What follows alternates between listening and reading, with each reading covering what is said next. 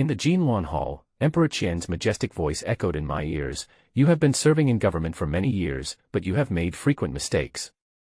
You are really mediocre. This year, the accounts of the Ministry of Accounts cannot make ends meet, and it is really useless. How can I leave the country in your hands? How can I leave the country in your hands? How can I feel relieved?" The scoldings reached my ears like a biting cold wind. And I still stood quietly in the hall, expressionless, letting the civil and military officials below whisper. Some people looked on with cold eyes, while others bowed their heads and remained silent. I looked at all this indifferently and sneered secretly in my heart. Oh, who am I?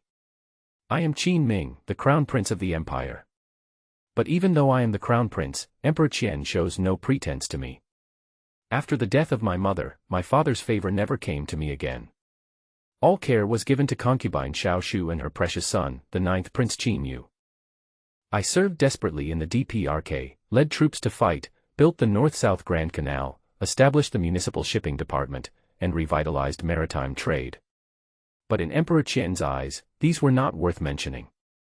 He only looked at this year's ledger and thought it was not as good as previous years, so he humiliated me in public. Standing here, I suddenly feel that everything is meaningless. I traveled through time, and the powerless feeling of being squeezed and left out in my previous life resurfaced again. I gritted my teeth, anger boiling in my heart. In this life, I will never let anyone manipulate me again.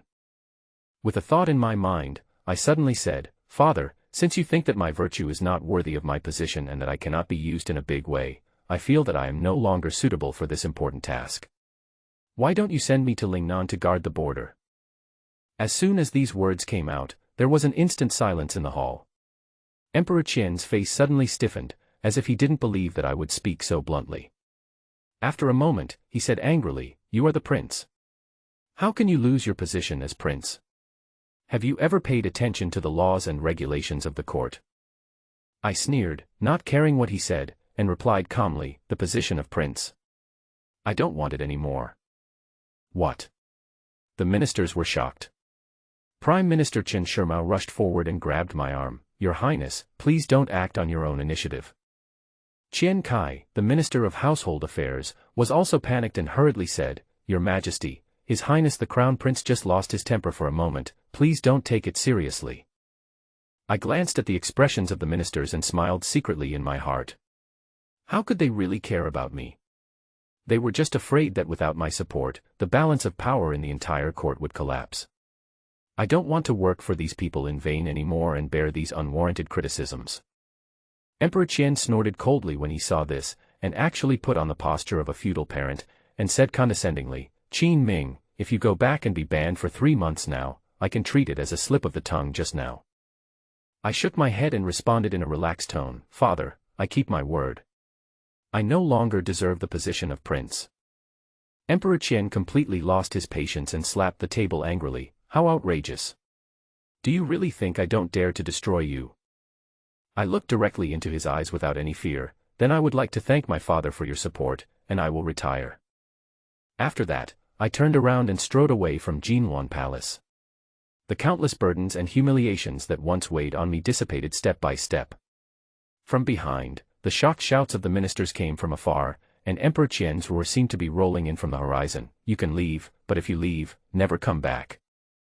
I didn't look back, just a sneer on my lips. "I obey." Qin Ming turned around, leaving Emperor Qian, who was blushing with anger, sitting alone in the main hall. Officials surrounded him and continued to persuade him, and even followed him out of the hall. At the end of the corridor outside the palace, a figure suddenly ran from a distance. Behind her were dozens of eunuchs and maids with faces from the royal palace. Empress. When all the officials saw the person coming, their hearts sank. Concubine Xiao. "Your Highness, you carry your family, country with you, how can you just walk away?" As soon as Concubine Xiao saw Qin Ming, she immediately stopped him. This scene made everyone suspicious. Who didn't know it over the years? Emperor Qian was so harsh on the prince, all because of Concubine Xiao and the 7-year-old 9th prince. What the two of them think about day and night is how to hold the title of prince in their hands. Qin Ming voluntarily gave up his position as prince, and the biggest beneficiary was definitely her. Why do you still want to stop it now? You're pretending to be the same. Since you're apologizing, why don't you give me a kowtow? Qin Ming was silently cursing in his heart, but he was not forgiving with his words. He just wanted to curse a few words to relieve his anger. But she never thought that with a plop, Concubine Xiao actually knelt in front of Qin Ming. I know that I have done something wrong over the years, but that has nothing to do with your majesty. How could the prince do this? I beg you, we are all a family. How can there be any overnight hatred between father and son? Mother, no. My beloved concubine. All the officials rushed up and tried to lift Concubine Xiao up. Even Emperor Qian, who was sitting in the Jinluan hall, left his throne and rushed out of the hall. It's over. In the crowd, Chen Shimao and Qian Kai both closed their eyes in pain. At this moment, they saw clearly the purpose of Concubine Xiao's coming here. Concubine Xiao kneeled down and truly lifted Qin Ming up. Even if he doesn't want to leave, Emperor Qian doesn't want to leave either. This poisonous woman. Qin Ming looked at Concubine Xiao Shufei, who was performing a big show in front of him, and shook his head slightly. Even when she left the court, she had to make full use of everything and act like this, pretending to be a white lotus. It seems that my decision to leave the court was the right one. As for her willingness to kneel, then let her kneel here. She should admit her mistake. All right, why are you still acting with me? Are you waiting for your father to help you? Qin Ming lowered his head and spoke coldly into Concubine Xiao Shufei's ear. The other party's eyes flashed when he heard this, and he immediately looked up and glared at Qin Ming. Qin Ming just looked at her quietly with a sarcastic smile on his face. This made Concubine Xiao Shufei feel more alert. She felt a huge threat. How come the prince, who has always been kind, suddenly speaks so harshly? At this time, a figure suddenly rushed over. My beloved concubine, get up. How can you kneel down to this traitor? Emperor Qian came to Xiao Shufei and helped her up. Then he looked at Qin Ming angrily. You unfilial son. The noble concubine is kneeling in front of you, but she is indifferent. Okay, I'll help you. I am sending you an oral order to deprive the king of Qin of his position as the crown prince from now on, and to guard the border in Lingnan. His Majesty. Chen Shimao knelt down in front of Emperor Qian with a plop. The prince must not leave, Your Majesty. You will regret it. I will never regret it. Emperor Qian glared at Qin Ming with disgust, then lowered his head and began to comfort Concubine Xiao Shu. This look of extreme pity made Qin Ming feel contemptuous. The brainless emperor will die under a woman's crotch sooner or later. With a cold snort, Qin Ming said firmly. Thank you very much, father, and I will never regret it. Don't stop me. Mountains and rivers meet, so let's do it. Turning around, Qin Ming left the palace. Looking at this decisive figure from behind, Chen Shimao, Qian Kai and other Qingliu people were heartbroken and their eyes were red. There are also some officials with twinkling eyes and joy in their hearts. Once the prince left, there was one less sworn enemy in the court. Their life is so much easier. Concubine Xiao Shu, who was held in Emperor Qian's arms, had her eyebrows slightly lowered and could not see any frustration. On the contrary, there is a sense of relief that the evil plot has succeeded. She had been waiting for this moment for too long. Now that the dust has settled, Lao Jiu's road ahead will surely be smooth. The Ministry of Rights, draw up an edict. Emperor Qian returned to the court and issued orders directly.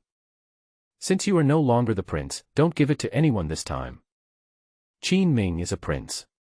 According to etiquette, when he goes to the fiefdom to guard the border, he needs to be escorted by officials. But Emperor Qian was obviously angry now. He just decided the matter to death and refused to give Qin and Ming the royal etiquette. Zhou Li, the Minister of Rights, was Qin Ming's mortal enemy, and the two had a long-standing grudge. After receiving the order, he hurriedly walked out and said, Yes, Your Majesty. But then he remembered something. He quickly said, By the way, Your Majesty, isn't General Wu Wei's daughter going to marry His Highness recently? Doesn't this matter need to be done as soon as possible? Lu Yunbua, the Minister of War, said quickly, Your Majesty, General Wu Wei granted the marriage to the current prince. Now that His Highness is no longer the prince, Wei Chen believes that this engagement should be cancelled. General Wu Wei was a fierce general from the Daqian dynasty named Guan. But he died in battle while guarding the northern border and blocking the advance of the Liao kingdom in the north. In order to give an explanation to the family members of General Wu Wei's mansion, this group of orphans and widowed mothers were dumped by Emperor Qian to Qin Ming. It was also a chore. When people get married, they always look for powerful people who can help the prince ascend to the throne. It was Qin Ming's turn, but he was used to reveal the truth to the dynasty. The favor was sold to the Guan family by Emperor Qian. The people and officials saw General Wu Wei devoting himself to the country and the Guan family had been properly settled, so they praised him. It was Qin Ming who paid the price. Many people felt that this marriage was inappropriate.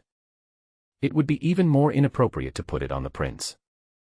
But Emperor Qian didn't care so much, and quickly facilitated the matter under Xiao Shufei's pillow whisper.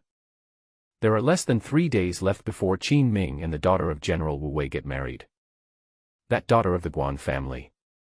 Mentioning this matter, Emperor Qian frowned slightly and seemed to find it a bit difficult to handle. Concubine Xiao, who was sitting aside, had a worried look on her face. Originally, giving Qin Ming this marriage contract would make him no longer helpless on this road to marriage. If he was given other opportunities, this boy might be able to make friends with some big families. This must be a great threat to his own prince. Thinking of this, Concubine Xiao quickly winked at the officials below. Zhao Shi, a courtesy officer from Concubine Xiao's lineage, stepped forward and said, "Your Majesty, granting a marriage is a big deal. How can we change it overnight? Now people in the capital are applauding, and all the people are praising you for your compassion for the wounded soldiers and your kindness to the women of the Guan family. Now that the engagement has been cancelled because of the change in the crown prince's status, wouldn't it be a joke for the whole world to see my court?" As soon as these words came out, Emperor Qian nodded immediately. But Qian Kai, the minister of Hubu, stepped forward and said with confusion, "Your Majesty, since His Highness has been sent to guard the border, how can this engagement count? Do we want the two of them to get married to each other the day after tomorrow? I'm afraid that the Guan family situation will not be better then, and it will cause a lot of gossip." Emperor Qian was a little angry. He slammed the table and roared, "Asshole, it doesn't matter if you do it, and it doesn't matter if you don't do it. What do you think we should do?" Concubine Xiao quickly stepped forward and comforted her softly. "Your Majesty, why bother with this? Why don't you just let Qin Ming choose?" Emperor Qian was startled, and immediately clapped his hands and said, "Yes, let this traitor choose for himself. Don't bother me with his affairs in the future." In the court, everyone looked at Concubine Xiao with different thoughts. This vicious woman. Now he is forcing Qin Ming to give up this useless marriage contract with the Guan family. Everyone knows that the Guan family has no help to Qin Ming, and General Wu Wei is also dead. In less than a few years, the Guan family will decline rapidly. Whether he can continue to stay in the capital is a matter of two opinions. After agreeing to the engagement, she would occupy the position of Qin Ming's first wife. From now on, if he marries again, he will have to take concubines. No big family would want their daughter to be a concubine. Then Qin Ming would not be able to obtain resources in this way when he was in court. But if Qin Ming refuses this marriage, Emperor Qian can still leave a good reputation. Qin Ming will take the blame. What a sinister method. Chen Shimao clenched his fists, his face full of anger. Qian Kai and others also looked deeply at Concubine Xiao. With this woman by Emperor Qian's side, it is not necessarily a bad choice for the prince to leave. After making this decision, soon, several officials came to Guan's house after leaving the court. Guan Zhinshan actually has 3 children, 1 daughter. But all 3 children died on the battlefield. This means that the Guan family mansion is almost entirely populated by women. Mrs. Chen, the eldest wife of the Guan family, was sitting in the courtyard. She ate cakes together with Guan Yu, the eldest daughter of the Guan family, and several maids. "Madam, Chen Shimao and Qian Kai are here." A servant came up and reported the matter to the 2 men. "What are they doing here?" Guan Yu frowned slightly, and her beautiful little face was suddenly covered with frost. She didn't like the marriage offer given to her by the court. "Let someone in first." Chen gave the order slowly, and soon Qian Kai and Chen Shimao arrived in the courtyard. "You two, this is bad. The Crown Prince recently angered His Majesty in the court and was demoted to guard the border in Lingnan." The two men had a close relationship with General Wu Wei, so they came forward enthusiastically to inform him. "What?" Chen stood up with a bang. His face was full of disbelief. "He is the prince, how could he do such a stupid thing?" Guan Yu raised her eyebrows and asked. "What about our engagement?" After discussion in the court, the marriage contract this time will be chosen by His Highness himself, but I guess he will. When talking about this, Chen Shimao hesitated. Everyone knows that the Guan family is a burden. It's already obvious. Bang. Guan Yu angrily threw down the cake box in her hand and sneered. "Is my Guan family so unpopular? There's no need to wait for him to come and break off the engagement. The Guan family can't stand this anger. I'll find him myself." Both Chen Shimao and Qian Kai's hearts sank, and they quickly winked at Mrs. Chen. Mrs. Chen didn't seem to notice, silently putting away the cakes on the table. "That's all, let's just pretend we don't have this engagement. Mom, the Guan family doesn't need to cling to any powerful people. Mother and daughter can live equally well." Guan Yu stepped out of the mansion and rushed towards the prince's mansion angrily. Inside the prince's mansion, Qin Ming sat in the hall and listened quietly. Zhao Shi, the courtesy officer, had a look of success on his face, conveying Emperor Qian's will. "Your Majesty said that if His Majesty goes to Lingnan, he will bring all the people in the palace with him, and the prince's palace will also be freed up. There are troops guarding the border in Lingnan, so there is no need to mobilize them from the capital.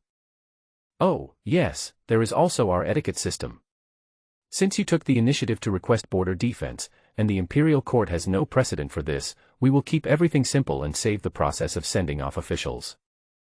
Zhao Shi was one of Qin Ming's sworn enemies in the court. In order to retaliate against Qin Ming, he spent a lot of effort. Only then did Zhou Li finally get the opportunity to come and humiliate Qin Ming in person. But to his surprise, Qin Ming just held a cup of tea and listened quietly. There was even a look of anticipation on his face. "Are you finished?" "It's over." Zhao Shi replied dryly, as the imagined situation of Qin Ming's rage did not appear. This made him feel bad. Qin Ming waved his hand and said, "Xiao Chui, see you off." "Yes, Your Highness." Xiao Chui is Qin Ming's maid. She is as beautiful as a fairy and has a slim figure. Her skin is white and tender, and her waist is slender enough to be held in one hand. But for many years, this pedantic prince never touched her. Worse than beasts. That's not right. Maybe he has a better choice than Xiao Chui. After all, he is the prince, of noble status.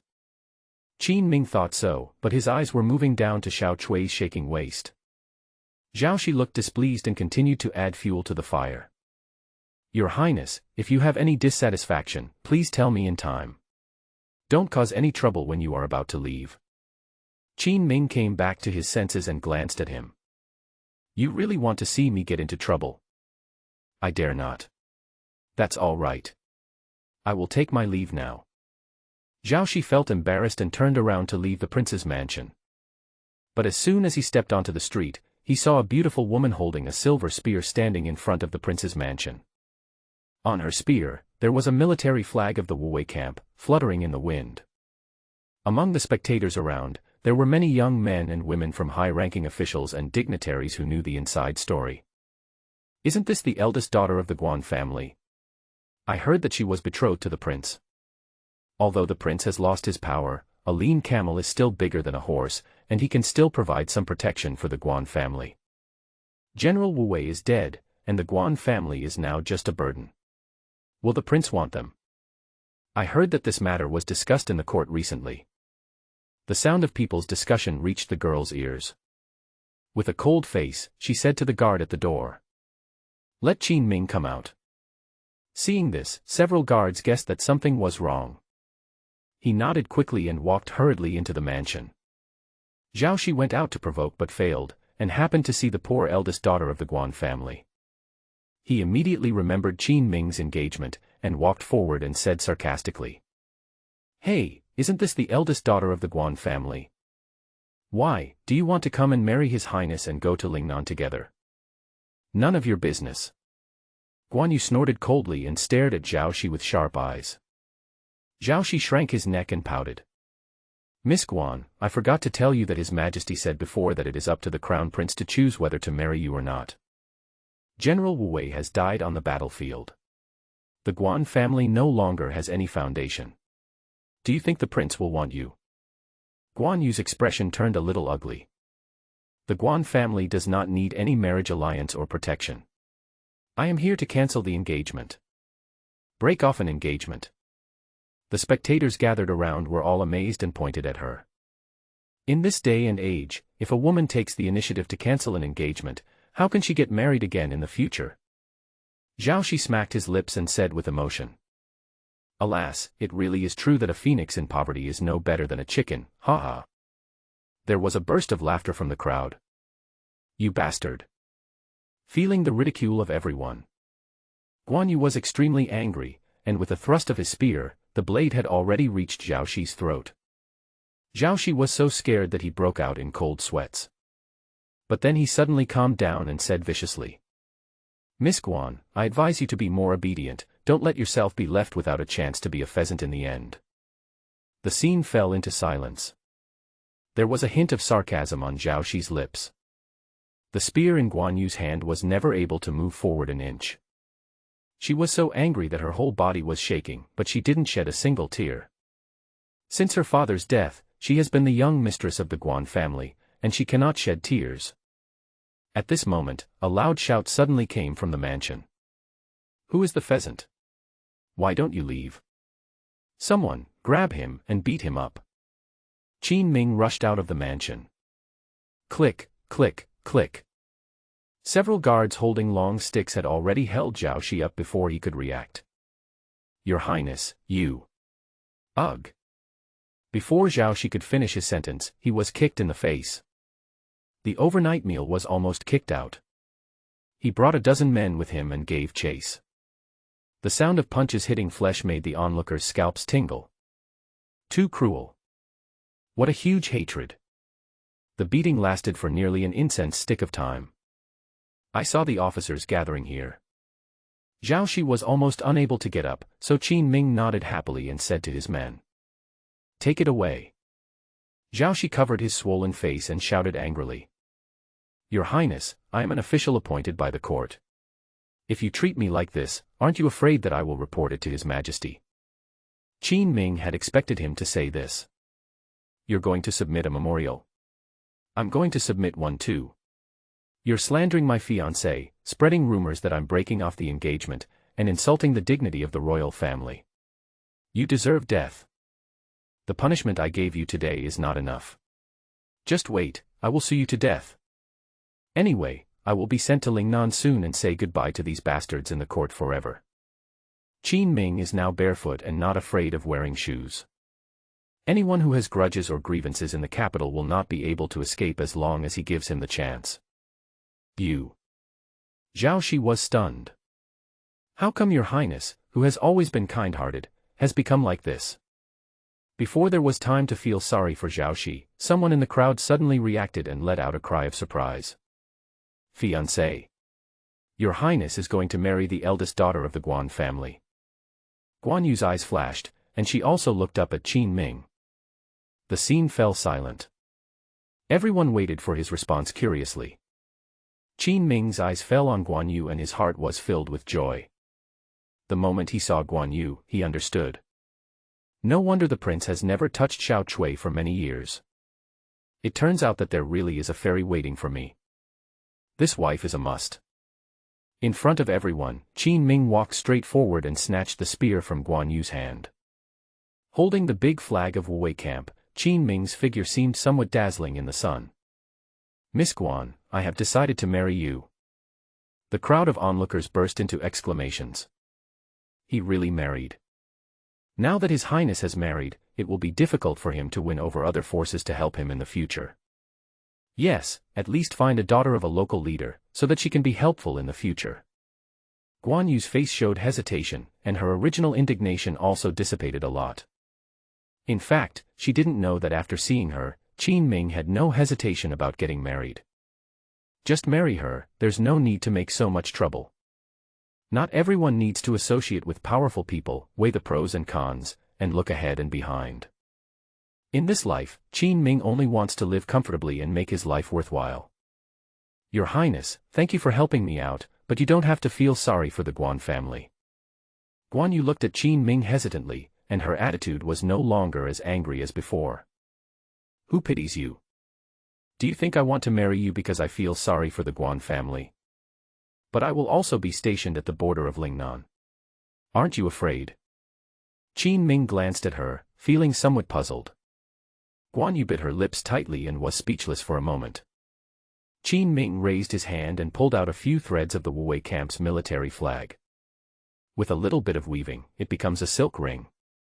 If you look closely, you can see some bloodstains from the military flag on it. This also proves that this flag was truly withdrawn from the battlefield. What are you doing? Guan Yu watched Qin Ming approaching her step by step, and suddenly felt a little nervous. Come. Qin Ming grabbed the girl's tender, smooth and cold little hand.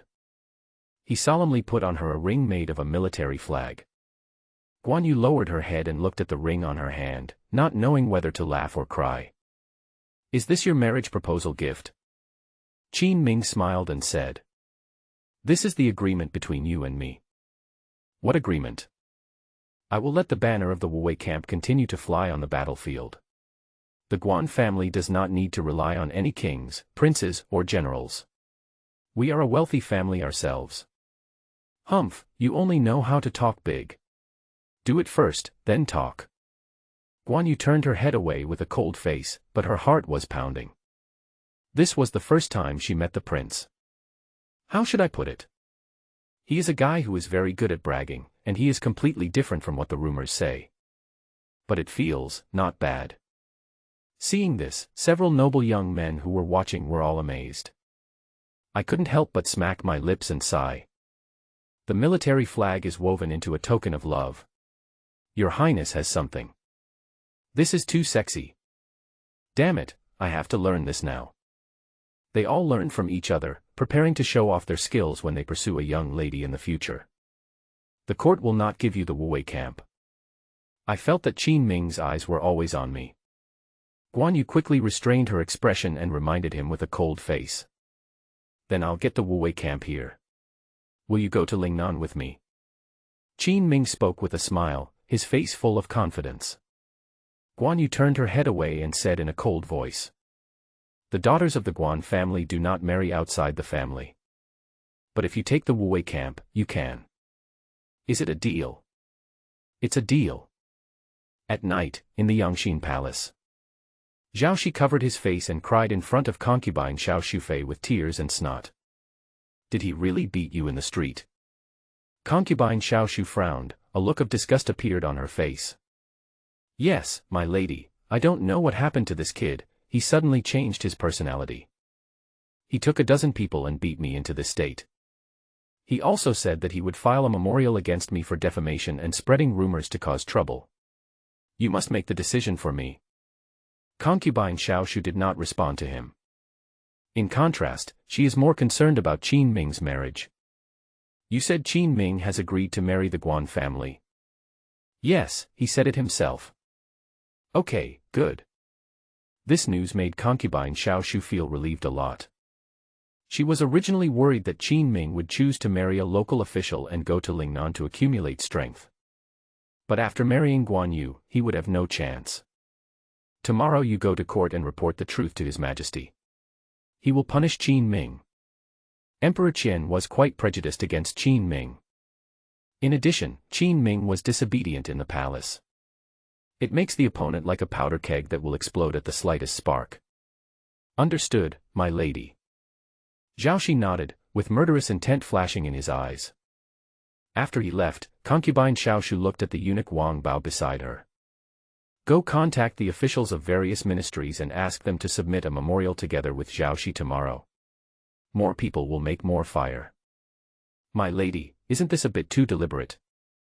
Wang Bao bowed and spoke with some concern. The opinion of Concubine Xiao Shufei in the court is not very good now.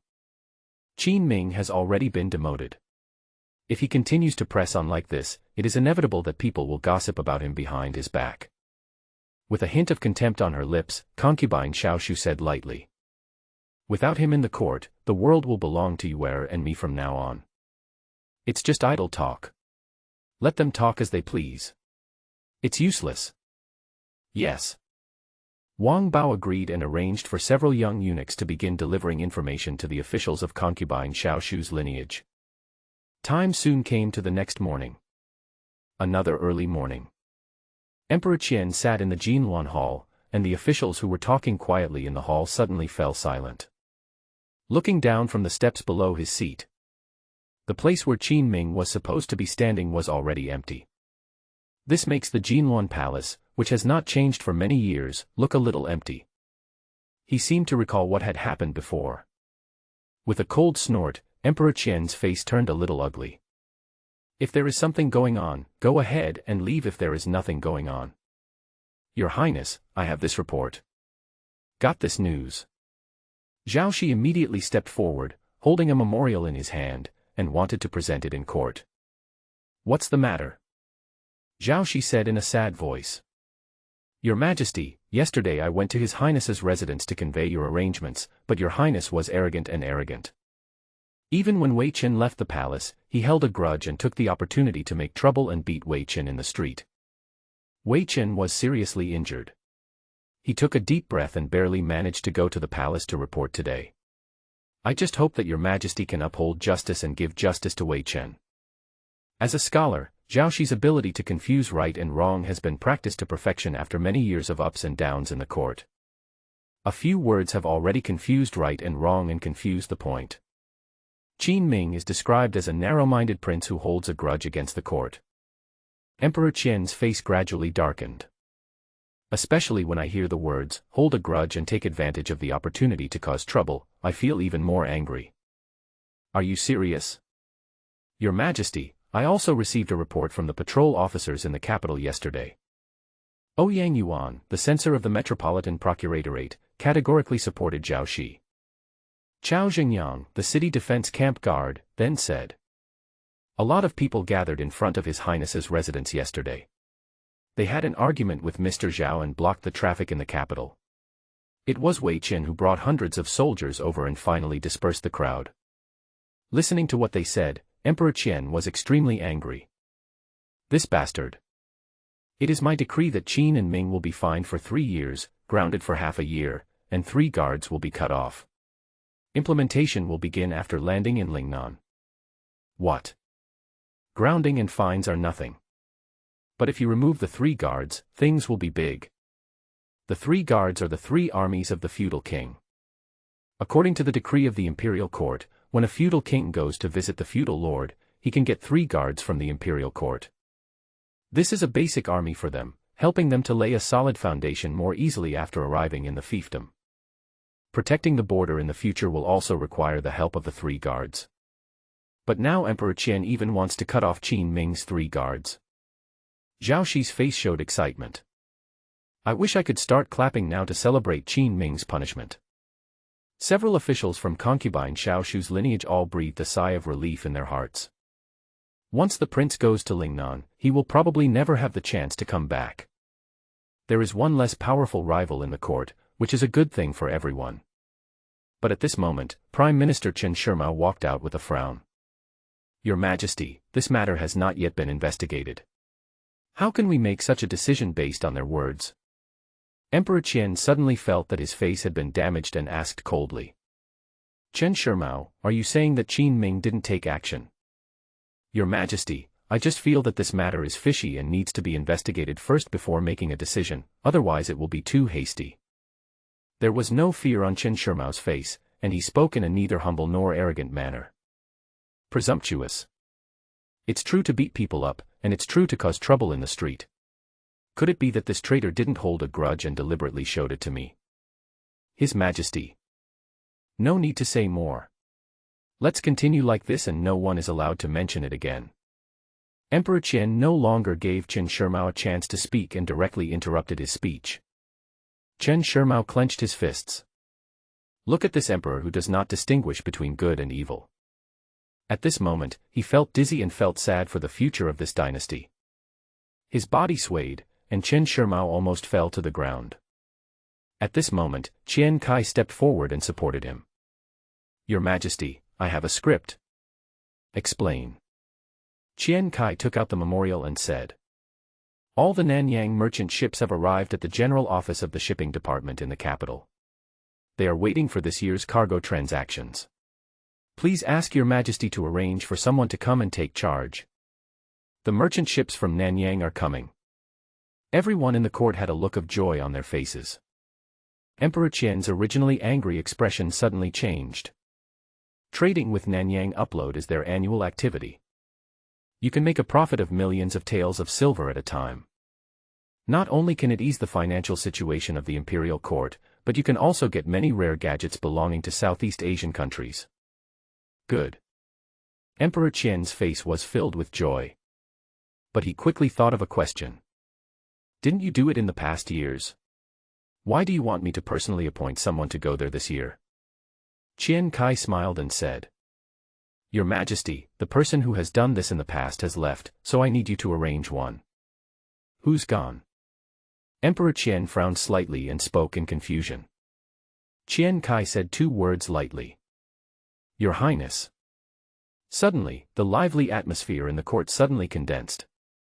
Emperor Qian, who was still smiling, also had a stiff face. Why is it him? Qian Kai said coldly. Your Majesty, don't you know that the shipping department was established by His Highness, and that the Nanyang caravan was contacted by His Highness by arranging people to go to sea? Even the nautical charts in their hands were specially drawn by His Highness and sent to them so that they could find their way to do business with us. These words surprised Emperor Qian. For many years, he had never really learned much about shipping. I don't even know how much effort Qin Ming made during this period. Like the ministers in the court, Emperor Qian only knew that these fleets had arrived at the Dacian Empire. Year after year, they make more and more money. Qian Kai continued. Now His Highness is no longer in charge of this matter, but there are so many caravans in Nanyang that it is difficult for Wei Chen and the Ministry of Household Affairs to control the transactions with Nanyang. Wei Chen asks Your Majesty to arrange for another capable person to come and help. Emperor Qian finally got a taste of it. Qian Kai was expressing his dissatisfaction with demoting Qin Ming to Lingnan. With a cold snort, Emperor Qian glared at him and said. You mean, without Qin Ming, your entire household department will not be able to control the trade in Nanyang? Then what do I need from you? Qian Kai said neither humble nor arrogantly. Your Majesty, the Ministry of Revenue has never been the leader of this trade. We just follow His Highness to do things. One more thing, the caravans from Nanyang only recognize His Highness's face. For many years, it was Qin Ming who went to negotiate with various fleets in Nanyang. Signing of transaction agreements and pricing of various supplies. The reason why he needs to negotiate in person. It was because the Nanyang caravan encountered too many obstacles when it entered Dacian. This made them believe that the business environment of the Dacian dynasty was too harsh. No one wants to come. It was not until Qin and Ming appeared that the caravans of the Southeast Asian countries finally had a backbone. When they did business with Qin Ming, they always paid with one hand and delivered the goods with the other hand, neatly and neatly. No injustice was done. Joke. Emperor Qian slammed the table. I don't believe it anymore. Without Qin Ming, the Southeast Asian countries will no longer do business with us. Looking around, Emperor Qian placed this task on the head of the Ministry of Rights. Zhao Shi. Take the people from the Ministry of Rights and discuss with them. The Ministry of Rights originally also managed the dynasty's foreign trade. But I don't know when it started, all overseas trade was placed in Qin Ming's hands. This is also one of the conflicts between them and Qin Ming. As a courtesy officer, Zhao Shi can do this both emotionally and rationally. Hearing this, Zhao Shi felt happy. The officials of the Ministry of Rights were all excited. They have been waiting for this moment for too long. Now shipping is finally back under their control. What a joy! Your Majesty, I obey your orders. Zhao Shi walked forward quickly, knelt on the ground and knelt devoutly to receive the order. Qian Kai and Chen Shimao looked at each other and curled their lips. Does Chen Shimao know the virtues of the Ministry of Rights? When the etiquette department is in charge of trade, he does everything he can to eat and drink. Let them go, good things can turn bad. I originally wanted to open my mouth to remind Emperor Qian. But at this time, Qian Kai pulled him from behind and shook his head gently. Chen Shimao sighed helplessly. No more words. Soon, the court's order was issued to Qin Ming's palace. Qin Ming's guard commander Chang Baishan walked up to Qin Ming angrily with the documents from the court. Your Highness, the court wants to cut off 3 of your guards. Chang Baishan naturally knows how important the 3 guards are to a vassal king. Emperor Qian's move obviously wanted Qin Ming to go to Lingnan to start a business from scratch. This difficulty is tantamount to climbing to the sky. Oh. To Chang Baishan's expectation, Qin Ming didn't feel unhappy when he heard these words. Instead, he clapped his hands and applauded. It doesn't matter if you cut them off, they can just be replaced by people from the Wu camp. Your Highness, we are going to cut off the 3 guards, not replace them with the Wu battalion. We have nothing left. Chang Baishan was as anxious as an ant on a hot pan. However, Qin Ming still sat in his seat and made tea. After taking a sip of tea, he continued to close his eyes and sort out the memories of his previous life. After these 2 days of sorting, Qin Ming discovered that his predecessor surprisingly had no problems except for his soft temper. He is first-rate in both politics and work. This also gave Qin Ming a preliminary understanding of the situation and operation of this empire. Looking at Changbai Mountain spinning in front of him, Qin Ming stood up, pressed him down on his seat and said earnestly, "Why rush? Let the court enjoy itself for a while. In 2 days, they will come to find me." The next day, at the river port outside the capital, hundreds of ships from the Nanyang merchant caravan docked here. The distance between each ship was only a few feet, and they seemed to be sticking together. Zhao Shi watched from a distance, afraid that they would be scratched accidentally. So many people. He walked forward muttering, holding this year's cargo list and frowning as he spoke. Several men beside him said quickly, "My lord, it has always been this number. Let them come over, and I'll negotiate with them the price of the goods they need." Yes. The official in charge of water transport was named Lu Yu. Upon hearing this, he nodded respectfully and asked his men to quickly notify the manager of the caravan to gather. I glanced at the price list. Zhao Shi's eyes turned, and a plan came to his mind, so he asked Lu Yu. "I'm asking you, have you shown this thing to them?" "Not yet, my lord." "Do you have copies of these lists?" "Yes, we all keep copies, and it is also convenient for checking the accounts." Zhao Shi stroked his chin and thought about it. In front of Lu Yu, he reached out and changed the price of silk from 17 taels and 5 cents of silver to 17 taels and 6 cents of silver. I followed the same method and made a few minor changes. If you earn 1 more penny from each piece of cloth, 10 pieces of cloth will earn you 1 tael. With such a large-scale transaction of the South China Sea Fleet, he could make a lot of money on this trip. Lu Yu's face looked a little ugly. "My lord, what do you mean by this?" With a sigh, Zhao Shi said to Lu Yu with some regret.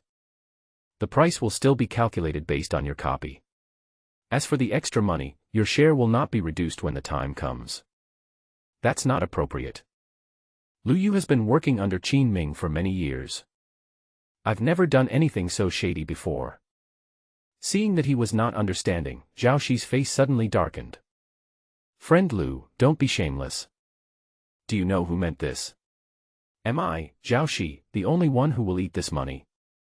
Don't I still have to pay it back to the higher-ups? With your brain, no wonder you've only been in charge of water transport for many years." Lu Yu was unhappy about being scolded by him. But a higher-ranking official can crush people to death. Clenching his fists, he looked up and said, "Sir, the merchant caravans from the South Seas countries are not stupid. What if they are discovered? What did you find? You're really interesting." What can they say about a few coins? Zhao Shi pushed him aside. He waved to the people below. Send Lord Lu away first. He is not feeling well. I will negotiate the deal myself today. Yes. Lu Yu was taken away like this. Soon, a group of envoys from various countries dressed in strange costumes came to Zhao Shi. Everyone, welcome. Zhao Shi stood up from the main seat, opened his arms, and his face was full of enthusiasm. But the scene was surprisingly quiet. They were all staring at him with a scrutinizing look. After waiting for a long time and seeing that no one paid any attention to him, Zhao Shi smiled dryly. Don't you understand my doggone language? I can find someone who is familiar with your language to communicate with you. No, just hand over the list.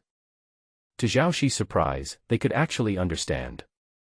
The silence just now meant that they really didn't want to pay attention to him. The corner of his mouth twitched, and Zhao Shi handed over the list in his hand with a smile and asked them to circulate it. I have already begun to fantasize about the money I can get during this trip.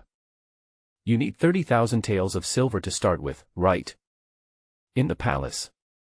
Qin Ming sat in another courtyard and cuddled up with Xiao Cui. Xiao Cui was hugged by him and sat on his lap, leaning against him gently. Feeling the softness of the girl's body, Qin Ming couldn't help but feel a little distracted for a moment. Is this the prince's retirement life? Xiao Cui is a very career-oriented woman. There is a saying that goes, a maid who doesn't dream of becoming a princess is not a good maid. But the prince was too serious in the past few years. Even though she sometimes exposed half of her calves, she still dressed gracefully in front of her. The other party didn't think anything bad. But these days, after the prince was deposed, he seemed to have let himself go. He also became much more proactive towards Xiao Cui. There were several times when Xiao Cui could even feel that Qin Ming's eyes were looking down at her. Noticed some weird places. Seizing the opportunity, she was about to continue rubbing Qin Ming's belly with her thigh. But suddenly his ears moved and he stood up like lightning. Your Highness, it seems someone is coming. Come if you want. Qin Ming's mouth twitched. He clearly felt that Xiao Cui seemed to be enlightened. Who knew that at the critical moment, someone would come to disrupt the situation? Qin Ming turned his head angrily. Chang Baishan hurriedly opened the courtyard door and walked in. Your Highness, the Nanyang fleet is here. Yes, I have calculated the time and it is indeed time for them to come. What's the point? Qin Ming looked at Chang Baishan doubtfully. At this time, Chang Baishan quickly said to him. After you left, there was Northwest one in the court who could restrain them. Now His Majesty has arranged for Zhao Shi to go there. Qin Ming smiled, who thought he would go. Emperor Qian really has no discernment at all. Arrangements have been made for the best. The people over there are very tough and will fight if they don't agree with you. The reason why Qian Kai was unwilling to go there at first. One reason is that he knows he can't control the situation. Second, those people are difficult to get along with. If you're not sure, it's best not to go. Yes. Chang Baishan said angrily. You don't even know that Zhao Shi, that bastard, changed the price on the first day and tried to use the price difference to embezzle money. The merchants from the Southeast Asian countries have already entered the capital market and learned about the prices of goods every day. This bastard is just showing off his skills in front of an expert. An official who has never been involved in this matter is trying to be clever with businessmen when doing trade. A bit humorous. Qin Ming held Xiao Cui in his arms again and asked. Then what? Now he was severely injured and left at the gate of the capital. The matter is quite big. Qin Ming no longer cares about political affairs, and will leave the capital only after the deployment of the Imperial court is completed. Naturally, he didn't know too much about what was going on in the court. But things have reached such a point that even if you don't want to know, it's impossible. What did those caravans say? They said they must let the court give them an explanation. Otherwise, they will never set foot in Dakian territory again in this life. Chang Baishan came here today to persuade Qin Ming to take action. Your Highness, please come forward. Only you can influence them now. Over the years, only Qin Ming has kept the process simple and extremely fast when doing transactions with them, and there has never been a situation where he was stuck. Therefore, he is a trustworthy collaborator in the eyes of these Nanyang caravans. There is only one person who can be trusted by the Southeast Asian countries. How sad. Faced with Chang Baishan's statement, Qin Ming continued to play with Xiao Cui's feet and said lightly, "I'm going to show up. I'm going to show up. I want them to know that it is easier to send God than to invite God." Your Majesty, Your Majesty. Chang Baishan was stunned. This is different from the script he expected. Shouldn't His Highness turn the tide at this time, save Dakian's trade from the fire, and earn enough praise from the people and awards from the court? Okay, you go down first. Qin Ming is not anxious about the court affairs, but he and Xiao Cui are urgent. Today, there is only one last step left to teach this little girl until she wakes up. But Chang Baishan is a pure stubborn species. With a plop, he knelt on the ground. Your Highness, if you don't take action, Dakian will lose tens of millions of taels of silver in the next few years. Qin Ming was waiting for him. At this moment, he just wanted to punch Chang Baishan. It seems that knowing that he is here affects Qin Ming and Chang Baishan's conversation. Xiao Cui was a little scared. He stood up with a slight resistance and wanted to step aside. Qin Ming let go of his hand and helped Chang Baishan up. You're right. Let's check the movement of the port first. If anything happens, let me know as soon as possible. Chang Baishan's eyes lit up. Yes. Finally he was sent away. Qin Ming had no intention of teasing Xiao Cui anymore. He made a pot of tea and looked in the direction of the palace. Chang Baishan is right. But he was too hasty. The palace has yet to make any move. What does it mean to just lick your face and rush away? In the palace, several eunuchs were carrying a stretcher carrying the unconscious Zhao Shi, followed by friends Lu. A group of people hurried towards the Hall of Supreme Harmony. After Emperor Qin retired from the court today, he has been discussing state affairs with ministers here. But now, there is a dead silence in the entire Hall of Supreme Harmony, and you can hear a needle drop. This scene occurred because of the news that came from the port just now. On the first day after Zhao Shi took office, the trade talks collapsed. The other party issued an ultimatum and demanded an explanation, and he himself was seriously injured. When Emperor Qin heard the news, he felt incredible. How could this be possible? Zhao Shi had no grudges with him. He was just talking about business and was beaten unconscious. He was even thrown in front of the south gate of the capital. This is simply unreasonable. Chen Shirmao's eyes flickered below, as if he had guessed something. But looking at Emperor Qian's face, he finally didn't dare to say anything. Anyway, when the person is brought, things will naturally come to light. Your Majesty, people have been brought. Soon, several young eunuchs carried Zhao Shi and brought Lu Yu to the crowd. Get it done. Emperor Qin had accumulated anger for more than an hour and was finally able to vent it. He didn't even care about Zhao Shi's injury and asked someone to wake him up first. Several young eunuchs found several cups of tea and poured it on Zhao Shi's face. But this guy didn't know how he got beaten, and his injuries were severe. After working on it for a long time, there was no sign of waking up. Your Majesty, I can't wake you up. Several people looked at Emperor Qin hesitantly. Emperor Qin took a deep breath and then looked at Lu Yu. Friend Lu. As the official in charge of water transportation, you should know the situation at that time. Friends Lu hesitated. Although he served in offices around the capital, his visits to the Imperial court were relatively few. Opportunities to meet the emperor were even rarer. The last time I saw Emperor Qin was when I just passed the Imperial examination 9 years ago. Seeing him again, he was naturally a little scared. But in order to distance himself from the relationship, he still said, Your Majesty, Mr. Zhao went over to change the prices of goods this morning and slightly increased the prices of many things. What? This beast. Emperor Qin was so angry that he fainted. But then a question immediately came to mind. You didn't stop him. My subordinates advised Mr. Zhao, but he didn't listen. In the end, he arranged for someone to kidnap him away. As soon as this statement came out, No need to guess too much, everyone already knows why Xiao Shi became like this. It was nothing more than the fact that he secretly raised prices was exposed and he was punished. Your Majesty, the plan for now is to stabilize the Nanyang caravan first. Chen Shimao didn't have much expectations for Xiao Shi. But they must not let go of the Nanyang caravan. Emperor Qian also knew this truth. Prime Minister, how do you think this matter should be remedied now? Admit your mistake, give some tax subsidies, and then relocate people to discuss trade with them. What Chen Shimao is talking about is the most conventional method, and it is also the most effective method at this stage. The 6 ministers and several important officials in the court discussed below. That's nice to say, who else can we arrange now? Xiao Shi really failed more than succeeded. Your Majesty, why not put Xiao Shi to death first to calm down the anger of the Nanyang caravan? Enough. Emperor Qian listened to them and couldn't say a serious word, but kept disturbing his mood below, and became even more upset for a while. Prime Minister, please find someone. Get this matter done quickly. Chen Shimao's heart moved, but he shook his head slightly and said, Your Majesty, I can't find you. Then you said you found someone to do it. What should you do?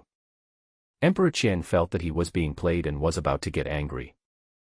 Chen Shimao stood up quickly and said respectfully, Your Majesty, only you can call this person. You mean that boy? At this moment, both Emperor Qian and the ministers present already understood who he was talking about. Naturally, he is the former crown prince and the current king of Qin. But Qin Ming's identity is too sensitive. They had just broken up with Emperor Qian, and the two parties had agreed not to have any contact with each other. Emperor Qian also cut off the 3 guards of Qin Ming and fined them for several years. Now if something goes wrong, I have to go to him shamelessly. Not to mention Emperor Qian couldn't do it, none of the officials present could do it either. Absolutely impossible. I have said that the court can still handle this matter without him. Emperor Qian banged the table, blowing his beard and roaring with eyes wide open. No one argued with him though. But as if he was covering up his guilty conscience, he emphasized it in a tone that sounded like a quarrel. Chen Shimao couldn't help it. Your Majesty, this is a business worth tens of millions of taels of silver in the future. You should think twice. Wei Chen thinks that it is useless for anyone else to go except His Highness.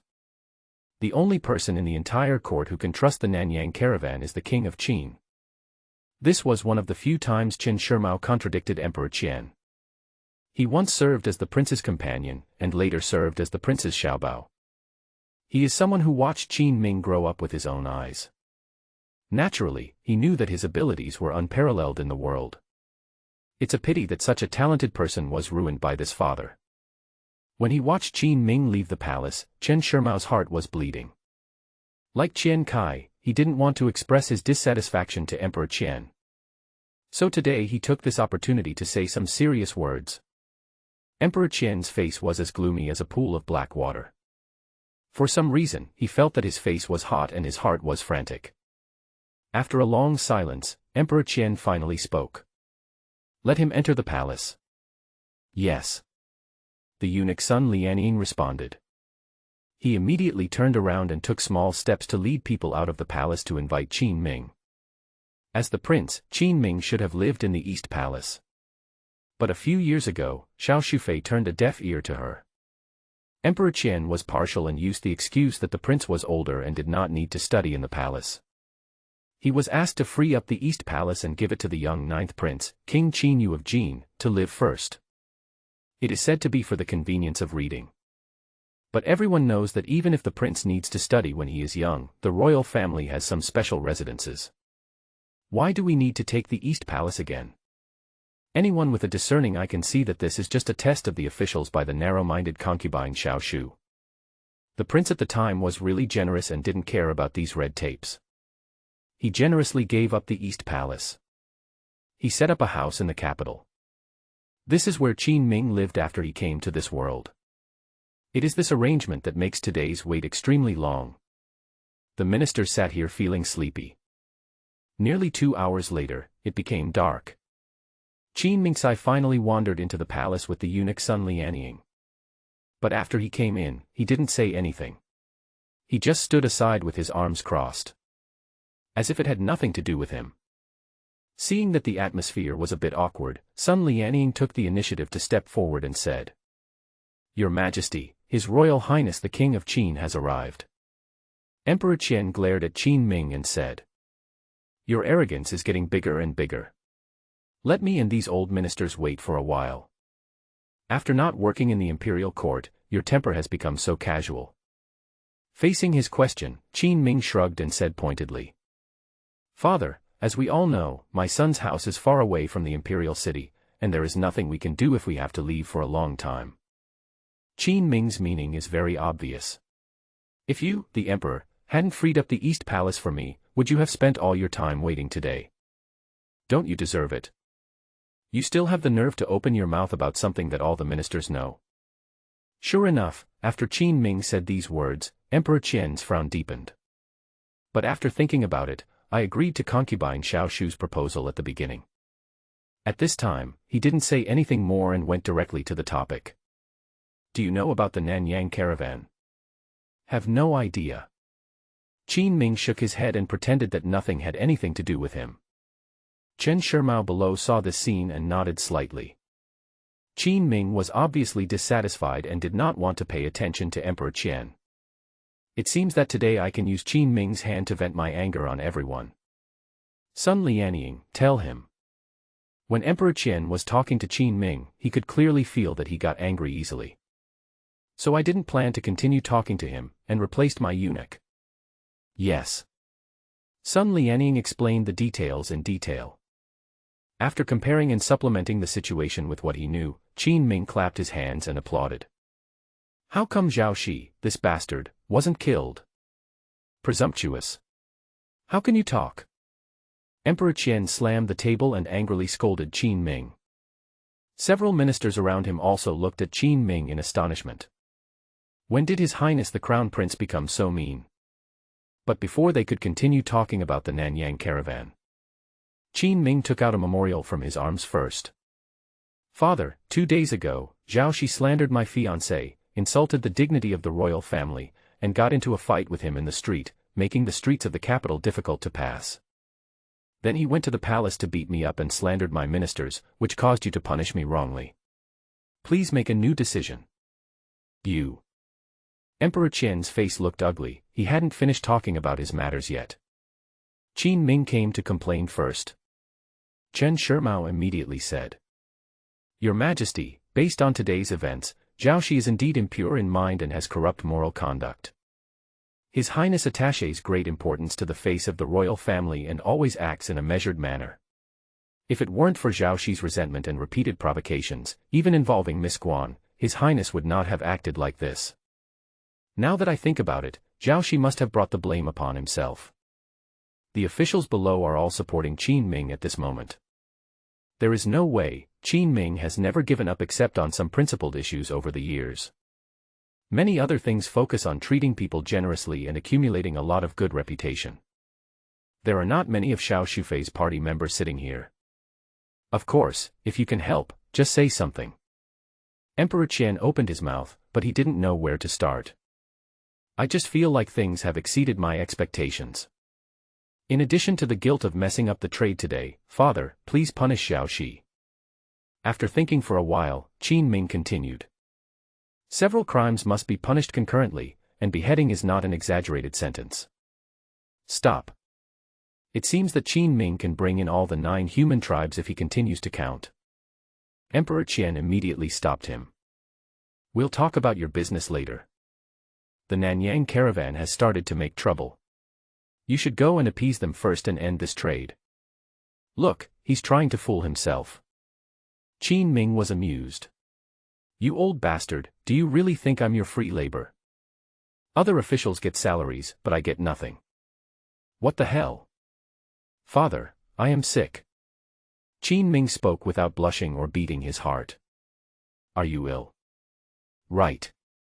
Qin Ming said this sincerely and seriously. Then his body shook, and suddenly he could not support himself and sat down on the ground with a thud. I have been feeling really bad these past 2 days. You should seek help from someone else. Everyone was silent. The person in front of me is not the prince. Isn't this a pure hooligan? Everyone present understood what he meant. If you don't solve the problem, then just waste it like this. Seeing that things had reached this point, Emperor Qian took a deep breath and said, Son Lianying, the slave is here. Send Zhao Shi to the Ministry of Punishment for trial, and cancel the punishment against King Qin. Yes. Zhao Shi has become like this and made such a big mistake. No matter how hard you try to protect him, it will be useless. It's better to let him shine in the end, relieve Qin Ming's anger, and let him get to work quickly. Hey, this will be much better. Qin Ming sat on the ground, covering his chest, and stood up calmly. Can we go? Emperor Qian snorted coldly and asked with disgust. The relationship between father and son has reached this point anyway. Qin Ming is not afraid of itching when he has too many lice, and he is still very thick-skinned. Father, I am not the prince, I am just a vassal king. I should not care about this matter. What do you mean? Don't push yourself too far. Qiandi slapped the table and stared at him angrily. Chen Shimao felt happy. Could it be that the prince figured it out? Want to take this opportunity to regain your position as prince? Emperor Qian and other ministers also thought so, with different expressions. Don't be angry. I don't want to return to the position of prince. It's just that going to Lingnan with only 3 guards is a bit too little. My son wants to have Wu camp again, and I hope my father will grant me my wish. Qin Ming spoke calmly, but everyone present was stunned. Impossible. Absolutely impossible. Emperor Qian categorically rejected him. Wu camp was originally an elite force in the imperial court. Although he suffered a lot of losses after following General Wu on the expedition. It did not expand after the other party's death. But such elites cannot fall into Qin Ming's hands. Good. Qin Ming didn't talk nonsense, he cupped his fists at Emperor Qian and said, Father, my son is in ill health, so I have to leave now. You should be busy first. After saying that, leave. Emperor Qian's face looked ugly. Chen Shimao watched all this with satisfaction. Although the prince has not returned to the court yet. But at least I got angry today. A few years ago, Emperor Qian was indeed too partial to Qin Ming. This is what everyone sees. Now Qin Ming no longer has the kind of temperament that is so generous as to accept everything. This is a good thing. Stop. Emperor Qian saw Qin Ming was about to leave and immediately stopped him. Father, is there anything else? What do you want from Wu camp? I don't want it, I want to take it back. This is the Guan family's army. Qin Ming corrected. Raise it yourself, I'll give it to you. Emperor Qian said coldly. Wu battalion is indeed elite. But it is not that easy to raise any elite.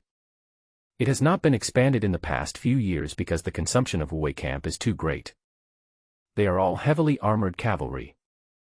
When 1 person and 3 horses rotate, countless fodder is needed. Wearing dozens of kilograms of heavy armor and training with heavy loads every day, soldiers eat twice as much food and grass as ordinary soldiers. In addition, their weapons and equipment consume a lot of resources, and craftsmen spend a lot of time forging them. It's not that the imperial court doesn't want to expand Wu camp again, it's that it simply can't afford it. This is a bottomless pit. The current remnants alone have already made the imperial court feel that they are a hot potato. If he hadn't counted on them in future wars, Emperor Qian would have disbanded Wu camp long ago. I can raise it myself, can you give it to me? Qin Ming nodded lightly and looked at Emperor Qian with a smile. If you want it, I'll give it to you. Emperor Qian snorted coldly. It seemed that this boy didn't know his own worth. Chen Shimao immediately frowned and said, Your Highness, 3 guards are enough. Multiple military battalions are more than you can bear. It doesn't matter. Lingnan is a big place and there are many people. There is always a way. Qin Ming spoke with a smile, his heart already at peace. When will the Nanyang caravan issue be resolved? The 3 guards gave it to them, and the Wu camp also gave it to them. If Qin Ming refuses Emperor Qian again, it will be a bit unjustifiable. Tonight. After the words fell, Qin Ming said goodbye and left. Back at the gate of the palace, Chang Baishan received the news from nowhere. A group of people have been brought here to wait for Qin Ming. The person standing next to him is Lu Yu. As soon as he saw Qin Ming coming back, Lu Yu rushed to Qin Ming's side. He knelt down with a plop, his voice was pitiful, and he complained with runny nose and tears. Your Highness, this incident was not my fault. It was all that bastard Zhao fault. Qin Ming helped him up. I've heard about your affairs. It has nothing to do with you. Your Highness is wise. Your Highness is wise. Chang Baishan came up from behind and said. Your Highness, shall we go take a look? Walk. The three of them rode fast horses together, passed through the city gate and arrived at the canal port outside the capital. The prince is here. As soon as they saw Qin Ming, many people from the caravan who were chatting on the boat immediately started making a fuss. Everyone, I'm sorry about what happened today, but I've been out of control lately. After learning about your situation, I made a special trip to the court to take over the deal again. Walking in front of the crowd, Qin Ming explained his situation in just a few words. Your Highness, it's best that you can come back. After all, we are not at ease when doing business with others.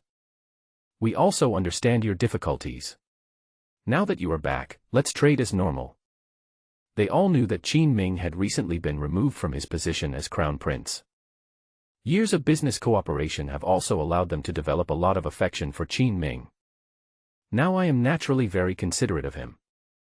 Thank you very much, everyone. Qin Ming was a little surprised. I had prepared a lot of excuses in my mind and wanted to explain them to them. But I didn't expect that my face was so useful.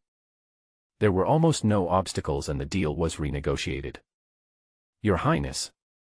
Your Highness. At this time, a voice came from a distance. It was Qian Kai who had been hiding in the distance and finally showed up when he saw Qin Ming coming. Why are you hiding here? Haha, I was thinking you would come. I have already said this in the court. It won't work without you, but your Majesty doesn't believe me. Isn't this the last time you came back? Qian Kai originally wanted to make a few sarcastic remarks, but then he thought that there were too many people here.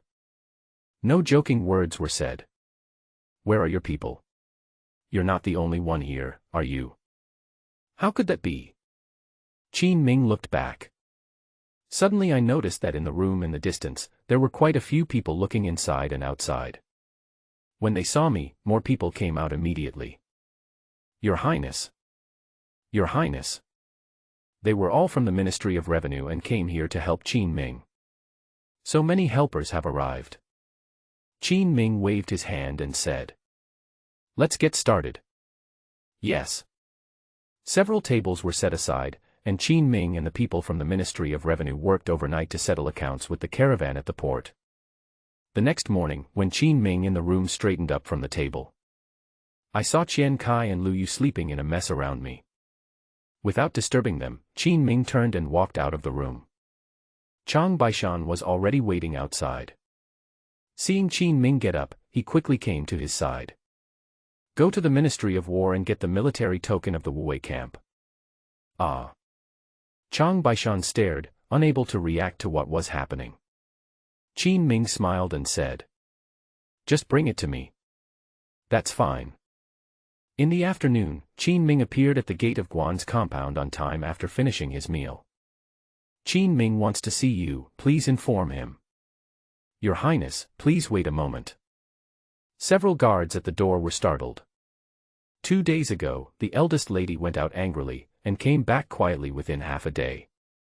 There was no mention of breaking off the engagement, let alone getting married. It seemed that their engagement was put on hold. Just when they all thought that the matter was over, Qin Ming came over. Several people came to Chen with worries all the way. Whispered. Madam, Your Highness the King of Qin is here.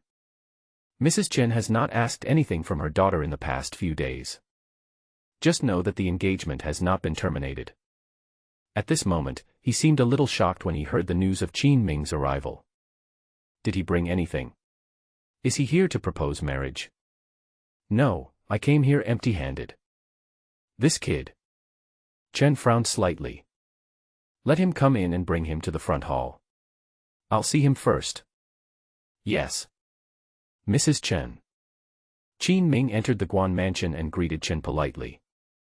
In fact, according to the custom of Daqian, when a Chen family marries a chicken, he will follow the chicken, and when he marries a dog, he will follow the dog. Now the Guan family should be named. But now the Guan family member has been wrapped in horse leather. Chen was holding the door by herself and simply called out her own name. Your Highness, are you here today for something? Chen spoke calmly. She had heard of Qin Ming a long time ago. Know that this is a capable child. But when she saw Qin Ming today, she began to doubt those rumors. The child in front of me looks lazy. Although he was pretending to cover it up, his arrogant and self-righteous gangster temperament was still evident. Is this the prince who governs the country well and is loved by all his ministers? It's hard to be liked by elders with this appearance. Chen also had some opinions about this prince who might become the son-in-law of the Guan family. Yes, but I probably can't tell you about this yet. Is Miss Guan here? Qin Ming rubbed his hands and spoke with a smile. She. Chen glanced towards the inner courtyard. She knows her daughter. If Guan Yu was willing to see Qin Ming, she would have come out long ago. It hasn't come out yet, but the meaning is self-explanatory. My daughter has caught a cold recently, so it's not convenient for her to entertain guests. We are all adults, so Qin Ming can naturally hear the implication. I wanted to meet that girl who looks like a fairy from heaven today. If the other party is unwilling, Qin Ming naturally won't go up to him. Nodding slowly, Qin Ming took out a small box. It's okay if it's inconvenient. Please give this to her. What's this? Gift. I'll pass it on to my daughter. Chen nodded slightly, but felt a little suspicious. He came all the way here, without proposing marriage or talking about marriage, and just gave a small box and left. His Royal Highness the Prince of Qin's way of doing things is really hard to understand. Or, a little unreliable. I feel relieved when you say this. I have something else to do. I will take my leave now. Qin Ming just left. Chen took the box in her hand and examined it. She was not the petty kind of person. If she said it was a gift for Guan Yu, she would not open it privately. But just as he picked up the box, a figure walked out from behind the screen. Mother. You've been here all this time. Chen was startled and frowned in confusion. No. I just got here. Guan Yu blushed and hurriedly explained. How could Chen not understand what her daughter was thinking? He is so thin-skinned, yet he still cares so much about others. Girls like this will suffer in future relationships. Why don't you meet him yourself? I said I just arrived, how can we meet? Guan Yu pouted and spoke unhappily. I was already very angry with Qin Ming. This guy doesn't even know how to say a few more words in the mansion. Maybe I will show up in a while. Which girl can come out to meet people just by being called? For you. Chen handed over the box. Oh. Guan Yu nodded, took the box and hid it in her sleeve. Don't you want to open it and take a look? Just some trinkets, nothing to see. Guan Yu raised her chin, snorted, and turned away. But in a place where no one was paying attention, in her sleeve. The fair little hands tightly grasped the small box. In the corridor in the backyard. The girl was skipping along the corridor. After entering the room, she slammed the door shut. I couldn't wait to open the small box in my hand. The next second, a scream came out of his mouth. Then she shed 2 lines of tears. In front of her was the military token of the Wuwei camp. Bang. Pushing the door open, Guan Yu rushed out of the room at an extremely fast speed. Guan Mansion was neither big nor small, but when he ran to the door, even Guan Yu, who was in good physical condition, was out of breath. What about him? Who is it, miss? Several guards stood at the door and spoke in confusion. Who else could it be? His Royal Highness the Prince of Qin. His Highness seems to have gone to the military camp outside the city. Good. Guan Yu rushed out of the Guan Mansion like a fluttering butterfly and headed out of the city. Seeing this, everyone was extremely surprised. What's wrong with you, miss? Didn't you curse His Highness in private a few days ago? You don't understand. Women are like this. Sometimes they only curse at someone when they're thinking about him or her. Yes, my wife scolds me for being incompetent every day.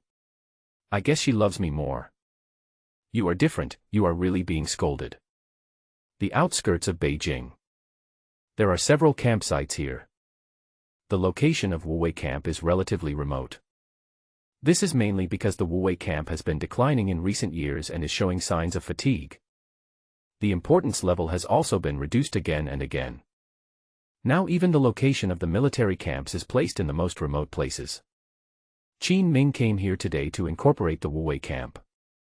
The military token given by the Imperial Court was just one part. As the future manager of this place, Qin Ming must come and see it in person. He is no longer the crown prince, and there are no officials following him when he travels. Qin Ming took some time out and came to chat with them alone. Call your general. After entering the military camp, Qin Ming first stated his identity, and then asked the guard at the door to call someone. The other party looked at Qin Ming with vigilance, but still ran away quickly. Qin Ming could clearly feel that this group of people did not seem to welcome him. I don't know why. Soon, Qin Ming was taken into a tent. There were 3 people sitting inside. I, Lu Chuang, Chao Chuan, and Wu Qingye, pay my respects to your highness. These 3 people are the current commanders of the 3 armies of Wuwei Camp. Lu Chuang has a square face and is a tall, strong, and sturdy middle-aged man. He is in charge of the vanguard of the Wuwei Camp. He made some achievements in the raid. According to Qin Ming's understanding, Lu Chuang alone had won the honor of being the first to reach the enemy's territory many times in the Northern War. Chao Chuan was thin and had a scar on his face. He was in charge of the Central Army. This is a compound talent who can command the army and handle logistics. Wu Qingye was also a burly general, in charge of the left and right armies, and was good at surprise attacks. Have you all received the transfer order from the court? Qin Ming didn't waste time talking to them and went straight to the point, talking about going to Lingnan. This army of several thousand people is not too many, but not too few either. If you are going to Lingnan, you need to prepare in advance. But what surprised him was that he just opened his mouth. The 3 of them knelt in front of him in unison. We don't want to go to Lingnan. Your Highness, please take back your order. Qin Ming originally thought that the Wuwei Camp was full of iron-blooded warriors, and that there was an opportunity to make achievements right in front of him, so he just had to take them with him and go. But I didn't expect that I would run into trouble as soon as I arrived at the military camp. With a bitter smile, Qin Ming asked. Everyone, why don't you want to go? Can you tell me a reason? Several people did not shy away from speaking. Chao Chuan was the first to speak. Your Highness, Lingnan is extremely poor. What are we going to do there? Wu Qingye said. The Wuwei Camp still has supplies from the Imperial Court in the capital, but when we go to Lingnan, we can't even get food. Qin Ming nodded calmly and continued to ask. Anything else? Lu Chuang did not shy away from the question and directly raised the most important issue. We are not familiar with you. It's impossible for me to go to a strange place and give up my position in the capital just for you. Qin Ming is not even the crown prince now. Anyone with a discerning eye knew that he was exiled to Lingnan. Before leaving, he also wanted to take away the Wuwei Camp, which he was not familiar with. It would be strange if people could follow him without any complaints. Qin Ming shook his head slightly. But since he has already come to Wuwei Camp, he can't let go. He was already thinking about splitting up the Wuwei Camp. A forced melon is not sweet, but it quenches thirst. This is the last resort, to break them up and integrate them into one's own 3 guards. It saves you a lot of hassle. Are you familiar with me? Just when the atmosphere on the scene was becoming tense, a voice suddenly came from outside. Guan Yu opened the tent and walked in. When they saw her, the 3 generals were a little surprised and said, Yeah, why are you here? 3 uncles, the Guan family will go to Lingnan with you. Guan Yu stared at them with sharp eyes and a slightly arrogant tone. What? These words left the 3 of them speechless. When will Guan Yu and the crown prince? Hasn't the engagement been put on hold? It was a temporary decision. Guan Yuelua spoke generously, but her heart was pounding and she glanced at Qin Ming secretly. But she found that Qin Ming's eyes were always on her. Her little face suddenly turned red with embarrassment. This is too sudden. Wu Qingye waved his hands repeatedly. Guan Yu's appearance disrupted all their plans. Okay. That's settled then. Qin Ming didn't give them a chance to say anything. Before leaving, he said to the three people. Three of you, I'm not discussing this with you. It doesn't matter to me whether you are familiar with me or not, or whether you recognize me or not, but if you don't go, I will split up the Wu camp. You. This kind of rogue threat made the faces of everyone present turn ugly. You shouldn't say that. After going out, Guan Yu frowned and reminded Qin Ming. If we don't say this, they will find another opportunity to drag it on. Speaking of which, why are you here? Qin Ming suddenly stopped and looked quietly at Guan Yu, who was as beautiful as a fairy. Guan Yu's face turned red. If I don't come, you will fight with them today. Guan Yu was indeed right. If Qin Ming had said it directly just now, he would have dismantled the Wu camp. I guess those three generals will get very angry. Fortunately, Guan Yu was here, so they didn't take action for the sake of face. I'm leaving in the next half-month. Do you want to come with me? Taking a step forward, Qin Ming took Guan Yu's hand and spoke. How are you going to gather enough money to support the Wu camp in just half a month? Guan Yu was very worried. Just now outside, she had heard what people in the military camp said. Qin Ming took back the Wu camp by force. The court doesn't care.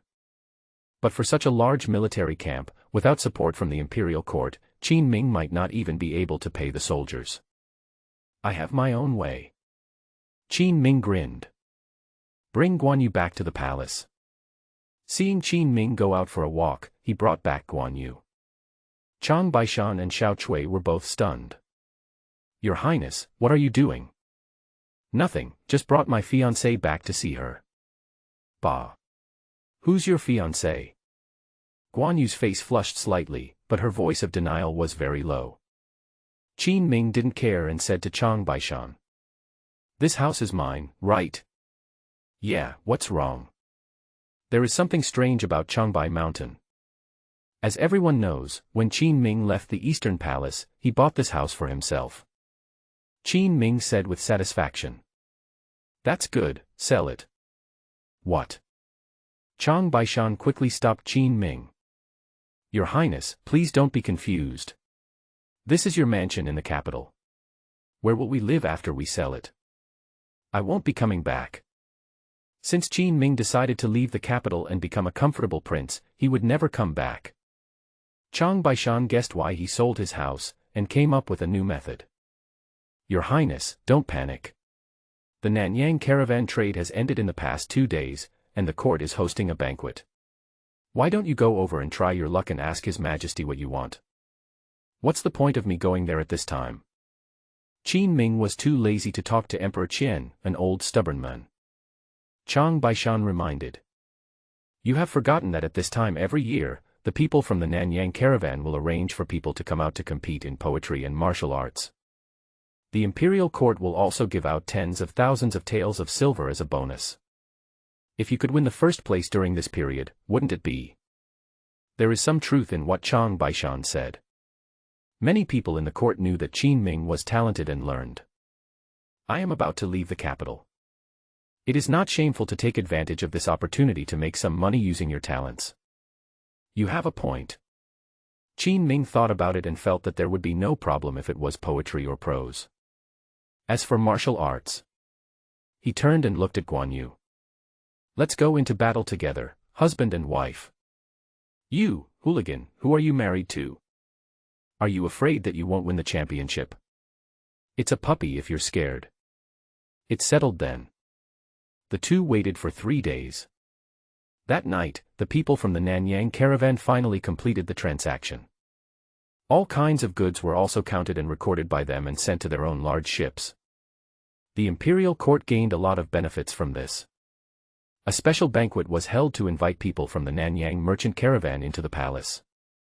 Officials at all levels were also invited here to celebrate together. However, as the hero of this trade, Qin Ming was not invited.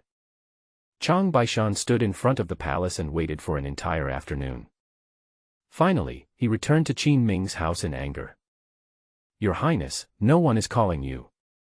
It's normal that there's no one. After all, I'm a fallen royal family." Qin Ming nodded with a smile, and there was no sign of disappointment on his face. "He is waiting for someone." As dusk fell, a beautiful girl in a yellow dress walked towards us from a distance. "My Prince Qin, have you received the invitation?" "Without." "Neither have I." The two looked at each other and smiled. Qin Ming said, "But no one said that you can't go without an invitation."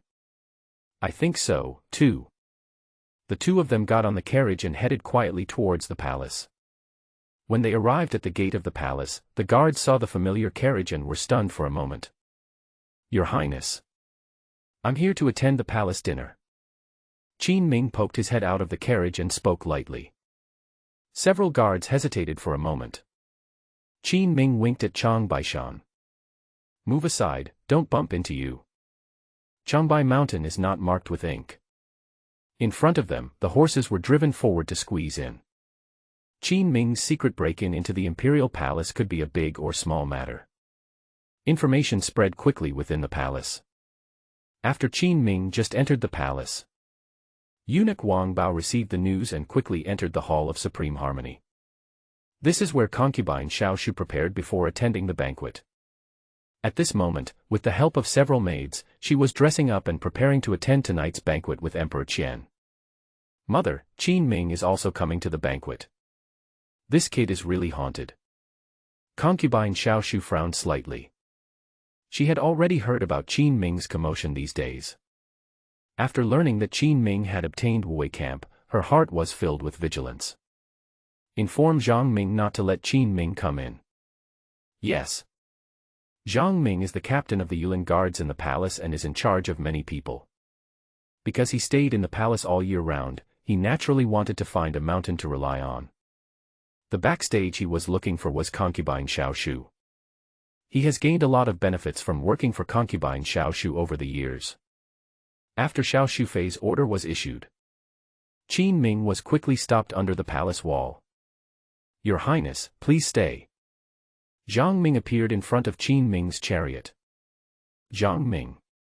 Chang Baishan frowned slightly. Zhang Ming used to be his subordinate. But later on, when she went to help Concubine Xiao, she gradually broke away from him. "General Chang, long time no see." Zhang Ming leaned forward slightly and cupped his hands. This behavior lost any respect for Chang Baishan. Looking at this subordinate who was drifting away from him, Chang Baishan said coldly, "We are here for a banquet, why are you stopping the car?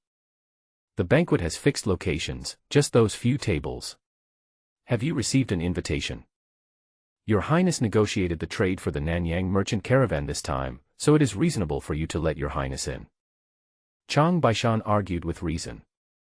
Zhang Ming, however, was full of disdain and said calmly, "Everyone knows that His Highness has left the court. You are so shameless to come back and attend the banquet at this time. Aren't you afraid of what others will gossip about you? Presumptuous." Chang Baishan roared angrily and was about to rush down to hit him. But the surrounding soldiers had already rushed up and surrounded Qin Ming's carriage. Zhang Ming stood in the crowd and spoke condescendingly.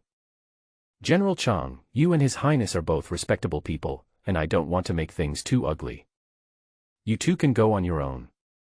I'll just pretend that you two have never been here, okay?" Chang Baishan was surrounded. Facing the crowd that was staring at him eagerly, he gritted his teeth and said, "Zhang Ming, you are such an ungrateful person. It's just that everyone serves his own master. It's too petty for you to say that." Zhang Ming didn't think there was anything wrong with this. Instead, he lectured Chang Baishan with a sarcastic look on his face. Chang Baishan was extremely angry, but at this time there were dozens of armored guards standing beside him. I couldn't move for a moment. "Zhang Ming, you are such a good dog.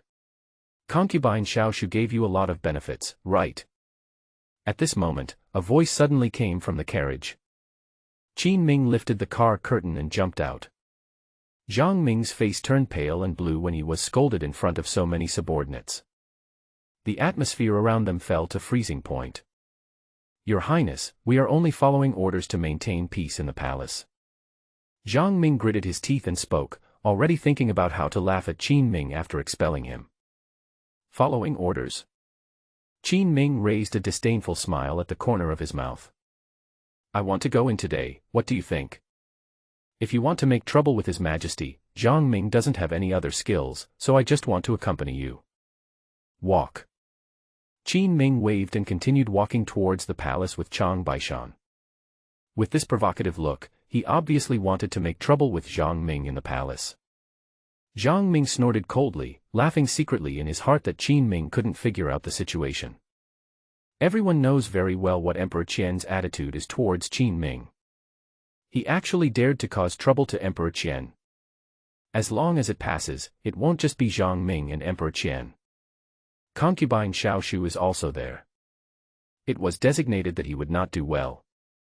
General, let's. Several men came up hesitantly and asked Zhang Ming if they wanted to take action. Zhang Ming waved his hand and said, Okay, don't worry about it. Since he wants to make trouble, let's make it with him. It's better to make it louder. In this way, Qin Ming, escorted by Zhang Ming, quickly arrived outside the hall. Concubine Xiao, Emperor Qian, and a group of officials had already been waiting here for the Nanyang caravan to enter. But before the Nanyang caravan arrived, they saw Qin Ming's figure. Emperor Qian frowned. Who asked him to come here? Chen Shimao, Qian Kai and others were also a little surprised. Concubine Xiao stared at Zhang Ming with an unkind expression, as if she was blaming him for his incompetence in doing things. Zhang Ming hurriedly stepped forward and whispered. Your Majesty, His Royal Highness the Crown Prince insists on coming in. The general has tried to stop him repeatedly, but he can't stop him. Concubine Xiao raised her eyebrows, as if aware of Zhang Ming's intention. He immediately winked at Tai Chong Bachelor Qiu Bingyun. Qiu Bingyun stepped forward and said, Your Majesty, I think it is inappropriate for His Highness King Qin to participate in this banquet. Emperor Qian thought so too. Qin Ming, what are you doing here? All the ministers looked at Qin Ming curiously, wanting to hear what he would say. Qin Ming said calmly. Father, the business of the Nanyang caravan was negotiated by my son. Why is there a banquet and no one calls me my son? As soon as these words came out, everyone's expressions were extremely strange. Is it necessary to say this clearly? Qin Ming is no longer the crown prince, and the affairs of the Nanyang caravan have already brought him enough benefits. Logically speaking, the court and he owed nothing to each other. Appearing here at this moment, is he trying to continue to take credit? That was too ungraceful of a thing to do.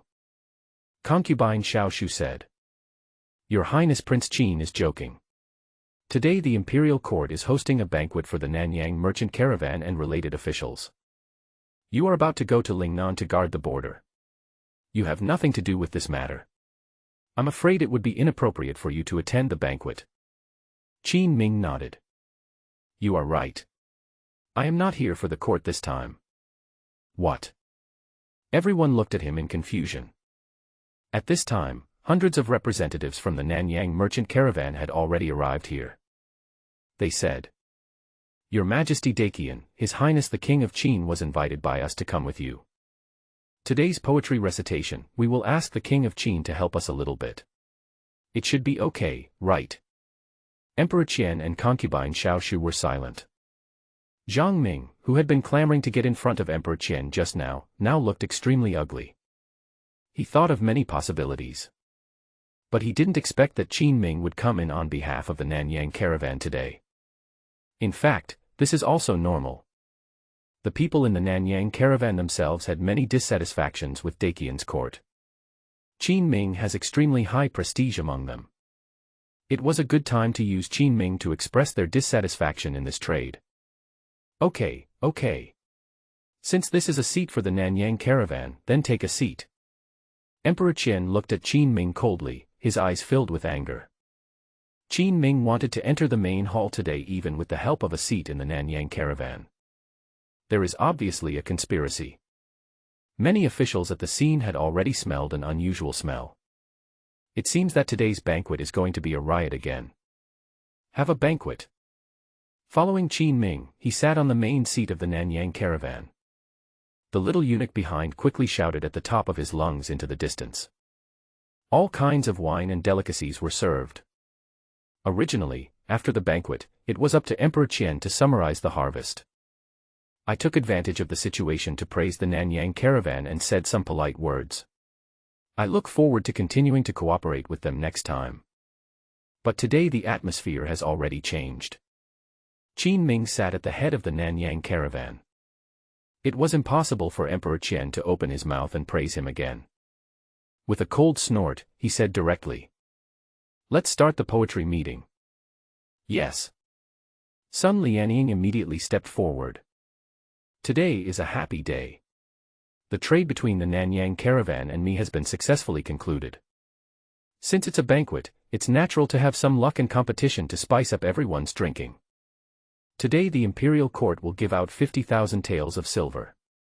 Everyone will recite poems and compete with each other in martial arts. The person who wins the title of civil and military leader will be rewarded with 25,000 taels of silver. 50,000 taels. Qin Ming was a little surprised. This was more than in previous years. It seems that the Imperial court also knows that this year's affairs have been disgraceful. So I wanted to take this opportunity to hold a banquet and regain some face. Sun Lianying was already prepared and continued. Everyone, today is the auspicious day for completing the trade. Why don't we all improvise a poem on the theme of the wedding banquet? Upon seeing this, Qiu Bingyun, a scholar from Taichung, immediately came forward. I am not a talented person, but I would like to present you with a humble work today. I hope you will appreciate it. The lights illuminate the night sky, and the room is filled with laughter and joy. Fine wine and delicious food are served, and friends from Southeast Asia gather together to celebrate. The dance is graceful, the music is booming, and the singing is heard in all directions. Let's drink together and celebrate, with laughter and joy. Since Qiu Bingyun can become a Taichung scholar, he must have some ability. After hearing this, the people around applauded. Good poem. Qiu Bingyun came with a mission, which was to intimidate Qin Ming. Before Qin Ming had time to react, he took the initiative to order the Nanyang caravan. The Nanyang caravan has specially invited His Highness the King of Qin this time. I wonder if His Highness has any advice. Qin Ming put down his wine glass and said calmly. It's not like giving advice, it's just better than a limerick like yours. Stronger. A look of anger appeared on Qiu Bingyun's face.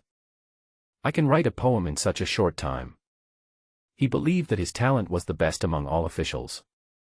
The surrounding officials were also talking a lot. Master Qiu is one of the literary leaders in Dakian. Does His Highness hurt him a little too much by saying this? You have forgotten that His Highness is also unparalleled in literary talent. He has been studying with the Prime Minister since he was a child. I don't know what poems His Highness will use to defeat him.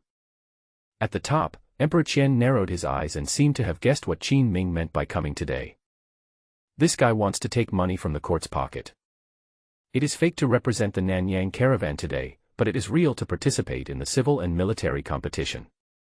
Seeing Guan Yu sitting next to Qin Ming, Emperor Qian felt a wave of excitement in his heart. How did the girl run to him? Sun Lianying didn't know what happened. Your Majesty, maybe he is getting married soon and was brought out by His Highness in advance. Nonsense. In Dakian, most men and women are not allowed to see each other before they get married. Although Qin Ming is engaged in a royal marriage, he must abide by the rules. Once he saw Qin Ming being so unruly, Emperor Qian's impression of him became even worse. But at this time, Qin Ming walked to the crowd more openly. Wedding banquet, right? With the corner of his mouth raised, Qin Ming said casually. The red candles are shining brightly, the atmosphere is filled with joy, and the hall is filled with songs and laughter. Let us drink 1,000 cups of wine together and celebrate together with laughter for eternity. The table is filled with delicious food, and the jade trees and flowers reflect the moonlight. This kind of scenery should only be found in heaven, and it is rare to experience it on earth. How? Turning his head, Qin Ming looked at Xiao Bingyun. This poem was a combination of his own memories and the prince's memories. Not only is the parallelism neat and popular, but the picture it describes is also extremely beautiful. It is indeed much better than Xiao Bingyun's impromptu poem just now. Chen Shimao was sitting below, his eyes already showing excitement. 1,000 cups of wine, 10,000 years. There are some in heaven, try them several times. What a wonderful poem, what a wonderful poem. Qian Kai shouted to the officials around him. What are you standing there for? Clap your hands. Crash. Many officials immediately applauded. Several captains of the Nanyang merchant caravan also gave Qin Ming a thumbs up with great satisfaction at this moment. As expected of His Highness. Only His Highness can have such literary talent. The corners of Xiao Bingyun's mouth trembled. For a moment, I couldn't accept this situation. In fact, he knew the theme of the wedding banquet not just now. On the contrary, it is to enable them to keep up with others in poetry and prose. Sun Lianying had already told him the first question before the banquet started. Xiao Bingyun sat there thinking for a long time before he came up with the poem. But the poems and essays that were originally self-effacing and self-deprecating have become a clumsy work. Eunuch Sun, it's my turn to come up with the questions next, right? Qin Ming ignored Xiao Bingyun and asked Sun Lianying. Sun Lianying nodded. Dakan asked a question, and Nanyang Caravan also asked a question. I just don't know what topic your highness has come up with. Qin Ming had a smile on his lips and said casually, seemingly intentionally or unintentionally. Write a poem about a heartless man. As he finished speaking, his eyes were fixed on Emperor Qian. At this moment, everyone's expressions changed drastically. Heartless man, who are you talking about? Could it be that after the queen's death, Emperor Qian fell in love with concubine Xiao and became extremely partial to Qin Ming? This kid is crazy. Absolutely crazy. Concubine Xiao also stood up immediately and scolded Qin Ming. His Royal Highness King Qin. Today is a big day, what do you want to do? Qin Ming glanced at her. It's just a comparison of poems and essays. What are you afraid of? Could it be? Enough. Emperor Qian slammed the table and stared at Qin Ming angrily. This guy obviously came prepared today. I don't know how long I have been planning this moment. Emperor Qian took a deep breath and said coldly. Let me listen to your poetry. Qin Ming raised the corners of his mouth. Okay. The peach blossoms have fallen and spring is gone. Don't be afraid of the catkins flying. We once promised to grow old together, but now we sit alone in an empty room in the cold. The oaths made in the mountain alliance are empty words, and the sea and stone are just a dream. Looking back at the depth of love at that time, I can only look at the setting sun with tears in my eyes. Everyone, is anyone willing to come out and compete with me? Qin Ming finished reading his poem. Scanning the whole place lightly. Everyone hunched their necks, did not dare to speak, and secretly glanced at Qiandi's face. Even Xiao Bingyun, who is known as the leading figure in the literary world, broke out in cold sweat behind his back. It is self-evident who Qin Ming is talking about in this poem. At this time, Emperor Qian's face looked gloomy and scary. Qin Ming continued regardless. It is said that good poetry must be fascinating and have a long aftertaste. Father, what do you think of my poetry? The officials present lowered their heads, but they kept glancing at Emperor Qian from the corner of their eyes.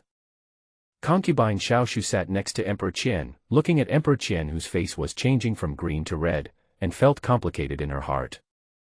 She didn't know whether to be happy or angry about what Qin Ming had done. It stands to reason that this is a good thing. It can make Qin Ming's status in Emperor Qian's heart decline again. But why? I also feel extremely angry.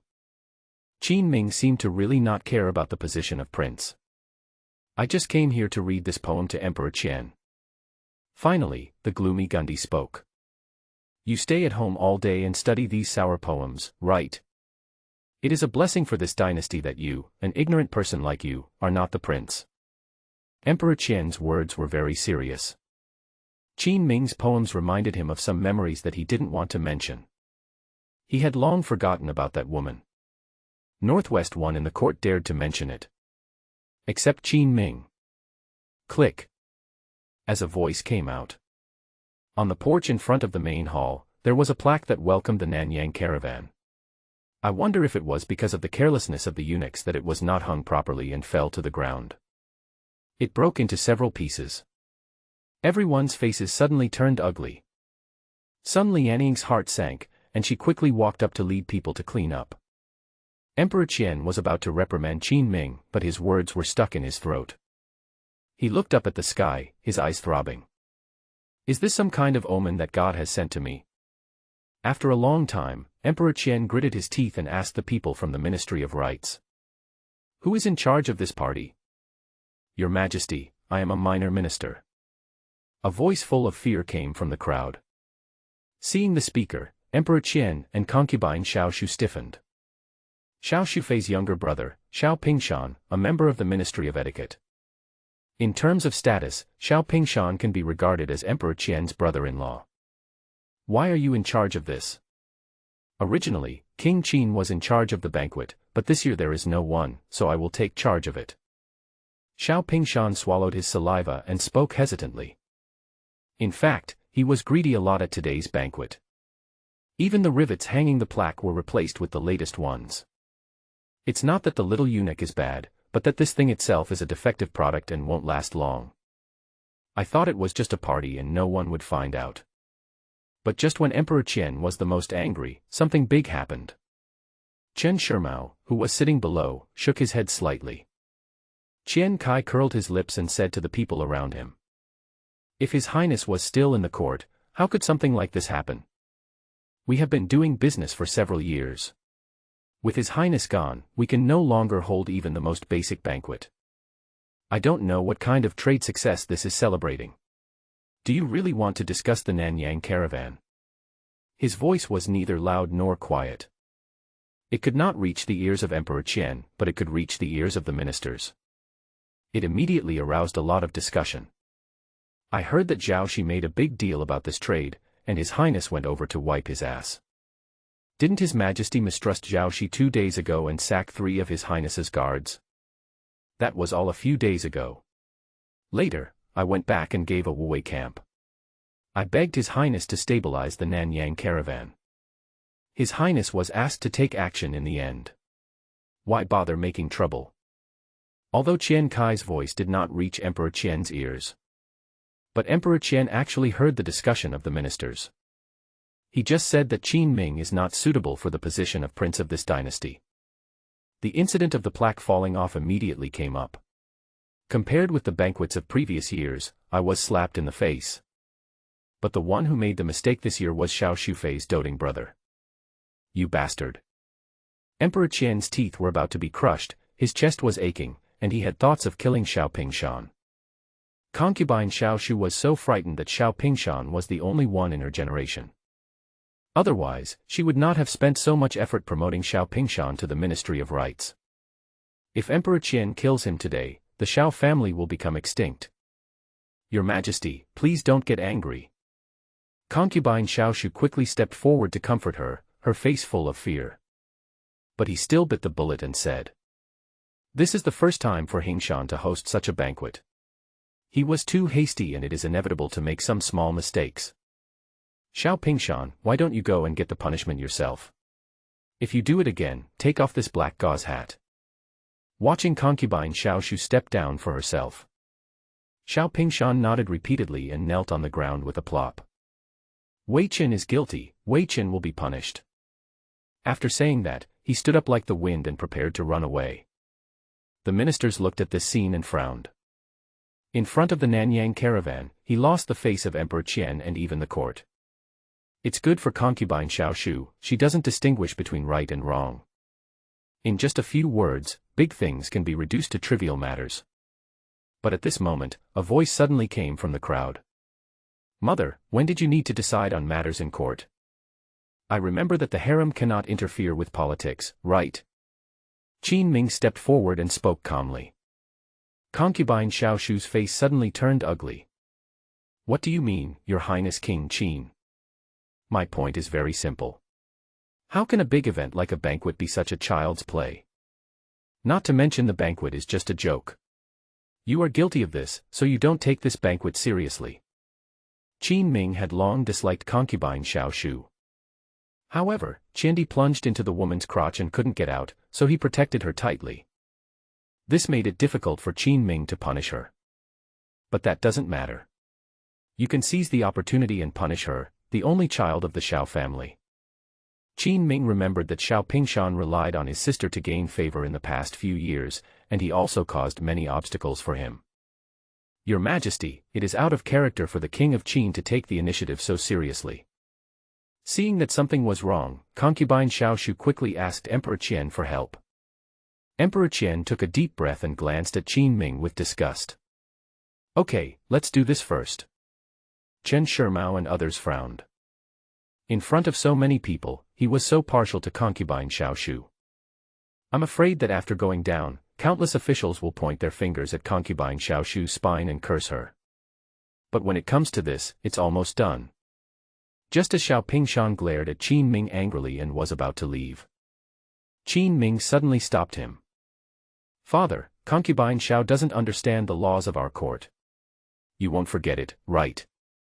We, Dagon, are a country of etiquette. Anyone who breaks the etiquette system and causes serious consequences will be punished with 30 rods. This is Xiao Pingshan's first offense. I will give him a little mercy and give him 29 punishments. How about that? When the officials below heard this, their mouths twitched. You don't have to forgive me if you don't want to. Just spare me a stick, isn't this just disgusting? Don't go too far. Concubine Xiao was anxious. Their court staff is extremely cruel. A few blows with a stick can knock someone out of bed for half a month. 30 punishments with the rod can kill someone directly. Emperor Qian was also stood up at this time. Only then did he realize that he had always ignored his son. He actually knew the imperial laws and regulations very well. The ancestral law is here, how should I save Xiao Pingshan? You have left the court, so don't interfere in the court's affairs. It is not easy for Xiao Pingshan to host a banquet. It is inevitable that something will go wrong the first time. Emperor Qian was ready to make peace with the mud. Qin Ming is very familiar with this method. Lao Deng, now you know how to make progress by retreating. Beautiful thought. My son thought that this was a simple matter and I shouldn't make any mistakes. But since you have made a mistake, you must admit it. If you are not severely punished, won't it mean that I will lose face and dignity in front of the Southeast Asian countries? Concubine Xiao was furious. Who can avoid making mistakes? Don't hold on to small things. Who do you think can avoid making mistakes? You really asked the right person. Qin Ming grinned and said. Unfortunately, after all these years, I have never made a mistake. Concubine Xiao was silent. Emperor Qian was also silent. Why didn't I realize before that this guy was so difficult to deal with? Qin Ming seems to have let himself go since he stepped down from the position of prince. Don't take anyone seriously. But what he said made sense. Since all the officials are here, I propose to punish them in court, as a warning to everyone. I also give an explanation to the Nanyang caravan. What do you think? After Qin Ming finished speaking, the officials present smiled awkwardly and did not dare to speak. To be honest, many people support Qin Ming in their hearts. But Emperor Qian and Concubine Xiao were sitting there, and it was difficult for them to express their feelings. Unless you don't want to hang out in the court anymore. Qin Ming shook his head slightly when he saw this. This is what officials do, they look forward and backward, and mud cannot hold up the wall. Fortunately, he had an alternative. He winked at several caravan members in the distance, and they immediately understood. Good. Daqianzan is a country of etiquette, with the courage of a strongman to cut off his wrist. I really admire you so much. Qin Ming sang with them and said. Everyone, this is also an explanation for you. I, Dagon, will never cover up any problematic official. Zhaoxi is one of them, and so is Xiao Pingshan today. The atmosphere has been set up here. It might not work if you don't take action. Qin Ming looked at Emperor Qian with burning eyes. Emperor Qian's expression suddenly changed. Only by standing on the opposite side of Qin Ming can we know how difficult this kid is. Concubine Xiao was as anxious as an ant on a hot pot. After waiting for a long time, Emperor Qian didn't speak. Please. There was only one captain of the palace guards present, Zhang Ming. Qin Ming glanced around and found him. Zhang Ming was so frightened that he trembled and looked at Concubine Xiao, only to find that she had a gloomy face and said nothing. Zhang Ming would definitely not dare to fight Concubine Xiao's brother. I caught a cold today and can't move my hands. You'd better hire someone else. Zhang Ming hid far away. I was afraid that this would happen to me. Several soldiers in the distance had already retreated behind the pillars of the hall, not daring to let Qin Ming call them. A smug look appeared on Concubine Xiao's face. A good cook cannot cook without rice. It's not easy for Qin Ming to defeat Xiao Pingshan. But just when she felt a little relieved, Qin Ming suddenly laughed. I knew there were so many cowards in this palace, Chang Baishan. Arrive. Get started. Yes. Now, everyone was stunned. His Royal Highness the Prince of Qin is a very thoughtful person. I actually calculated this step so early. If Zhang Ming took action, maybe he could give Xiao Pingshan a chance, as he used less force. But after forcing everyone back, Changbai Mountain came up. This guy won't hold anything back. You dare to touch me. Xiao Pingshan took a few steps back. But he was kicked over by Chang Baishan. Get down. I'm going to hit you. He took weapons from the hands of several ceremonial officers holding court staffs in the distance. He hit Xiao Pingshan with one stick after another. Suddenly, a slaughtering pig-like cry echoed through the entire hall. Concubine Xiao looked at Qin Ming with eyes that almost burst into flames. Emperor Qian was also extremely angry. I don't know when it started, but this banquet is developing completely according to Qin Ming's ideas. Only Chen Shimao and Qian Kai had a look of satisfaction on their faces. As expected of your highness. Soon, the court staff ended. Xiao Pingshan, who was beaten half to death and unconscious, was dragged down. Qin Ming clapped his hands. In the end, he even disgusted Concubine Xiao. We in Daqian really have strict rule of law. Having such a court is really a blessing for the people of Daqian. Eunuch son, since I have defeated the literary fight, should it be time for the martial arts fight next? Seeing that no one dared to challenge him, Qin Ming naturally placed the throne of Wenzhou leader on himself. He continued to bring up the matter of fighting. Seeing this, Sun Lianying looked at Emperor Qian hesitantly. But he found that the other party waved his hand impatiently. Today's banquet has become so fussy, how can Emperor Qian still have the heart to eat? I just want to finish this matter quickly and go back to rest. Below, Guan Yu, who had watched the entire process, was ready. She didn't understand the struggles in the court. However, seeing Qin Ming stirring up the situation by himself, ripples began to appear in his heart. Since Qin Ming has won the championship, I must not relax and must get the remaining 25,000 taels of silver. Now that I have money, the uncles in the military camp will definitely not say much and will be willing to go to Lingnan with me. Clenching his fists, Guan Yu secretly cheered himself up in his heart. Sun Lianying stepped forward and said, Everyone, are there any participants in today's fighting? Concubine Xiao Shufei guessed that Qin Ming came here today because he wanted money. Having just suffered a great loss at the hands of Qin Ming, she immediately signaled Zhang Ming with her eyes to go up and fight. Apart from other things, Zhang Ming's boxing skills are still among the best in the palace. Otherwise, it would have been impossible for Concubine Xiao Shufei to notice and train him. But when her eyes fell on Zhang Ming, she found that Zhang Ming's face was full of hesitation. He hesitated for a long time and didn't go up. Frowning, Concubine Xiao glared at Zhang Ming. There was no other choice, so Zhang Ming had to come forward and say, Please give us some advice, Nanyang merchants. Just as Guan Yu was about to come up, she was stopped by Qin Ming. He stood up with a smile and asked Zhang Ming. Commander Zhang, what's wrong with you? Weren't you sick just now? Could it be that he knew about the relationship between Concubine Xiao and Xiao Pingshan and was afraid of offending people, so he deliberately said that he was sick? Qin Ming's words were like peeling off Zhang Ming's last fig leaf.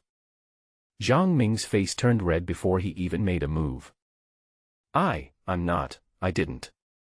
We are all officials and we all need to have good character. Just do some dirty things in normal times, flatter the superiors and bully the subordinates, and everyone will keep it tacit. But now, in front of so many people, Zhang Ming's psychological activities were analyzed by Qin Ming. He now wished he could find a hole in the ground to crawl into. At this time, Concubine Xiao Shufei realized why Zhang Ming didn't come on stage just now. If that's not the case, then why did you go into battle despite your illness? Wouldn't that make the Nanyang merchant team's victory unfair? Qin Ming spoke calmly. Zhang Ming made a few excuses in panic, but he saw the way others were looking at him. He suddenly became even more panicked, and after hesitating here for a while, he finally walked down.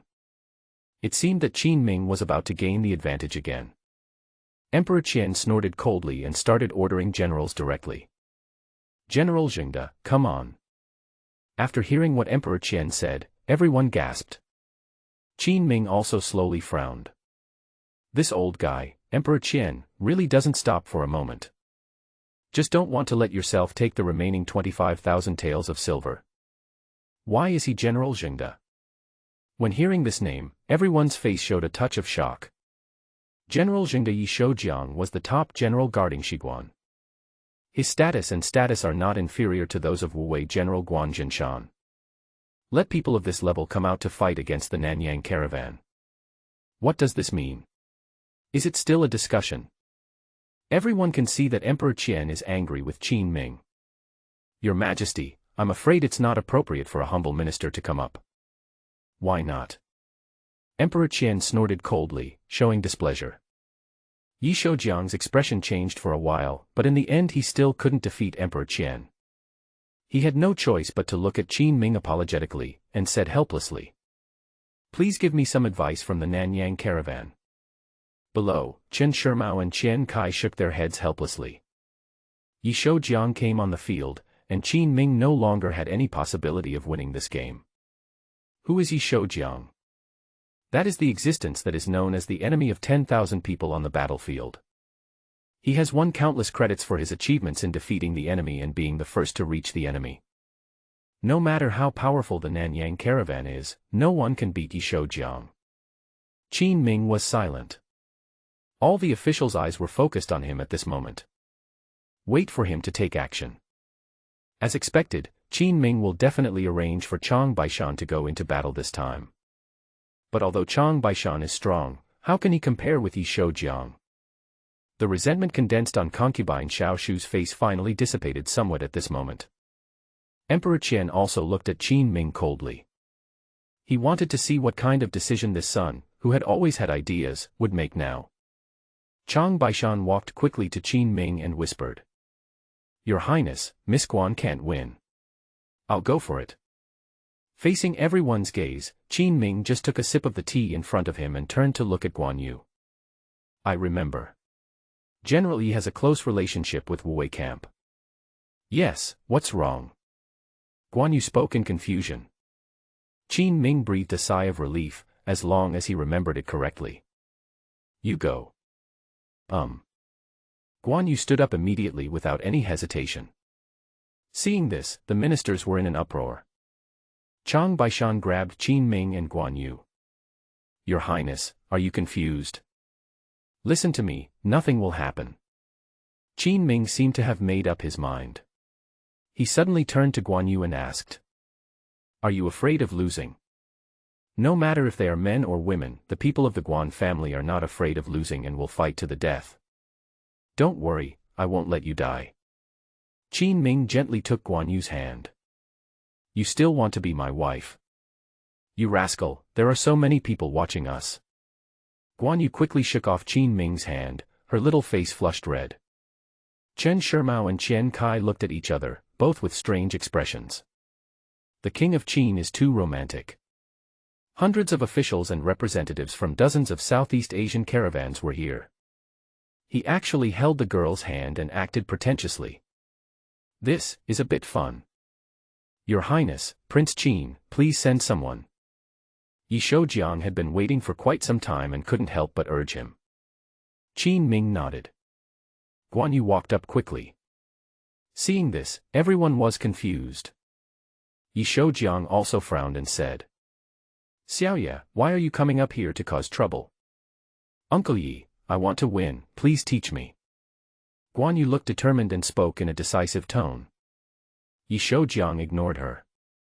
Instead, his eyes were on Qin Ming. Your Highness, do you really have to resort to these shady tactics?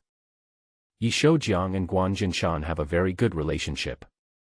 Both of them are generals guarding a certain area and they respect each other. Knowing the Guan family's current situation, he didn't want to make things worse. But Qin Ming insisted on putting Guan Yu up. How could Yi Shoujiang take action? General Yi, aren't you curious about why Guan Yu is here? Facing Yi Shoujiang's questioning, Qin Ming did not feel ashamed at all, but instead asked him a question. Yi Shoujiang's heart sank as he thought of the 25,000 taels of silver. He also remembered the news that came out in the court some time ago, saying that Qin Ming took over the Wuwei camp, but had to support it himself. Combined with the fact that Guan Yu is standing here today, everything seemed clear. Xiaoye, let me ask you, what do you want to do when you come here to ask for the money today? Wuwei camp. Guan Yu's red lips opened slightly and she slowly uttered 3 words. Yi Shoujiang's movements froze. When he looked at Qin Ming again, the contempt in his eyes had disappeared. Instead, there was deep awe and shock. He made such a big fuss just to support the already dilapidated Wuwei camp. This is a true hero. After all, some people still remember Wuwei Battalion, which has fought hard for the country for many years. He is worthy of being the prince who single-handedly shouldered the great responsibility of the country. Yi Shoujiang sighed slowly. Take action. Guan Yu nodded and took the spear she got from the guard. He took a step forward, ready to take action. Qin Ming was suddenly stunned at this moment. No, isn't this Yi Shoujiang a stubborn person? I told him everything. This fight was to save the Wuwei camp. Why does he still want to fight? Qin Ming's heart gradually sank. I was mentally prepared to lose 25,000 taels. At the same time, Yi Shoujiang, the hypocrite, was also on his revenge list.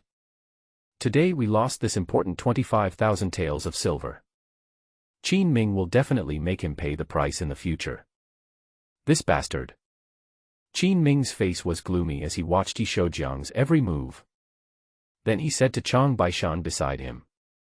If he dares to hurt Xiaoye later, go up and hit him. But your highness, this is a duel. Chang Baishan looked at Qin Ming hesitantly. Qin Ming snorted coldly. What's the point of fighting for nothing? If he dares to hurt my wife, I'll stab him to death. That's fine. Chang Baishan put his hand on the long sword at his waist, and he would rush forward if the opponent dared to make the slightest dangerous move. Guan Yu wielded his spear on the field, and each move was extremely fast. But in front of Yi Shoujiang, it is of no use. Yi Shoujiang blocked every move and the fight with her was intense. Qin Ming was anxious. The order has been prepared to send Chang Baishan up first to use the larger force to defeat the smaller one. But at this time, Chang Baishan secretly walked to his ear and said, Your Highness, there is something wrong with General Yi. What's the problem? He shouldn't be this strong. I've trained with him before. His body movements and marksmanship are rare in the world. At this point, Chang Baishan frowned slightly and said, I just don't know why General Yi didn't use any strength today. It's strange. Is he sick?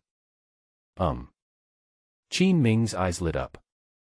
Just as he was about to say something, he saw Guan Yu suddenly draw his gun and come back to his senses. A backhand poke. It actually pierced Yi Shoujiang's shoulder firmly. Tick, tick. Blood flowed along the tip of the gun and dripped onto the ground halfway. Guan Yu let go of her hand in shock. Uncle Yi. Yi Shoujiang pulled out the gun blade and said with a helpless smile. Xiaoye is still better, I lose. In the stands, Emperor Qian and Concubine Xiao looked extremely ugly. Facing a small Guan Yu, Yi Shoujiang could not lose. Unless he wants to lose. Like them, Qin Ming stared blankly at the scene in front of him, feeling surprised. He thought about a lot at this moment. Yi Shoujiang actually didn't have to fight Guan Yu. But this would disobey Emperor Qian. So he chose a solution that had the best of both worlds. He took action and took care of his old friend's daughter in the military camp. Guan Yu had already rushed to Yi Shoujiang's side to check his injuries. Yi Shoujiang had suffered too many injuries on the battlefield, and these injuries had no impact on him at all. He casually pulled off his clothes and bandaged them, then lowered his head and said to Guan Yu with tears in his eyes. "Your Highness, very good, I won't let you down. Uncle is old and there is not much he can do to help you, but if you have any difficulties in the future, don't be embarrassed to talk to me. Uncle Yi." Tears welled up in Guan Yu's eyes. Yi Shoujiang glanced at Concubine Xiao, who was sitting high up with a look of resentment on her face. After pushing Guan Yu away, he stood up and turned to Emperor Qian. "Your Majesty, this general is not good at his studies and has brought shame on Guan. Go and receive your punishment in a moment." As soon as he finished speaking, he quickly turned back to his seat. Emperor Qian just had a sullen face and did not reply. Concubine Xiao saw that Qin Ming was going to win the martial arts leader again. He immediately winked at Emperor Qian. Emperor Qian glanced around. "I want to pick one more person to take action." But then Yi Shoujiang suddenly coughed. All the generals present lowered their heads. They all just heard what Guan Yu was doing today. This is the money the Imperial court owes Wu Weiying. It's long overdue. So, no one went into battle. It seems things have progressed pretty much. Qin Ming stepped forward, cupped his hands towards Sun Lianying and said, "Eunuch Sun, there is no one to challenge, will you win for the Nanyang caravan?" Sun Lianying's throat was dry. He didn't dare to reply for a long time and kept looking at Qiandi's face. Emperor Qian didn't speak either. The atmosphere seems to be condensed here. Seeing this, Chen Shimao came out and said, "Today is a big day, why is everyone making the atmosphere so tense? This process is over, the Nanyang caravan has won. Everyone, keep eating the bar." Chen Shimao's turn is very blunt. But for the current situation, it is already the best way to appease him. Emperor Qian was definitely not willing to open his mouth and give 50,000 taels of silver to Qin Ming. Not even Concubine Xiao. Only Chen Shimao can say that.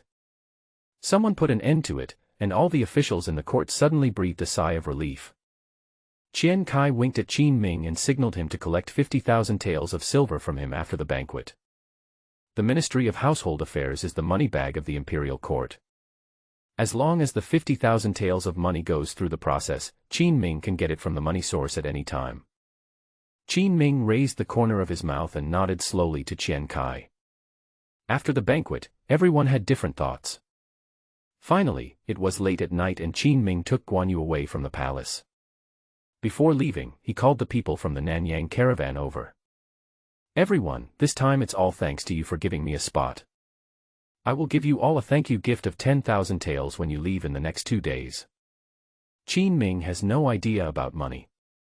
When this money comes into his hands, he uses it to do things. After going to Lingnan, Qin Ming also had many needs for the Nanyang merchant caravan. Naturally, we have to maintain good relations with them. There is no gain without sacrifice. "Your Highness, you are too polite. We just gave you a place, but you made us proud. This is a double blessing. How can we still have the nerve to ask you for money? Okay, don't refuse me. I got the lion's share, and the brothers should have soup to drink, too." Qin Ming pushed them away. He took Guan Yu into the carriage. It was already late, so he planned to send someone to Qian Kai to get the things tomorrow. Sitting in the carriage, Guan Yu still felt guilty for hurting Yi Shoujiang. Seeing her like this, Qin Ming quietly put his hand on her shoulder and held her in his arms. Guan Yu seemed to be still lost in self-blame and did not react much. Qin Ming suddenly smiled and said, "You should be happy." "What are you happy about?" Guan Yu looked up at Qin Ming in confusion. I'm glad that after all this time, some old brothers still remember Uncle Guan. Did you know that I would use this method to win the fight after I got up there? Guan Yu is a very smart girl. Her strength was not the strongest at the scene at that time. Not even in the top 10.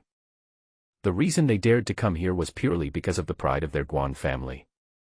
But Qin Ming is not a member of the Guan family, and he doesn't have any pride. Even though he knew Guan Yu wasn't strong enough, he still brought her here. It just means that he knew what might happen. In fact, when I saw General Yi attack you, my heart was in my throat. Guan Yu glared at him. What would you do if I were killed? Fight him to the death, and then die with you. Boasting, a guy like you will definitely find another beautiful girl. How can anyone be more beautiful than you? Snort. As she spoke, Guan Yu suddenly grabbed Qin Ming's wrist and bit it. Qin Ming grimaced in pain. But he did not stop it. After a long time, Guan Yu raised her head. Don't hide it from me next time. What am I hiding from you? I don't like using the Guan family's favors without telling me. Guan Yu is a very proud girl. If it weren't for the Wuwei camp, she would never have taken the initiative to ask Yi Shoujiang for help until today. New. When the two of them were making a fuss. The carriage has arrived at the gate of Guan Mansion. Chang Baishan poked his head in and took a look. He was a little disappointed to find that there was nothing special on the screen, so he said, Your Highness, Miss Guan, we have arrived at Guan's residence. Shall I take you back?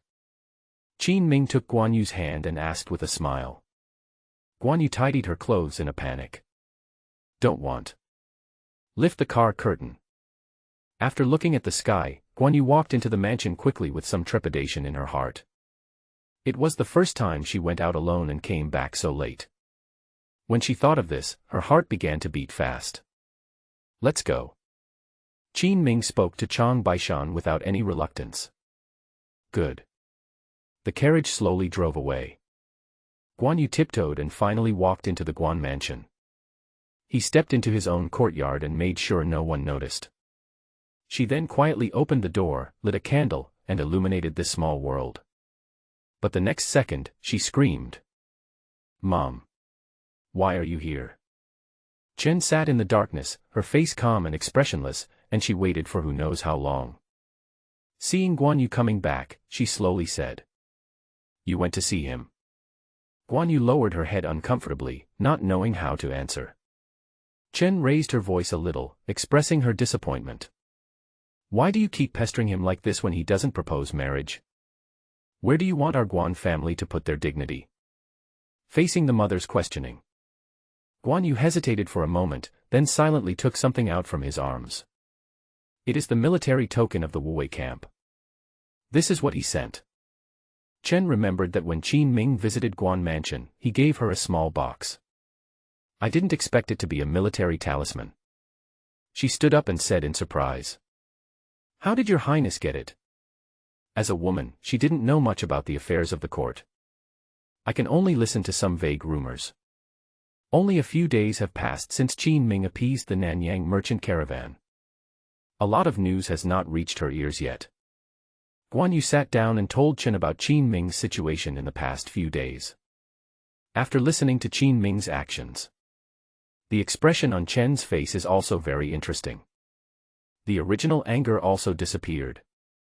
What does your highness mean now? He wants me to go to Lingnan with him. What do you mean? Guan Yu looked up at her mother and said nothing. Chen recognized Qin Ming's abilities. But reality is not a myth, so we still need to be down to earth. How can 50,000 taels of silver be enough to rebuild the Wuwei camp? He can do it, he definitely can. Under the candlelight, Guan Yu's eyes sparkled with a charming light and her voice was firm. Chen's heart sank, and she understood what she meant. Go to sleep. Chen pushed the door open and left Guan Yu's room. Guan Yu's fingers were tangled together under her robe, and her face was full of confusion. The mother didn't nod. How could I leave home and go to Lingnan with others?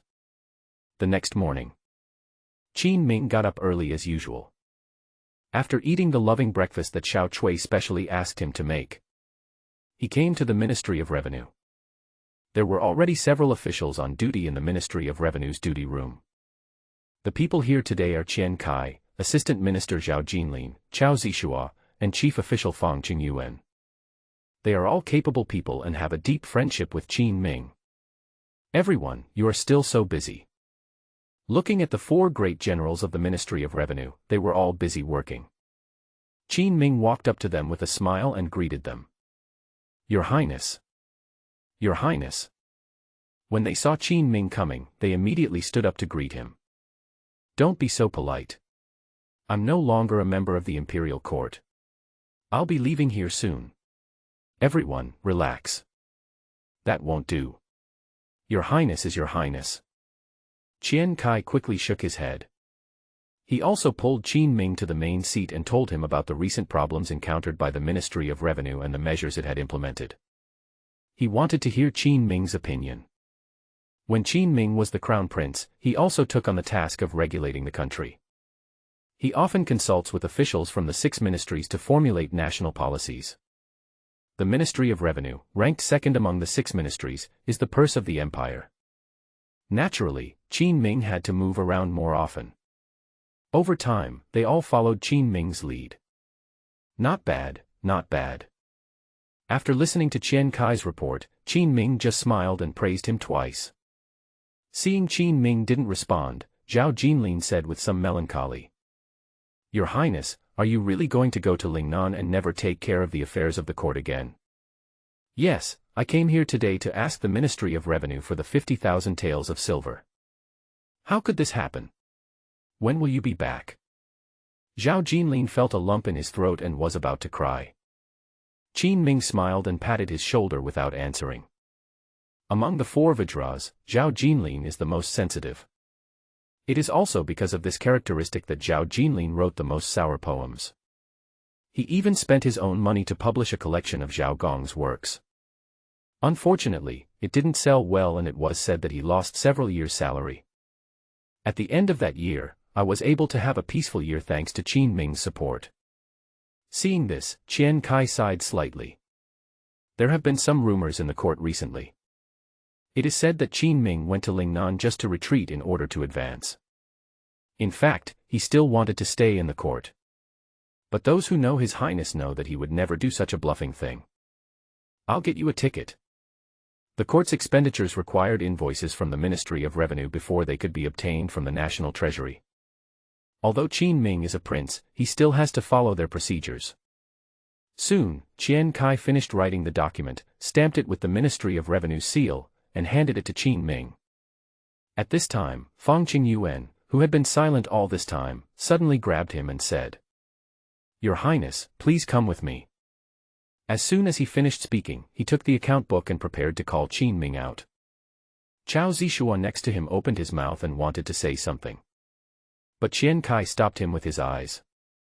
As for Zhao Jinlin, ever since he knew that Qin Ming was really leaving, he sat in his seat feeling lost.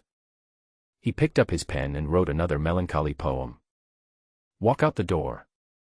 Qin Ming looked at Qingyuan with doubt. What's wrong? Fang Qingyuan looked around and after confirming that there was no one around, he pointed to the entry above and pointed to Qin Ming. Your Highness, this is the court's latest account book.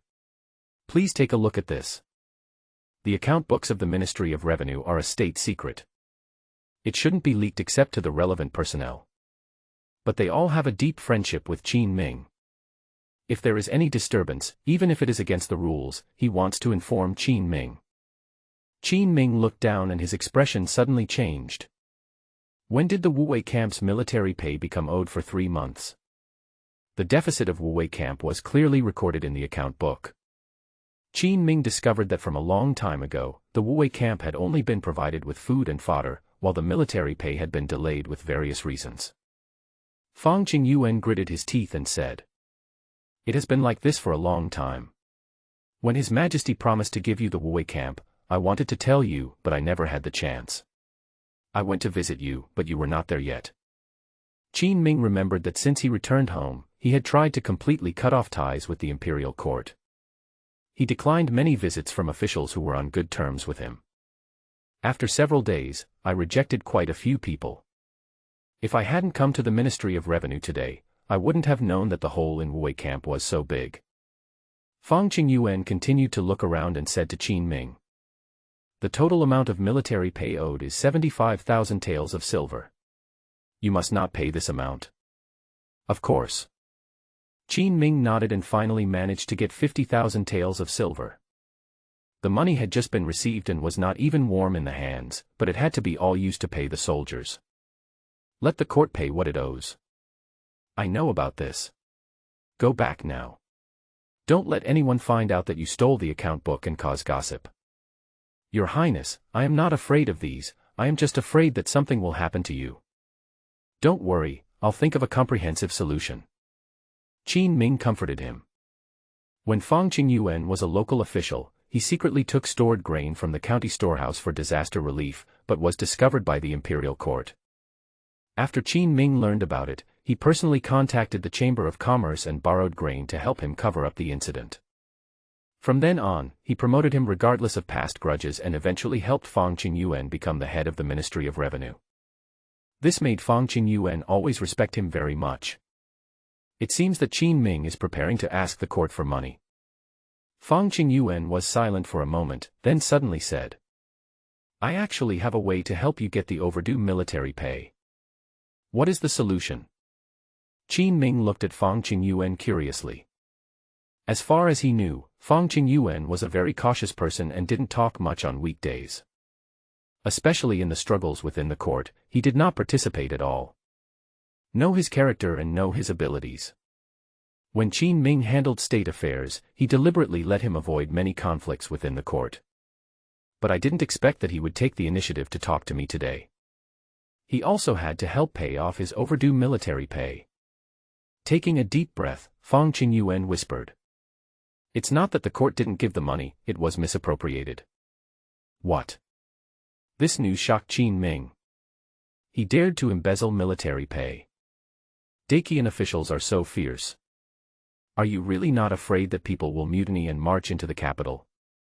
Who embezzled it? Zhao Jin, the right minister of the Ministry of War, and Xiao Pingshan of the Ministry of Rights. Fang Qingyuan's words made Qin Ming frown slightly. Zhao Jin was a recently promoted official, and he had never been outstanding in the Ministry of War. Qin Ming is familiar with this Xiao Pingshan. He is the biological brother of Concubine Xiao who was beaten by him yesterday. Fang Qingyuan continued. They misappropriated this money to buy horses and weapons for the military camp in the capital, but the prices are much higher than what they usually buy. Fang Qingyuan serves as the head of the household department. He can tell the price of anything at a glance. With this clue, Qin Ming suddenly realized. It seems like he is another person like Zhao Shi, making a profit by purchasing from the military camp. I understand. You can go back now. Your Highness, I can help you make a report, and I will definitely get to the bottom of this. Fang Qingyuan didn't leave. He stood in the distance and spoke to Qin Ming. I don't need you, go back. Qin Ming turned around and waved his hand behind his back. Fang Qingyuan called out a few times from behind, but Qin Ming ignored him. Only then did he finally sigh and return to the duty room of the Ministry of Revenue. Qian Kai had been waiting at the door for a long time. Seeing Fang Qingyuan coming back, he looked dejected. He smiled and said, Why, the message was not delivered. I told you, His Highness won't let me do it.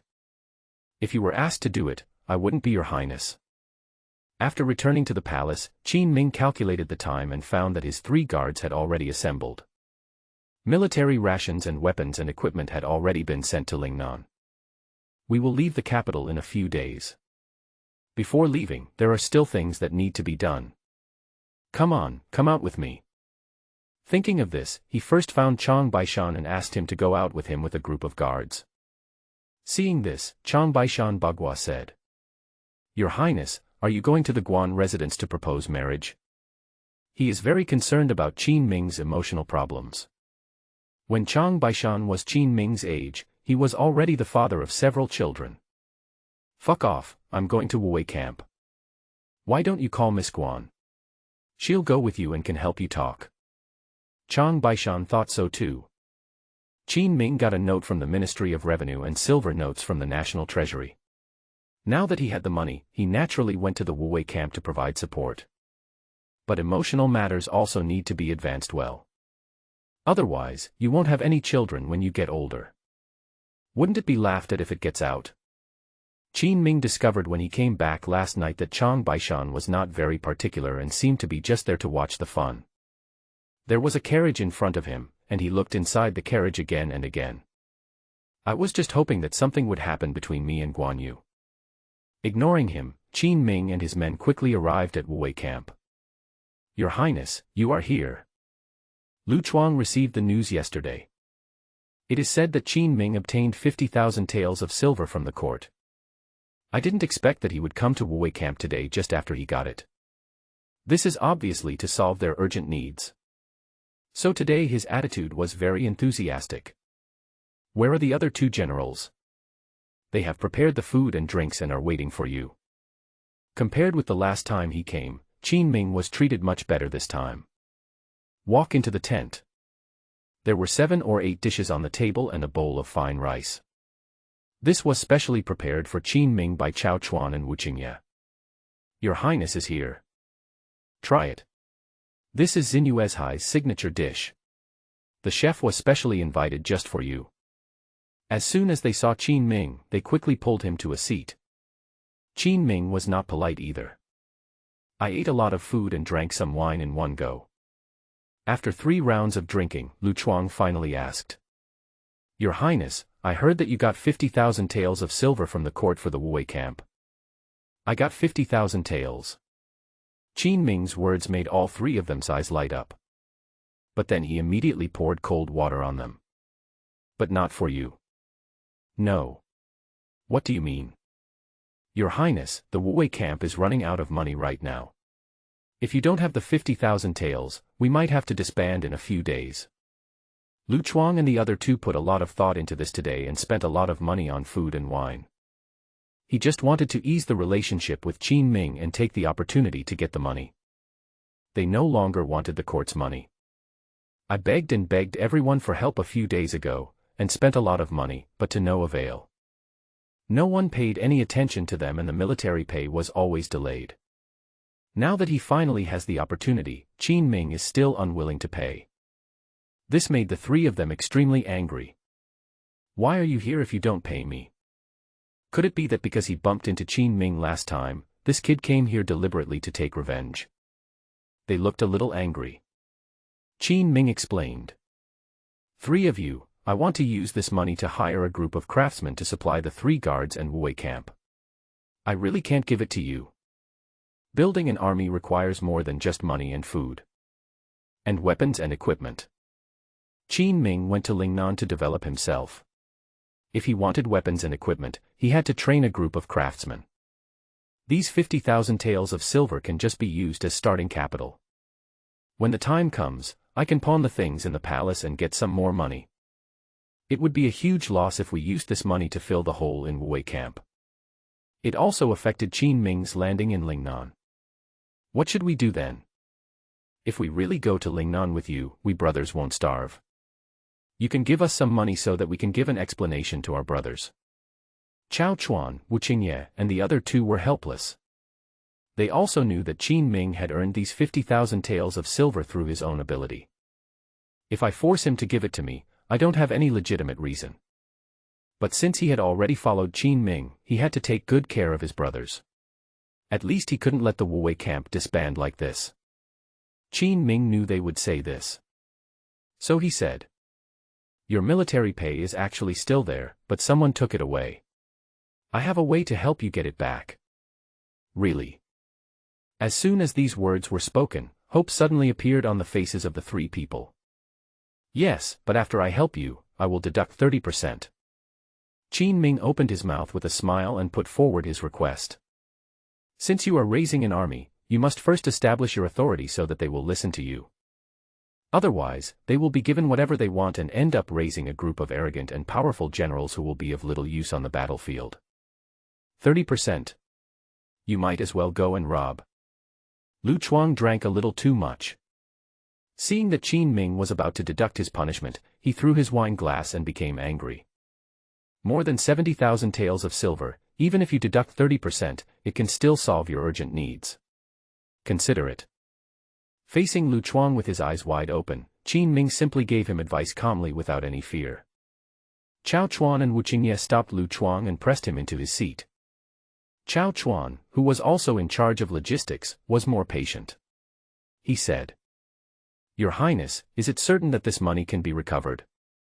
"Certainly." Qin Ming nodded seriously. "Okay, 30% is 30%.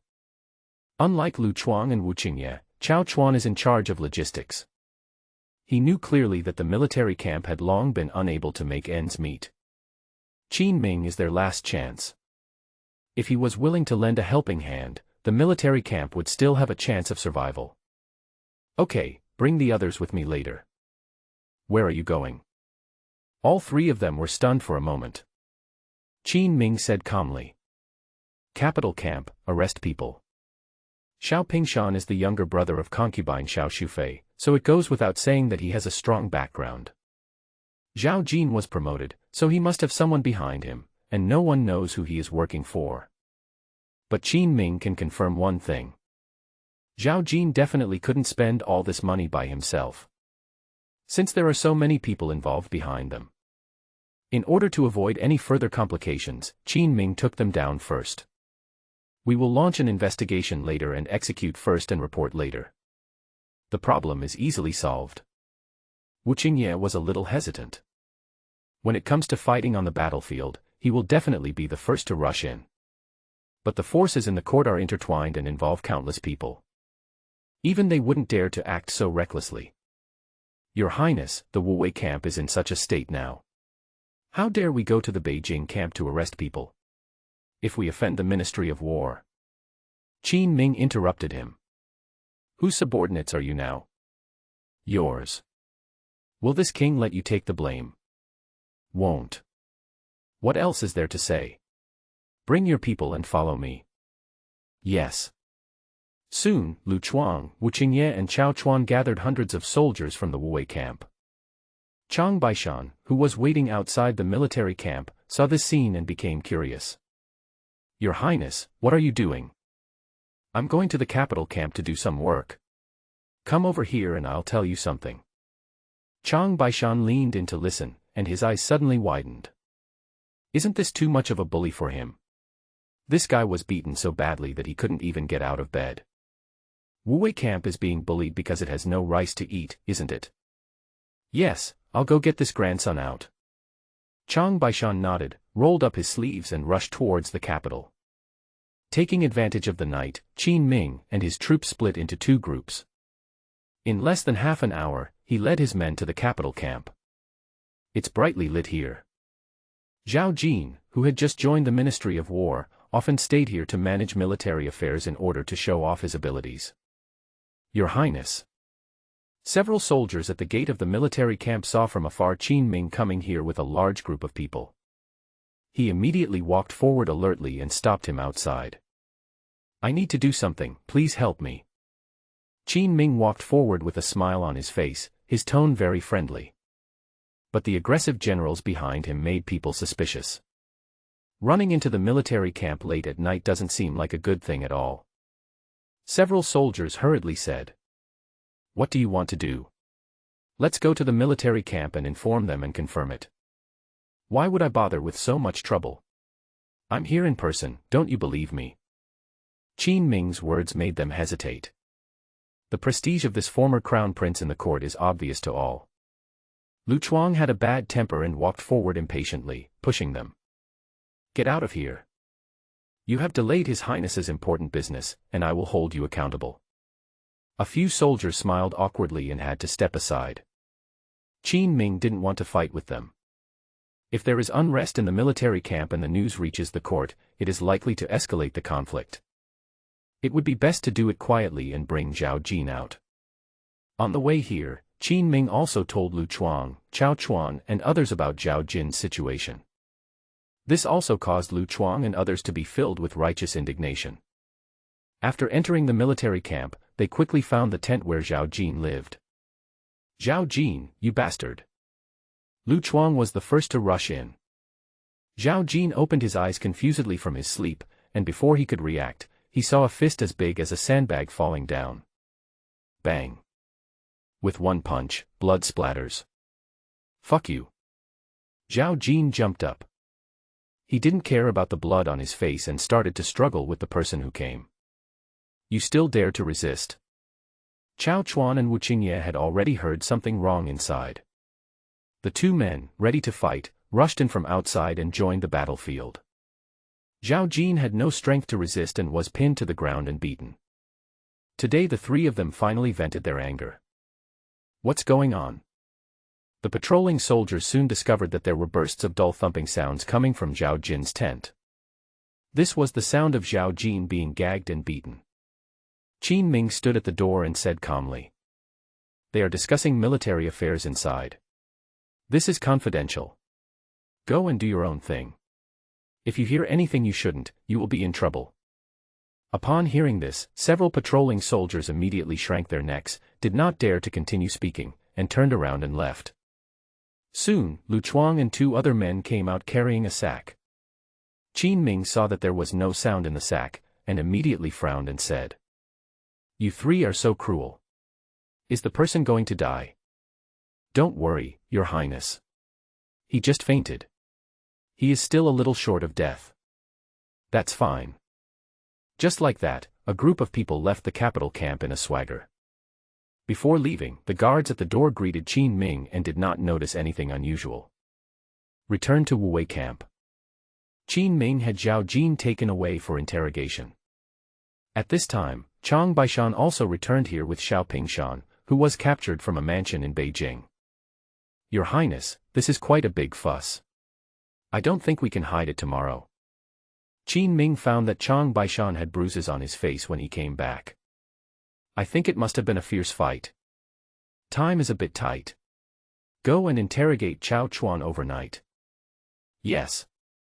Take a deep breath. Qin Ming slowly turned his gaze towards the direction of the capital. It is estimated that there will be a huge storm in the capital tomorrow. Today, Chang Baishan asked Guan Yu to come, but Qin Ming refused.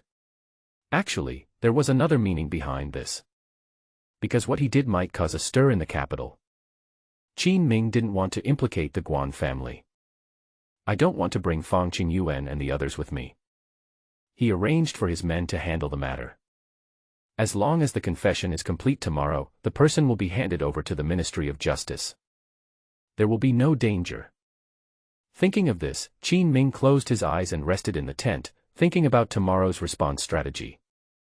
But he didn't know at that moment that the shock in the capital city came faster than he had imagined. After Xiao Pingshan was arrested, a group of people quickly came to the Xineng Palace and found Wang Bao, Concubine Xiao Shufei's personal eunuch. "Eunuch Wang, this is bad. The king of Qin has captured Lord Xiao." When Wang Bao got the news, he was so scared that he jumped up from the bed. "When did it happen?" "Just now." "Not good. Go to the city defense camp and find Chao Xingyang now. Make sure he brings the person back." After thinking about it, Wang Bao still felt it was not safe. He also explained. "Arrange a few more people to ask Huang Yozhong, the assistant minister of the Ministry of War, to write a note and give it to Chao Xingyang." After telling them to leave, Wang Baocai hurried towards the Xineng Palace. "My lady, something terrible has happened." Wang Bao quickly reported the situation. Concubine Xiao Shu didn't bother to listen to the end and immediately asked the palace maid to dress her. "This lunatic. What does he want to do?" "I will go and get them myself. Ask Chao Xingyang to bring them over." "Yes." Wang Bao had followed Concubine Xiao Shufei for many years and had guessed that she would do this. This is how we made sufficient preparations in advance. Before leaving, Concubine Xiao Shu left Wang Bao in the palace and told him, "Go find Sun Lianying now and ask him to inform His Majesty of this." "Yes." When the sky just started to turn pale, Concubine Xiao Shufei rushed to the outside of Wuwei camp. "This is an order from the Ministry of War. Everyone get out of the way." Concubine Xiao Shu yelled angrily at the soldiers guarding outside the military camp. At this time, Qin Ming, who had been waiting here for a long time, slowly walked out of the military camp. Is Concubine Xiao so interested today that she came to visit my military camp before daybreak? Prince Qin, I don't want to say anything else to you. Release Xiao Pingshan. Concubine Xiao Shufei's tone was urgent. She knew that Qin Ming would definitely take revenge on her. But he didn't expect that he would keep biting Xiao Pingshan. It wasn't enough to just beat him, they even captured him and tortured him. Xiao Pingshan and Zhao Jin owe Wu Wei camp more than 70,000 silver coins. Why should I release them if I haven't already done so? Qin Ming was not afraid of Concubine Xiao Shufei. This woman has done a lot of disgusting things over the years. Today was her retribution. Do you have a search warrant? What do you have to arrest people? Concubine Xiao Shu held the military order in her hand and shouted loudly. Chao Xingyang, who was eager to show off in the back, could no longer hold back. He gave an order to the soldiers around him. Push them away. Let the queen in. Let's see who dares. Qin Ming roared and blocked the way outside the military camp. At this time, Lu Chuang and a group of people quickly walked out of the military camp. Your Highness, are you planning to disobey the imperial order? Chao Xingyang threatened in a low voice, his face full of anger.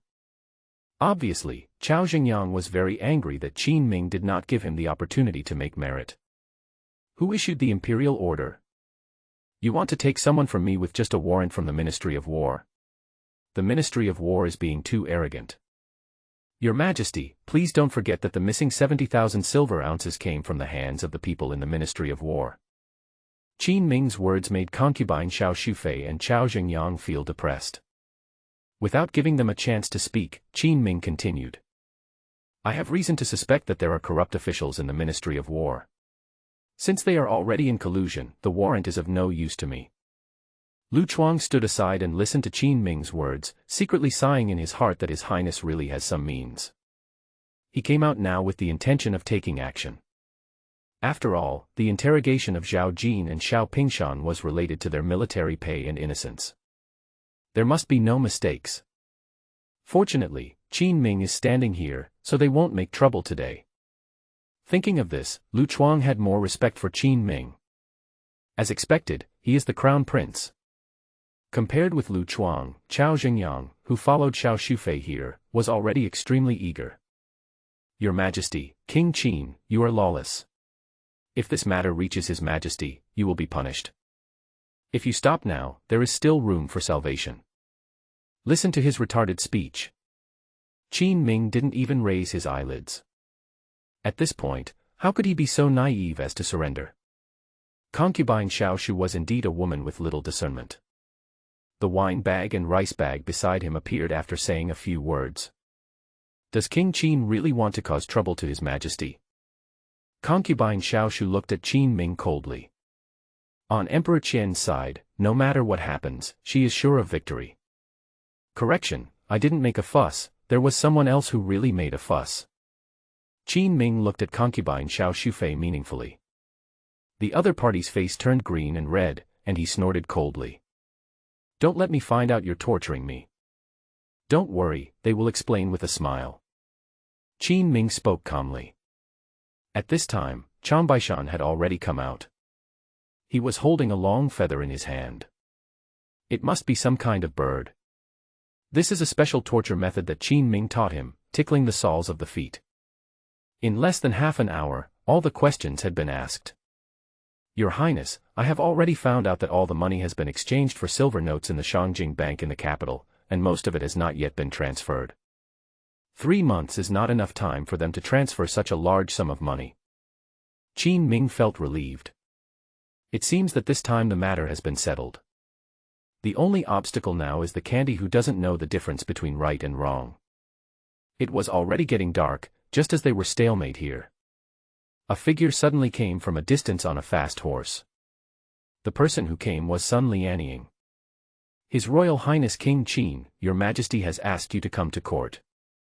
Eunuch Sun, does Your Majesty know what is going on here? Concubine Xiao Shu saw a look of surprise on her face when she saw Sun Lianying. He quickly stepped forward and asked. Sun Lianying nodded. His Majesty only asked His Highness to go to court after knowing what happened last night. Well. Concubine Xiao turned her head, her tone full of resentment. Since your Highness is so conceited, why not go to court with me and bring Pingshan and Zhao Jin with you? Are you afraid? There is nothing left to say between Qin Ming and Concubine Xiao. I am waiting for you in the court. I am sure that your Majesty will make a fair decision. When Concubine Xiao said the word justice, she deliberately emphasized her tone. Qin Ming smiled and said nothing. Sun Lianying looked at him deeply and rode away on a fast horse. Behind him, Lu Chuang asked worriedly. Your Highness, you will go to court today, nothing will happen to you. He knew that Emperor Qian disliked Qin Ming all year round. Today, I killed you first and then reported it. Such a big thing happened. It will definitely displease Emperor Qian. Something happened. It's not me who owes the money, nor is it Wei Camp. Who can touch me? At worst, I'll just have another argument with Lao Deng. Although Lu Chuang didn't know what Lao Deng meant. But looking at Qin Ming's expression, you can tell that this is not a good thing to say. Let's go. Qin Ming threw away his embroidered robe, took Chang Baishan, and went to Beijing in a carriage. Inside the Imperial city, hundreds of officials stood in the court, whispering and discussing. The capital city is neither big nor small. That kind of breaking news can spread overnight. After a night, they already knew what Qin Ming had done last night. Every official was shocked. No need to think too much, today is another eventful day. I guess His Majesty is going to throw something. The King of Qin is here. Someone in the crowd whispered. The court, which was noisy just now, suddenly became completely quiet and you could hear a pin drop. Everyone turned to look outside.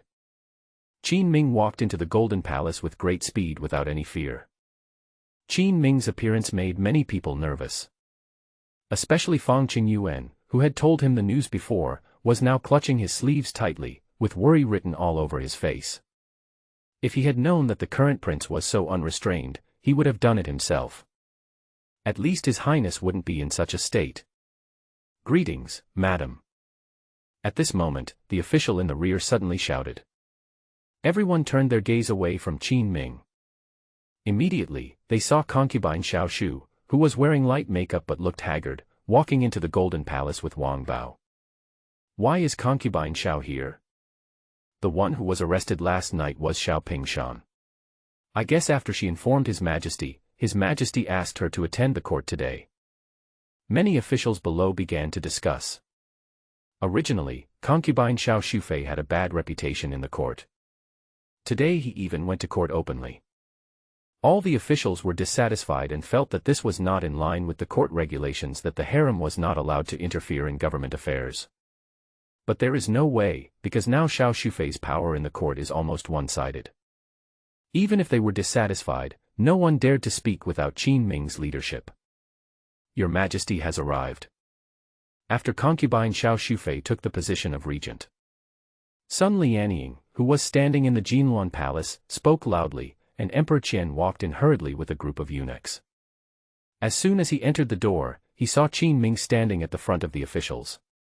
His face, which was already ugly, immediately fell down. Qin Ming didn't react at all, he just stood here quietly, neither sad nor happy. Long live your Majesty, long live, long live. As the process of going to court begins. Emperor Qian waved his hand impatiently, asking everyone to be quiet first. Without any foreshadowing, he yelled directly at Qin Ming. Qin Ming, are you trying to rebel? Father, I don't understand what you mean. Could it be that I did something wrong again? Qin Ming spoke calmly, but there was a hint of thorn in his tone. When did people who were blatantly greedy for money become so awesome? If Emperor Qian dares to speak for Zhao Jin and Xiao Pingshan today, Qin Ming won't mind blasting him to pieces in the court. He is going to Lingnan soon, and he is not afraid of anyone. Emperor Qian also noticed that something was wrong with Qin Ming today. He didn't know why, but it seemed that Qin Ming's character had changed since he stepped down as the crown prince. Why do you arrest people? Emperor Qian was worried about the impact on the court, took a deep breath, suppressed the anger in his heart and questioned Qin Ming. "Father, if you ask me this, why not ask them why they are greedy for money?" Qin Ming asked rhetorically. Chen Shimao below was stunned for a moment and quickly looked at Qian Kai. "How much evidence does your highness have today? It can be so fierce." Meeting Chen Shimao's gaze, Qian Kai also looked shocked, with the corners of his mouth twitching slightly, not understanding the current situation. Seeing his reaction, Chen Shimao trembled and his vision went dark. "Your highness, are you letting yourself go? Presumptuous. Am I asking you, or are you asking me?" Bang. Emperor Qian was so angry that he banged the table in front of him, staring at Qin Ming angrily. Seeing this, Concubine Xiao directly added fuel to the fire. "Your Majesty, Qin Ming did not have a search warrant or even definite evidence, so he arrested people by force and beat them to death. He simply corrupted the court's laws and ignored the court's laws. He must be severely punished." Emperor Qian agreed very much with Concubine Xiao's words. Just as he was about to say something, Chen Shimao immediately stepped forward. "Your Majesty, this is a case of official corruption. Although your highness's handling procedures were problematic, since it has been thoroughly investigated, I think this should not be considered a fault." Lu Yunbua, the right assistant minister of the Ministry of War, sneered and stood up and said, "What the Prime Minister said is really biased. Who said Zhao Jin and Xiao Pingshan are corrupt officials?" The left assistant minister Huang Yozhong also stood up and said, "Even if there was corruption, the case should be investigated by the Ministry of War, the Ministry of Justice, and the Dali Temple. Your Highness is truly disregarding the law and using a very undisciplined method to handle the case." Qin Ming narrowed his eyes and looked at them carefully. The traitor has already jumped out on his own. Huang Yozhong is one, Lu Yunbua is another. Qin Ming's words caused all the officials to discuss. Many people started pointing fingers at them. "Your Highness King Qin, please don't spit on anyone." Lu Yunbua and Huang Yozhong were shocked. Why is this kid like a mad dog, biting anyone he catches? In fact, Qin Ming is right. Zhao Jin has no backer and no one will believe him. The Ministry of War was already on good terms with Concubine Xiao. Even the military salary arrears for 3 months from Wuwei camp were secretly taken away by people from the Ministry of War. These two people who came out to slander Qin Ming must have been instructed by Concubine Xiao. It's a pity that the two guys pushed out by Concubine Xiao were too impatient. He performed too hard and was directly exposed by Qin Ming. That's enough. You keep saying they are corrupt officials, can you provide any evidence?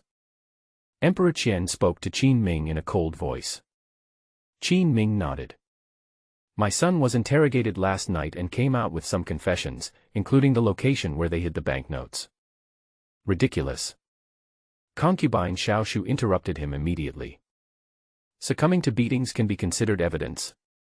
Your Majesty, King Qin arranged for his guards to break into Xiaopingshan's mansion last night and forcibly abducted him. For someone who behaves like His Highness, it is not impossible that after taking him into the Wuwei camp, he could be beaten with even more ruthless methods. Concubine Xiao's words made Emperor Qian nod slowly. Compared to Qin Ming, he trusts his pillow person more. Chao Zishua, the minister of Hubu, was unhappy when he saw Concubine Xiao and people from the Ministry of War besieging Qin Ming. He snorted coldly, stepped forward and said, Your Majesty's statement is untenable. Your Highness just said that the location of the stolen money can be traced. Whether it was a confession under torture or not, we'll know after checking. Concubine Xiao Shufei had already made preparations. Seeing Chao Zishua taking the initiative to mention the stolen money, she sneered. That was the money Xiao Pingshan got from the Xiao family and deposited in a bank outside. When did it become stolen money? Just this morning when she was arguing with Qin Ming in front of Wuwei camp, Concubine Xiao arranged for Wang Bao to deal with the stolen money. Although she took some risks, she has put a lot of effort into laundering the stolen money. With the Xiao family stepping forward to take over, the money from Wuwei camp has now disappeared. No matter how hard they searched, they couldn't find any clues to Zhao Jin and Xiao Pingshan. As for the finale, Concubine Xiao Shufei will continue to make arrangements. Anyway, the clues about Qin Ming have been cut off now. What he said doesn't hold water. Emperor Qian snorted coldly, with a look of disgust on his face. Qin Ming, what else do you have to say? Qin Ming frowned slightly. He did not expect that Xiao Shufei's hands were so fast. Father, I have arranged for people from the Wuwei camp to investigate. If some corrupt officials fail to handle the money, they will leave some traces. We can wait first. Qin Ming had arranged for Lu Chuang to go to the bank before he came. Emperor Qian sneered. Concubine Xiaoshu's explanation is still not clear. At this point, you still want to delay time and find some flimsy evidence to quibble. Why should I quibble? Faced with Emperor Qian, who does not distinguish between right and wrong, Qin Ming's heart skipped a beat and he was ready to curse. But Emperor Qian was even more ruthless and gave the order immediately before Qin Ming could speak. Come here, take down King Qin first. Send him to the Ministry of Punishment for punishment. Zhang Ming, who had been waiting outside with the palace guards for a long time, rushed in impatiently. He suffered a loss at the hands of Qin Ming before. Now is the time for revenge. What's more, Emperor Qian spoke in person. If it falls into my hands today, I must make this former prince suffer a little. Your Highness, come with me. He smiled ferociously and approached Qin Ming. All the officials frowned. Emperor Qian's decision was obviously filled with strong personal emotions. Qin Ming had taken the initiative to collide with Emperor Qian a few times before. The gap between their father and son is also getting deeper and deeper. Today, under the arrangement of concubine Xiaoshu, Qin Ming will be sent to the Ministry of Punishment. I'm afraid he may not be able to get out of the Ministry of Punishment. Qin Ming looked at their actions and laughed. Since Emperor Qian is so careless, then make a fuss. He knows the account books of the Ministry of Accounts, where there are detailed entries of income and expenditure. With these, even the bank can't find anything, and he can still cause trouble in the Jinluan Palace. Just as he was about to speak, Fang Qingyuan, who had been clutching his sleeves, suddenly stopped in front of Zhang Ming. Wait a moment. Your Majesty, I have a script. Emperor Qian was immediately unhappy when he blocked him. Fang Qingyuan. If you have any questions, let's wait until King Qin is dealt with. Your Majesty, this matter is related to the case investigated by King Qin. Old Fang, you are confused. Qin Ming's heart sank. Unexpectedly, Fang Qingyuan stood up in the end. From beginning to end, he never thought about involving Fang Qingyuan. Even if he goes to the Ministry of Household Accounts to check the accounts, Qin Ming will bear the responsibility regardless of whether it is against the rules of the court. But Fang Qingyuan knew all this a long time ago, and even after checking the account books, there was definite evidence. He chose to stand up and resolve the matter as he had told Qin Ming. This is the fastest way. But after doing this, Qin Ming, who left the court, could not protect him. Fang Qingyuan may not be able to survive in the court by then. Fang Qingyuan turned around, looked at Qin Ming, shook his head, and smiled sheepishly. Emperor Qian went crazy. Why, one after another, endless. What are you going to say? Your Majesty, the corruption case investigated by Your Majesty is indeed true. This is the account book that Wei Chen checked and compared with the entries. A lot of money disappeared in the hands of Zhao Xi and Xiao Pingshan. There are also traces of the bank's recent tax payments. The Ministry of War's recent accounting has been ambiguous in several places, all related to Wuwei camp. Fang Qingyuan is very considerate in his work. Tell everything in detail without missing a beat. Concubine Xiaoshu, who was sitting far away, almost had fire in her eyes. She didn't understand why Fang Qingyuan, who had always been tepid, acted like crazy today and stood up to identify Xiao Pingshan and Zhao Jin. Does this have anything to do with Fang Qingyuan? This bastard who can kill 1,000 swords. Emperor Qian's face was even uglier than hers.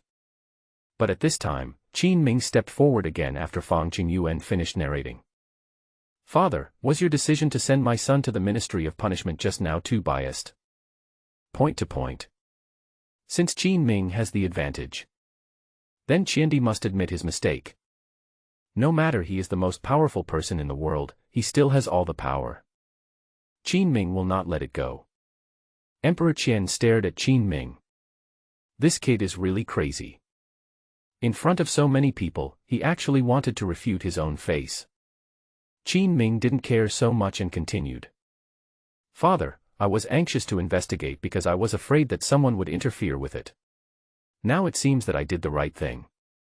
If it hadn't been for Mr. Fang's help today, I'm afraid I would not only have been slandered, but also beaten into submission.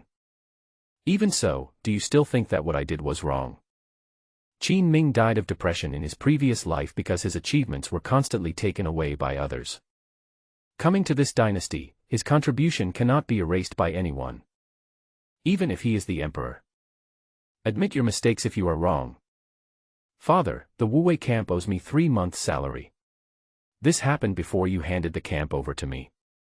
Now that the money has been found, can you return it to me?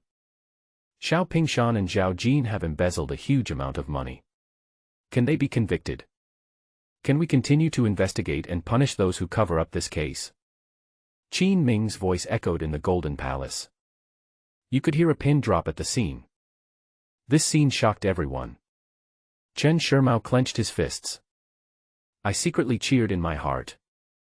If His Highness had been like this, why would he be forced to Lingnan? Faced with Qin Ming's questioning, Emperor Qian didn't speak either, just silent. Concubine Xiao was so distraught that she had thought of countless ways, but they were all rejected one by one. There was already a storm in the hearts of the ministers. Can Emperor Qian and Concubine Xiao be forced to this point? As expected of His Highness the Crown Prince. Seeing that they were silent, Qin Ming bowed.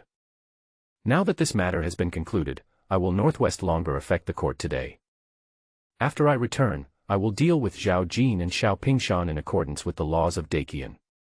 Go to the bank again and get back the military pay belonging to Wuwei camp. The last words were spoken by Qin Ming looking at Concubine Xiao. After suffering from the other party for so many years, it's time to make her pay the price. Concubine Xiao was really panicked. She looked at Emperor Qian with a pale face and a look of prayer on her face. Xiao Pingshan is her only brother, the only child of the Xiao family. So far, he has left no heirs. He can't die. Turning around, Qin Ming finished what he wanted to say and was ready to leave. Emperor Qian's lips trembled and he suddenly stopped him. Etc. Anything else? This case has not yet been completely concluded, so don't touch them yet. When he said this, even Emperor Qian lost his confidence. The gazes of the ministers were like sharp swords, piercing his heart. It was like a deflated rubber ball. In this case, the evidence provided by Fang Qingyuan and Qin Ming is completely sufficient. At this point, I still don't want to admit it. It can only be said that Emperor Qian does favor the person next to him. Is there northwest fairness in the court? Chen Shimao felt upset, and his eyes when looking at Emperor Qian were full of unwillingness and disappointment. Fang Qingyuan raised his head blankly, with disbelief written all over his face. He had been preparing for today for a long time. Emperor Qian had such an attitude. He was also disappointed. Equally disappointed were the 6 officials. Seeing Emperor Qian like this with their own eyes, the justice in their hearts began to gradually collapse. But at this time, a voice suddenly spread throughout the Jinluan palace. Father, why is there no conclusion? The 2 of them must die. This is an explanation for me and Wuwei camp. If you feel that this matter is inconclusive, or if you have found any evidence, it can prove that I was killed by mistake. Come and take my head anytime. The words fell. Qin Ming turned and left. Concubine Xiao's face turned pale. She didn't care about losing her composure and shouted. Your Majesty, the King of Qin disobeyed your order. Please issue an order to punish him. I'm waiting, but please think carefully about what crime you want to punish me with. Although Qin Ming had already walked out of the hall, the voice could be heard from afar. Powerful and fearless. Left the palace. Qin Ming said to Chang Baishan who was guarding outside the door. Come with me to the military camp to pick up the person. Where are you going to pick someone up? Chang Baishan was full of doubts. Today, His Majesty did not quarrel with your Highness and released him so quickly. Something is wrong. At this time, he still didn't know what happened in the court just now. But all the officials in the imperial court knew that a storm was about to break out in the capital. Dare to kill Concubine Xiao's biological brother. Take a senior official from the Ministry of War with you. Before Qin Ming left, he insisted on carrying out a grand revenge. Kaishiku. Beheading at Kaishiku is an old tradition in Dakian. People in this era had few recreational activities.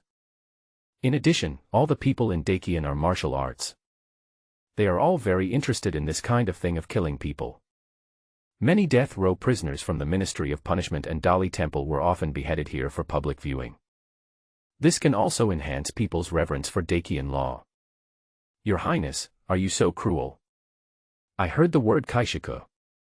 Chang Baishan was stunned. He knew exactly what this place was for. When I have free time on weekdays, I often go to see Chang Baishan, who likes to join in the fun. Ruthless. Qin Ming smiled. Don't you think these people should be killed? Of course he should be killed. Then let's go. Yes. Soon, Qin Ming brought his men to Wuwei camp. After Zhao Jin and Xiao Pingshan were brought out, they looked at each other and immediately felt more confident. Zhao Jin said to Qin Ming bitterly.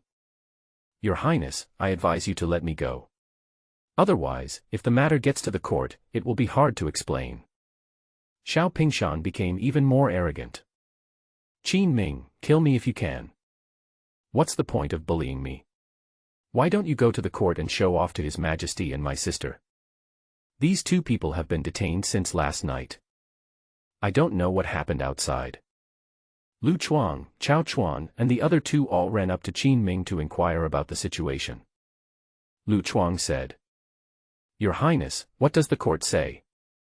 Don't worry about the court's affairs. Have you finished what I asked you to do? Qin Ming chose Lu Chuang, who had the worst temper, to go to the bank to verify. Lu Chuang scratched his head and said. There is no evidence. They insist that this is the Xiao family's money. I. Go now and get the money. Qin Ming glared at him. He found that Lu Chuang was a bit strong in body but simple-minded. Once the other party tried to reason with him, he couldn't win the argument with the people from the money house. Things become very difficult to accomplish.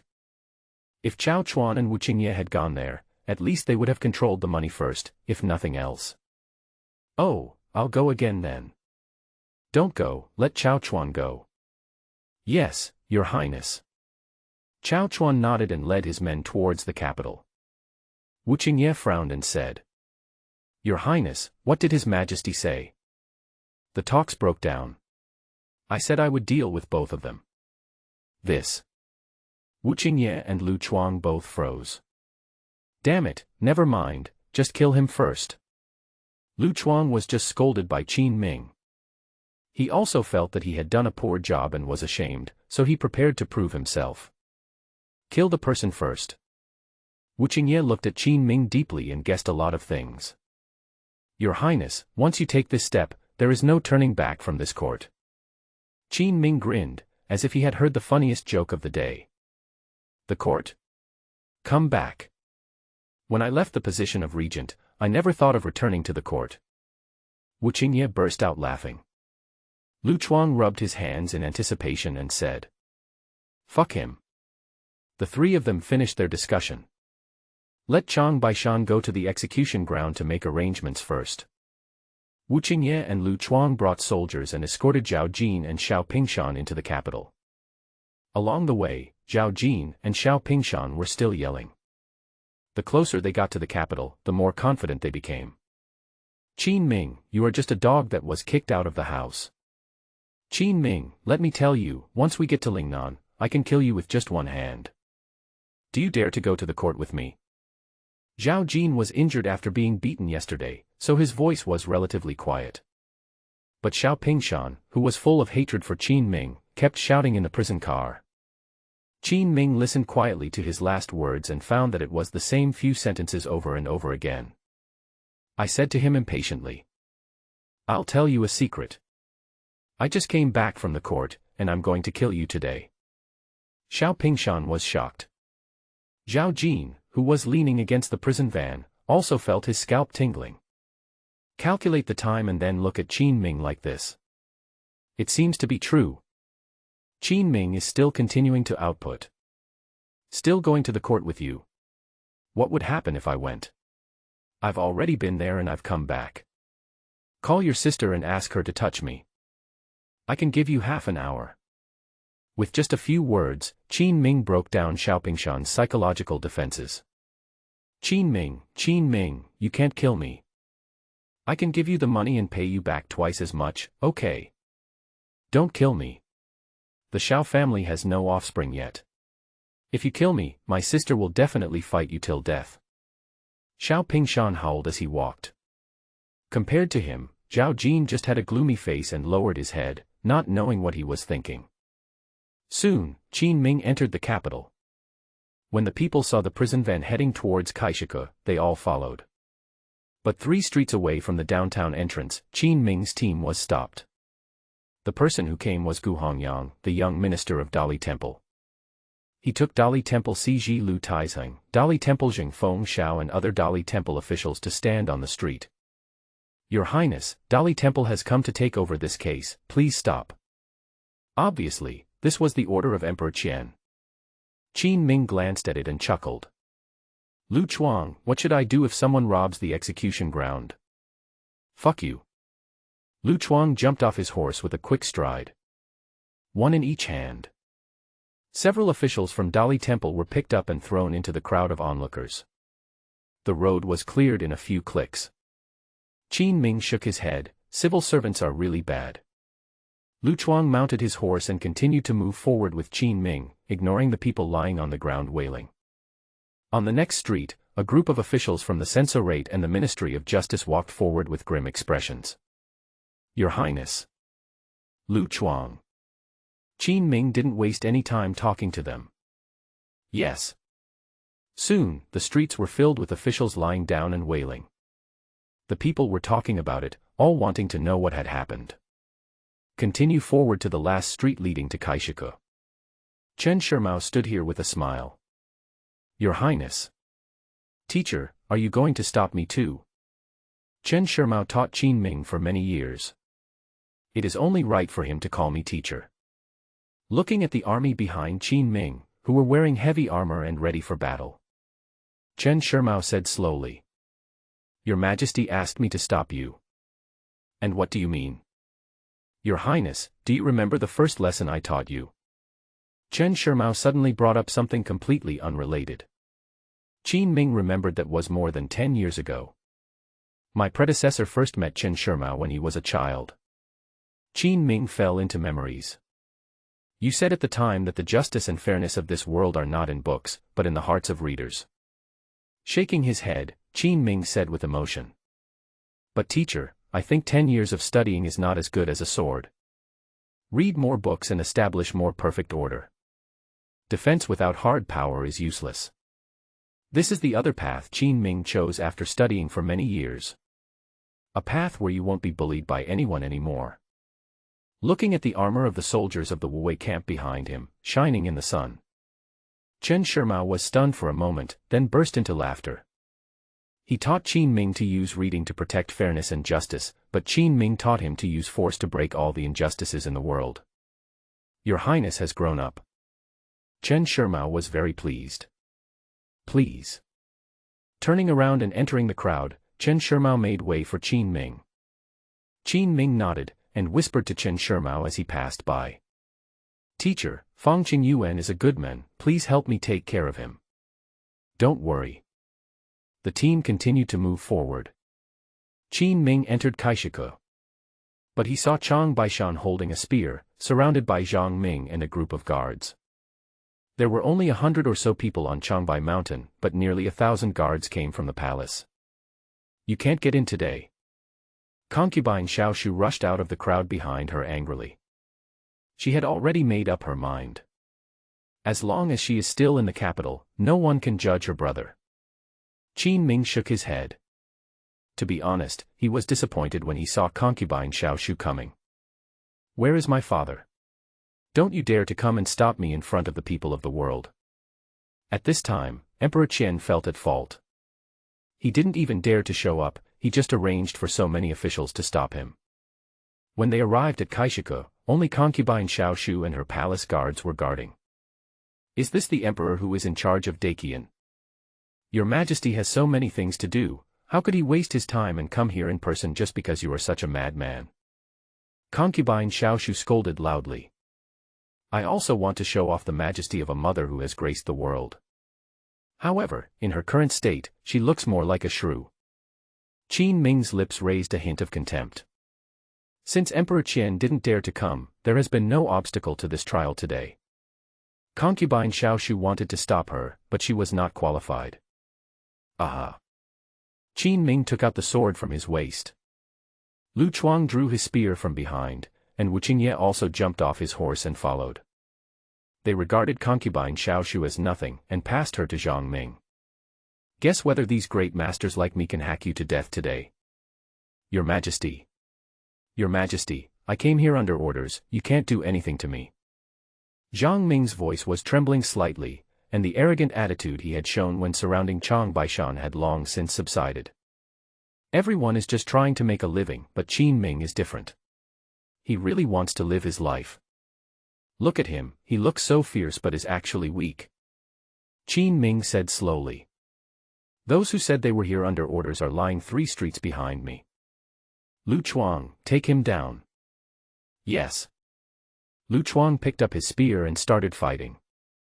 All the surrounding soldiers rushed forward. Qin Ming took a step forward and shouted. Let's see who dares to move. Wu Qingye and the soldiers of Wu Wei camp rushed in quickly. The distance between them was only 10 feet, blocking them clearly. Lu Chuang was a general who had fought in hundreds of battles on the battlefield. Zhang Ming is a flower in a greenhouse, guarding the palace all year round. The difference between the two is obvious. After a few moves, he was hit in the chest by the tail end of the spear. With a pu sound, blood spurted out and he knelt on the ground weakly, his face full of pain. Get out of the way. The leaderless palace guards were pushed aside by Qin Ming rudely. Qin Ming entered the execution ground in the busy city center, carrying Zhao Jin and Xiao Pingshan, whose mouths were gagged. Just now, because Xiao Pingshan was too spineless, he kept shouting and crying. Qin Ming stuffed his mouth. When it was time to execute the sentence, the rags were pulled out. Sister, save me. As soon as he had the chance, Xiao Pingshan howled loudly. Concubine Xiao Shufei kept pushing the palace guards. Hurry up. Hurry up. Hurry up. But the palace guards are also human beings. Zhang Ming, their leader, was almost stabbed to death in front of him. Everyone understands that Qin Ming really dares to kill people. The general of the Wu Wei camp and the prince's personal guards led by Chang Baishan were in charge of the two sides. No one dares to move now. Concubine Xiao Shufei rushed forward in grief and anger, ready to stop Qin Ming's men. But Chang Baishan stepped sideways and blocked the way. My lady, please do not delay the execution. Concubine Xiao was still unwilling to give up and angrily threatened Qin Ming. Qin Ming, if you dare to kill someone, I will make sure you die miserably. When Qin Ming on the execution ground heard this, his face looked a little strange. As expected of siblings, even their threats sound so similar. Unfortunately, I wasn't brought up to be scared.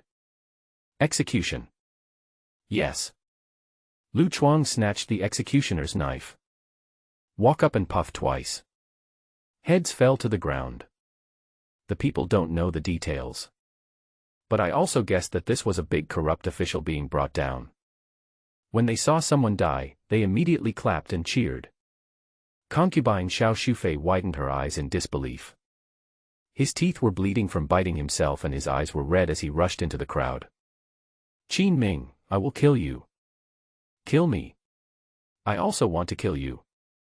Qin Ming looked at Concubine Xiao Shufei coldly. The hatred between the two had already been planted. I don't know how much I have accumulated over the years. He also doesn't mind making some new enemies before leaving. In the distance, a man walked into the execution ground with the palace guards.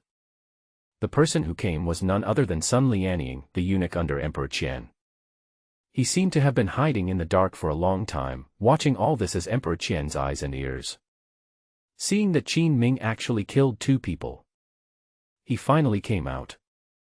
Your Highness, you shouldn't be like this. The person has been killed. If there is any punishment or revenge, just come directly. Qin Ming spoke with a sneer, his usual kindness gone. Sun Lianying shook his head. Your Majesty has no punishment for you. But I have some news for you. Qin Ming frowned slightly. The old eunuch didn't know what kind of medicine was sold in the gourd. But what he said now should also represent Emperor Qian's attitude. It was a way of spreading the word for his cheap father. Qin Ming shrugged. By this time, he had no fear. You said. Sun Lianying took a deep look at Qin Ming. Your Majesty has decided to make King Qin Yu of Jin the Crown Prince. You can go to Lingnan with peace of mind. What? As soon as these words came out, Chang Baishan, Lu Chuang and Wu Qingye all screamed. Emperor Qian is so cruel. Anyone who listens to this will feel chilled in their heart. The establishment of a new crown prince means that Qin Ming will no longer have any relationship with the court. Coupled with the conflict between him and Concubine Xiao, it seems that he is going to hand Concubine Xiao a knife in the future. Let her kill Qin Ming herself. Sun Lianying said to Qin Ming full of pity. In fact, you don't have to go this far. Now that His Majesty is really angry, there is no turning back for anyone. Sun Lianying actually hopes that Qin Ming can realize his mistakes.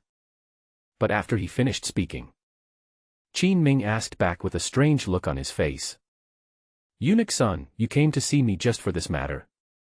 Yes. Sun Lianying was stunned for a moment and nodded in response. The regret that he imagined Qin Ming would feel did not appear. And Qin Ming also laughed out loud. Who the Emperor appoints as the Crown Prince has nothing to do with me. I've already said that I don't want the position of Crown Prince anymore. Why do some people always think that I must be the Crown Prince? Qin Ming was helpless. There were too many people who were too sentimental. Emperor Qian really thought that passing the Crown Prince's position to King Jin would break his mentality. How to say it? A bit humorous. Gone. Turning around, Qin Ming left without any nostalgia. Sun Lianying stood blankly in the distance with a complicated expression. After a long time, he turned around and sighed. With a wave of his hand, Concubine Xiao, who was in a state of madness and kept shouting and cursing, was taken back to the palace. Soon, the news of the prince's change of throne spread throughout the capital. Qin Yu was only 7 or 8 years old, but he became the prince. The ministers talked a lot, guessing that this was Emperor Qian's revenge on Qin Ming. The pending crown prince position has been replaced, and Qin Ming has been completely abandoned since then. Concubine Xiao also became the final winner in the battle for the crown prince. Of course, this depends on the results. In terms of the process, Xiao Shufei was the one who lost the most. His brother was killed. The chess piece in the War Department was killed. All the money was confiscated. Several senior officials of the Ministry of War began to come under scrutiny and cut off their wrists one after another to survive. It is foreseeable that this storm will last for a long time. In the palace, Sun Lianying walked into the Imperial study and reported all the situation. Emperor Qian listened to everything coldly. What's his reaction? There is no response. His Highness King Qin said that he does not want the position of prince. You can give it to whomever you want. Hearing this, Emperor Qian, who was about to express his anger, was suddenly stunned. There was a sense of sadness in my heart. It's like a fist punched with force, just hitting cotton. Why? Why doesn't he even care about the position of prince? Emperor Qian finally understood that until now, he had always been acting on his own initiative. Fantasy Qin Ming also wants to return to the position of prince. Where's the money? Your Highness took it with interest. Sun Lianying was the most respected eunuch around Emperor Qian and had followed him for many years. The service is very reliable. Before meeting Emperor Qian, everything had been investigated. The hands are really dark, this traitor. Emperor Qian gritted his teeth, with anger still lingering on his face. Sun Lianying sighed and suddenly said, His Royal Highness King Qin is a very capable person. Emperor Qian frowned slightly and glared at Sun Lianying displeasedly. What do you mean? This slave is just sighing. Sun Lianying hunched over and did not dare to respond. But after saying these words, how could Emperor Qian not understand? Qin Ming was the only one in the court who had the means and courage to take such action. Anyone who knows the whole process will give a thumbs up in private. Praise the king of Qin for being wise, resisting heavy pressure, and punishing corruption. But Emperor Qian would not praise him.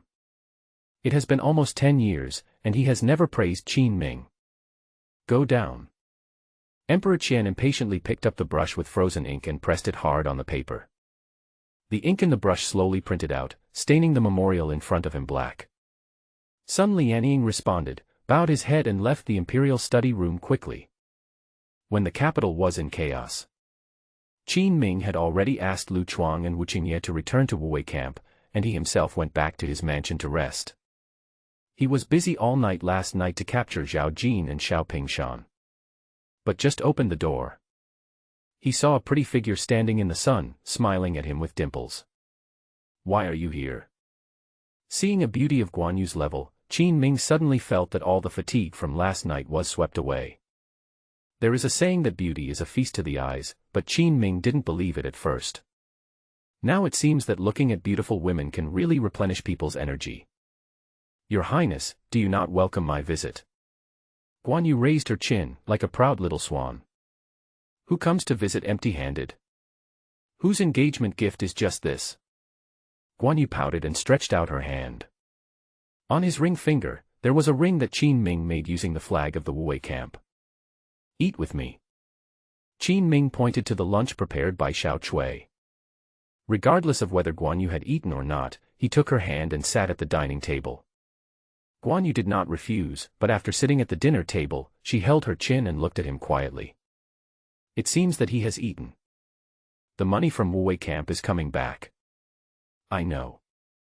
Guan Yu raised the corners of her mouth, with tenderness flashing in her eyes. She learned the news as soon as she woke up this morning. Go to Wuwei camp and watch them distribute military pay. Should I go? Why should I watch them pay the soldiers? Guan Yu asked in confusion. Qin Ming smiled and said, I want to see how many they'll give out. Qin Ming has had contact with them since he took control of the Wuwei camp. But a solid emotional foundation has not yet been established. It is not very convenient to command. This time, Chao Chuan was arranged to get the money and return directly to the military camp after getting it. Qin Ming deliberately did not go back. I just want to see if they will listen to me. The Wuwei battalion is owed 3 months' salary and is in urgent need of payment. But Qin Ming still took out 30% of the silver and reserved it for solving the situation in the army. If they agree with Qin Ming's leadership. Even if he returned to the military camp, he would set aside 30% of the silver and abide by the agreement with Qin Ming. But if they are not particular, they may be impatient to give out the money. A powerful general will join a wise leader. Correspondingly, a capable and wise leader will also test the loyalty of his generals. This is a two-way choice. Then I'll go check it out later. Guan Yu nodded slightly. She couldn't think of so many things. Qin Ming arranged for her to go there because he saw the advantage that she would not attract attention. Qin Ming continued to eat with his head down, but he found that Guan Yu was still holding her chin and looking at him with a smile. Aren't you going to the military camp? I want to stay with you until after dinner. Guan Yu said coquettishly. This look is somewhat similar to the couples in love that Qin Ming often saw in the campus cafeteria in his previous life. However, in this feudal era, Guan Yu's behavior seemed a bit rebellious. She is a brave girl, both in doing things and in treating love. Okay then. Qin Ming shrugged. After finishing the meal, he sent Guan Yu out of the house. Before leaving, Guan Yu was unusually shy, as if she had something to say. Naturally, Qin Ming could not be concealed from this attitude. What's wrong?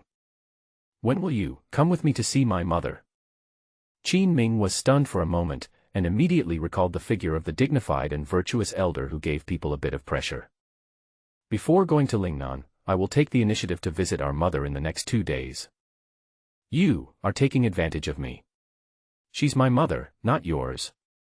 Guan Yu's face turned red and she said something annoyed. But the joy in his tone could not be concealed. Qin Ming has been a human being in 2 lives, so dealing with little girls is a piece of cake for him. After a few words of coaxing, Guan Yu happily left the palace with her hands behind her back and humming. After watching her leave, Qin Ming turned to Chang Baishan, who had been peeking at him and Guan Yu, and said, "Don't hide anymore, go to Wu Wei camp too." Oh, okay. Chang Baishan took 2 steps and suddenly turned back. "Your Highness, what if they don't listen to you and divide all the money?" Qin Ming's expression darkened. He has done his best for the Wu Wei camp.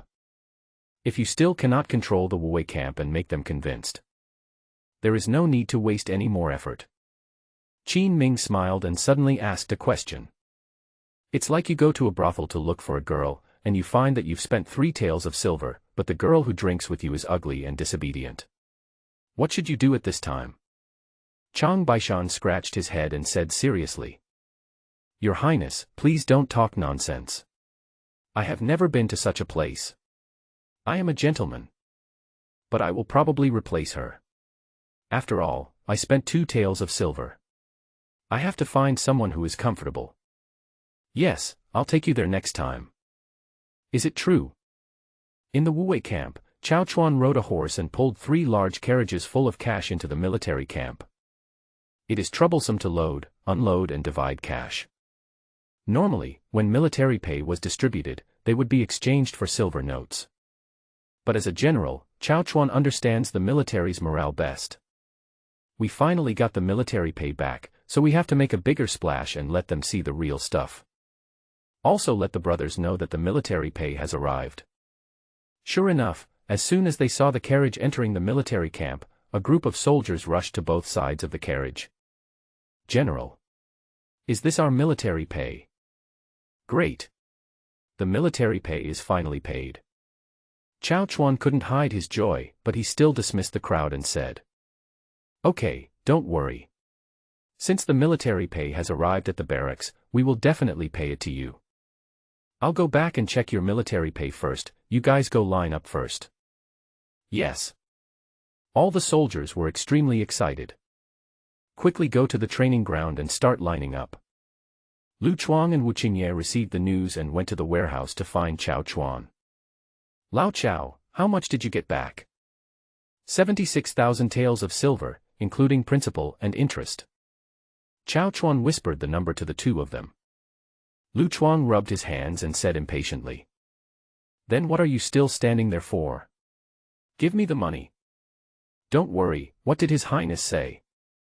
Cao Chuan is also in charge of logistics, although he can now pay the soldiers. But when Qin Ming helped them before, he said that he would take 30%. They must give at least 23,000 taels of silver. This. Lu Chuang and Wu Qingye looked at each other, and both of them became active. "I think if there is no rush, it would be better to give money to the soldiers first." Wu Qingye pondered for a moment and expressed his thoughts. Everyone in the court is skeptical. Even if they don't follow the rules, the worst that can happen next time is that Qin Ming will just have to give them less military pay. The military's money has been taken back, so why would it make sense to deduct some of it and then pay it out later? Lu Chuang nodded and said, "Old Wu is right.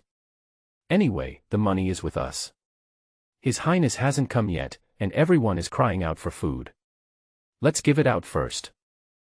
Cao Chuan frowned and looked at them. It is true that the army is anxious, but 2 months of payment is enough to keep them from causing trouble. You all know His Highness' temper. He won't do without his money. Lu Chuang said impatiently. "Originally, this money doesn't belong to your Highness, it belongs to our Wu Wei camp. Why are there so many things to do? I think it's okay to give it out first." He has a quick temper. But after hearing these words, Wu Qingye pondered and said, "His Highness has indeed helped us a lot, but I can't see through his mind. If he really wants to help us, it's okay to keep the money for him. I'm afraid he will take advantage of the situation to attack our Wu Wei camp, and no one will care about us when he goes to Lingnan. If that happens, we will end up with no one to care about us. Wouldn't that be embarrassing for us?" Cao Chuan and Lu Chuang were both silent. This is what they are afraid of. The prince is well known and has been regent for many years, so he has seen many ups and downs. It's normal that you don't really care about Wu Wei camp. Lao Chao, I'm just expressing my concerns. You should make the decision. I will support you. After Wu Qingye finished speaking, Lu Chuang and Chao Chuan stopped talking. He immediately sighed in embarrassment and looked at Chao Chuan. Lu Chuang also knew that they had many considerations. He himself was a rough and crude man, and if he said too much, it would affect Chao Chuan, so he simply continued. Lao Chao, you are the most thoughtful among the three of us. You make the decision, and the brothers will listen. Chao Chuan remained silent. He was under a lot of pressure about whether to deduct the military pay of tens of thousands of taels of silver. Three uncles, what are you doing? Just then, a voice came from outside. Guan Yu opened the tent and walked in. She had often come to Wu Wei camp since she was a child and was familiar with every place there. Coming back is almost like going home. Xiaoye, you're here. The tense atmosphere between the three people was eased somewhat by Guan Yu's arrival. I heard that the money for the military camp has been recovered. Guan Yu didn't know about the deal between Qin Ming and Wu Wei camp. He just asked with a happy face. Yes, did His Highness say anything to you? No, I heard about this happy event and came to see it myself. Seeing Guan Yu looking confused, Wu Qingye was delighted. After exchanging a glance with Lu Chuang, the three of them understood what he meant. If they distributed all the money, it would definitely anger Qin Ming. But if Guan Yu were to send the money out, Qin Ming didn't know what to say. After all, Guan Yu is his fiancé. Lu Chuang and Wu Qingye both looked at Chao Chuan with anticipation. Chao Chuan suddenly thought of something and smiled bitterly. Xiaoye, His Highness said before that he would leave 23,000 taels of silver. Go back and let His Highness know and tell him that we have kept it. Guan Yu's beautiful eyes moved, and although she was a little confused, she still nodded and said obediently. Oh, I see. Watching Guan Yu walk out the door, Lu Chuang asked Chao Chuan in confusion. Have you decided to give His Highness the money? Well, our prince is very thoughtful. I dare not speak first. Chao Chuan spoke softly, sighing as he watched Guan Yu walking away. Wu Qingye understood what he meant instantly. Your Highness did not come, but asked Xiaoye to come, and also revealed that she did not know about the 30% of the military pay. Is this a test to lure us to pay out all the military pay? Chao Chuan nodded and said. Well, after going to Lingnan, he probably won't give up Wu Wei camp. As long as the moon is there, their worries are unfounded. At this stage, Guan Yu is the bridge between Qin Ming and Wu Wei camp. As long as she was there, Qin Ming would not do as they thought and just come to Wu Wei camp to take advantage of the situation and then ignore them. It's ridiculous that we're still discussing this for so long. When Chao Chuan thought that Qin Ming had seen through their thoughts long ago, he suddenly felt a chill on his back. Fortunately, Guan Yu's arrival gave him a chance to make amends. What do you mean? Among the three, only Lu Chuang didn't think too much about it. He just felt confused and he was the only one who didn't understand. He suddenly felt annoyed. He pulled Wu Qingye and asked him. Wu Qingye glared at him and said. Okay, just work hard and know that His Highness will not treat us unfairly. Real. It should be true. Soon, the Wu Wei camp began to distribute money. When Chang Baishan arrived here, he saw that Chao Chuan had honestly left more than 20,000 silver coins for Qin Ming. I felt relieved immediately. Everyone, you did a great job. He was the second preparation Qin Ming made. If Wu Wei camp had really divided the money without permission, there wouldn't be much harmony among us today. After recording the silver on the Wu Wei camp's account, he took Guan Yu back to the palace. Your Highness, the money is here. Qin Ming nodded indifferently, as if he didn't think there was anything wrong with it. Since the Wu Wei battalion has followed him, it is natural for them to obey his orders.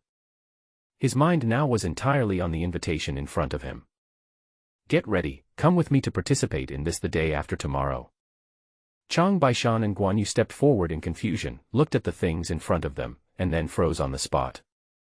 His Majesty asked you to attend His Royal Highness Prince Jin's Crown Prince ceremony. It's too much. Yes. Qin Ming nodded slowly. For Qin Ming, it doesn't matter whose family the crown prince falls to.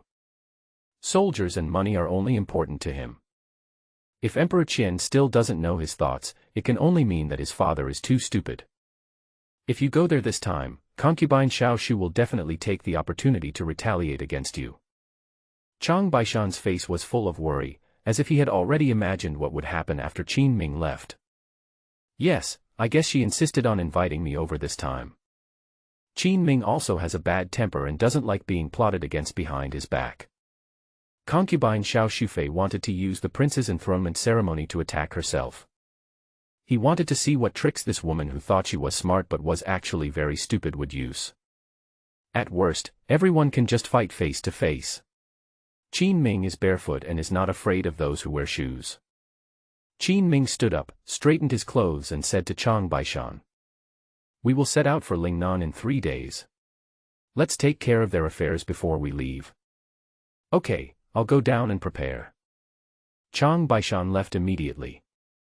Guan Yu looked at Qin Ming, who had a calm expression and was not at all moved by the news, and asked doubtfully, "Leaving in 3 days? Then my mother." "Let's go, I'll go talk to our mother." Qin Ming knew that he and Guan Yu would eventually have to face the marriage. "Really? I heard that Qin Ming did not refuse and even took the initiative to bring it up." Guan Yu smiled with her eyebrows curved, her little face filled with happiness. Leaning her soft body against Qin Ming, Guan Yu took his arm and was about to go out. "If you go out like this and people on the street see you, they'll say you're immoral." Qin Ming smelled a fragrance unique to young girls and teased her with a smile. "I'm not one of those hypocritical ladies who just lets others say whatever they want." After a pause, Guan Yu, who was sitting in the carriage, continued. "Besides, you were so intimate with Xiao Cui back then, and I haven't said you were immoral." Qin Ming's old face turned red. "Doesn't this world support having 3 wives and 4 concubines? I was just playing around with Xiao Cui and haven't done anything yet." Thinking of this, Qin Ming said nonsense casually. "Xiao Cui has a backache from working before. I also know a little bit about medicine, so it is my duty to help her." "Humph, my waist hurts too. Let me see your medical skills. You need another treatment for this." Qin Ming reached out and held Guan Yu in his arms, gently touching her smooth and white calves. "You bastard." Guan Yu gently stretched out her hand and was about to push Qin Ming away. Qin Ming quickly mobilized his limited medical knowledge, pointed at her calf and said confidently, "This place is called Zhongdu, this is called Zisanli, take off your shoes. Yes, this is called Yongquan." As he spoke, Qin Ming took off Guan Yu's boots and socks. Guan Yu is a girl who loves cleanliness. The little feet are fragrant and soft, and feel very comfortable to touch. Qin Ming spoke very seriously and he actually guessed a few things correctly. Guan Yu pouted doubtfully. "You know what, this shameless guy's massage feels quite comfortable." Just then, the driver shouted in front. "Your Highness, we have arrived at the Guan mansion." Guan Yu quickly straightened her expression, broke away from Qin Ming who was still reluctant to leave, and put on her shoes and socks. Qin Ming said sincerely, "I have many more tricks, we can discuss more later." Guan Yu seemed to have a sixth sense that belonged to women. She rolled her eyes at him and suddenly asked angrily, "How many girls have you said that to?" "Just you." Qin Ming responded firmly without hesitation. "Real fidelity. Let's go." Although she pretended to be arrogant, she was the first person to say this to Qin Ming. Guan Yu was still a little happy in her heart. There has been no news of the prince being close to women in recent years, so what he said must be true. In fact, she didn't know that Qin Ming had used the same words to give Xiao Cui a massage 2 days ago. It means that he has lived his life over again, and his skin has become so thick that he can coax a girl like this. Enter Guan Mansion. The return of Qin Ming and Guan Yu made the atmosphere in this place become much more solemn. Chen was sitting in the courtyard and didn't seem surprised to see the 2 people coming. "Your Highness is here, please sit down." "Mother." Guan Yu walked forward and took Chen's arm. Ming smiled and asked the driver to put the gifts he brought aside. He sat down in front of Chen. Your Highness, are you here today for something? To be honest, I want to take Xiaoye to Lingnan. There are so many talented people in Wei camp, why do you have to take Xiaoye with you? What Ming was thinking in his heart was to marry Guan Yu, this super beauty, as his wife. But if we say this, Chen will definitely not be able to pass this test. So he said seriously. In order to continue the Guan family and Wei camp. You've said all these nice words. Several men in the Guan family died in the battle, and you're the only one left, Xiaoye, and you're going to take her to the battlefield. Chen's tone was unfriendly. No mother wanted to see her child die on the battlefield. Don't talk about the glory and reputation of Wei camp. Those are all empty words. They are for the living to see. Being alive is the most important thing. When a person dies, everything is gone. Just like that dead ghost in our family. Ming was silent. Chen is right. Guan Yu was so anxious that tears welled up in her eyes. If my mother doesn't agree, then everything is over. Even if Ming and I were in love with each other, it would be impossible for us to go to Lingnan. After a long silence, Ming smiled bitterly and said, Actually, I don't want Xiaoye to go to the war. I'll do this. Then why do you have to take her there? Chen's face remained gloomy. Ming's lies were good enough to fool a little girl like Guan Yu. It is impossible to fool Chen.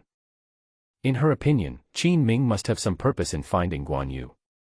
Maybe he values the Guan family's prestige and connections in the military camp.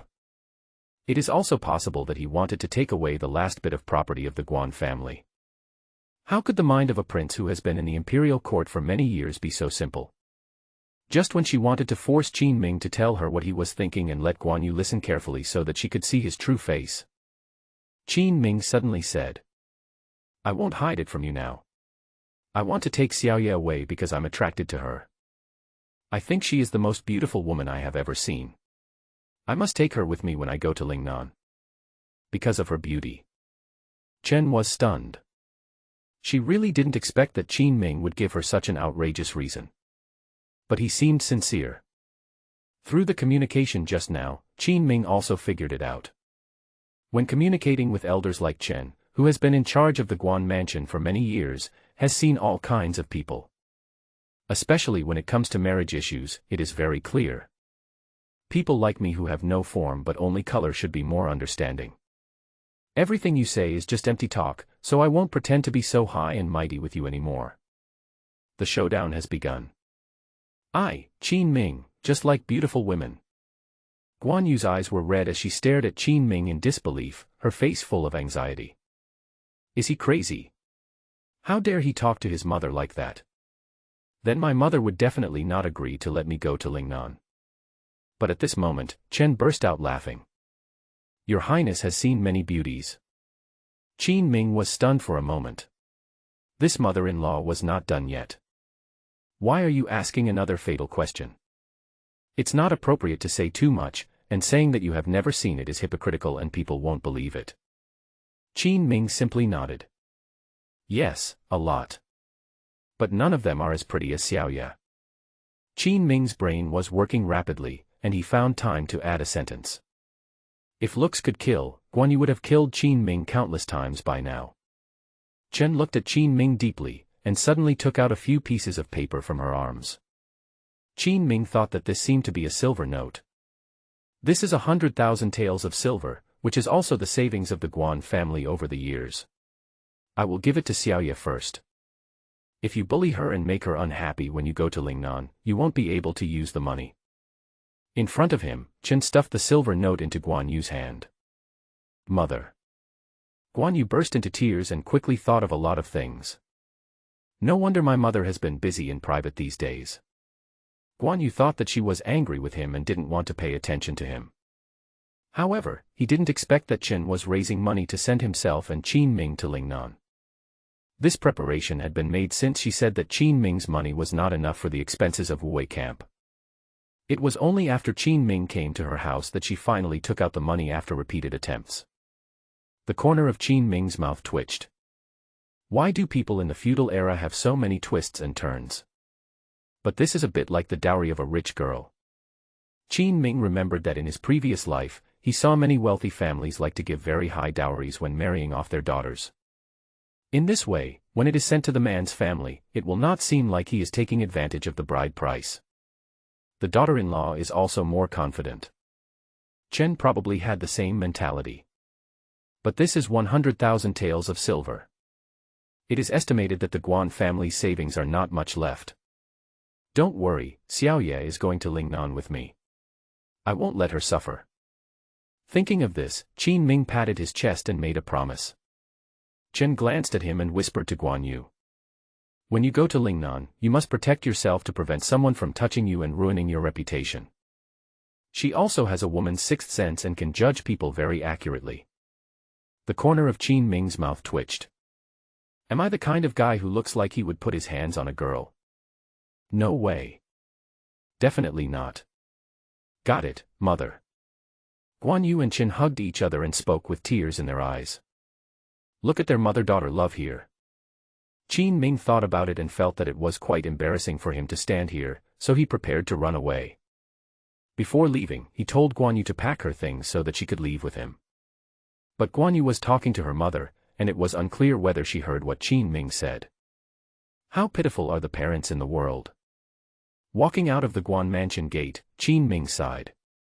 But he saw officials from the Dali Temple and the Ministry of Justice scattered on the streets, walking hurriedly from shop to shop.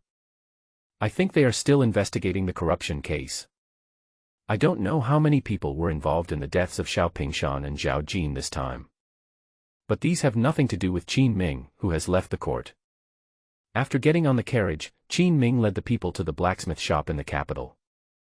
You craftsmen, how much would it cost to buy them all? He is about to go to Lingnan. Qin Ming currently has less than 100,000 taels of silver.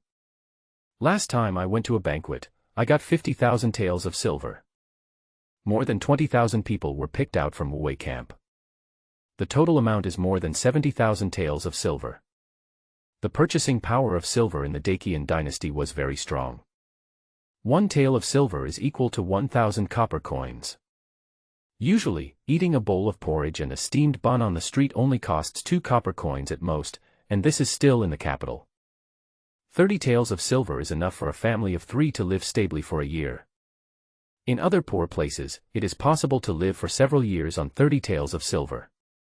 So after Qin Ming raised this question, the master of the blacksmith shop thought for a moment, then pointed to the apprentices behind him who were trying to make a living and said, Sir, we don't sell ourselves, but if you want to find help with casting, these apprentices are fine. They are all refugees and orphans, so it doesn't matter where they go. Hearing this, Qin Ming frowned slightly. He had to start working when he went to Lingnan, and finding these apprentices might not be able to meet his requirements. I want all of you. Name your price and come with me to work somewhere else. No, this is the only place we live. We won't leave. The people in the blacksmith shop were in a dilemma. Several of the old masters here have worked here for many years. Received a lot of care from the boss. In this day and age, if you want to make a living, you have to rely on the favors you have accumulated over the years. Ah, it seems you are still keeping a straight face. Qin Ming shook his head and sighed, but did not leave. The master gets 10 taels of silver a month, and the apprentice gets 3 taels a month. Come with me if you can. You are. Several old masters spoke hesitantly. In fact, some of them are already moved. They work here, and some old masters only earn 3 or 5 taels of silver a month. Qin Ming more than tripled their salary, which was very attractive. Although they were tempted, no one agreed due to face concerns. Not enough. One cannot be greedy. The master gets 12 taels, and the apprentice gets 4 taels. This is my last chance. If no one comes, I'll leave. Qin Ming spoke coldly. This is the maximum he can accept. He needs at least 200 to 300 craftsmen. The expenses on these people alone would cost several thousand taels of silver every month. Any higher would be unbearable. To forge weapons and equipment, you also need to buy our materials, and building a foundry also costs money.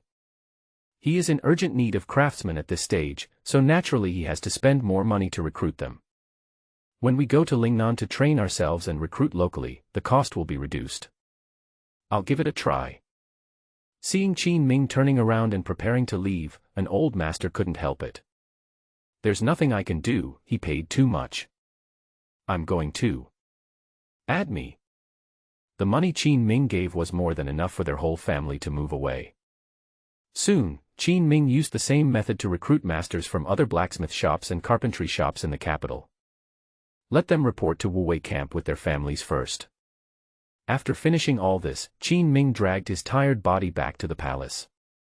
Sitting in his study, he counted his expenses. His expression suddenly changed and the corners of his mouth twitched slightly. The money is still not enough. Mr. Chang, come here for a moment. Walking out the door, Qin Ming shouted at the front yard from the porch. Chang Baishan soon came in front of Qin Ming. What is it, Your Highness? Where are my land deeds and land deeds? Go to the warehouse and look for them and bring them all over. What are you doing? Please gather some money. Damn it, we are so poor. Qin Ming smacked his lips and said unhappily. It's not that he doesn't want to marry Guan Yu, but he has nothing now. Marriage always involves a banquet, and my predecessor had been a cheerful and charitable person for many years. As a result, after Qin Ming came to Daqian, he couldn't get out this little money. Chang Baishan caresses his forehead and sighs. The day has finally come, Your Highness.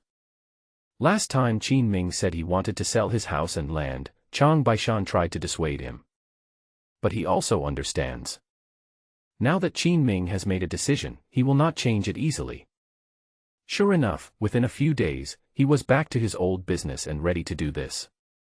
Qin Ming patted his shoulder and said firmly. I have made up my mind, we will start selling it tomorrow. A master once said that money is like water in a sponge. If you squeeze it, you will get it. When arranging people to sell things in Changbai Mountain, Qin Ming also came to the Imperial city the next morning to attend the prince's enthronement ceremony. Because today is the auspicious day when King Jin Qin Yu takes over the position of crown prince. Concubine Xiao Shufei, who was already extremely favored in the palace, arranged for Wang Bao to arrange the standards of each ritual to the highest level. When Qin Ming arrived at the gate of the palace, what comes into view is a scene of flowers blooming along the road and hundreds of palace maids and eunuchs guarding both sides of the road. She was willing to put on a show. All the money the court had plundered from the people was squandered by this vixen. What a sin among sins! Qin Ming stood at the palace gate and was not in a hurry to go in. Just like the old man at the entrance of the village, he would comment on everything he saw. He was the only one who dared to say these words.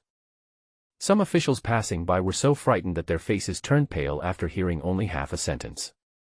He hurried away, fearing that these rebellious remarks would befall him. Qin Ming, however, was enjoying the show. Calling one by one. Master Zhang, do you think this is extravagant and wasteful? Do you think my description of me as a vixen is accurate? Master Sun, please stop running. Aren't you afraid of hurting your back by running so fast at your age? Soon, the officials who came to attend the enthronement ceremony heard the news. When everyone entered the palace, they quickly moved away from Qin Ming when they saw him. If I can't afford to offend you, can I avoid you? It may also be that the gossip Qin Ming said was too harsh. Wang Bao quickly arrived at the palace gate. Qin Ming looked relaxed in front of the palace gate, wandering around like a street gangster. He hurried forward and said with a headache. Your Highness, Prince Qin, why don't you come in? The enthronement ceremony will begin soon. Please follow me. Why are you in such a hurry? It's a big deal for King Jin to be crowned as the crown prince. As his elder brother, I naturally have to help him take care of the details. Only then did Qin Ming slowly enter the palace gate.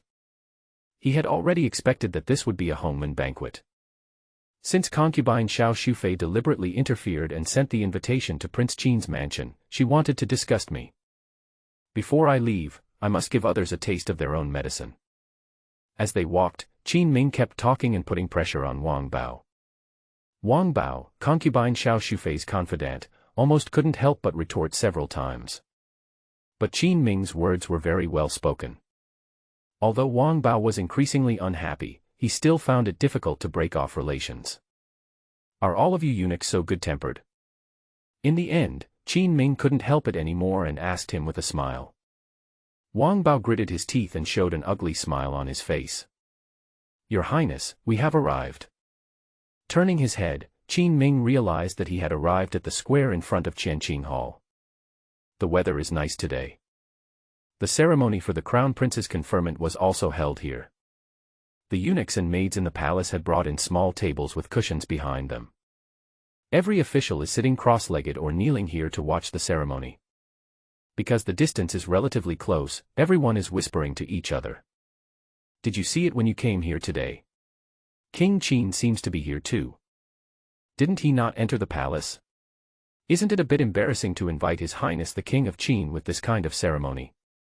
Xiao Pingshan just died 2 days ago, and concubine Xiao is still holding a grudge against him. She will definitely show. Keep your voice down. Several sharp-eyed officials have noticed Qin Ming's figure appearing in the distance. Where should I sit, Eunuch Wang? Qin Ming took a quick look and found that at least the 3 rows in front were occupied by officials at all levels. With a thought in his mind, he had already guessed concubine Xiao Shufei's first method. Wang Bao smiled and pointed to the seats in the back rows.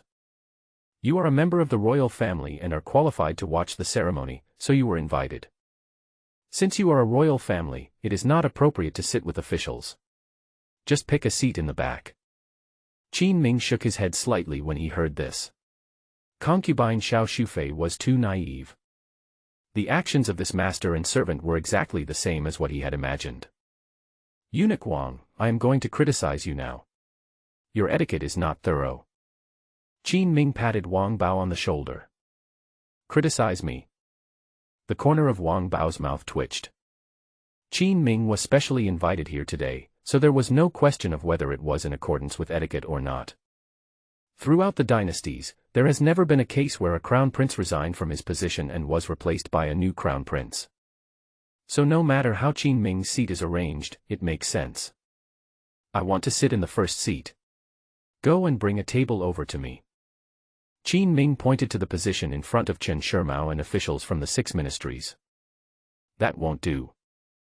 Being outmaneuvered by Qin Ming, Wang Bao immediately shook his head like a rattle.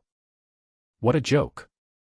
If Qin Ming went over, the originally square seats for officials would suddenly become larger. Let's not talk about whether it complies with the rules or not. Your Majesty and the Queen will be so angry that they will die when they see Qin Ming taking the lead. I am a member of the royal family and the former crown prince. Logically, I should be the first among the officials to congratulate the King of Qin. What's the point of sitting in the back? How can I send my blessings? Qin Ming spoke earnestly. Wang Bao was stunned by what he said. While he was thinking about how to respond to me, Qin Ming has already called over a few young eunuchs. Hey, come here and put this table in front of the Prime Minister. Yes, right, on that raised spot. The young eunuch knew Qin Ming's identity. He nodded woodenly and then arranged the positions according to Qin Ming's instructions. Okay, you can go down and get busy too. Qin Ming explained to Wang Bao. Ignoring him, she sat down in front of Chen Shimao, and turned around and asked politely. Teacher, if I sit here, will it block your view of the ceremony? No problem. Chen Shimao smiled and responded gently. Qian Kai smacked his lips and said to Qin Ming. Your Highness, you are getting more and more courageous. Today we are in a sea of fire and swords. I thought you would not come here. What's the use of mountains of swords and seas of fire? It's impossible to kill me directly, so I have to come to the banquet and have fun. Behind Qian Kai, Chao Zixua, the minister of the Ministry of Revenue, who was 1 row away from Qin Ming, poked his head out and said, Your Highness, aren't you afraid that there will be another big commotion like the last few days? That depends on how big a fuss that Vixen wants to make. But it's useless to make a fuss. I'm in Lingnan now, so I don't care about the flood. Qin Ming responded with a smile. Several people laughed softly. The originally depressing atmosphere when watching the new crown prince's conferment today has eased a bit. At this time, Sun Lianying came here. Your Majesty is here. With his shout, Emperor Qian and Concubine Xiao came to the scene with the young King Qin Yu of Jin. Standing on the long steps, they looked at the officials sitting below. Suddenly I noticed a strange guy. Among the neat square seats, a person appeared alone and sat at the front. In a row. Needless to say, this person is Qin Ming. Even heavy rouge and gouache could not hide Xiao Shufei's slumped face. Qin Ming is so arrogant. Before he made a move, he took his position at the front, with an attitude that said the comer was unkind. Clenching her fists, Xiao Shufei turned to Emperor Qian and said, "Your Majesty, look at him." On this occasion, Concubine Xiao did not dare to confront Qin Ming face to face. Qin Ming is going to Lingnan soon and is not afraid of anything. If I am unable to get off the stage, today's conferment ceremony will be stained again. Qin Yu beside him will definitely lose his majesty. Emperor Qian understood the idea and said to Qin Ming in a cold voice, "Qin Ming, what are you doing sitting there?" "Father, there is no place for my son to attend the ceremony. Since I am the former prince, I have no choice but to sit here." No space left. Emperor Qian was stunned for a moment. Then he looked at Concubine Xiao. This time, it was Concubine Xiao who insisted on inviting Qin Ming to come over. Thinking that her brother had just died, she definitely wanted to take it out on Qin Ming. Emperor Qian agreed to this request. Concubine Xiao and Wang Bao were also asked to work with people from the Ministry of Rites to arrange the ceremony. Who would have known that something like this would happen right after arriving at the scene? "Your Majesty, I have some servants left, but His Highness doesn't want to sit down." He even arranged his seat at the front. Wang Bao quickly stepped forward to explain, and threw the blame entirely on Qin Ming's head. "My king has a distinguished status, how can I sit in the back row?" This is the first time Qin Ming has put on a show since he came to this world. But it feels pretty good. As the king of Qin, Qin Ming's status is still very high even if Emperor Qian doesn't want to admit it. But Qiandi is partial. At this time he frowned and said, "What's wrong with sitting in the back?" "No, I won't go either." Qin Ming's attitude was like, "What do you want me to do to you?" Emperor Qian's fire came up with a bang. "You can do whatever you want in this court. It's not like some people can arrange whatever they want, right?" Seeing the commotion, Qin Ming didn't feel any fear, but instead was a little excited. As a prince, Emperor Qian couldn't directly kill Qin Ming. It is even less possible to impose penalties. Qin and Ming dynasties have gone to Lingnan, what punishment can Emperor Qian impose? It's nothing more than the court not giving money or food. For Qin Ming, who had taken tens of thousands of taels of silver from the Imperial court, these were nothing but trivial matters. "You traitor, do you want to throw someone into the court?" Emperor Qian pointed at Qin Ming and shouted loudly with trembling fingers. "Father, I am not embarrassed. Those who fail to arrange their positions and do not abide by etiquette and our royal status are the ones who will embarrass you the most." Qin Ming spoke calmly. "Urgent. Emperor Qian must be anxious." The surrounding officials, like Qin Ming, were not in a hurry and looked like they were just eating the melon. In their eyes, today's conferment ceremony is quite ridiculous. The king of Jin was granted the title, and the replacement of the crown prince as Emperor Qian was really meaningless. In other words, putting the king of Jin on the throne first has no meaning for the government. How can a kid of this age do anything bad in government affairs? This operation only made Concubine Xiao's power stronger, that's all. Of course, the couple may also have some revenge on Qin Ming. But when Qin Ming came over today, how could he look the least bit angry? He just came here to stir up trouble. It even got more and more fun.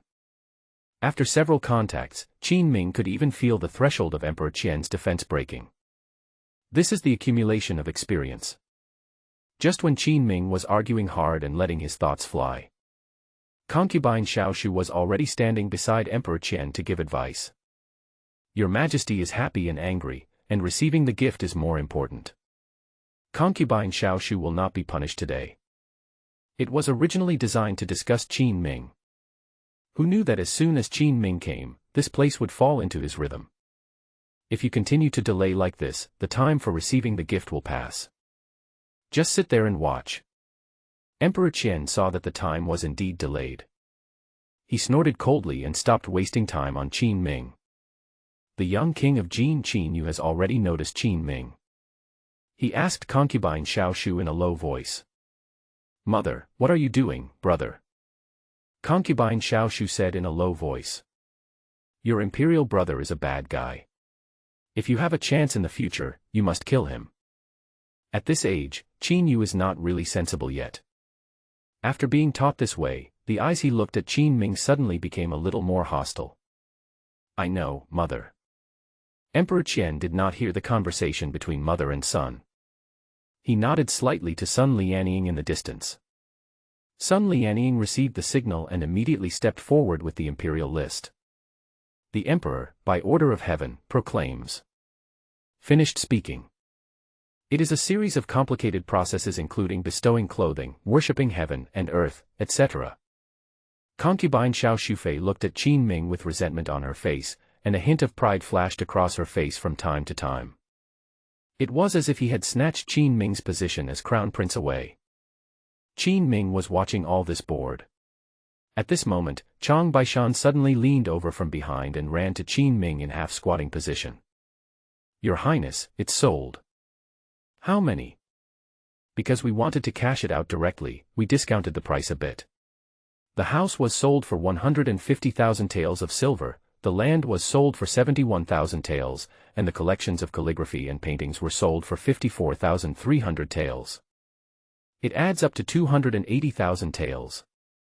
This number made Qin Ming's face turn black. He is the crown prince of a country, and he has worked diligently for so many years. In the end, all the money was taken out, and there was less than 300,000 taels of silver. It must be that the stubborn emperor is too partial, which is why he has not been able to get oil and water for so many years. Thinking of this, Qin Ming raised his head and glared at Emperor Qian. Emperor Qian also looked at Qin Ming from time to time, and suddenly noticed Qin Ming staring at him. He was stunned for a moment and realized that this kid was really capable. But then came confusion. Why did Qin Ming suddenly hate himself so much?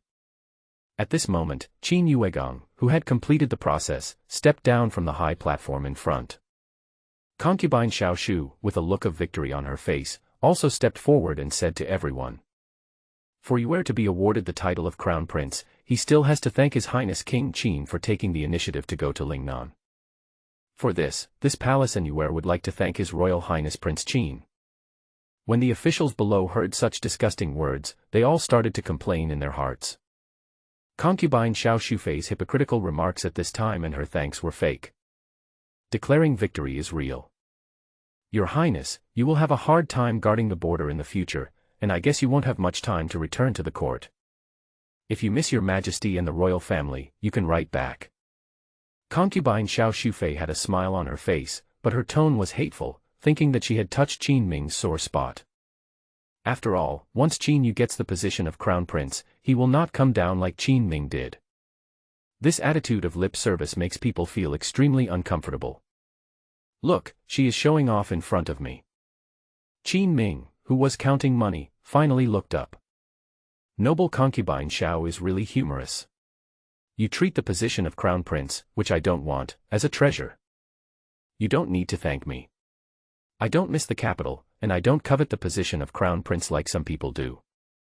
Here is the banknote I just exchanged. Do you know where it came from? As he spoke, Qin Ming shook the thick stack of silver bills in his hand and asked with a smile. Concubine Xiao was stunned and asked subconsciously. Where did it come from? Of course I'm selling my land and house. I'm not afraid of being laughed at when I say this. I have worked for my father for so many years, but I am truly a clean-handed person. I have spent all my family wealth in exchange for only 280,000 taels of silver. If you calculate this way, it's not even enough to build a palace. I remember that, oh, right, the Yangxin Palace.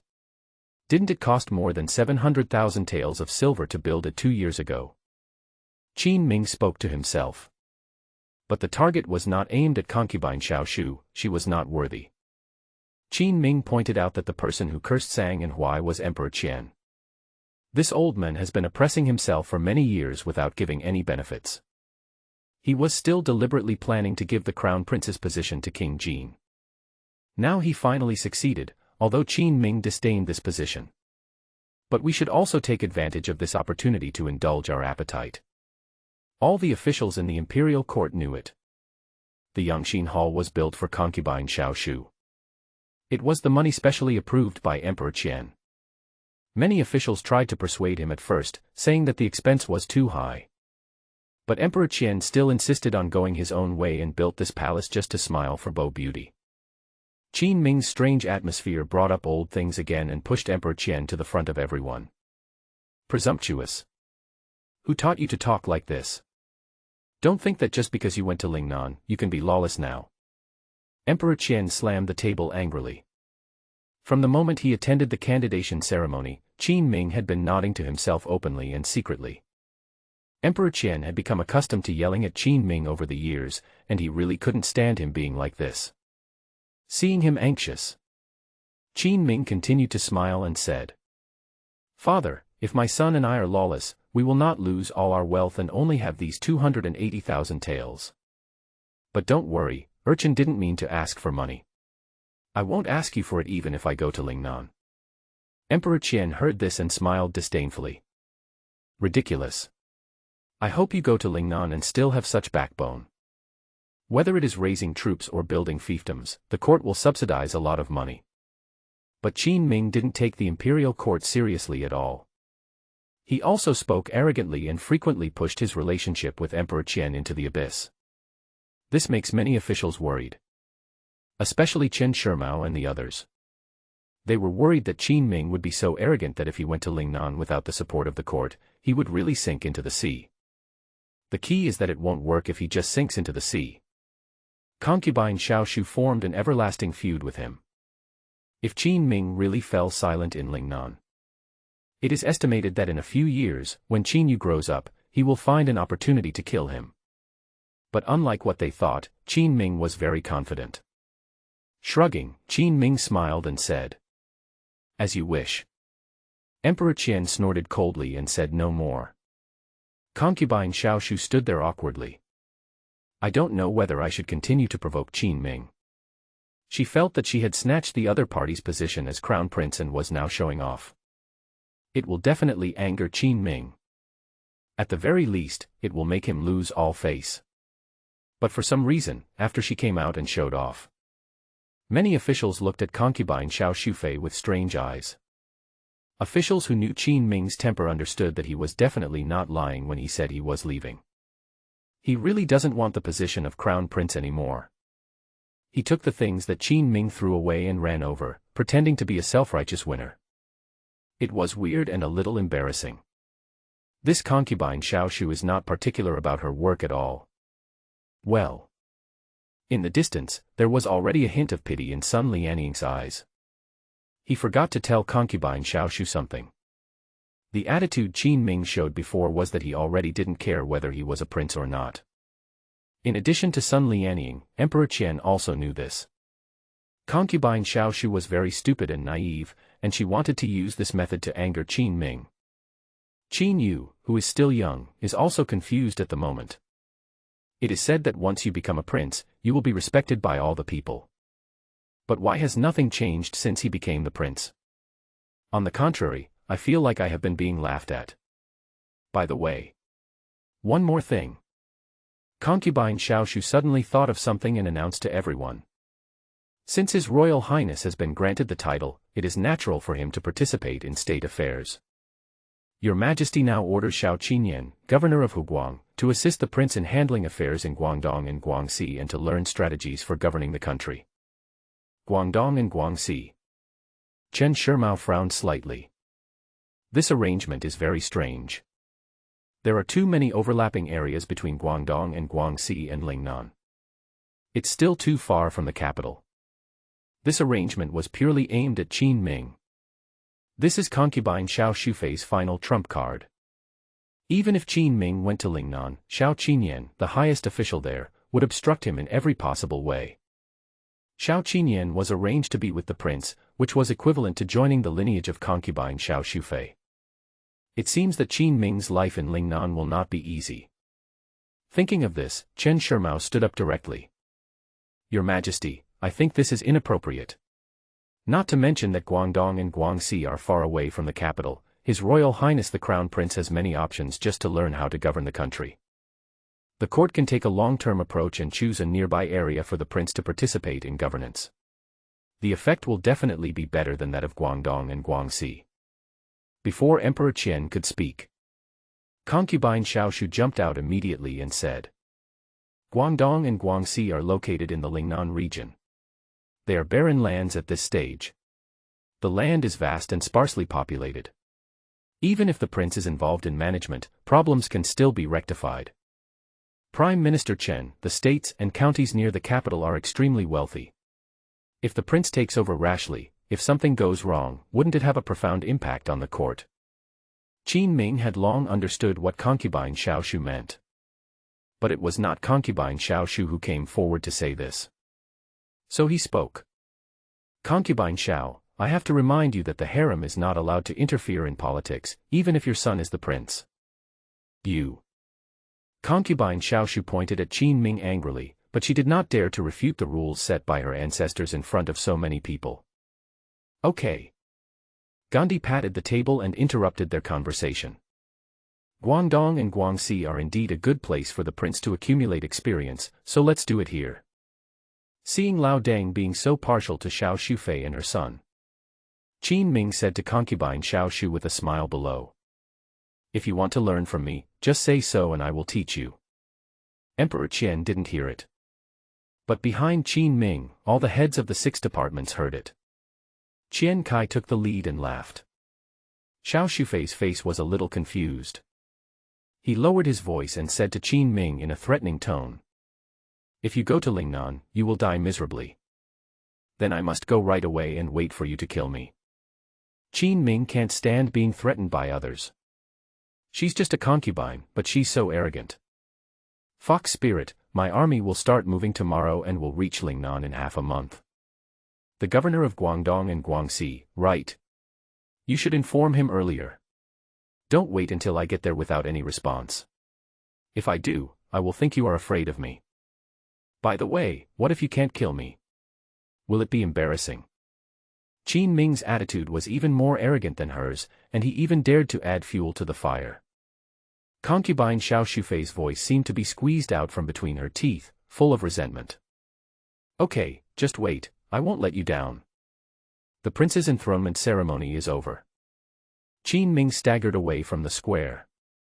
Before leaving, he came to Du Sheng, the head of the Ministry of Works. Old Du, how are you doing lately? Du Sheng was stunned for a moment. He seemed very surprised that Qin Ming found him alone. Looking around, he whispered shyly. Your Highness, this place is crowded and not a good place to talk. Yes, I called a few people at Yingchun Tower at noon. As the head of the Ministry of Works, Du Sheng has had a lot of friendship with Qin Ming over the years. The Ministry of Industry is a department that gets practical work done. A series of actions, such as building canals, reclaiming wasteland, making weapons and equipment, etc., all cannot avoid the word money. As the head of the Ministry of Works, Du Sheng had the heaviest responsibility.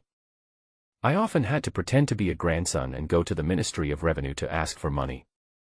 It's okay if it happens once or twice, but he comes to withdraw money every 2 or 3 days. The people in the Ministry of Revenue were naturally impatient with him. But there is no way, the Ministry of Industry has to do work. Du Sheng could only patiently explain to them the importance of the project on hand. Over the years, I have become more and more thick-skinned. Although he could get the money by relying on his shamelessness. But whenever it was late at night and everyone was asleep, Du Sheng would still feel regretful when he thought of the contempt he received from those people in the Ministry of Revenue. Du Sheng, Du Sheng. You have worked hard for many years, why do you end up sitting in such a position of being bullied? Fortunately, this situation has eased a lot since Qin Ming became the crown prince. Know their suffering. Qin Ming would directly approve many of the Ministry of Works expenditure requests. Don't make things difficult for them. Dusheng felt respected by Qin Ming. This is also one of the few times when he can hold his head high and be a man. Wait for you. Qin Ming patted his shoulder and said gently. Dusheng nodded and said seriously. Okay, I will definitely go there. He was already heartbroken when he knew Qin Ming left. But after all, the Ministry of Industry was full of factions, and he didn't dare to show it. I could only toss and turn in the middle of the night. I want to help His Highness, but others are soft-spoken and don't know where to help. Today Qin Ming took the initiative to find him, and Dusheng suddenly felt a sense of mission. This is the best opportunity for me to repay His Highness. At noon, in the Yingchun Tower. Qin Ming didn't call too many people. The crime of forming a party for personal gain was very serious in the Dacian dynasty. Officials are paying attention. Qin Ming didn't care much today. He just announced to others that this was his farewell party. It's just that we don't have money, so we don't invite many people. He even reported this to the censorate and the Dali temple. Of course, facing a former crown prince who was about to go to Lingnan. Neither the censorate nor the Dali temple gave much face. Didn't even reply. Alas, this king has really lost his power. Sitting in the carriage, Qin Ming was moved as he listened to Chang Baishan's report. This sense of disparity did not make him sad, but instead he found it somewhat amusing. Chang Baishan quickly comforted him. Your Highness, the Dali Temple and the Metropolitan Procuratorate are relying on their power to look down on others. Please don't take it to heart. It's okay. I won't see them anymore anyway. After passing through more than a dozen streets in the capital, we arrived at Yingchun Tower. The hustle and bustle never stopped ringing in my ears. Finally arriving at the place, Qin Ming entered the room and saw Chen Shimao and Qian Kai both sitting there. Sitting next to them were Dusheng and Fang Qingyuan. Why are there so few people? Qian Kai was confused, but he quickly imagined Qin Ming being isolated. Without even thinking, he started to curse. Are they not coming? These bastards, snobs. No, I only called a few of you. Qin Ming doesn't need much help from connections when he goes to Lingnan now. The most important thing is to recruit a group of craftsmen to build Lingnan. Naturally, he didn't call many people. In fact, there were only 3 people, Chen Shimao, Qian Kai and Dusheng. But I didn't expect that Fang Qingyuan would also come. Oh, I see. Qian Kai was stunned for a moment, then he smiled to hide his embarrassment and stopped scolding. Qin Ming asked Chen Shimao. Teacher, why did you bring Lao Fang here as well? It is a turbulent time now, and Fang Qingyuan has been targeted by Concubine Xiao Shufei, so it is easy for something to happen to him. Qin Ming was worried that Fang Qingyuan would be implicated and targeted because of meeting him. Chen Shimao and Qian Kai didn't care, as everyone knew their relationship with Qin Ming. Moreover, they hold important positions, and anyone who dares to touch them must think twice. Chen Shimao drank a sip of tea and said slowly. Qingyuan can't stay in the capital recently, you can take him away. These 2 days when I went to court. More than a dozen memorials to impeach Fang Qingyuan appeared in front of Emperor Qian like mushrooms after a rain. Fortunately, Chen Shimao argued hard and helped Qin Ming save Fang Qingyuan. But there is a saying that goes well, don't be afraid of thieves stealing, just be afraid of thieves missing you. According to Chen Shimao's understanding, Concubine Xiao Shu has now begun to use her connections to settle old scores with people from the Metropolitan Procuratorate. Fang Qingyuan secretly opened a warehouse to store grain, and Qin Ming also knew about the relief work for the victims. Hearing this, he could only sigh. Old Fang, I have wronged you and want to come with me. The dull Fang Qingyuan suddenly stood up with a leap. Your Highness, I feel most at ease if I go with you. There is really nothing to do in this court. Okay, you can report to my military camp later. I'll find something for you to do in 2 days. New. I watched them chat for a long time. Dusheng sat there awkwardly, having already drunk 3 cups of tea. He didn't have a very deep relationship with Chen Shimao. The Minister of Revenue Qian Kai was too lazy to pay attention to Dusheng because he had been asking for money for years. Your Highness, what about me? Dusheng couldn't help but ask Qin Ming. How about you, help me steal some people? Steal from whom? Craftsman, I need 1,000. What? Dusheng's scalp is tingling after hearing the news. Your Highness is really silent, but once he speaks, it's shocking. Prime Minister Chen will help you. Qin Ming explained patiently. Qin Ming searched the capital city and finally set his sights on the craftsman in the Ministry of Works. There is no way. The quality of craftsmen on the market is uneven and insufficient. Qin Ming, who is from the Ministry of Industry, knows everything about him and is easy to use. Qian Kai snorted coldly and said, "Help His Highness to get this done. I will approve all the expenses of your Ministry of Works within 3 years. If we don't do it, without the prince, can you, an old man, still get the money?" The corner of Dusheng's mouth twitched slightly. He was still a little scared when he saw Qian Kai here. The other party has said so much, is there any need to talk further? It seems like I don't have any right to choose. That's all. This is His Royal Highness the Prince of Qin who has helped me for so many years. People should have conscience. Taking a deep breath, Dusheng whispered. Your Highness, how are things going on your end? It's very simple. Prime Minister Chen will visit the Ministry of Work soon and find some problems to criticize you. You can push the fault onto the craftsmen and fire them. I will send someone else to recruit them. As he was speaking, footsteps were heard outside the door. A burly man pushed the door open. Qin Ming introduced Dusheng. This is General Chao Chuan of the Wuwei camp. After I leave, he will stay in the capital and be responsible for transporting people with you privately. In the Wuwei camp 2 days ago, Chao Chuan's performance had already made Qin Ming feel relieved. He adheres to the principle of not employing people if you doubt them, and trusting people if you employ them. After this test, Qin Ming was no longer on guard against him. Some important tasks were assigned to him. However, all that Qin Ming had arranged could only be carried out secretly after he left. He wanted to make a fortune quietly so as not to attract too many people's attention. Lord Du. Chao Chuan greeted the other party politely. Dusheng also nodded and smiled at him. I'm leaving tomorrow. Seeing that the final matters had been arranged, Qin Ming said his final goodbye to them here. Qian Kai put down his chopsticks, walked quickly to Qin Ming, grabbed his hand and said, Your Highness, will you come back? When you retire and return home, you can come visit me.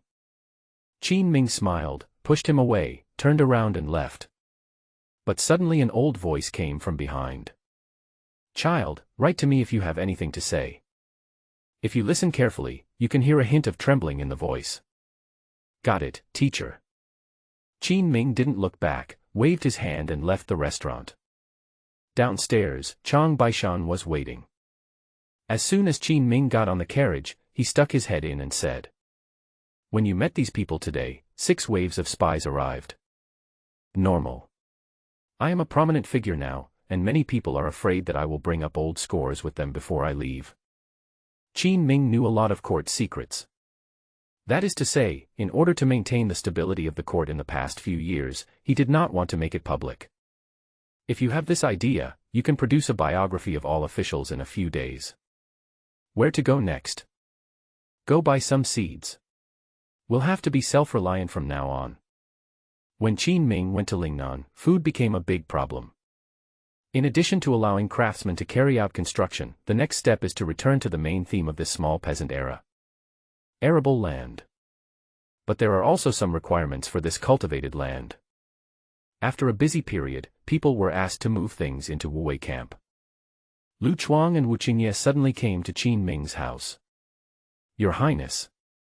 What are you two doing here? We wanted to come and see you. Lu Chuang had a tense face, but he couldn't hide his embarrassment.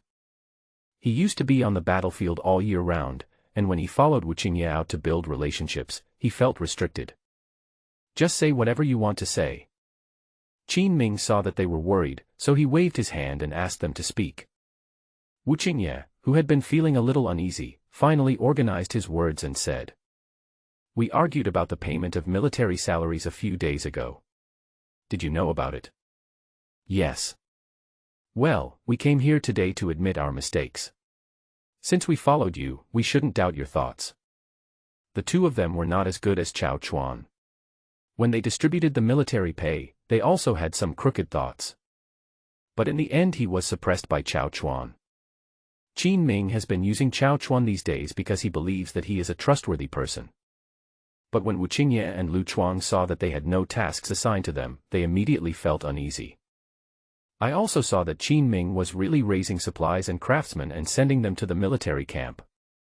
Now they felt very regretful and thought that they had thought too badly of His Highness. He was clearly in the front, caring only about the Wuwei camp. On the contrary, they were afraid that Qin Ming would take the money and ignore them. After tossing and turning, the two of them decided to come and see Qin Ming today. You two have some conscience for coming to tell me about this today. Qin Ming shook his head slowly, his tone softening a little. At this moment, Lu Chuang suddenly knelt down in front of Qin Ming. Your Highness, I was wrong. Even when this brute was apologizing, he still had an arrogant attitude. Wu Qingye also knelt on the ground. Your Highness, you have helped the Wuwei camp a lot. We shouldn't doubt you. Okay, get up. Qin Ming waved his hand. It's good that you both know you are wrong. I also hope that you two will obey my instructions in the future. Okay, just tell me what you have planned. Real. Qin Ming looked at the two of them with a smile. Real. Okay, recently I planned to restructure the Wuwei battalion into a construction corps. Qin Ming arranged the tasks for the two of them. When they were confused and at a loss, they asked Chang Baishan to send people out of the house. It was already dark, this was our last day in the capital. Qin Ming ate some food accompanied by several maids, then walked out of the mansion and began to wander around the capital. As we walked, we had already crossed many streets and arrived at the gate of Guan Mansion. The Guan Mansion still looked dilapidated. Qin Ming remembered that when he came here last time, there were 4 guards at the door. Today there are only 2 left, squatting under the door and dozing off. Hey, wake up! Qin Ming patted one of them on the shoulder. The other party was startled and sat up straight. Oh, Your Highness! Are you going in? Yes, please help inform them. Oh, no need. There aren't many things left in the mansion, and most of the people have left. Who should I inform? The guard waved his hands quickly. Qin Ming's identity was already there, so there was no need to report it. Qin Ming nodded slightly, and then entered Guan Mansion. Chen was a good person. Before leaving, she spent all her wealth on her daughter. This resulted in there being no valuable items left in Guan Mansion. The huge Guan Mansion was deserted. Qin Ming relied on his memory to walk through the corridor and into the backyard. In Guan Yu's yard, a candle was flickering by the window, and a graceful figure was reflected on the window, which was captivating. The door was not closed. Qin Ming bent his body and tiptoed into Guan Yu's room. But he found a pair of bright eyes staring at him intently in the dim room. You martial arts practitioners are really boring. You can spot me from so far away. If I weren't a martial arts practitioner, what else would you want to do? Guan Yu rolled her eyes at him and continued to look at the map in front of her. Qin Ming said with a smile. Depending on my mood, I might kiss you secretly. Rogue. Thinking of that scene, Guan Yu's face suddenly turned red. It was just difficult to detect in the dim candlelight. Seeing Guan Yu studying the map, Qin Ming stepped forward and looked at it curiously. Is this a map of Lingnan? Why is it so detailed? Qin Ming remembered that the map of the Daqian dynasty was extremely confidential. Except for the emperor and relevant officials, and some generals who fought in wars, ordinary people could not take it. I didn't expect Guan Yu to have it here. What Guan Yu has, Qin Ming also has. With the map of Lingnan, you can do many things conveniently when you go there by yourself. Guan Yu did not cover up and whispered. Uncle Yi sent it to me. He said it might be useful if I go there. Please don't tell anyone else about it. It turned out to be him. Qin Ming remembered the burly figure who was stabbed in the shoulder by Guan Yu at the banquet. A smile unconsciously appeared on the corner of his mouth. Can you give me a copy? Of course, just take it. Guan Yu didn't know Qin Ming's plan. But no matter what, as a vassal king there, maps must be very important. You are worthy of being my good wife. Qin Ming was delighted, and he took Guan Yu's hand and spoke with a smile. Who is your good wife? You haven't even sent someone to marry me in a sedan chair. There's no rush. Once I've settled down in Lingnan and made some money, I'll definitely marry you. Qin Ming, whose hands were not very clean, secretly put his arm around Guan Yu's shoulders. Guan Yu struggled for a few times, and then stopped moving. After a long silence, Guan Yu suddenly said, I heard that the Governor-General of Guangdong and Guangxi, Xiao Qinyan, is a distant cousin of Concubine Xiao Shufei. Do I need to guess? After that vixen gained power, she wanted to arrange for even a dog in the Xiao family's yard to enter the court and eat a share of the emperor's food. Qin Ming was not surprised at all when he heard that the other party also had the surname Xiao. Aren't you afraid? I'm afraid, so you have to protect me. Qin Ming acted in a delicate manner as he spoke, and his head was about to move towards Guan Yu's hair. You. Guan Yu watched the other party making moves. He quickly stood up and kicked Qin Ming's butt with a red face. I am the king of Qin, how could you do this to me? Qin Ming was stunned for a moment and looked at Guan Yu with grief and anger. The king of Qin cannot harass a common woman.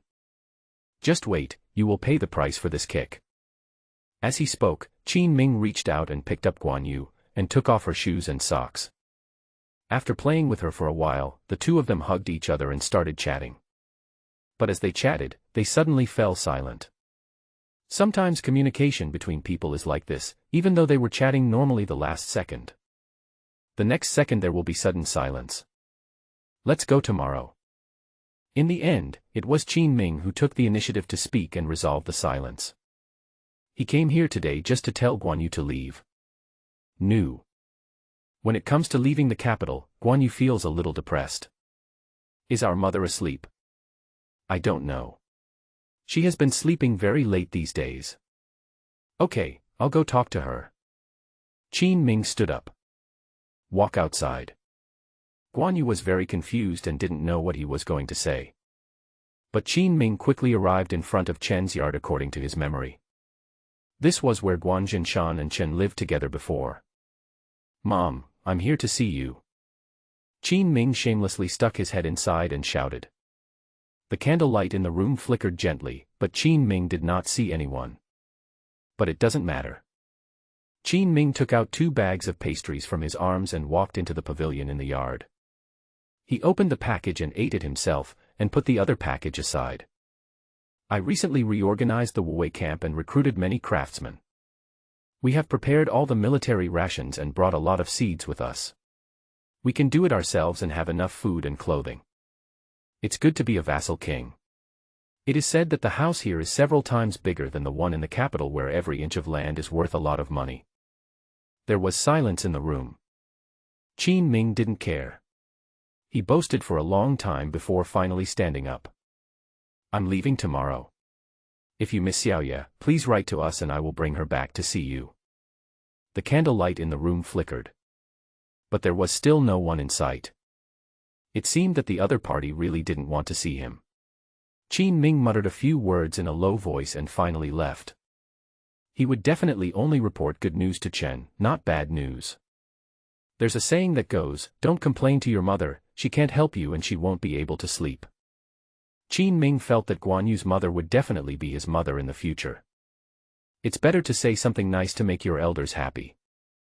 After Qin Ming left, the door of the room creaked open. Chen looked at Guan Yu's yard next door reluctantly. Sighing, he walked into the pavilion, only to see 2 packages of pastries. One package was opened and the other was still sealed. From what I've seen after opening this package, I can tell that these are the pastries that I like to eat.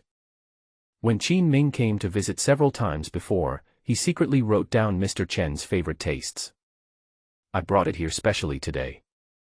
You brat, you have your heart. Mrs. Chen muttered as she cleared away the crumbs on the table. The next morning, Qin Ming got up very early. Because today is the day when the banker comes to collect the house. Starting from today, all his properties and houses in the capital will be handed over. Chang Baishan had already brought hundreds of guards and was waiting for Qin Ming at the door. The next process is very simple. Go to the military camp and lead the troops of the 3 guards and Wu battalions to Lingnan. Today is not the time to go to court, but no one came to see Qin Ming off. This is because Emperor Qian has an order and there is no need to send it to him. Walking on horseback on the streets under the early morning sun, Qin Ming yawned and came to Guan's house in person. In front of Guan's house, Guan Yu was the only one waiting with bags in her hands. Seeing Qin Ming, she smiled sweetly and waved at him. I'm sorry to have wronged you. Even the eldest daughter of the Guan family doesn't have much pomp and circumstance when she travels. Qin Ming asked Chang Baishan to bring people to help Guan Yu move the luggage onto the carriage, and teased Guan Yu with a smile. You are His Highness the Prince of Qin, the leader of all the kings. You have only 100 or so guards and you are going on a long journey. Why should I be embarrassed? Guan Yu smiled and held his hand, then fought back. It's okay, it will be fine later. Qin Ming is very confident about his future. After saving enough money, I left the capital. I could feel myself free to swim in the vast sea and fly in the sky. I think so, too. Guan Yu nodded and said seriously. The crowd walked through the crowded street and rushed outside. That's how the capital is. No matter how early it is, there are always a lot of people on the streets. At this time, Chang Baishan suddenly raised his hand and slowed down. Your Highness, things seem a little strange.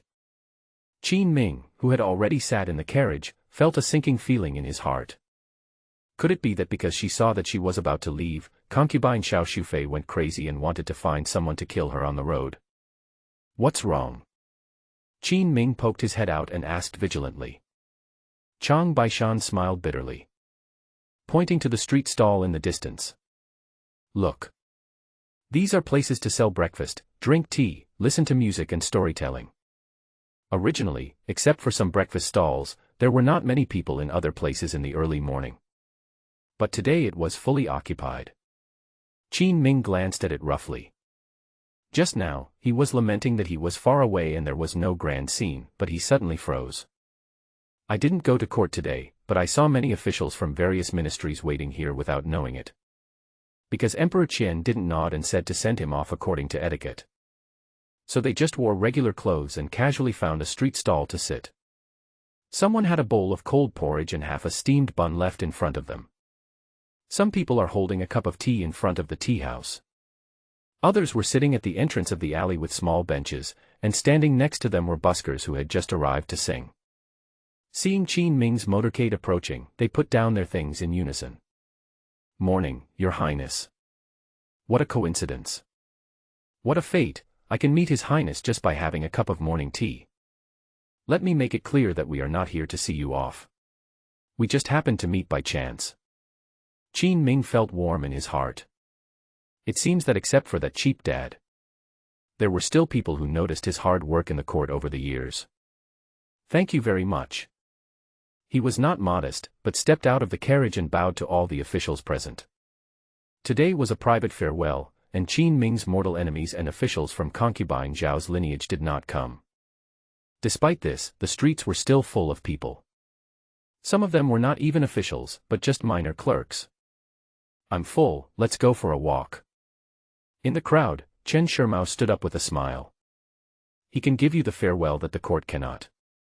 The officials behind put down their tea bowls and chopsticks one by one. He spontaneously followed the convoy.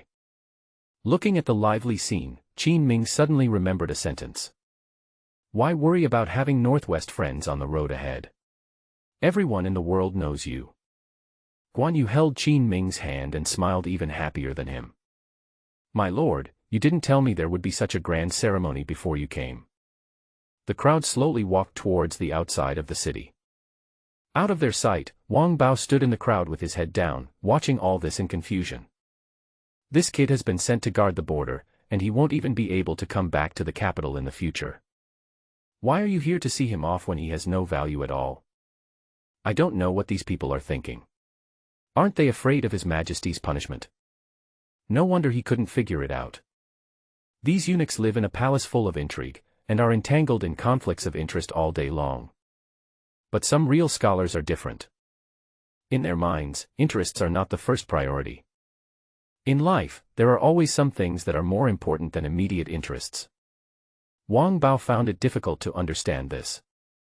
He only knew that the ministers were once again defying the court's decision. Turning around, he quickly rushed towards Concubine Xiao Shufei's bedroom. Qin Ming's team marched at a fairly fast pace. After walking out of the south gate of the capital, he came to the carriage. He turned around and said to the people behind him, "Thank you all for seeing me off.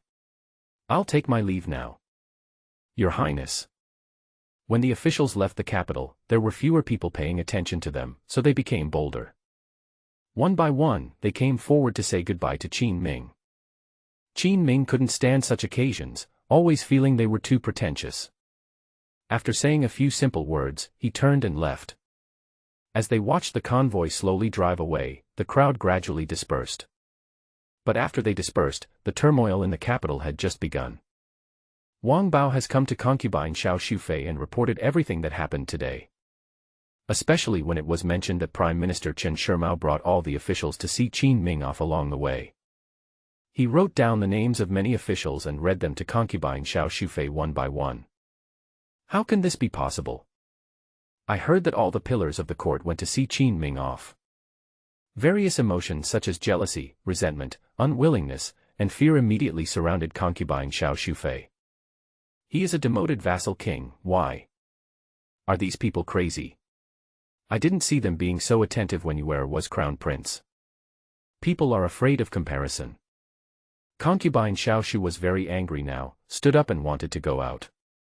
She was going to report the matter to Emperor Qian and punish these unruly bastard bureaucrats. Wang Bao stopped him quickly. "Mom, calm down. If we punish them at this time, we will be standing against many high-ranking officials. What should we do?" Concubine Xiao Shu frowned. Wang Bao was her loyal bastard. Since she said these words, there was something she could do. He took out a letter from his arms. "Look at this, this is the information sent by Mr. Xiao." Xiao Qinyan, the governor of Huguang, was a distant cousin of Concubine Xiao Shu. Concubine Xiao Shu took the letter and glanced at it, feeling even more confused. There's a plague in the Huguang region under his rule. What's the point of telling me this nonsense? Let the court allocate funds for him to suppress it. No, madam, this plague can spread. Wang Bao spoke in a gloomy tone. You mean to spread the plague to Qin Ming's fiefdom? Concubine Xiao Shufei quickly understood. Xiao Qinyan sent the message specifically to see what Concubine Xiao Shufei thought. After all, doing so will expand the plague. There is a high probability that there will be countless casualties. This is a vicious plot to cut off the family line. If something goes wrong, Xiao Qinyan dare not take the blame. Wang Bao advised sinisterly. My lady, it's nothing to send a few people infected with the plague over there. I heard that Qin Ming only has a few 100,000 taels of silver. If he encounters thousands of patients, he will definitely spend all the money, and the court will not help him. While Wang Bao continued to advise, Concubine Xiao Shu interrupted him directly. No need to say so much, just let Xiao Qinyan do it and block the main roads in Huguang area to prevent the spread of the plague. Don't let anyone from Qin Ming's side escape, and don't give him any support. Concubine Xiao Shufei is even more cruel than Wang Bao. He didn't need to persuade her about this strategy. After hearing this, Concubine Xiao Shufei made the decision immediately. Wang Bao nodded immediately.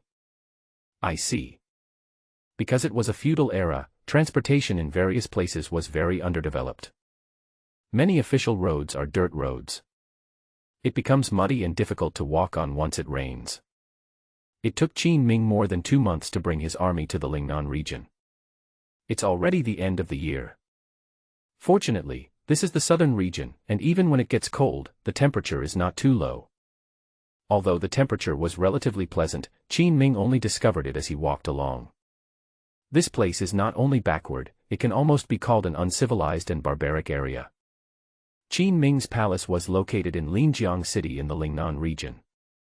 I don't know if it was because of the instructions of Concubine Xiao Shufei and Xiao Qinyan, but there was not even an official to welcome them along the way. It doesn't matter if no one answers the call, Qin Ming is happy and at ease. This will avoid too much contact with local officials, in case they develop any evil intentions. But now that we have arrived in Linjiang City, we are ready to move into the palace. It would be unjustifiable if an official came out to greet me. Qin Ming looked up. Outside Linjiang City, there was a state of depression. There are only a few scattered official missions. Followed by a middle-aged man with thin clothes, a thin figure, and a sad look on his face stood here. "See Your Highness has come a long way, and I'm sorry that I missed you from afar. Please forgive me." The prefect of Linjiang City is named Song Dingsheng. Although he gained a good reputation, he passed the Imperial examination and won the Imperial examination.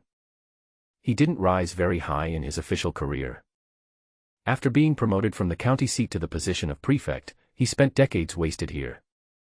But even so, among many officials and large cadres, it has been settled. Master Song doesn't look too good. Are you sick recently? Qin Ming got off the carriage and looked at Song Dingsheng, who looked pale, feeling puzzled. This guy is very strange. He is obviously a prefect, which is not a low position. He is in charge of 3 or 4 counties. But he doesn't look wealthy at all. Instead, he looked overworked. When Song Dingsheng mentioned this, he said with sorrow, "Your Highness, something happened here on your way here." "What's up?" "The plague broke out, affecting more than 30 villages. Even Linjiang City and several of its subordinate counties have been infected. According to our investigation, the number of people infected with the plague around Linjiang City has exceeded 1,000. As soon as these words were spoken, Qin Ming was suddenly shocked. The troops have not yet been settled outside the city. The plague came first. And it's such a large range, it's just too much of a coincidence. But it happened to be within Qin Ming's fiefdom. If the situation is not calmed down, I am afraid that I will be killed at the first level when I come to Lingnan. How are those people now?" All villages affected by the plague were sealed off, and they were not allowed to take a single step out. Song Dingsheng still uses the old methods from the feudal era. If a plague breaks out, control it first. If the plague spreads again, we will have to kill all the sources that will spread the plague and then burn the bodies in a raging fire. Although it is cruel, it is the simplest and most cost-effective way. After all, in this era, people's lives are the least valuable. If this continues, we'll just have to kill people. Song Dingsheng clenched his fists, his face full of pain. This is his hometown. Some of the elderly people in the village even watched him grow up, and he can still call out their names when he goes back now. It's because of this kind of relationship. It was impossible for Song Dingsheng to take any action. Qin Ming turned around and gave Chang Baishan a few instructions. Let him take his army to find an open area to settle down first and prohibit any outsiders from approaching. Then he came to Song Dingsheng and said with a serious expression, "When did the plague appear?" "In the middle of last month." "What is this plague?" "Smallpox." Hearing these 2 words, Qin Ming's heart suddenly relaxed. As a top student, he knew a lot of ways to prevent smallpox. But then a trace of confusion arose in his heart. "Don't you have any protection against smallpox?" Song Dingsheng shook his head and said, "No, usually we just wait for the person to survive, then detain them for a few months, and then release them when everything is fine. Then we wait until everyone is dead and then gather the bodies together and burn them. This is indeed a method that the Dakian court would use. It's trouble-free and efficient, but it doesn't take the lives of the people seriously. I'll take care of this, but I want 3,000 acres of land that can be cultivated." After thinking about it, Qin Ming made a request. They had military fields, but that was not enough. Qin Ming wanted to raise an invincible army, and food and grass were the foundation. Since we are filling holes for local officials like them, no one is familiar with them, so if you help them, you will naturally get some benefits from them. 3,000 acres. I can't report this to the superiors. 300 acres is about the same. Song Dingsheng had a look of embarrassment on his face. He knew that Qin Ming had just come over, and he must be the new king's new king. But it's a bit difficult to ask for so much land with just one mouth. Qin Ming was a little impatient. "I don't want much from you. Look at the boundaries of Lingnan for yourself. They are all uncultivated open land. What's the problem with 3,000 acres of land? Song Dingxing scratched his head hesitantly. There is indeed a lot of open space here, which can be cultivated after being reclaimed. But this belongs to the Daqian dynasty, not their private land. Seeing his hesitation, Qin Ming continued to ask. Besides us, are there plagues elsewhere? There are quite a few in Huguang and Huguang, especially in Xiaxia City. There seem to be more than 1,000 patients there, but they are all under strict control and there is no trouble. Only here. Who's in charge there? Master Xiao. Xiao Qinyan. Yes. Hearing this name, Qin Ming narrowed his eyes and a surge of anger surged in his heart. Concubine Xiao Shufei is really crazy. She dares to use such a method to destroy the whole family. I'm afraid these plagues were also transmitted specifically from the areas under Xiao Qinyan's rule. Thinking of this, Qin Ming raised a sneer. Everyone wanted to kill Qin Ming, but this actually gave him a huge opportunity. Leave this matter to me, and report it to the court according to my instructions. What? Let's say that 3,000 acres of land are all put under martial law as quarantine areas, and if anyone has any problems, just come and find me. This. Song Dingxing widened his eyes in disbelief. Are there such rogue methods? Today he really opened his eyes. If that's the case, then even if Qin Ming enclosed the land, Northwest one from the court would dare to come and check. After all, no one wants to get smallpox. Do you understand? Your Highness, I understand. Song Dingxing made up his mind to try his luck. But he still had one last doubt. Your Highness, can you really cure smallpox? Certainly. Smallpox was not a highly lethal plague. Generally speaking, the more widely a plague spreads, the less pathogenic it is. Many patients in this era die frequently due to poor medical and health conditions. But if there are people who have been vaccinated, keep a close eye on them. Most of them can survive. As for the production of vaccines, Qin Ming remembered that there was a record of this in the ancient books he had read before. There are 4 ways to prevent the plague of smallpox. They are pox coat method, pox plasma method, dry seedling method, and water seedling method, respectively. The first 2 were relatively primitive, so he naturally discarded them. The latter 2 are pretty good. You can grind the acne scab into powder and blow it into the nostrils, or mix it with clean water and drip it into the nostrils. Wait for a few days, and when your body develops a fever and you get through it, the vaccination is complete. The vaccines administered earlier are highly toxic and can easily cause problems.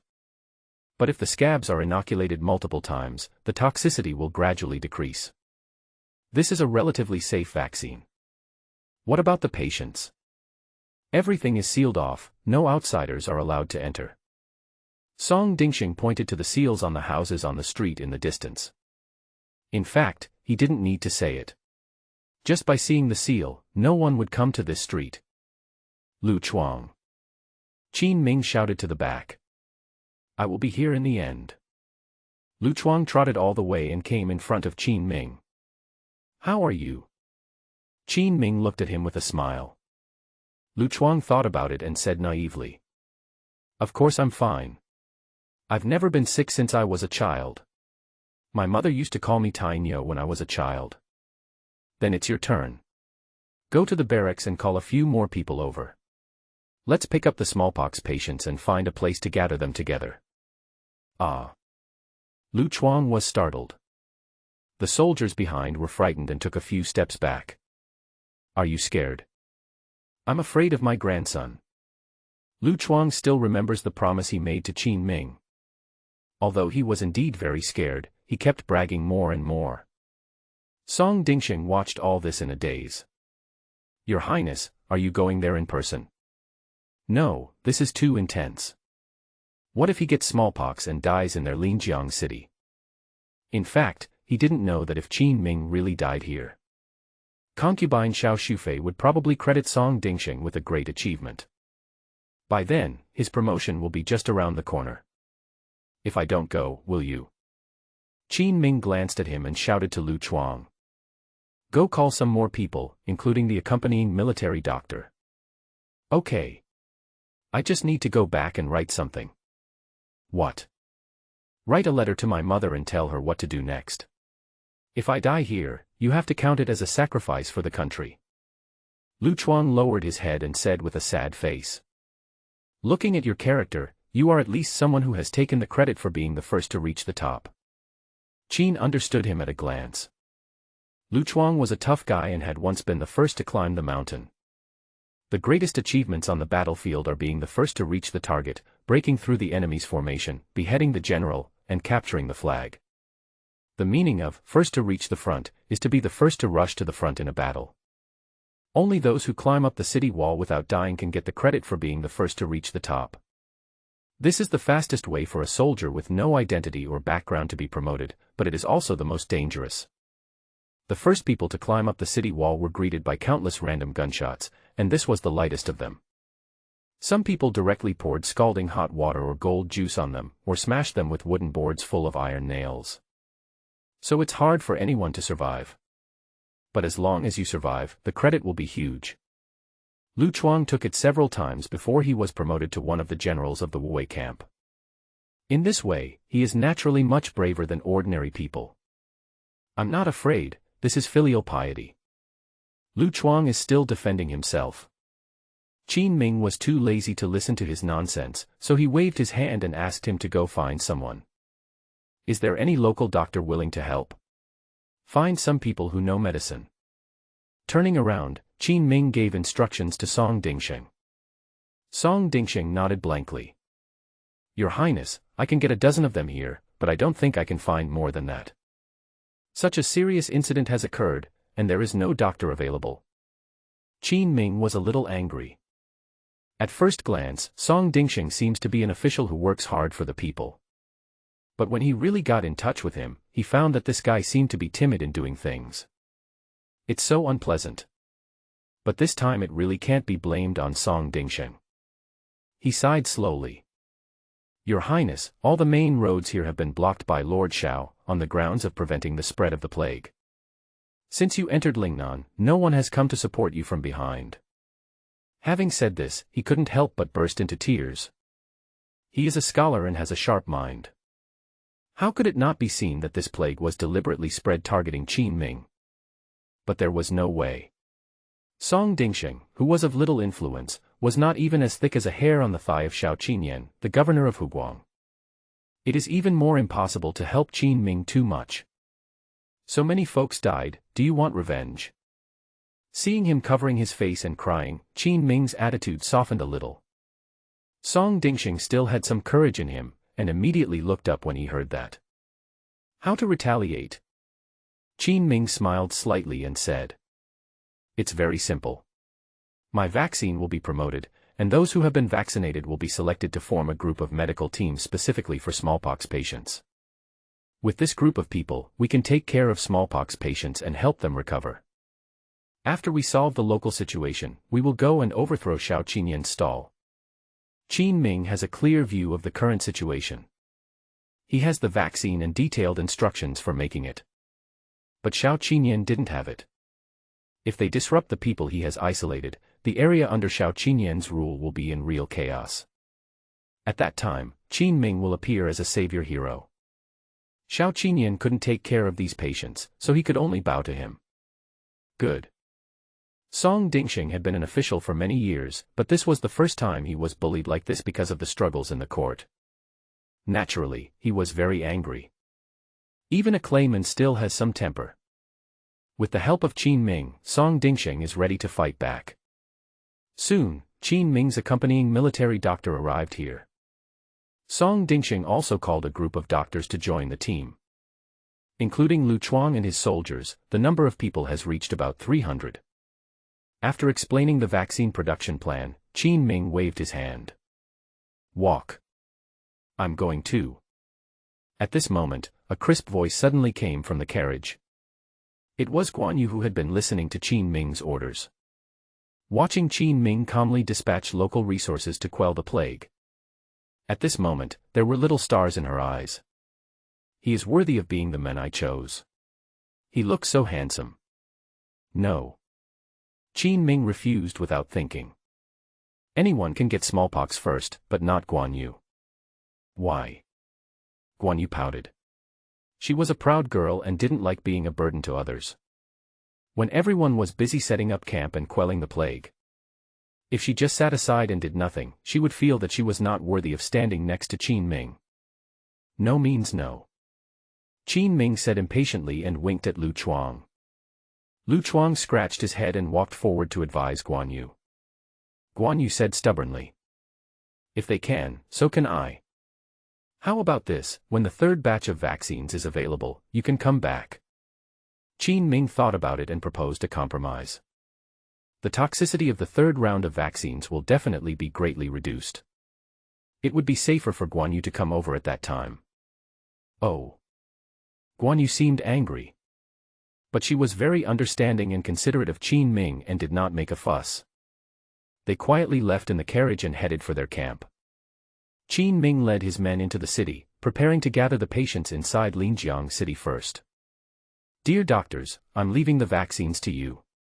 Let me and the military personnel take care of the first batch of vaccinations." "Your Highness, are you coming too?" "What's the problem?" "No, no." Although Lu Chuang was reckless, he was not stupid. At this time, he had already understood what the vaccine Qin Ming was talking about.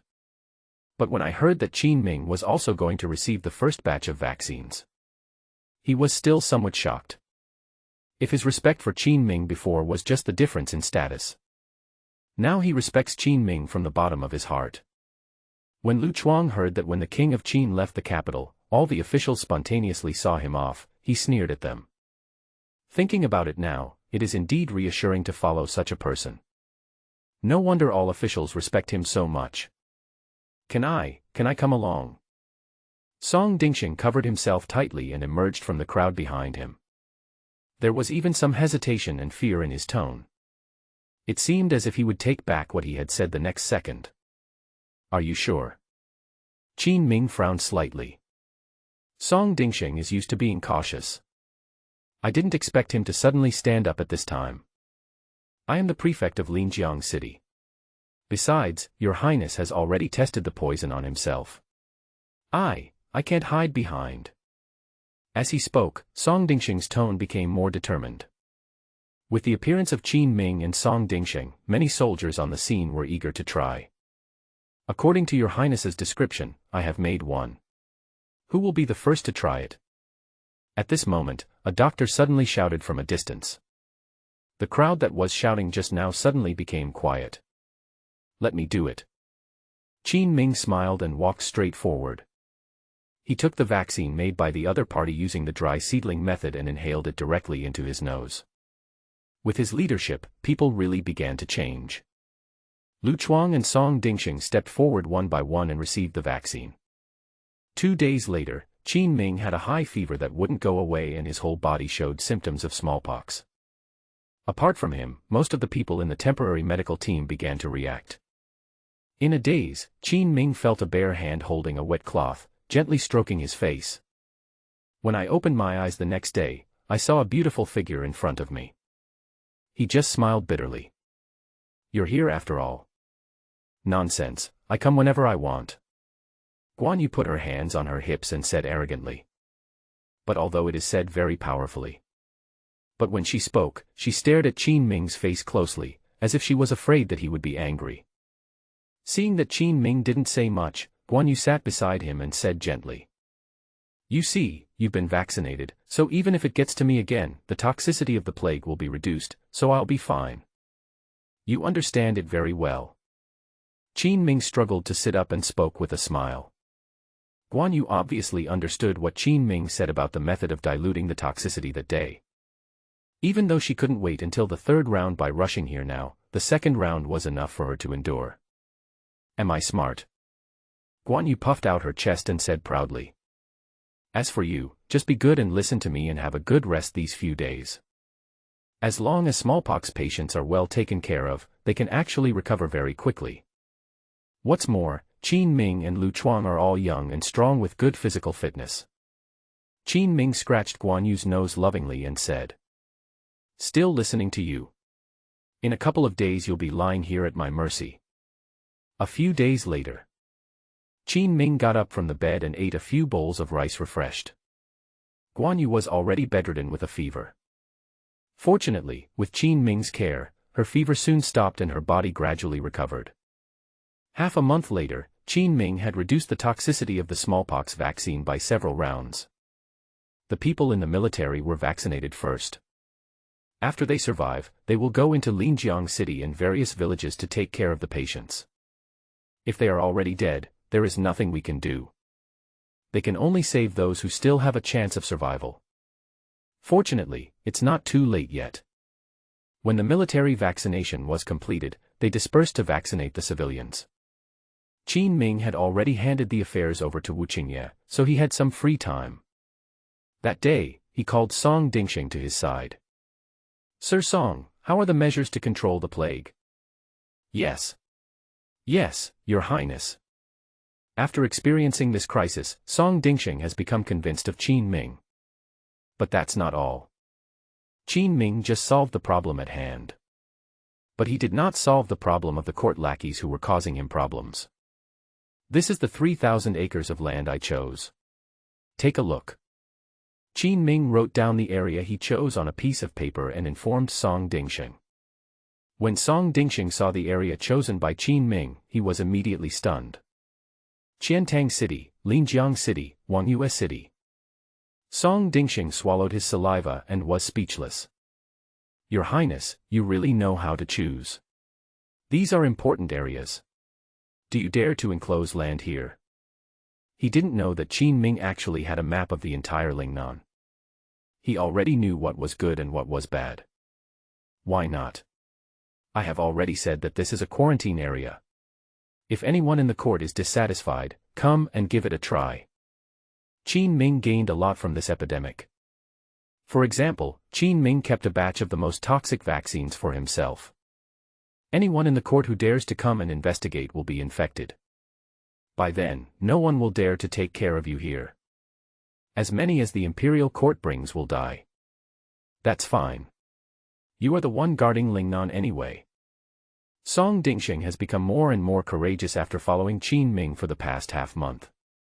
Or it can be said that a good leader can lead people to grow. Write a letter to Xiao Qinyan and tell him that I have suppressed the plague and am going to visit him now. Qin Ming spoke with a smile. In addition to taking the land, he also wants revenge. Xiao Qinyan is Concubine Xiao Shufei's lackey. Since he dared to use such a vicious plan, Qin Ming would definitely trick him. Thinking of this, Qin Ming set off with a few small medicine bottles. This was the most toxic vaccine he had ever made using the water seedling method. Because of the inconvenience in storage, he had to rush there in time to trick Xiao Qinyan. Chang Baishan and Lu Chuang had already prepared the soldiers. After Song Dingxing sent the letter, he took Qin Ming in a horse-drawn carriage and traveled day and night towards Xiaxia City in Huguang area. Stop. When they arrived at the border between the two provinces, as expected, Qin Ming was stopped by the garrison troops. "You dare to stop the king of Qin's chariot?" Chang Baishan jumped off the carriage and shouted at them. Then he took out the customs clearance documents. This was a necessary procedure when traveling around during the feudal period. Because the rulers of the feudal dynasties did not like these people running around. That would breed a lot of refugees and cause chaos. This leads to many people living in their hometown for their entire lives. If you want to go to another area, you need official customs clearance documents. Of course, these things are very simple for Qin Ming. After seeing the imperial seal, the soldiers present were all a little hesitant. "What are you waiting for? Let him go." Chang Baishan snorted coldly and yelled at them. After hearing this, everyone present hesitated. "General, there is a plague around Linjiang City. Now the two provinces are blocked from traveling. If you really want to go over, you need to wait for us to inform you and ask the people above you for instructions." Chang Baishan's face gradually became gloomy. They are obviously trying to delay time. If it is delayed until the end, nothing can be done. At most, some high-level officials will come and persuade Qin Ming to leave. This is also the characteristic of the imperial court. Unfortunately, they also brought a reckless man today. "Fuck you. Just as the soldiers finished speaking, a sturdy figure rushed over from a distance. He knocked the soldier in front of him to the ground with one punch. The one who took action was naturally the angry Lu Chuang. What has become of the plague in your Xiaxia city? Do you still have the nerve to stop our highness? Going is giving you face. Don't be ungrateful. Do you really think blocking this bird's road can help you put an end to the plague? Get out, all of you. Lu Chuang is indeed incredibly powerful. Rush into the crowd and punch them one by one. Anyone who was hit by his fist would fall to the ground, covering their face in pain, and struggling, unable to get up for a long time. My name is Fang Wenliang, remember who beat you up today? Before leaving, Lu Chuang did not forget to spit at them, causing a wave of hatred. Who is Fang Wenliang? After Chang Baishan got on the horse, he asked Lu Chuang in confusion. I don't know. Your Highness taught me. Lu Chuang scratched his head. He was very satisfied with his performance of beating people and stirring up hatred today. Qin Ming sat in the carriage and said leisurely. Fang Wenliang is another lackey of Concubine Xiao Shufei and the defender of Qiantang City. I went to collect the land 2 days ago, and this grandson actually dared not to give it to me. Qin Ming is not made of clay, so he will find an opportunity today to help Fang Wen become famous. After he left, the soldiers at the checkpoint were extremely angry. Fang Wenliang hit someone. Go find the warlord. Fang Wenliang has gone crazy. He dared to attack his own people. In the Imperial court, the crime of one's own people fighting against one's own people can be serious or minor. This guy is extremely arrogant. He beat soldiers from other armies and dared to leave his name. After reporting to the governor, their army will definitely go to Fang Wenliang to ask for an explanation. Sure enough, that night a column of troops headed towards Qiantang City. After traveling for a few days, Qin Ming finally arrived at the gate of Xiaxia City. Along the way he saw many closed villages. It seems that Xiao Qinyan's job as the governor of Huguang is not easy either. He himself was in such a mess, yet he still dared to deliberately spread the plague to Qin Ming's fiefdom. Nor is there any fear that one might not be able to finish the job. Xiao Qinyan, that bastard, has deserted his post. Where are the soldiers guarding the city? Chang Baishan was originally the captain of the palace guard, and later followed Qin Ming. Extremely familiar with the guard standards of various areas. But after arriving in Xiaxia City, they saw that the city was desolate and even the sentries at the gate had been reduced by half. He immediately became furious. Compared with His Highness's prevention and control of the plague, Xiao Qinyan directly adopted a policy of non-resistance. If there were plague patients, they would be caught and thrown into the mountains to fend for themselves. As for himself, he had long been hiding in his mansion and had not come out. He values his life very much. Unless the plague is over, it is estimated that we won't be able to find anyone else in the next few months. It seems he is quite scared. Qin Ming was not angry. The more this happens, the more favorable the situation is for him. Your Highness, what should we do? Chang Baishan ran to the front and took a look. I found that many people were stopped outside and not even allowed to enter the city. So he trotted back to Qin Ming and asked in a low voice. Go straight in. Okay. Chang Baishan and Lu Chuang drove the carriage and took out the high-level customs documents from the court. When the soldiers guarding the city saw this scene, they immediately waved their hands and refused.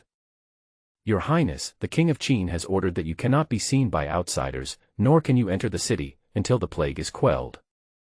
Several days had passed since Song Dingsheng sent the letter. Xiao Qinyan must have known the news of Qin Ming's arrival. He also notified the city guards in advance to stop Qin Ming. I came here to quell the plague. The plague in Linjiang City has been cleared. Next is your Lord Zhao's place. Qin Ming opened his mouth slowly and explained his situation. When many people around heard that Qin Ming could solve the plague, their eyes suddenly flashed with anticipation. Has the plague in Linjiang City been resolved? As soon as these words were spoken, the guards of Xiaxia City were also stunned. The plague broke out here first, and then spread to Linjiang City. But Linjiang City is too powerful. However, after some time, His Royal Highness the Prince of Qin controlled the plague earlier than them. This actually makes Xiao Qinyan seem incompetent. Of course, our prince is not like Lord Xiao, who would hide in his house and dare not come out. Chang Bai was very angry and started to curse. Seeing that these people were still trying to stop him, Qin Ming took the initiative to walk down the carriageway. Let me ask you, since the outbreak of the plague, has anyone seen our respected Lord Xiao appear even once? The plague is not to be feared. What is to be feared is that there are people who are idle and leave you to fend for yourself, and there are also people who are completely devoted to them and do things without any brains. Get out of the way. I'm taking over Xiaxia City. Qin Ming's words left everyone present unable to refute. Xiao Qinyan is indeed nothing. Until now, he has been commanding remotely in the mansion and dared not come out. The amount of money asked from the court was increasing. Whatever the plague is, I will investigate it myself, so you can rest assured. I heard Qin Ming was so fierce. There was an immediate burst of applause from below. After thinking about it, Qin Ming said again. By the way, remember my name is Qin Ming, and I am the king of Qin in Lingnan. Qin Ming is not being stingy by doing this. Mainly because in the previous life and this life, the credit for my achievements was always taken away by others. In this case, let's make it clear in advance. Don't let yourself be unable to find anyone when people want to thank you. Looking at Qin Ming calling his friends here, it seems like he is going to tear down their city wall. Several guards were scared. Lu Chuang had already dismounted and walked in front of them, holding his fist as big as a sandbag and said viciously. I find you guys are really stupid. Listen to Xiao Qinyan, and wait for death. Get out of here. Lu Chuang said this and was about to rush inside. The people all supported it. It's not like there weren't guards who wanted to stop them. But as soon as he got close, he was knocked to the ground with a punch and he couldn't get up for a long time. In this way, Qin Ming led a group of people into Xiaxia City. In Xiaxia City, the plague is about to get out of control. Seeing this scene, Chang Baishan felt a little guilty. Your Highness, if we allow people from outside to come in, it will definitely spread a lot of plague in a short period of time. If many people die, what will we do if Xiao Qinyan turns the tables on us? Not many people will die. Don't we have a medical team? Qin Ming pointed to the doctors behind him who were already ready. Chang Baishan stared at the crowd behind him for a moment, then suddenly asked. Your Highness, are you going to take over Xiaxia City? He had felt something was wrong a long time ago. Because when Qin Ming came this time, he brought too many doctors who had made the vaccine. We also brought many soldiers who had experience in caring for patients. Right. What if Xiao Qinyan makes a big fuss? Don't worry, I have my own way. Qin Ming didn't shy away from it either. It would be better if both Huguang and Huguang were in chaos. Anyway, I can quell all the chaos and even provide vaccines to all the affected people. Can Xiao Qinyan do it? This good-for-nothing is still hiding in his house pretending to be a turtle. Xiao Qinyan's location is also easy to find. His residence was the largest and most luxurious mansion in the entire Xiaxia city. Coming to the Red Gate with a pair of stone lions, Qin Ming nodded to Lu Chuang and Chang Baishan. The two men rushed directly to the guards and punched them in the stomach. You guys. Ugh. Before the guard could react, he lay on the ground, holding his stomach in pain. Qin Ming watched from behind and nodded. This Lu Chuang is really awesome, he should be promoted. Soon, the door was broken open. Qin Ming led a line of soldiers and rushed into Xiao Qinyan's house. The yard soon became crowded. Your Highness, you are crazy. Xiao Qinyan had received the news long ago and rushed over from the backyard in a hurry. Seeing that Qin Ming really dared to lead people to rush in, he felt a surge of anger rushing to his head and roared angrily. Of course, when he was roaring, he still stood about 10 feet away, maintaining a safe distance from Qin Ming. Xiao Qinyan, you didn't expect me to come, did you? Didn't you expect that I could handle the plague much faster than you did? Qin Ming was given a big gift when he thought that his construction in Lingnan had not yet started. The anger in your heart is hard to calm down. He waved his hand behind him, and the soldiers tactfully pushed up the smashed door and slowly closed it. What are you going to do? Xiao Qinyan looked fierce but was actually timid, and he unconsciously took a few steps back. Qin Ming grinned and said coldly, "What? What can I do by coming all the way here? Of course I'm here to kill you." Now many soldiers in the city have been infected with the plague and have all been sent to the mountains and forests outside to fend for themselves. However, as the governor of Huguang, Xiao Qinyan still had some soldiers under his command. Sure enough, just after Qin Ming closed the door, a line of soldiers came outside. "We are the army from Xiaxia City, stop." They were wearing armor, and the weapons in their hands emitted a cold light. There were so many people that they even filled 2 or 3 streets. Just a quick glance and you can tell that they outnumber Qin Ming's men by several times. Lu Chuang squatted at the door. He was guarding a carriage alone, and when he saw them coming, he grinned. "What good are more people?" His Highness said that it only takes one person and you will run away in a hurry. As he spoke, he drew aside the curtain of the carriage behind him. A weak patient lay inside. "Is it my turn?" Seeing Lu Chuang pouting, he immediately struggled to sit up straight in the carriage. The soldiers who were about to step forward to quell the chaos were suddenly frightened and retreated continuously. Shameless. They actually brought a smallpox patient into the city. Lu Chuang ignored them, helped the patient out of the carriage, and pointed to the steps behind the 2 stone lions in front of him. "Just sit here and rest for a while." "Good." The 2 of them sat on the steps. The soldiers holding the door behind looked at him and whispered to Lu Chuang, "General, let's continue to close the door. I'll lock you up, so that His Highness can have some room to move around." "Okay." With a creaking sound, the smashed door was closed little by little. In the yard, Qin Ming stood in the corridor and walked slowly towards Xiao Qinyan. Chang Baishan and Lu Chuang were one outside and one inside. He was responsible for controlling all the hundreds of people in the mansion and sending them to the backyard.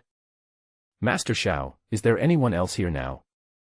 Qin Ming's voice slowly approached. Xiao Qinyan kept backing away, with fear written all over his face. But several soldiers around came up from behind the flower bed and grabbed Xiao Qinyan. "Come here, 3, 4, 5, 6, 7, 8 people, fight me." "Okay." Chang Baishan brought his men and hung Xiao Qinyan up. She even considerately stuffed a piece of rag into his mouth. Xiao Qinyan cried out in a whimpering voice. "Unfortunately it's of no use."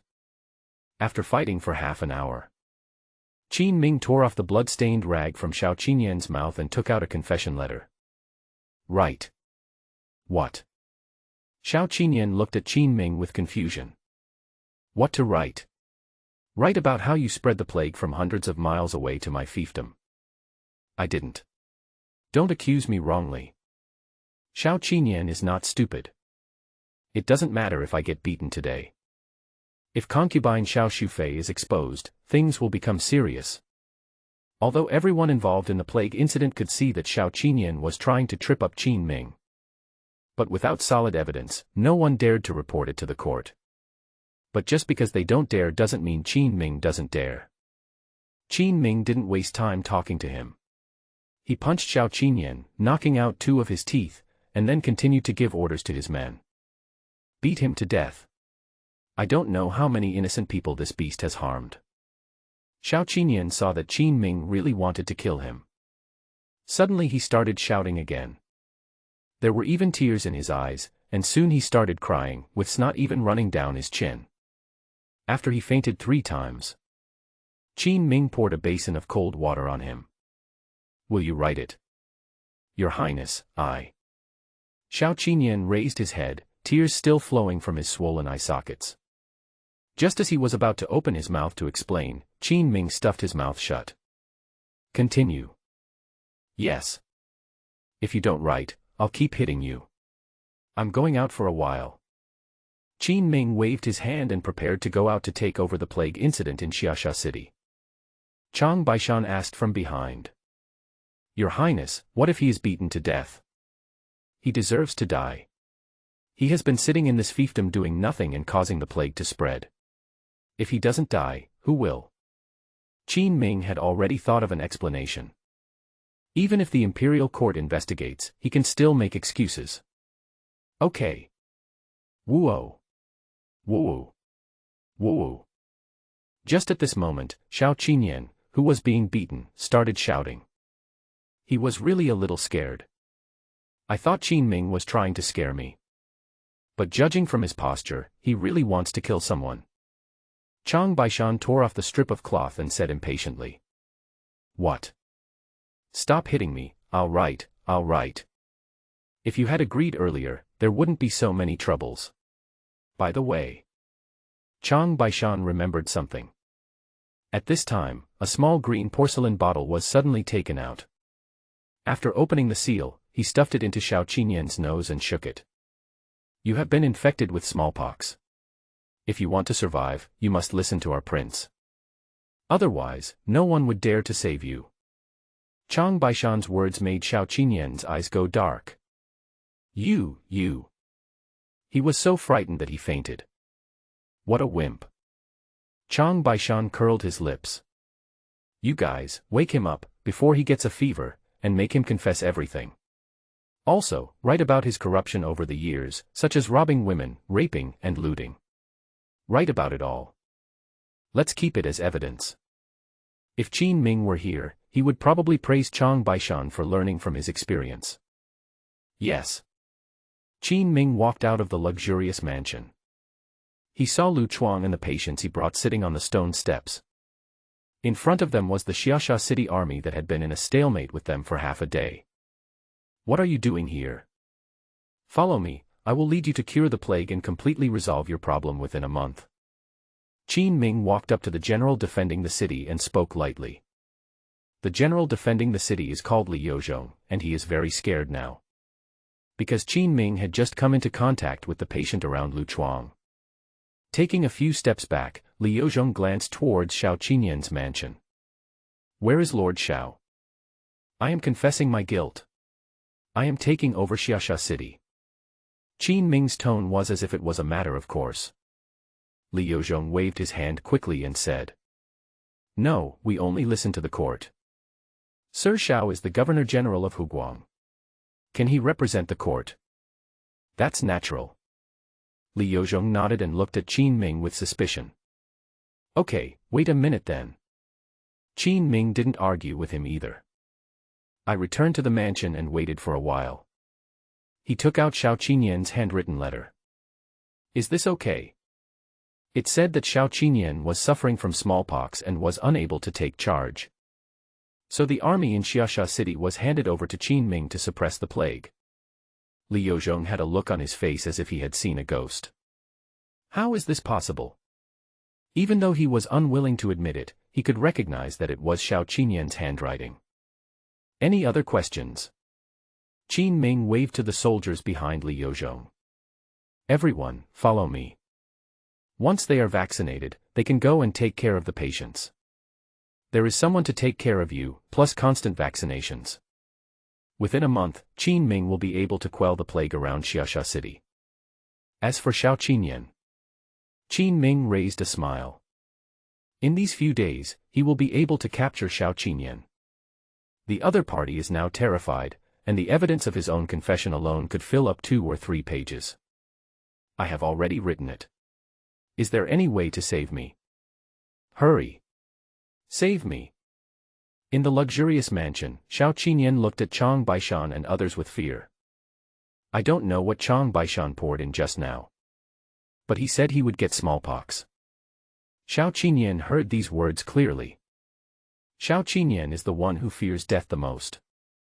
As long as the Green Mountains remain, there will be no shortage of firewood. No matter what, I can't die. Chang Baishan thought for a moment and said. That depends on your highness's wishes. As he was speaking, he had already walked out with pages of evidence with fingerprints on them. Xiao Qinyan's face was gloomy and he sat dejectedly on the bluestone slab. At this moment, he just felt uncomfortable all over. It seems like smallpox has broken out. In fact, this is just his psychological effect. Even if the most toxic vaccine is injected, it will not have such a quick effect. Your Highness, the work is done. Chang Baishan walked out the door and came to Qin Ming with a confession letter. Qin Ming had just arranged the troops here. Let them bring their people to pick up all the patients in the mountains and put them in one place for unified care. Next, Qin Ming used his own technical patent to make a vaccine to help them control the plague. Take care of the sick and help them recover. It will take less than half a month for the situation here to be contained. Leave a copy and start taking care of the patients. Should we tell them about the vaccine?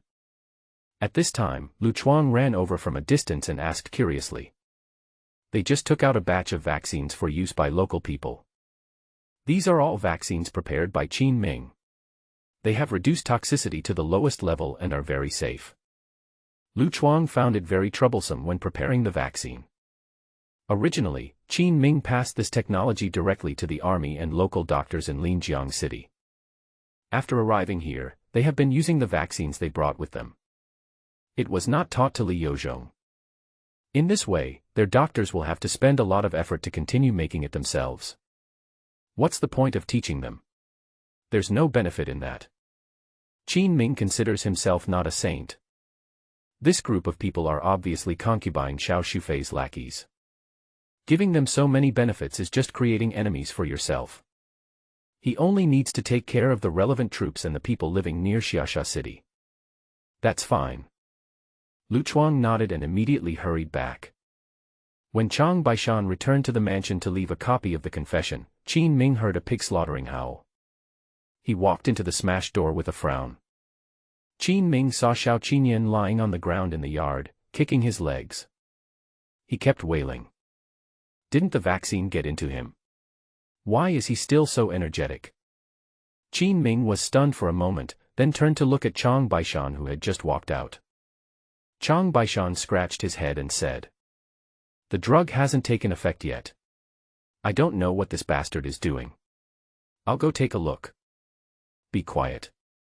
Approaching Xiao Qinyan, Chang Baishan kicked him twice. Xiao Qinyan said with a look of grief and indignation, "I'm going to die. You guys are going to kill me. Smallpox isn't a fatal disease, why are you yelling?" Chang Baishan was getting a little impatient. Xiao Qinyan now understood what was going on. He shouted, "I have already written a confession. It is useless for you to save me. If you report this to the court, I will die anyway. You are just a bunch of damn bandits. I won't let you go even if I go to hell." Glancing at the rag on the stone table in the distance, Chang Baishan walked over and wanted to pick it up and stuff it into Xiao Qinyan's mouth. But he was stopped by Qin Ming who was walking behind. "Who said I was going to report your little affair to the court?" Qin Ming took the confession letter and slowly squatted down. "You won't expose me. At least not now. Then can I survive if I get smallpox?" "Can." Qin Ming spoke seriously. Chang Baishan next to him had a look of confusion on his face. "Your Highness, what do you mean by this? I spent so much effort and went all the way to Xiaxia City. If it's not to deal with Xiao Qinyan, then what's the point of them running away?" "I see." Xiao Qinyan's body stiffened, although he didn't understand the situation. But when he knew he wouldn't die, a look of joy appeared on his face. He wiped his tears and got up from the ground. Qin Ming's purpose of coming here this time is definitely not just to capture Xiao Qinyan. That would be such a waste. Let me ask you, how much is the court's disaster relief allocation? 100,000 taels, maybe.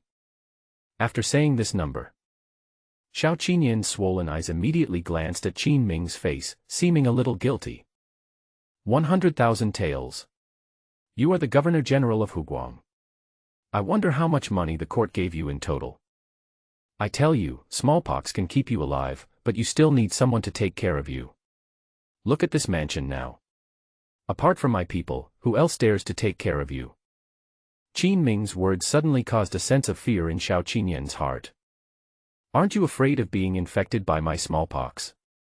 "I have a way to avoid being infected, but I won't give it to you right now."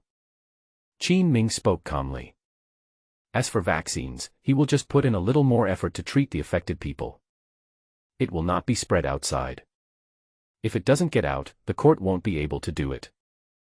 If it couldn't be done, no one would dare to take the risk of contracting smallpox to investigate the matter of illegally occupying 3,000 acres of land. Speak, how much?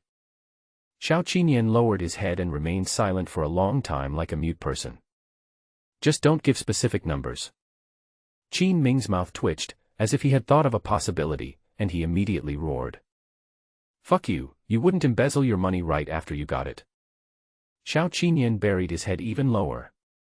But he still argued quietly. No. I haven't spent it all, so it doesn't count as misappropriation. He wanted to tell Qin Ming the specific numbers. But if the money taken out doesn't match when the time comes, both parties will be embarrassed. So he remained silent. The answer is 100,000 taels. No more. I'll fuck you to death.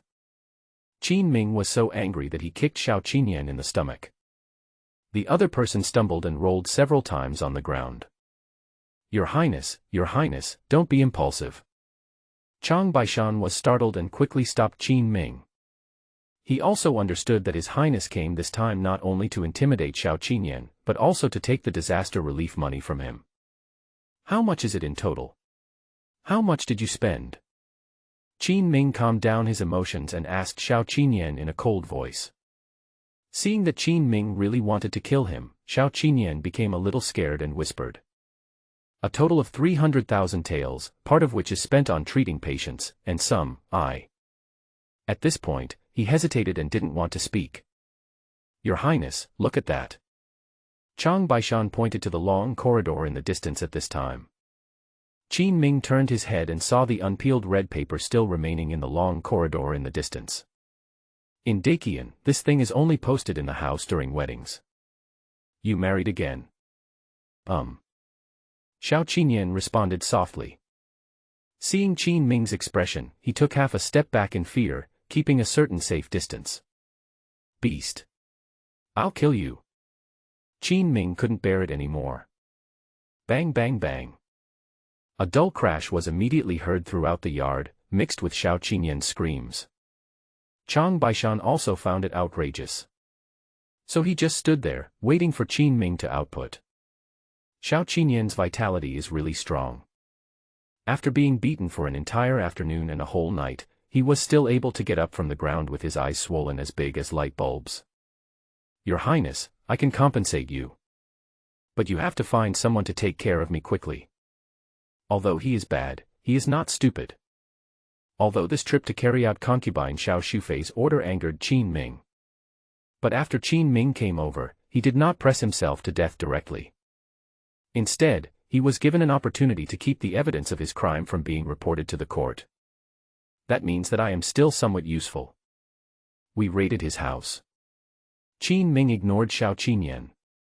He gave instructions to Chang Baishan. Xiao Qinyan was startled. Your Highness. Your Highness. This is all my hard work. I can just pay you back the money. Your life is not in danger, so just be happy. Chang Baishan tied him up and waved to the outside. Rows of soldiers came in and began to take inventory of Xiao Qinyan's property. What about the people who take care of me? I feel like I'm going to have a seizure. Go away, your grandmother. Chang Baishan has followed Qin Ming for many years, so he naturally knows his subtext. So they stuffed Xiao Qinyan's mouth, threw him to the gatehouse, and left him to fend for himself. This kind of person who uses a scheme to destroy an entire family deserves to be put to death. Qin Ming left behind evidence of his guilt just to prevent Concubine Xiao Shu from using Xiao Qinyan to influence him. It's not about controlling him. Qin Ming doesn't think highly of people like Xiao Qinyan. Came out of the city. Qin Ming saw Li Yozhong standing in the crowd, gathering the victims who had come out of the mountains. Why don't you leave? The soldiers Qin Ming left here were all vaccinated. Li Yozhong and his colleagues have not been vaccinated. Even if they have, it will take at least a few days for them to produce antibodies. But even so, he still came to the crowd and coordinated them to enter the camp. Li Yozhong didn't like Qin Ming.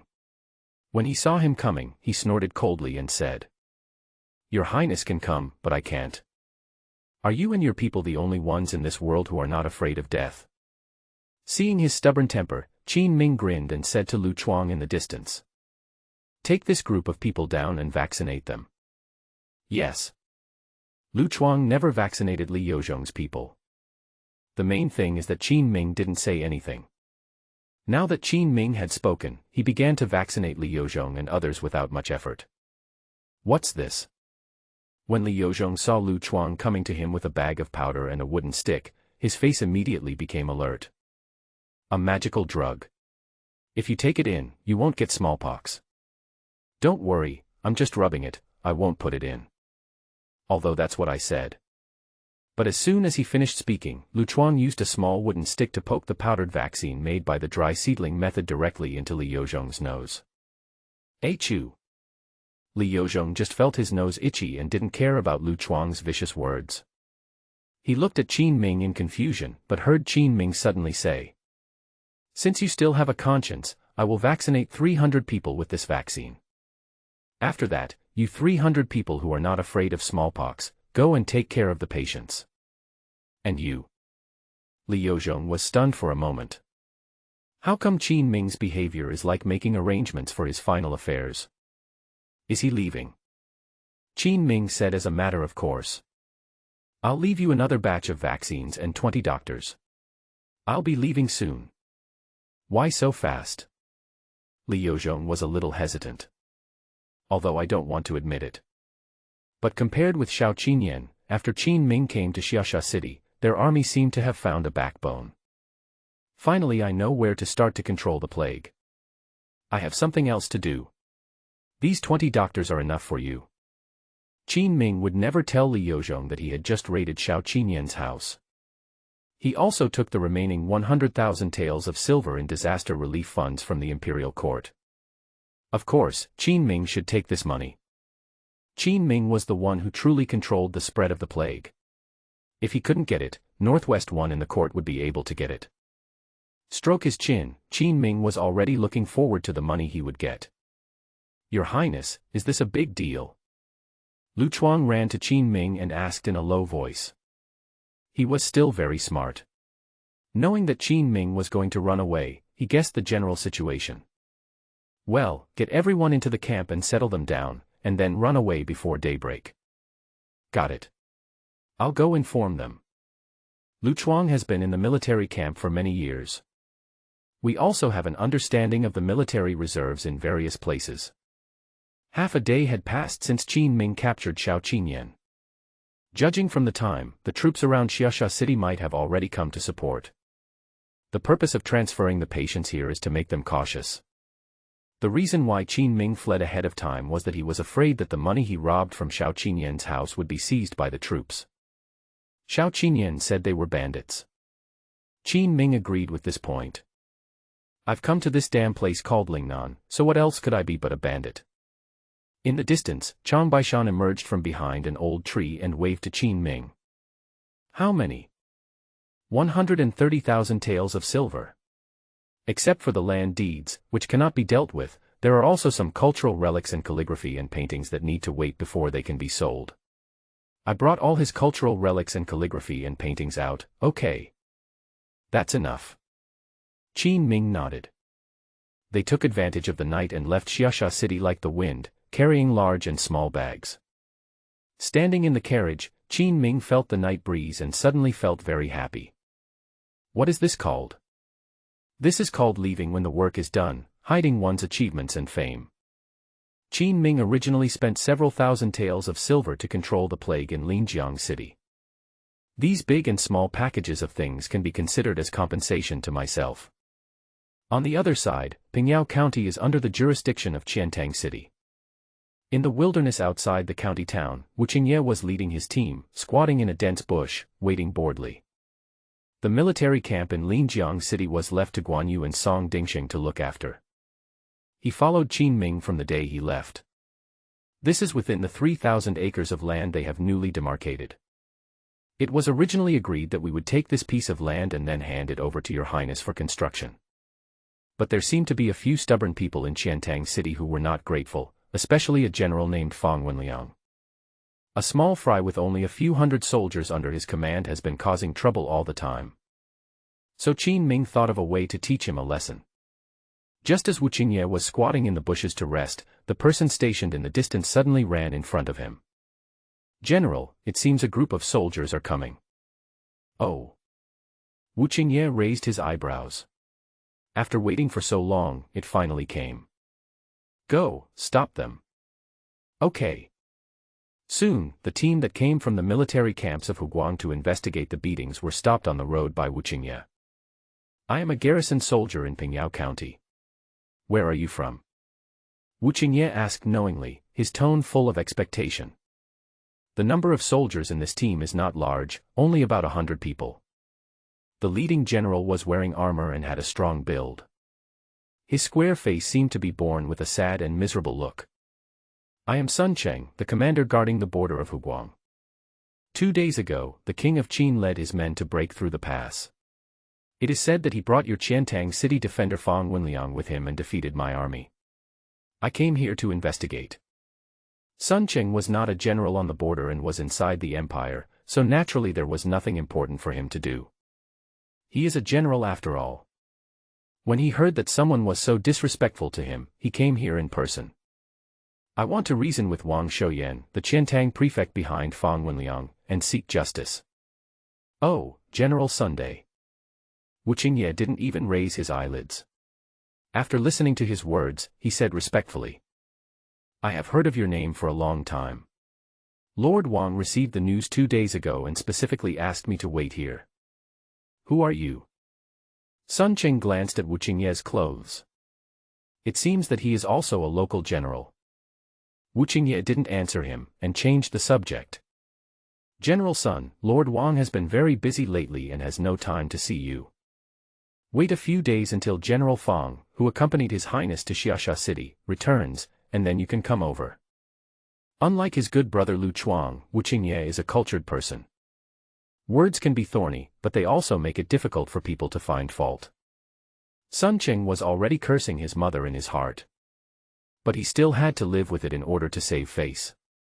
He suppressed his anger and asked, "This general, my identity, when I go to see Mr. Wang, do I need to inform you in advance?" According to the ranking of military attachés and civil servants in the Daqian dynasty, his rank is not low. "At least I won't have to meet the magistrate, and I'll have to visit the thatched cottage 3 times, waiting for someone to have some free time."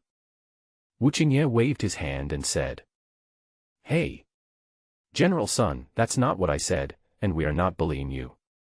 The main reason is that Fang Wenliang and Mr. Wang are cousins, and this matter is not easy for you to handle." Before arriving, Wu Qingye had specifically investigated the relationship between Fang Wenliang and Wang Shouyan. Just in use now. Although it was an advice, it sounded like Wang Shouyan was taking sides and deliberately leaving Sun Cheng out. "This is too much." Sun Cheng raised his eyebrows and shouted angrily, "You guys don't even have the intention to apologize. The effect I wanted has appeared." Wu Qingye continued to add fuel to the fire. "It's not that we don't have anything. Someone on your side was injured, so Lord Wang must give something symbolically. Listen to what this is saying. Symbolic, give a little." This attitude of looking down on others is not concealed at all. But Wu Qingye hadn't finished speaking yet. "But then again, even if we want to negotiate, we have to wait for General Fang to come back. Now no one's one-sided statement can count." Seeing that he had encountered an unreasonable person, Sun Cheng roared in anger. "More than a dozen of my men were injured, and this is called a one-sided story. Wang Shouyan is really resourceful. He arranged for someone to come and stop me early. Isn't it because he feels guilty? Fuck you. Get out of here. I'll chop you up before I see him." Sun Cheng drew out his spear quickly, and swung the blade in his hand violently, making a sharp sound as if piercing the air. In the darkness of the night, Wu Qingye just looked at him indifferently, without even the intention of taking action. "General Sun, I want to remind you that Pingyao County is not only within the scope of Qiantang City, but also within the fiefdom of the King of Qin. It doesn't matter if I die. If Lord Wang knew about this, or if His Royal Highness the Prince of Qin knew that you crossed the border hundreds of miles to kill someone, then it would be a big deal. Of course, you can also take action. After all, we may be in the wrong. Indeed, it's possible. At this point, don't they want to admit it? Sun Qing was furious, his chest rising and falling like a bellows. A surge of blood rushed to my forehead, but my chest felt stuffy and uncomfortable all over. General, calm down. They're trying to provoke you. Several trusted aides behind him hurriedly approached and whispered advice to him. Sun Qing naturally understood that this was a typical method of provoking someone. He took a deep breath and suppressed the anger in his heart. Sun Qing said word by word. Wang Shouyan, that old bastard, and Fang Wenliang, that beast. Do you really think no one can control you? Just wait, next time I come over, let's see who dares to stop me. It is true that Sun Qing was the garrison commander of the Huguang region, but he was only a captain. His position does not allow him to manipulate Wang Shouyan at will. But just because he can't, doesn't mean no one can control these two accomplices. Hushi Dusi Wei Guangxuan is his brother, 2 levels higher than Sun Qing. Sun Qing wants to go back for help. Next time he comes, Wang Shouyan will have to kneel at his feet and cry. Wu Qingye saw through his thoughts and reminded him again of Wang Shouyan's official position. Lord Wang is the prefect, an official appointed by the Imperial court. Please don't be impulsive. Get lost. Sun Qing spat, turned around and rode away on his horse. Although he was scolded, Wu Qingye felt very happy. Hey, I feel comfortable today. Turning around, he said to his men. Go find Fang Wenliang and tell him that His Highness wants him to apologize to Sun Qing. Fang Wenliang definitely did not go to Xiaxia City. He had been in Qiantang City and had never moved. As for waiting for him to come back from Xiaxia City, that is even more nonsense. We have to wait until His Royal Highness the Prince of Qin returns from the Hushi area in a few days. Soon, several soldiers came to Fang Wenliang's camp. General Fang, the King of Qin's men are here again. Why are you here again? Fang Wenliang is a relatively young general in his 30s. He had just fallen asleep and heard them reporting outside. At this moment his heart was filled with confusion and impatience. As early as half a month ago, Qin Ming arranged people to come and discuss the land enclosure issue with the people in Qiantang City. But Fang Wenliang and Wang Shouyan disagreed. So Qin Ming arranged people to come and harass them again and again. It hasn't stopped yet. Tell them I'm busy and that we can talk tomorrow if there's anything. But General, they said they had something important to discuss this time, and if we are late, it will delay the important matter. Fang Wenliang curled his lips in disdain and said. What big deal can they have? In the end, I still want to fight for land and resources for the King of Qin. They said it was Hushi's problem. What? Fang Wenliang then became a little alert. In the Hushi region, there is the city of Xiaxia which is rife with plague. Could it be that they brought the plague here? In fact, people had said a long time ago that Xiao Qinyan had brought the plague to Linjiang City. But many people turned a blind eye to it at that time. Officials in the Imperial court are like this. Unless the fire affects themselves, they just stand by and watch, not caring at all. But once someone wants to make trouble on our side, they will definitely be severely resisted. Soon, several people were brought in. General Fang, His Highness heard that you had offended Sun Qing, the garrison commander of the Huguang border, and asked you to apologize. Apologize? To whom? This sentence contains too much information. Fang Wenliang didn't react to what was happening. It was a long time before Fang Wenliang remembered who Sun Qing was. Are you crazy? Sun Qing and I have nothing to do with each other. We are hundreds of miles apart and I have only met a few times in the past 10 years. Why would I mess with him? I don't know. Several soldiers shrugged, threw down these words and ran away. Ill. Fang Wenliang cursed a few times, but then he thought it didn't seem right.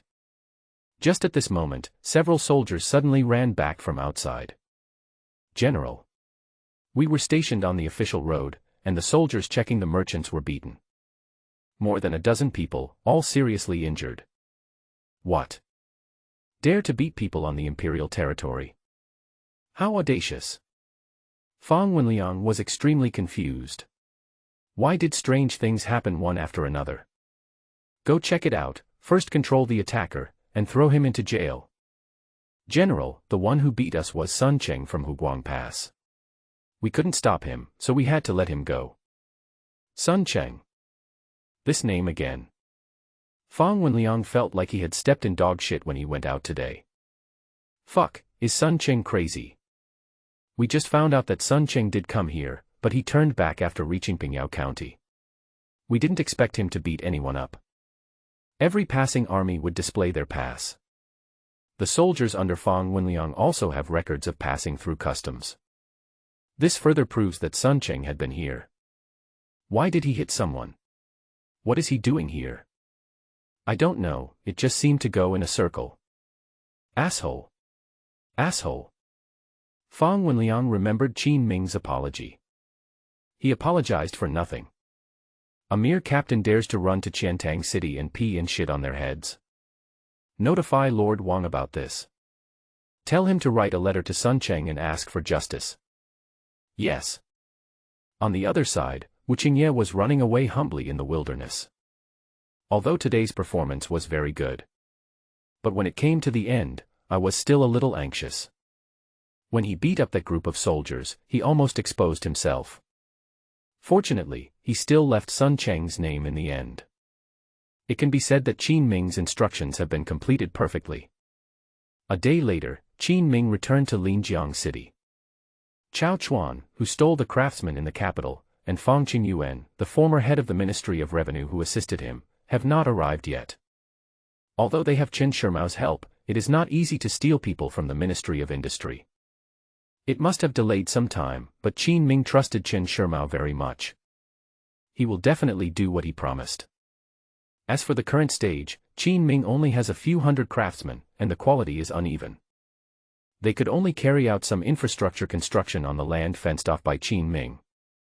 With the help of Guan Yu and Song Dingsheng, the craftsmen bought a lot of wood and iron ore. 2 carpenter workshops and 3 blacksmith workshops were built.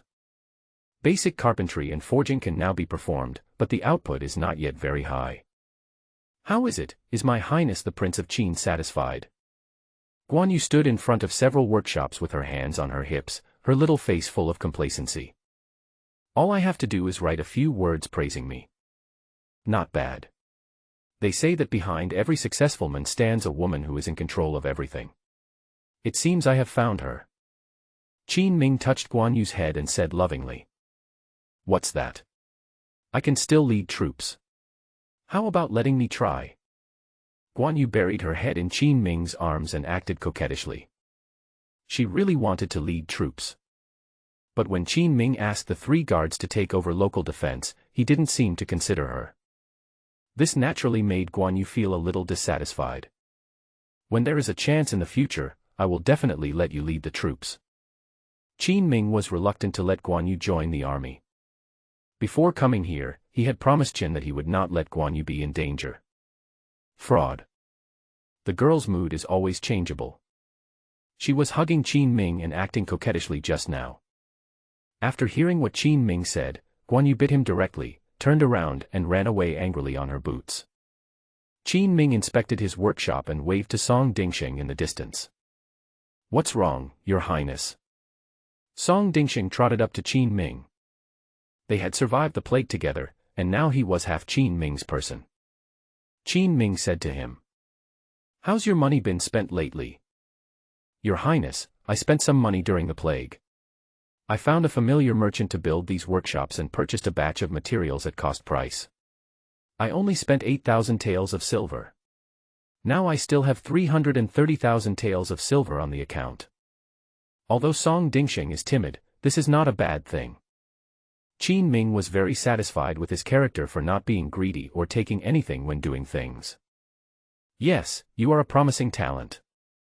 Qin Ming's praise sounded like simple compliments to Song Dingsheng. He had heard many such compliments. Unfortunately, no matter how much he heard, after all these years he was still just a prefect. I thought that Qin Ming's words would be the end of it. Who knew that what Qin Ming said about him being a promising talent was not false? I decided to give you a chance to make money. The scale of the workshop that Qin Ming expected has not yet been achieved. Although there is a lot of money here, it will take time for Chao Chuan and Fang Qingyuan to arrive with all the craftsmen to start large-scale construction. It will really become a matter of spending money like water. Add to that military spending and the casting of weapons and equipment. By then, even the 300,000 silver coins in Qin Ming's hands would be enough. Even with the 100,000 or 200,000 pieces of silver looted from Xiaxia City, it was still not enough. How do you make money? Bring me a pen and paper. Good. Song Dingxing brought Qin Ming paper and pen, and Qin Ming began to draw the design neatly. As a master of physics, Qin Ming is also a good painter. A blueprint of a mechanism was quickly drawn up. I'll call all my carpenters here and have them make this thing. What is this for? A loom, something that can improve the efficiency of weaving. Is that so? How much can it be improved? At least it's much faster than it is now. Song Dingxing was delighted, thinking that they could make a lot of money. But then a question occurred to him. Your Highness, should we keep this blueprint secret? Of course it's kept secret. If it's not kept secret, will we give it to the Imperial Court and ask them to make money together? Then I'll find a few local craftsmen who are tight-lipped and reliable to do it. Okay, you can see. Qin Ming waved his hand. His eyes were already fixed on a column of troops that had just entered the military camp in the distance. The person who came back was Wu Qingye. Is it done? Qin Ming waved to him and asked in a low voice. Wu Qingye leaned close to Qin Ming's ear and whispered. Almost done. Now we just have to wait for them to start working. Calculate the time. When will Sun Cheng's people arrive? Probably in the next 2 or 3 days. Sun Cheng was several hundred miles away from Qiantang City, and it would take at least 2 or 3 days to travel back and forth. Qin Ming nodded slowly. Let's go, I'll go meet Wang Shouyan in person this time. Your Highness, are you going there now? Of course, when we get there, we can just watch the show. If Qin Ming hadn't been there to look after it himself, the trap he had set for them would have failed. It would be bad if something went wrong and they had to join forces to deal with me.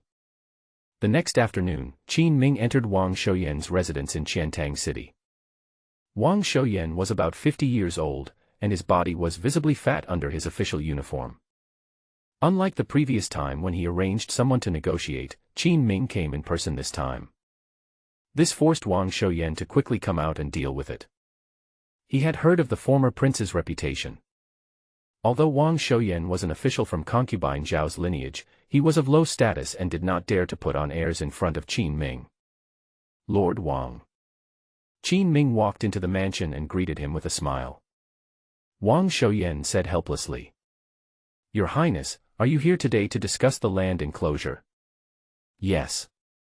Qin Ming did not hide it either. He sat in the inner hall and drank a cup of tea, then squeezed the soft hand of the beautiful girl who poured tea for him. He said calmly. I am not discussing this matter, but informing you. I hope Lord Wang can comply. Otherwise, we will not get along well in the future. Wang Shouyan's eyebrows twitched. Is there anyone who wants to come here to discuss things like this? This is too overbearing. As soon as he came over, he looked determined to win. Does this still take the Imperial Court seriously? Your Highness, this land is not mine. I don't know how you convinced Song Dingxing when we enclosed the land, but we in Qiantang City only obey the orders of the court. After Wang Shouyan finished speaking, he secretly glanced at Qin Ming's expression. But I found that his eyes were deep and he was looking outside the yard. This made him even more suspicious, and he thought Qin Ming was angry, so he added. Please forgive me, Your Highness. Qin Ming still didn't speak.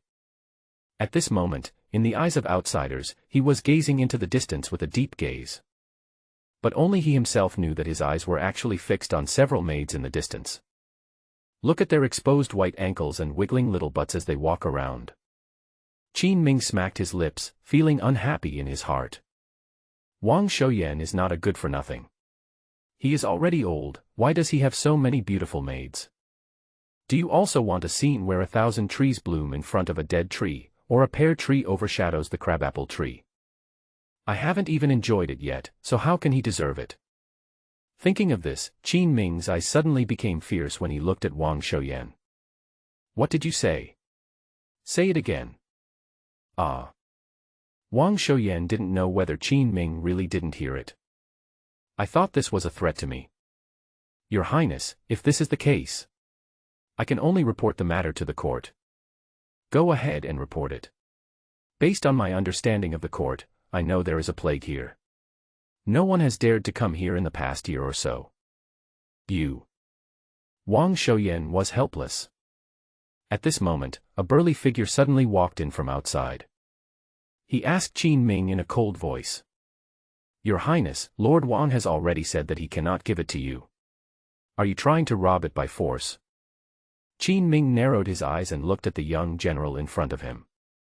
Combined with Wu Qingye's description, this should be the stubborn Fang Wenliang. Fang Wenliang has a stubborn temper, but Qin Ming is even more awesome than him. Qin Ming grinned and said without hesitation. Even if I robbed it by force, what can you do about it? Then I can only resist with the army. Fang Wenliang had long been dissatisfied with Qin Ming. Today he even dared to rush in and shout. Qin Ming naturally wouldn't spoil him. Do you have the strength to fight this king? My 3 guards are stationed at the border and can be transferred back at any time. The Wuwei battalion is stationed in Linjiang City. Any soldier picked out at random is much stronger than the weaklings in your army. Would you like to try moving one? It seemed that the two were about to quarrel. Wang Shouyan quickly stood up and said. Let's just talk about the facts and don't argue. It's not good to act on impulse. Despite what he said, his attitude remained firm. He just didn't want to allocate any land to Qin Ming. Master Wang, you can't turn your back on me. Qin Ming took another sip of tea and then changed the subject to Wang Shouyan. Wang Shouyan was stunned for a moment. What's wrong with me? I have controlled the plague and it has not spread to your place. Shouldn't you thank me? Wang Shouyan smiled faintly and shook his head. You are talking nonsense. The plague in Linjiang City has never spread. Even if you didn't come, we still have Song Dingsheng. He was an official who had been in the court for many years. With just a few words, he rejected the credit shown by Qin Ming. Forget it. I can't make it through talking to you. I'd better use some real skills. Qin Ming waved his hands and was not angry. Wang Shouyan and Fang Wenliang both felt a sinking feeling in their hearts. Fang Wenliang said angrily. Your Highness, do you still dare to flatten my Qiantang city? That's so violent. I came here to have a friendly negotiation with you and to help you solve a problem. There was something else behind Qin Ming's words, but neither of them understood. Trouble. Fang Wenliang didn't know where to start. It was the first time he met Qin Ming. It was also Wang Shouyan's first time. What trouble could it be? You'll find out soon enough. Qin Ming turned the teapot in his hand and spoke lightly. Under the suspicious gazes of the two people, he actually stood up and left. What does he want to do? Fang Wenliang was very alert. He felt that things were not that simple. When the enemy comes, we will fight him with our troops. When the water comes, we will block it with earth. I will write a letter to the queen first.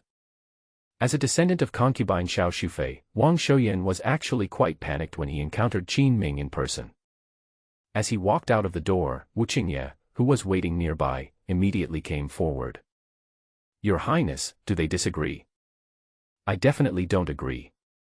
These two people are not the kind that can be easily negotiated with. Then what about us? Let's go and wait outside the city. Okay. Soon, their army column left Qiantang City. The guards in front of the city gate quickly reported the news to Fang Wenliang. Fang Wenliang thought that Qin Ming was a paper tiger who was just pretending to be powerful. He actually had no ability and did not dare to touch Qiantang City.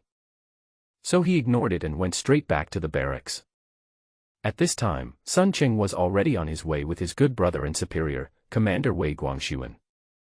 I happened to run into the messenger who was delivering new arrivals at the post station. The messenger ran around delivering letters all day long, so naturally he knew these two adults. So the letter was delivered directly to the two of them. Generals, Wang Shouyan from Qiantang City sent a letter. Have a look. Wei Guangxuan pouted at Sun Cheng. Sun Cheng seemed to still be a little angry with Wang Shouyan. He snorted coldly and opened the letter. Bang. This damn official is really going too far. After just 2 glances, he started cursing and slammed the table twice, breaking it to pieces. What did you write? Wei Guangxuan quickly calmed Sun Cheng down and asked in confusion. Sun Cheng spread out the letter and said. It was clearly him who beat our people, but now he blames me for beating the Qiantang City defenders when I came here. How could I possibly do such an unseemly thing? You are so shameless to put the blame on someone else. Wei Guangxuan's face changed. They are so shameless. I thought there was a misunderstanding in this matter and that what my brother said might be biased. But after actually seeing Wang Shouyan's performance, Wei Guangxuan finally believed what Sun Cheng said. Don't worry, brother. This time, I will make that bastard official kowtow to you and apologize. Just after Qin Ming found an inn in Qiantang City to settle down, an angry Sun Cheng led a line of soldiers towards Qiantang City. Since he was angry this time, he was also worried that Fang Wenliang would retaliate. The number of troops Sun Cheng brought was somewhat excessive. There are more than 1,000 people. This is the maximum number he can summon within his authority. Of course, Wei Guangxuan's contribution of turning a blind eye must also be attributed to this. Open the door. After invading with a large force of troops, Sun Cheng walked up to the soldiers defending the city and growled in a low voice. The soldiers guarding the city were puzzled. But he didn't dare to stop it. Because Wei Guangxuan, who was following behind Sun Cheng, was wearing the official uniform of a Dusi-level official. Even if one's eyesight is not very good, one can still notice the angry expressions on their faces. You, please tell me your name, and I will go and inform Lord Wang. Sun Cheng rushed forward and wanted to slap the slow soldier. Wei Guangxuan stopped him and said to the soldier. Open the city gates, we will inspect. A person at the Dusi level can command tens of thousands of soldiers. Given Wei Guangxuan's identity, it was a normal reason for him to inspect military camps in various places. In a small city, the highest-ranking official is the prefect, and there won't be anyone with a higher rank than him. Even if it wasn't an inspection, he was confident that he could walk around here with ease. All right. The soldiers guarding the city took a few steps back in a daze. He didn't dare to stop anyone. If someone gets angry and makes up a random excuse to hack you to death in the street, there would be no way to complain. Everyone entered the military camp just to eat the emperor's rations. It's not worth risking your life. In this way, Sun Cheng and his companion entered the city and rushed towards Wang Shouyan's mansion. On the other side, inside Wang Shouyan's mansion. Now he is having a headache because of Qin Ming's matter. At this moment, he was sitting in the pavilion in the courtyard, and he and Fang Wenliang each had a cup of tea in their hands, staring blankly. Well. I thought Qin Ming would leave if he failed to negotiate. Who knew that this guy would go out of town and come back again? He even booked a room in an inn in Qiantang City, apparently preparing for a protracted battle with me. All this information was reported by Fang Wenliang. Fang Wenliang was as confused as Wang Shouyan. But his doubt was mixed with a bit of anger. The king of Qin wants to act like a gangster, we must not give him the chance. Seeing that Wang Shouyan didn't move, Fang Wenliang took the initiative to break the silent atmosphere. I have already placed hundreds of spies around his inn in the past 2 days. It's not just this inn. All the movements in the 3 streets and 65 alleys around it cannot escape my eyes. Fang Wenliang is very confident. Qin Ming is very arrogant, but why does he pretend to be stupid when he comes to his own territory? However, Wang Shouyan is not as optimistic as Fang Wenliang. He felt very insecure. If the king of Qin showed even a little bit of emotion or means, even Wang Shouyan wouldn't be that scared. But Qin Ming just stayed in Qiantang City casually as if he was out for a stroll. Didn't even do anything. This is really scary.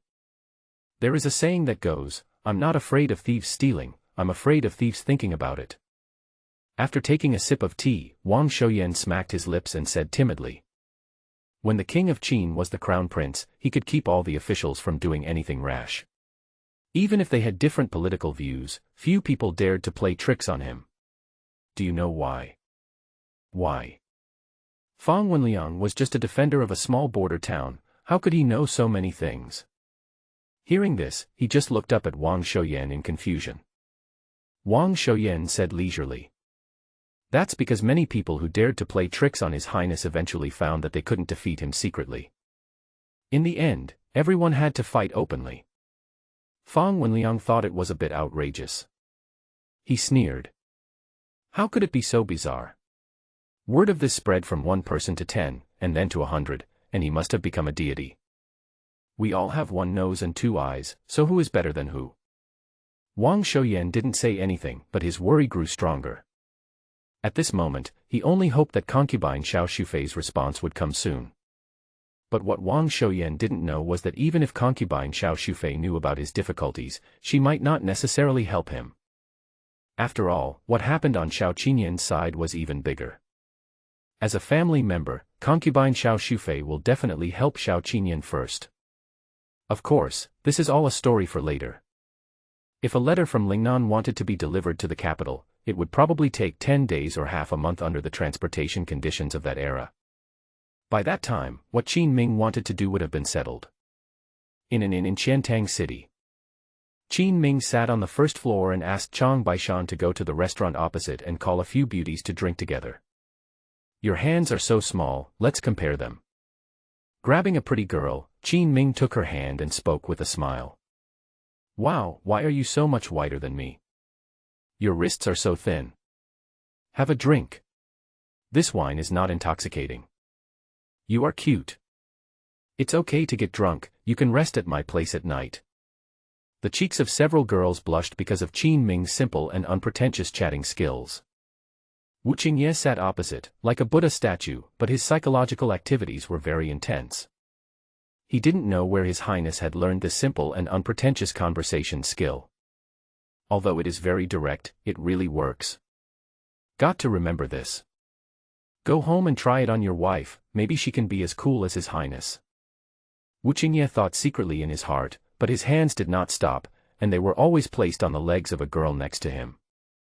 From time to time, he would think of some more awesome words than Qin Ming's, and when he got excited, he would secretly pinch the other's thigh. Qin Ming was an open-minded man.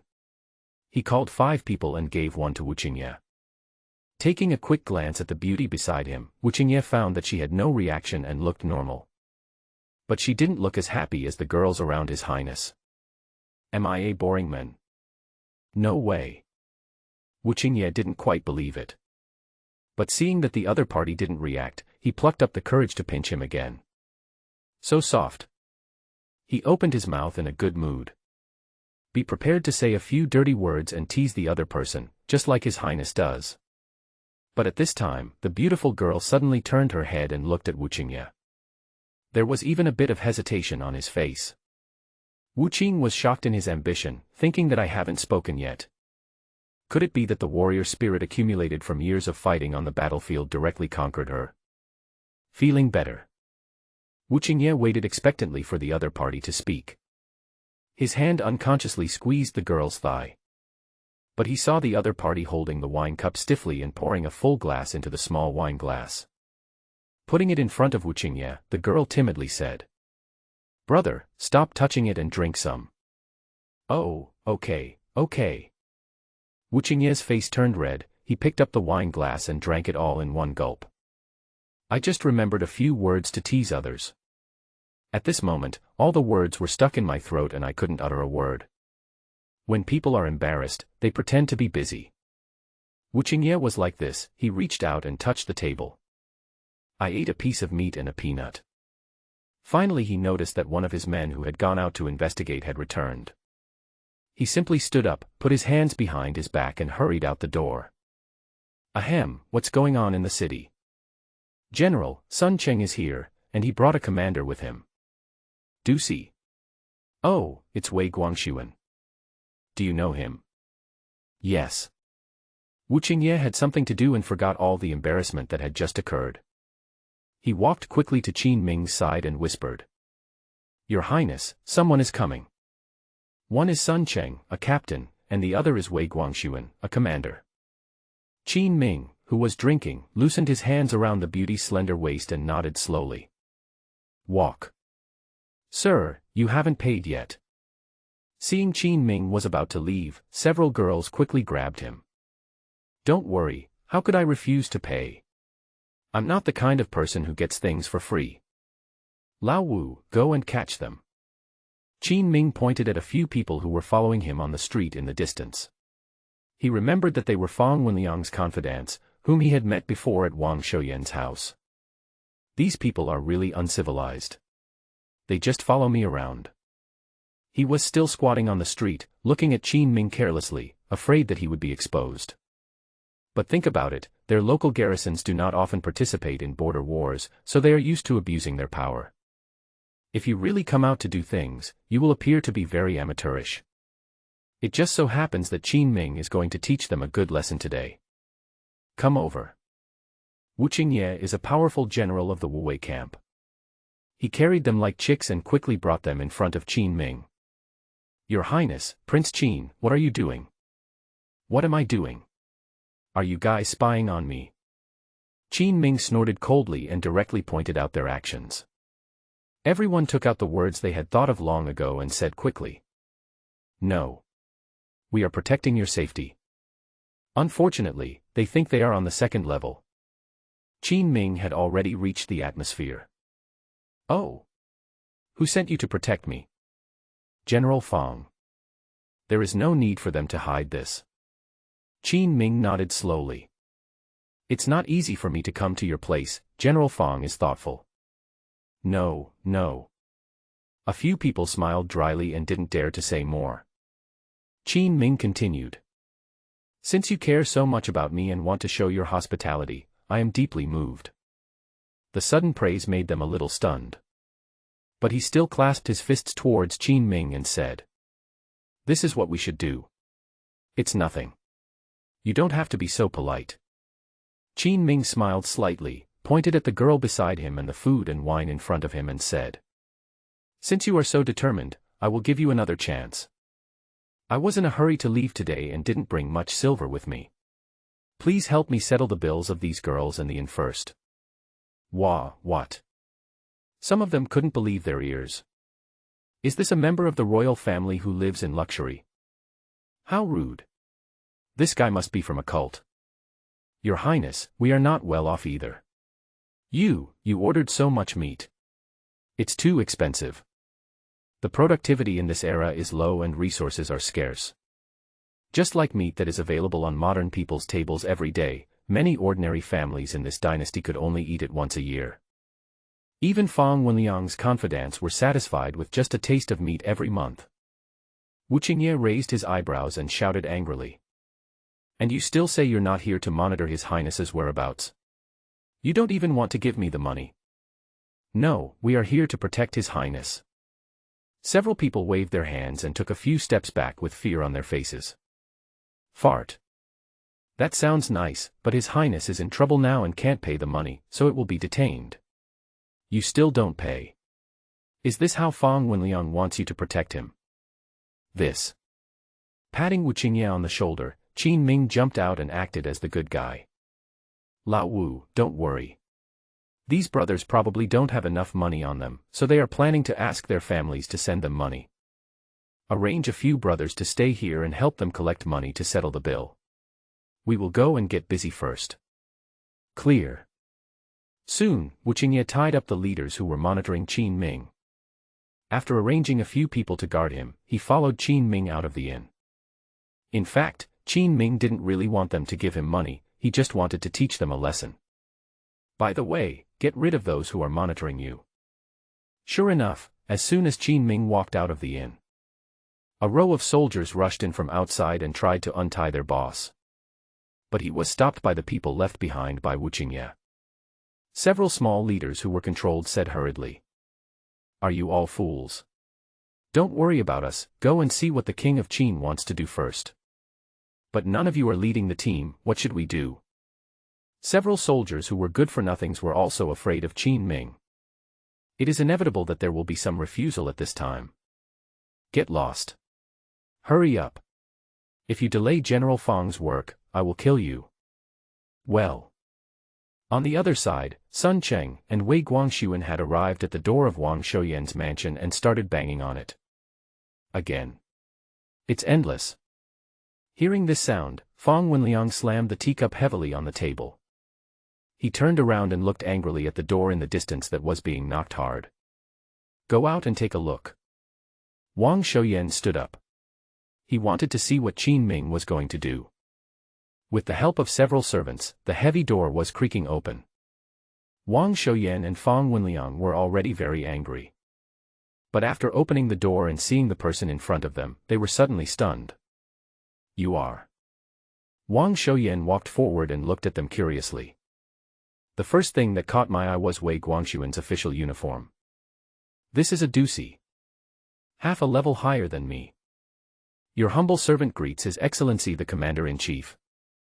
Wang Shouyan first clasped his fists and saluted.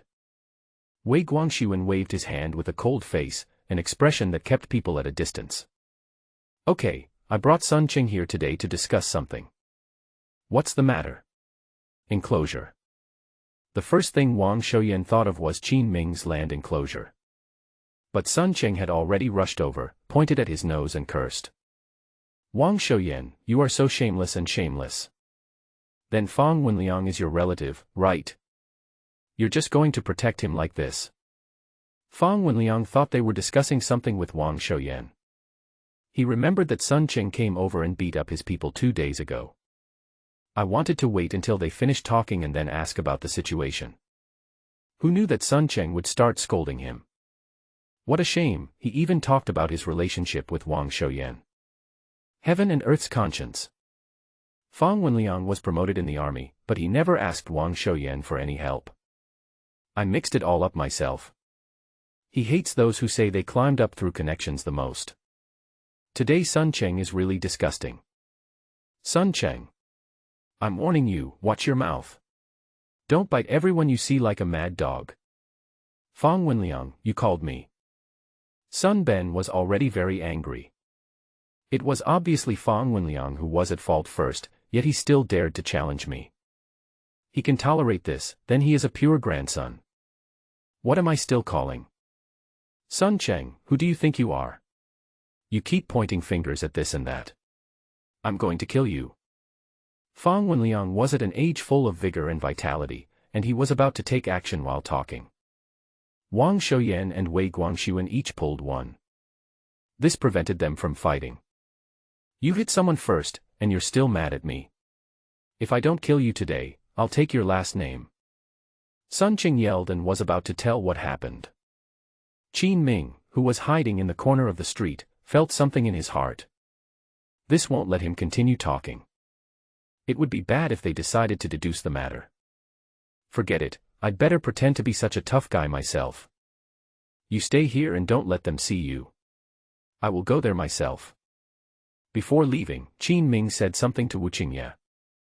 Wu Qingye had met Sun Cheng last time, and he would definitely be exposed if he came out this time.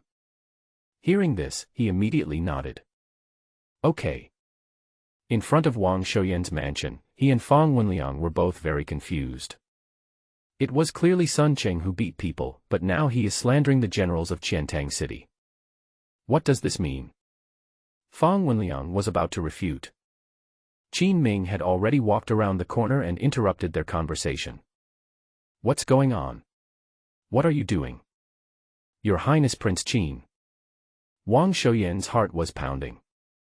The situation was already chaotic, and now a hooligan has shown up to disrupt things. So unlucky.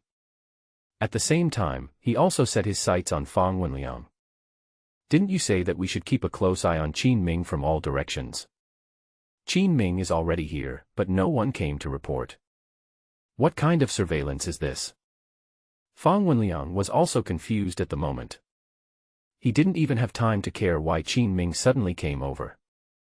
I just want to deal with the arrogant Sun Cheng first. Greetings to His Royal Highness Prince Qin. Wei Guangxuan still reacts quickly. Hearing Qin Ming's name.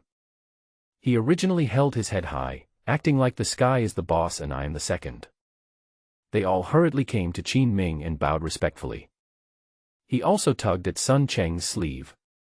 Sun Cheng reluctantly bowed to Qin Ming. This also raised the doubts in my heart. Your Highness, Fang Wenliang attacked my soldiers at the border of Huguang. Won't you give me an explanation? He thought Fang Wenliang and Qin Ming were in the same group. Because Qin Ming and Fang Wenliang fought against their own soldiers. Even now, just as he arrived here, Qin Ming quickly came over. This is obviously an attempt to protect Fang Wenliang. Qin Ming smiled slightly and said vaguely. The beating thing is indeed a problem.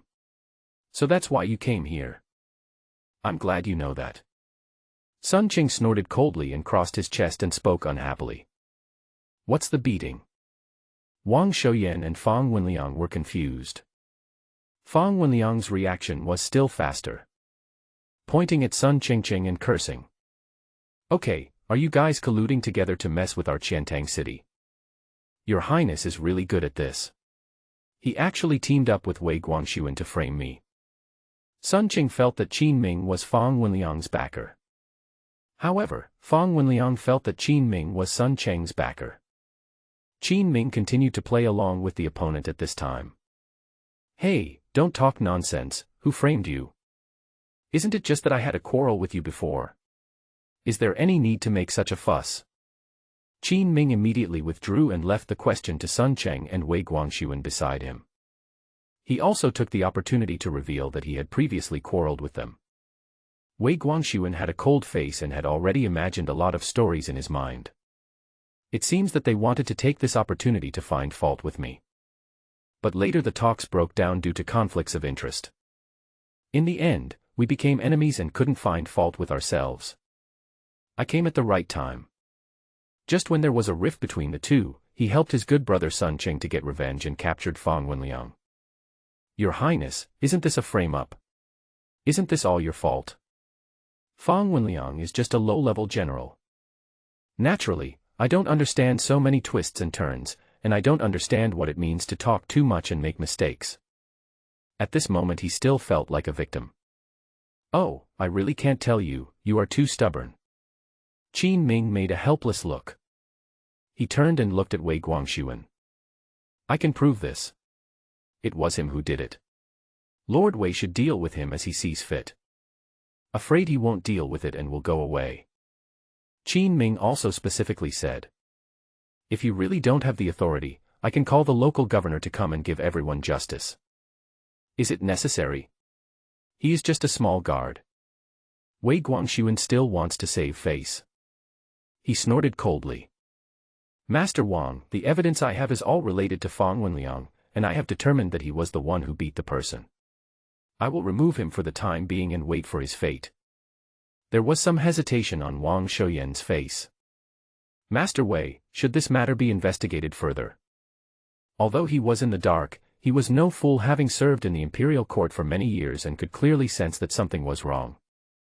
But Wei Guangxuan wanted to seize this opportunity to quickly deal with Fang Wenliang. Sun Cheng next to him also snorted coldly. Is there anything else to investigate? Or do you want to buy enough time to cover up the evidence? Fang Wenliang was also a young man with a glare on his face. He said angrily. Okay, Lord Wei, you're taking sides. He dared to confront a prince of such a noble status as Qin Ming, so naturally he would also dare to scold Wei Guangxuan. What did you say? Wei Guangxuan's voice turned cold and he glared at him. All right, stop talking. Before Wang Shouyan could even react, things had already turned out like this. He was so scared that his heart was pounding and he quickly grabbed Fang Wenliang. Qin Ming saw Fang Wenliang being held back and thought the matter was not serious enough. So he said, General Fang should listen more to Lord Wang. Sometimes, if you don't listen to the advice of an elder, you will suffer the consequences. Lord Wang has been in the court for so many years, so he may be able to help you a little. Just now, I was standing on the street corner listening to Sun Cheng and Fang Wenliang arguing with each other. Qin Ming noticed that Fang Wenliang seemed to be a young general with a strong sense of self-esteem. What he hates most is when people say he has nepotism. Now that he has found his defense breaking point, Qin Ming is going to dance hard on it. As expected, Fang Wenliang suddenly looked up and stared at Qin Ming. Your Highness, what do you mean? Please explain clearly, who supported me? I got this position of the garrison commander by myself. If anyone comes to my aid, I will strike you dead. His reverse scale was touched, and he almost roared at Qin Ming to correct him. Qin Ming chuckled. He retreated to advance and said something even more infuriating.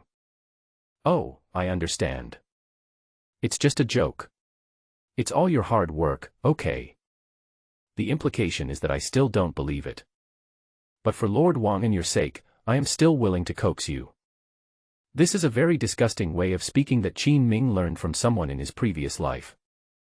I didn't expect that I could use my life to disgust Fang Wenliang. It seems that learning more is a good idea. You. Meeting a tough guy like Qin Ming. Fang Wenliang was really furious. Pointing at Qin Ming, his finger waved in the air for a long time. Puff. A mouthful of blood suddenly spurted out of his mouth. His body tilted, and Fang Wenliang fell straight to the ground. Wenliang. Wang Shouyan rushed forward and supported Fang Wenliang. Several soldiers around also came up and helped him to pinch his Renjong point. But Fang Wenliang was too anxious and furious, and he didn't wake up for a long time. Oh, if I had known this would happen, I wouldn't have done it in the first place. Qin Ming looked at his miserable condition and sighed leisurely, as if he was very familiar with him. Wei Guangxuan and Sun Qing thought that Qin Ming was talking about beating up their soldiers. But what Qin Ming said was that Fang Wenliang came out to show off and stop him from taking over the land. How dare you confront me? If I don't let you know why the flowers are so red, I will take your surname. Qin Ming thought secretly in his heart. He put on a sad look on his face, and said to Wei Guangxuan. Wenliang is a good person, but he has a very bad temper. Just when Wei Guangxuan thought that Qin Ming would plead for him, Qin Ming suddenly changed the subject and said. But this is his own problem. Don't let him down. Remove him if necessary and investigate if necessary. I am not someone who can use connections to get through the back door to intercede for others. I hope that Lord Wei can also enforce the law impartially and keep his word. Watching Qin Ming talking a lot. The corners of Wei Guangxuan's mouth twitched slightly. Why do I feel like I don't get any pleasure from revenge? Sun Qing actually felt the same as Wei Guangxuan. Just as they stood here, at a loss as to what to do, Qin Ming suddenly let out a soft eh. Come to think of it, why did you bring so many troops here? This number, is it excessive? Have you informed me of your travels within my fiefdom? Oh no. Wei Guangxuan felt a chill in his heart. I thought it was okay for me to slightly violate military regulations. After all, no one in the entire Qiantang city can suppress him. No one dared to mention this matter.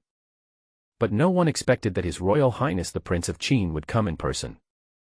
As luck would have it, I also noticed the number of their troops. This is... Wei Guangxuan began to lie urgently. Qin Ming didn't give him a chance to refute and interrupted him directly. Master Wei, if you do this, it will be very difficult for me to deal with it. This matter is neither big nor small.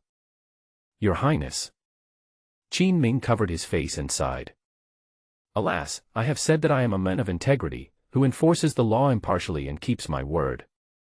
Can I just make an exception for you so easily? Wei Guangxuan quickly apologized with a smile. This, of course not. This time it's to avenge my brother. He did violate the rules. Sun Qing was anxious when he saw that his good brother was caught by the king of Qin because of him, so he quickly walked out and said, Your Highness, this matter has nothing to do with Lord Wei. I led the troops out privately. Among these people, there are more witnesses who were beaten by Fang Wenliang. I brought them here to testify against him. Sun Qing thinks quickly. Wei Guangxuan looked at Sun Qing with gratitude. Good brother, very loyal at critical moments. Looking at his reaction, Qin Ming just found it funny.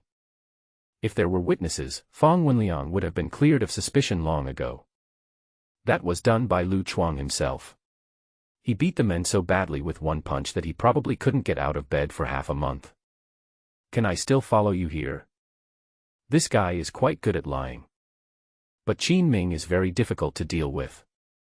In other words, Wei Guangxuan knew that you brought an excessive number of soldiers here, as well as so-called witnesses.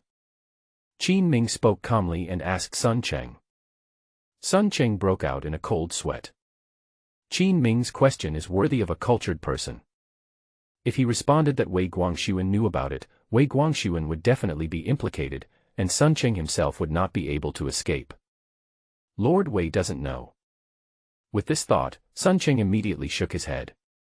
Pick Wei Guangxuan out again. Hearing this answer, Wang Shouyan next to him closed his eyes helplessly. How can anything good happen if Qin Ming gets entangled with him? No matter how Sun Cheng responded, Qin Ming would not let them leave easily. Sure enough, Qin Ming turned his head coldly and continued to ask Wei Guangxuan. You didn't know, but you still agreed to let him bring so many people. You don't know, or did you collude with him and pretend not to know? Sun Cheng, I'm telling you. Regardless of whether the people you brought are so-called witnesses or not, the number of people coming from other places has reached this scale. You, and you. No one can escape. Qin Ming's words made Wei Guangxuan's face bitter. I thought that if I could capture Fang Wenliang and restore the reputation of the military camp, the matter would be over. I didn't expect that I was the one who lost the most. Wang Shouyan stood aside and watched quietly, shaking his head slowly. Fang Wenliang is a person who is more likely to cause trouble than to accomplish anything.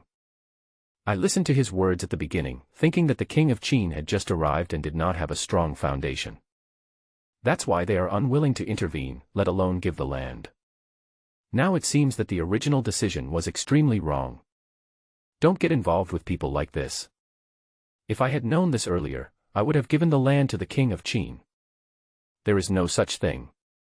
After threatening Wei Guangxuan and Sun Cheng, Qin Ming thought about it and made arrangements. Take your people and follow me back to the barracks for investigation.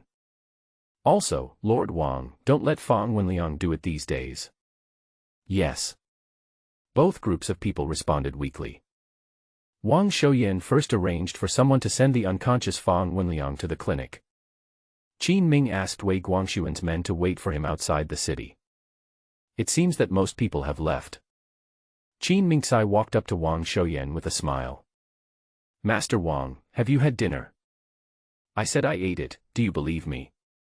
Wang Shouyan spoke helplessly, with a resigned expression on his face. Nonsense, it's just getting dark, what did you eat? Come on, follow me to the inn, we can drink and chat about life. Qin Ming affectionately pulled Wang Shouyan closer and put his hand on his shoulder. If someone who doesn't know the inside story comes and takes a look. I thought they knew each other very well, or even old friends for many years. Wang Shouyan really didn't want to attend this Hongmen banquet. But the situation is stronger than people. The defenders of Qiantang City were all killed. Wang Shouyan, who was alone in the task, did not have the courage to refuse Qin Ming. Let's go. After hesitating for a long time, Wang Shouyan finally sighed and prepared to leave with Qin Ming. But Qin Ming seemed to suddenly remember something. He stopped and looked at Wang Shouyan seriously and said, Master Wang, please ask the servants to bring some silver. I still have a meal and accommodation fees for more than a dozen people to pay. You just came to Lingnan, you have a bright future, and you have plenty of money. Can't you pay for this meal? Wang Shouyan was convinced. Even if he was honest, he shouldn't be bullied like this. Unexpectedly, Qin Ming nodded seriously. It is true that this king has a bright future. But you have to help me loosen up these 4 constraints: money is tight, brows are tight, clothes are tight, and time is tight. When he arrived at the inn, Qin Ming did not mention what happened today. He just called over the young girls from the restaurant opposite. There were 7 girls in total. After having established some emotional foundation with them, Qin Ming also knew some of their stories. These 7 beautiful girls are the top guests in the restaurant opposite and are known as the 7 fairies of Qiantang. Qin Ming and the 7 fairies ate while talking about Qiantang City. The girls understood men very well and were good at chatting. They talked to Qin Ming about a lot of news about Qiantang City. For example, which street is more prosperous, or which place has good business recently, and the boss there comes to the restaurant to drink and talk about how much he has earned. Although Qin Ming had a lot of fun chatting with them. However, Wang Shouyan did not participate. He became more and more confused and didn't know what Qin Ming was planning. Fortunately, Qin Ming is a kind-hearted person. They were all eating at the same table, and Qin Ming generously gave a beauty to Wang Shouyan. "Master Wang, have a drink with the beauty, don't be polite to me." "No appetite." Wang Shouyan's face was gloomy and the corners of his mouth twitched slightly. "How come it feels like your home court? Don't be polite to me." He thought Qin Ming was asking him to come over for dinner and just pay for the meal and the hotel room. But judging from Qin Ming's expression, it seemed that Wang Shouyan also had to pay for the wine and the appearance fee of the 7 fairies. How could Wang Shouyan drink this? Qin Ming looked at him as if he was a stone in a toilet, smelly and hard. He stopped trying to persuade her and turned around to brag to the 7 fairies. "I'll tell you a secret. I'm actually a prince." "Then we are honored to drink with you, so aren't we princesses too?" "You are my princess." Qin Ming smiled and took the hands of the 2 girls beside him, causing them to giggle and struggle to break free. But the princess he mentioned had another meaning. Many fantasy girls fantasized about being princesses when they were young. Some of them did become princesses in the end, but unfortunately they were not accompanying princes, but Mr. Wang. Ahem. Look at Qin Ming flirting with others without any shame. Wang Shouyan couldn't help but suffer from pharyngitis. He covered his mouth and coughed twice, reminding Qin Ming to talk about business. But Qin Ming didn't respond and continued chatting with others. Amid the clinking of glasses, the sound of girls' laughter as sweet as silver bells could be heard. Cough, cough, cough. Wang Shouyan coughed for a long time and his throat felt a little sore. Still no one cares about me. Even the girl that Qin Ming had just assigned to sit over here moved a stool on her own. Joined Qin Ming's chat group. He suddenly felt isolated. After pouring himself a cup of tea, Wang Shouyan took the initiative to mention what happened to Fang Wenliang today. "Your Highness, Wenliang has no ill intentions, he is just too honest and straightforward." Qin Ming didn't speak first because he wanted to ensure he had the initiative in the negotiations. Only when the other party makes the request can he prescribe the right medicine. He reluctantly let go of the hand that was holding the girl's thigh. Qin Ming smiled and asked him. "Master Wang means that he and I have no grudges against each other and we don't know each other. But after meeting, I should be tolerant of Fang Wenliang because of his honest and straightforward character. Why don't you build a temple for me? I'm such a compassionate person, if you sit in it and become a Buddha statue, it can generate a lot of income for your city every year." "Your Highness, please don't joke. That's not what I meant." Wang Shouyan smiled and shook his head quickly. Qin Ming waved his hand. "Now that he is in Wei Guangxuan's hands, we should deal with him as we should. What's the point of Lord Wang pleading with me? Will I ask Wei Guangxuan to release the people just because of the 3 prosperous shops and the land you gave me?" Qin Ming's words stunned Wang Shouyan. He raised his head, stared with confused eyes and said, "What 3 prosperous shops? My little princess just said that there is a street in your area that seems to be doing good business." "Oh, forget it, I am not that kind of person." Qin Ming waved his hand, picked up the wine glass in front of him and drank it all. Wang Shouyan has lived for so many years, but this is the first time he has encountered such a rogue person. From what he said, it seems that they want 3 prosperous shops and some land to give him before they will let him go. "I'm sorry I can't agree to your request. Each of these prosperous shops costs tens of thousands of taels of silver, and they can pay a lot of taxes to Qiantang City every year. If I give it to you, I'm afraid Qiantang City will." He hasn't finished speaking yet. Qin Ming waved his hand to interrupt it. "Stop. What are you talking about? I have said that I am an honest and law-abiding person." Wu Qingye. Arrive. Because of Wang Shouyan's arrival, Wu Qingye was already in a bad mood because he couldn't have a meal on the table and couldn't sit with the little beauty. Seeing the opportunity coming, he immediately rushed forward and stared at Wang Shouyan fiercely. Wang Shouyan was startled when he looked at him like this. "But I heard Qin Ming order." Go and tell Wei Guangxuan that Fang Wenliang's guilt should be reported directly to the general. Everyone who finds such scum will punish them. Our military camp in Dagon must have an attitude of preferring to kill the wrong ones before letting go, and severely punish these unruly generals. Only in this way can the atmosphere be cleared, and the big ship of Dagon can go farther and farther. In the end, Qin Ming was moved by his righteous Lingnan words.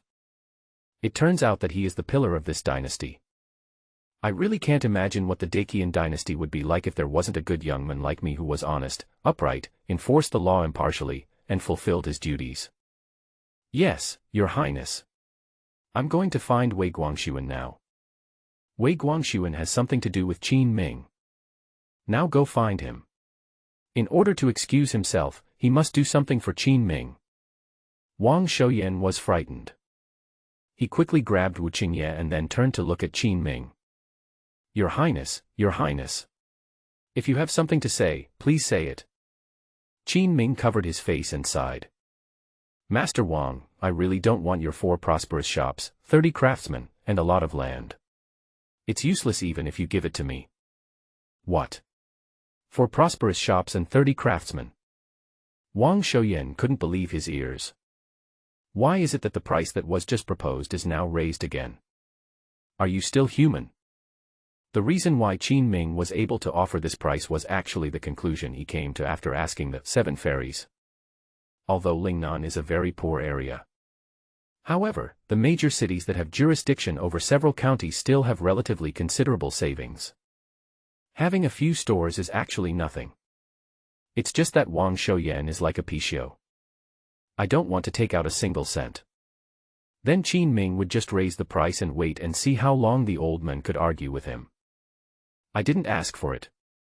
It was all donated to the military camp by Lord Wang, who saw that it was not easy for me to come to Lingnan. Qin Ming shook his head and once again confirmed his White Lotus character. Of course, if Lord Wang insists on giving it to me, I won't take it for nothing. You are.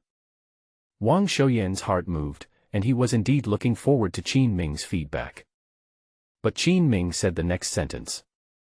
I will send you a banner in the name of the military camp to commend you for your outstanding contribution. How about that? Wang Shouyan was helpless. In fact, Qin Ming guessed correctly, he was indeed rich. But as a veteran who has been in the officialdom for so many years, he is also a real tough guy. As long as you don't put a knife to his neck and force him to give you money. He definitely won't give it. I wanted to act embarrassed and haggle the price with Qin Ming bit by bit. But he was wrong. Because the person he met was the world-famous former crown prince and the current king of Qin. Qin Ming had seen too many officials like him, so he naturally knew how to solve the problem step by step. Your Highness, I volunteer to donate. Seeing that Qin Ming had pushed him to this point, Wang Shouyan had to compromise in order to save Fang Wenliang. However, this grudge has been created with Qin Ming. When he returns, he will report everything about Qiantang City to Concubine Xiao Shufei. He couldn't defeat Qin Ming, but with the combined efforts of Concubine Xiao Shufei and the current crown prince, they could definitely subdue him. Great. I like people like you who are loyal to the country. Qin Ming patted his shoulder with satisfaction. He knew what Wang Shouyan was thinking. But it doesn't matter. Far water cannot quench near thirst. A forced melon is not sweet, but it quenches thirst. Lao Wu, please see the guest off. Now that the matter has been discussed, it is really an eyesore to leave Lao Deng here drinking with the 7 fairies. Qin Ming gave an order to Wu Qingye. Wu Qingye nodded. He had been impatient for a long time. After being rejected by one of the 7 fairies, he had been thinking about how to restore his manliness from this afternoon until now. If that bastard Wang Shouyan hadn't been hesitating for a long time, he would have been at the table long ago. Wang Shouyan was stunned. He didn't expect Qin Ming to order him to leave so quickly. Before leaving, he asked Qin Ming. By the way, Your Highness, when do you think Wenliang can return to the barracks? After paying such a huge price, he hoped that Qin Ming could get Wei Guangxuan to put the matter aside. The 2 sides will keep their distance from each other from now on. This is better for everyone. But when Qin Ming heard this, he looked at him in confusion. What do you mean by going back to the barracks? Doesn't Fang Wenliang have any land at home? Go back and farm. You, what do you mean? Wang Shouyan glared at Qin Ming angrily. How can you take money and not do the job? Qin Ming put down his bowl and chopsticks and said leisurely. Fang Wenliang's crime is punishable by death, but he cannot escape punishment while alive.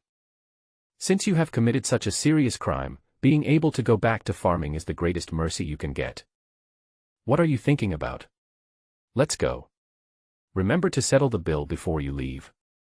Wang Shouyan gritted his teeth. Even though he had studied for many years and had a profound cultivation, he was almost furious at this moment. Your Highness is still very clear-headed. I admire you. Gritting his teeth and saying this, Wang Shouyan paid the bill and left the place in shame. There was no time to mourn him. The next person to appear is Wu Qingye. Wu Qingye found an empty seat and sat down quickly. He rubbed his hands and looked at Qin Ming with anticipation. Your Highness, that. When he said this, his old face turned red. But his eyes kept looking at the girl next to Qin Ming. The seventh fairy looked at this bear-like man and turned away with disgust. She hugged Qin Ming tighter. Wu Qingye was very hurt. In those days, he was known as a wise man on the battlefield, and was a glorious general who made many achievements in surprise attacks. Now I am actually disliked by several little girls. Oh, vast heaven, how unkind to me. In the end, Qin Ming knew the mentality of his subordinates and said to the two girls sitting next to him. This is General Wu. He is very rich. Go and have a couple of drinks with him. I'll give you an extra 10 taels of silver later. Now, the two girls finally sat next to Wu Qingye. There was a hint of gratitude in Wu Qingye's eyes when he looked at Qin Ming. He quickly imitated Qin Ming's hugs, but as soon as he reached out his hands, the other party was like a slippery fish and broke free. General, drink, drink. The two of them started to pour Wu Qingye wine, one glass after another. The bitter wine makes my throat ache. Wu Qingye could only touch the other person's hand when they were drinking. Qin Ming saw it and sighed inwardly. Fortunately, I didn't learn martial arts. Otherwise, if I really become a big and strong man, no girl would like me. In fact, it's not Wu Qingye's fault. The powerful generals of this era all have broad shoulders and thick waists. People of this physique not only look imposing but also powerful when swinging a weapon, and have high combat effectiveness. After drinking the wine, Qin Ming let the seven fairies leave. Next, he wanted to have a few words with Wu Qingye alone. So fast. Wu Qingye was still a little reluctant to leave, but Qin Ming glared at him before giving up. You stay here for a few days, mark out the land, and take over those prosperous shops. Wei Guangxuan's army remained outside Qiantang City. At this time, Wu Qingye definitely couldn't meet Sun Cheng. The two of them had met before. Now that the matter has been done, although Qin Ming will not be affected by being exposed, he will still feel a little embarrassed. So I just left Wu Qingye here for now. Your Highness, what use is there for our military camp to take Wangpu? Speaking of Wangpu, Wu Qingye looked at Qin Ming curiously. It's useless. Just use some real estate to balance the assets I have. Qin Ming said something casually, but he didn't understand it anyway. But it was beyond Qin Ming's expectation. Wu Qingye actually pretended to understand. Oh. Assets, I see, not bad, not bad. Many people sometimes encounter things they don't understand, but they don't want to admit that they don't understand. This sentence pattern will be used. Even though I don't quite understand, I can still pretend that I know. Qin Ming's mouth twitched. This Wu Qingye is quite humorous. Okay, I'll go back first. Okay, Your Highness. I'll help you move Hengping to give birth in the next 2 days, and then I'll go back. Wu Qingye scratched his head and walked forward, trying persistently to appear knowledgeable. But even the words were remembered wrong. Lao Wu was heartbroken that he didn't get to touch the seventh fairy's body today. As the saying goes, when people are in trouble, don't expose them. Qin Ming was too lazy to expose him and waved his hand with his back to him. He walked out of Qiantang City with a group of people. These cities would close their gates every night and prohibit passage. However, Qin Ming's identity was clear, so he said something to the guard at the gate and walked out of Qiantang City. Outside the city is a vast wilderness, the moon is bright and the stars are sparse, and the breeze is blowing freely. This is also the unique tone of Lingnan, which has not yet been developed. Except for Qiantang City, almost all the wilderness looks like this. Your Highness, you are out. Wei Guangxuan had been squatting outside the city waiting. Qin Ming turned his head and saw that some of the soldiers he had left here for rest seemed to be missing. The soldiers who used to gather together are now scattered, standing or lying outside the city. Qin Ming narrowed his eyes and raised the corner of his mouth. Old Wei, you are not honest and you don't trust me. Your Highness, why do you say that? Wei Guangxuan obviously did something wrong, so he gave a few dry laughs and started to act stupid. In fact, he had already arranged for someone to ask his superior for help. As long as the military camp does not punish Wei Guangxuan, his case will not be a big deal, and the most he can do is apologize to Qin Ming. Of course, arranging for some people to go back secretly was also to reduce the number of Sun Cheng's troops. Qin Ming did not answer, but just sighed. Alas, this king and you are connected at the heart, but you are secretly playing tricks on me. Your Highness, I really don't have any. Wei Guangxuan quickly shook his head. He was unwilling to admit that he secretly arranged for someone to go back. In that case, Qin Ming will definitely hold on to it. In fact, Wei Guangxuan didn't know. Qin Ming asked him to come out specifically this time and not to stay with him. The first reason was that he didn't want him and Sun Qing to see Wu Qingye. The second is to give him a chance to go back and get people. Come back to the barracks with me first, and let's discuss the punishment for your unauthorized crossing of the border. Contrary to Wei Guangxuan and Sun Cheng's expectations, Qin Ming did not ask any more questions. Instead, they were sent directly to the military camp. They even just talked about crossing the line, not about overcrowding. That's good. Wei Guangxuan was confused. After following Qin Ming for 2 days, he finally returned to Wu Wei camp outside Linjiang City. Wu Wei camp is a busy scene. Qin Ming's 3 guards were directly stationed at the border and would not follow him at any time. Wu Wei camp is different. This is Qin Ming's own army with the permission of Emperor Qian. Although many people in the court, including Emperor Qian, did not wish him well. Unfortunately, Qin Ming is just the grass under the cement floor. After all, you can get ahead of yourself. Your Highness, who are these two? When he was dealing with the plague before, Song Dingxing had already become familiar with Qin Ming. When he saw Qin Ming come back, he came up to say hello. Arrange them both to rest in the barracks. I will explain it to you later. Have Fang Qingyuan and Chao Chuan returned? Those two, here they come. Find someone to take me there. Qin Ming casually left Sun Cheng and Wei Guangxuan behind, and the two followed Song Dingxing away with confused looks on their faces. I thought Qin Ming would directly convict them. Now it seems as if everything is calm. But beneath this calmness, there is also a sense of worry. Just when they were feeling a little panicked, a middle-aged man in casual clothes came over. Alas, Your Highness is good in everything, but he doesn't follow the rules and is a bit impulsive.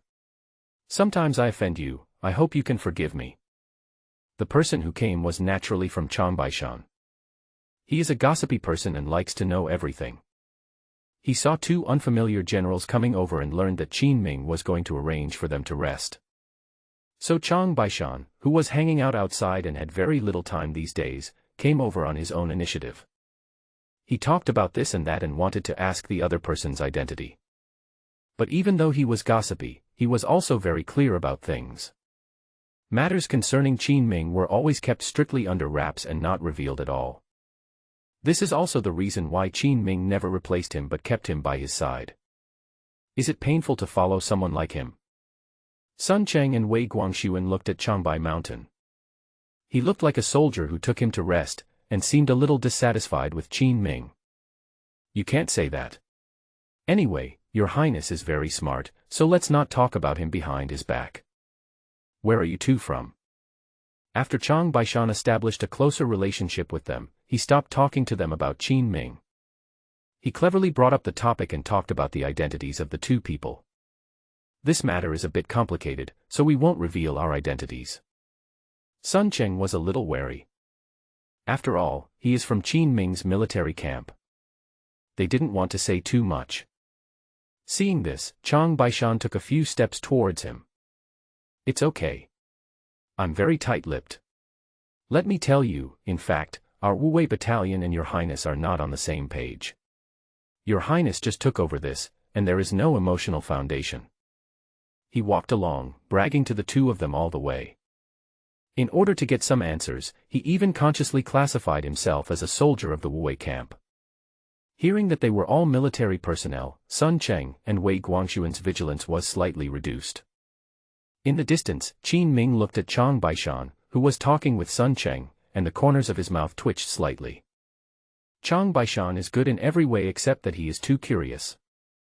What's wrong, your highness? Chao Chuan came from behind and looked at Qin Ming in confusion. It's okay, let's go and take a look at our workshop. After Chao Chuan brought the craftsmen over, he handed them all over to Fang Qingyuan. Now Fang Qingyuan, the head of the Ministry of Revenue, can finally put aside the uncertainties of the Imperial Court.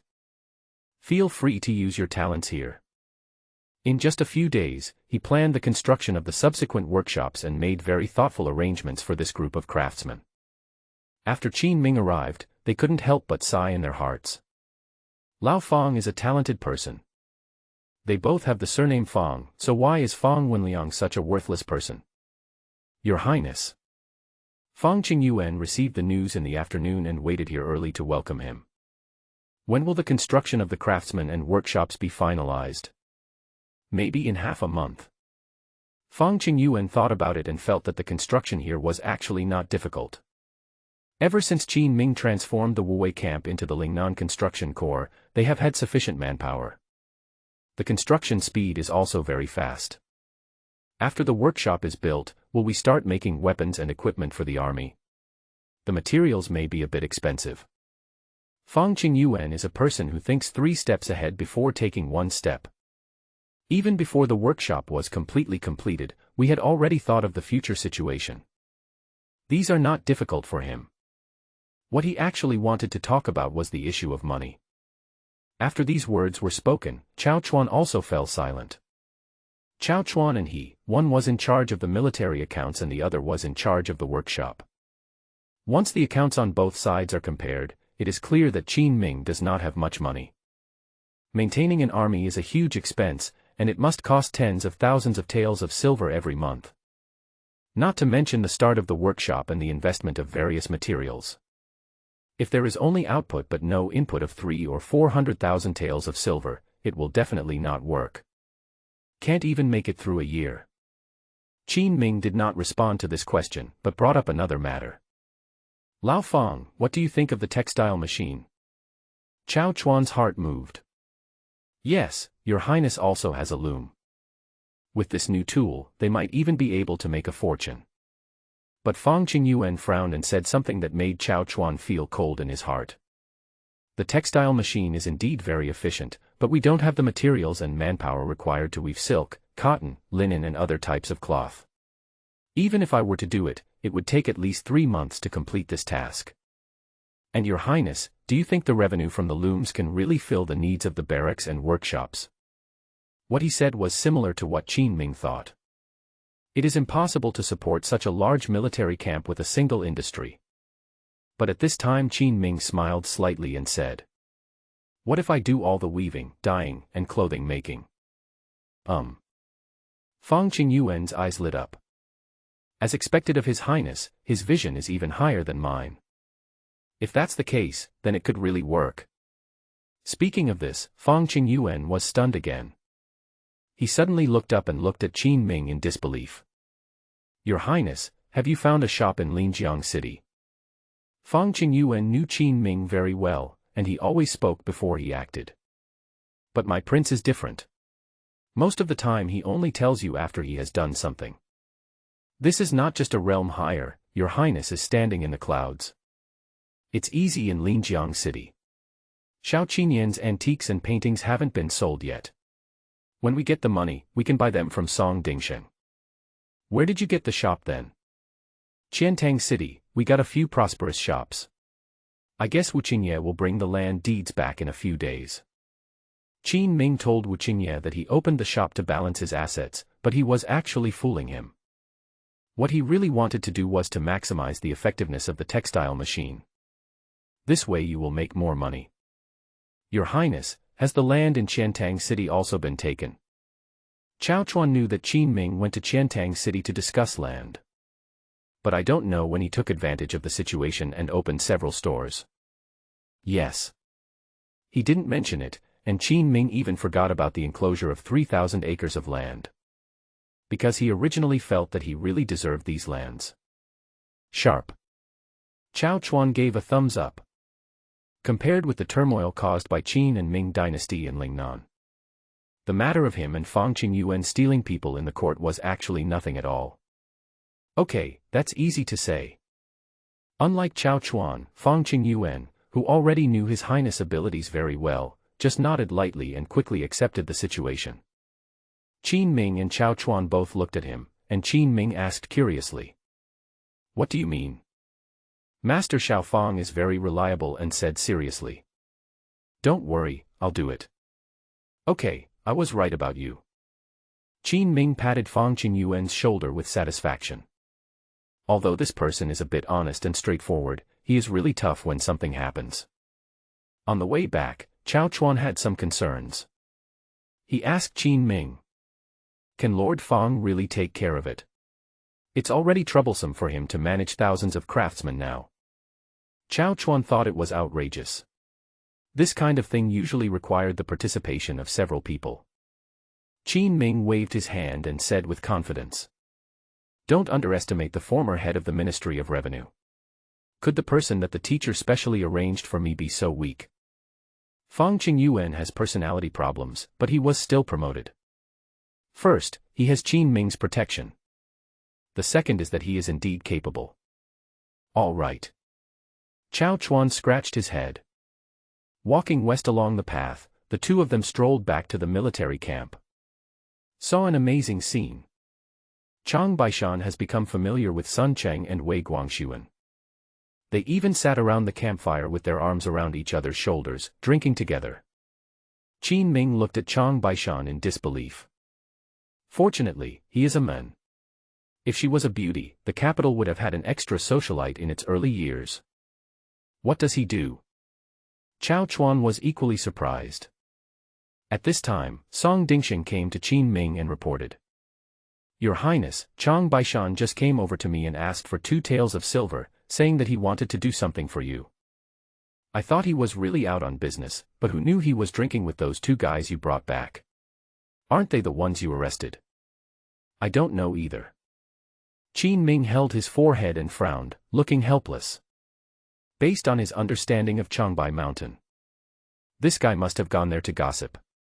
Maybe he got to know the other person better through chatting and ended up drinking with him. It's a disgrace to the military camp. How shameless. When Chao Chuan heard that Chang Baishan dared to ask the military camp for money, he became angry. Qin Ming casually pulled out a banknote and said, Take it and make up for it. I know this guy's character. He won't do anything out of the ordinary. Unless there is something he feels he must know, he wouldn't specially treat them to a drink. What could it be? While the two were talking, Chang Baishan also noticed the situation here. He said to his 2 good brothers. Brothers, I'm going to get some water and I'll be back in a bit. Okay. The 2 of them didn't think much about it, waved their hands and continued drinking. Chang Baishan brushed the dust off his butt, got up from the ground, and hid in a corner of a tent in the distance. He waved to Qin Ming again. Qin Ming, Chao Chuan and Song Dingxing came to Changbai Mountain together. Chao Chuan was about to yell at him angrily. But I heard Chang Baishan say with a proud look on his face. Your Highness, I have heard a lot of news. You are really good at this. You have subdued these 2 guys. But you have to be careful. They have gone to inform Lieutenant General Han Mingrui. They will probably come tomorrow.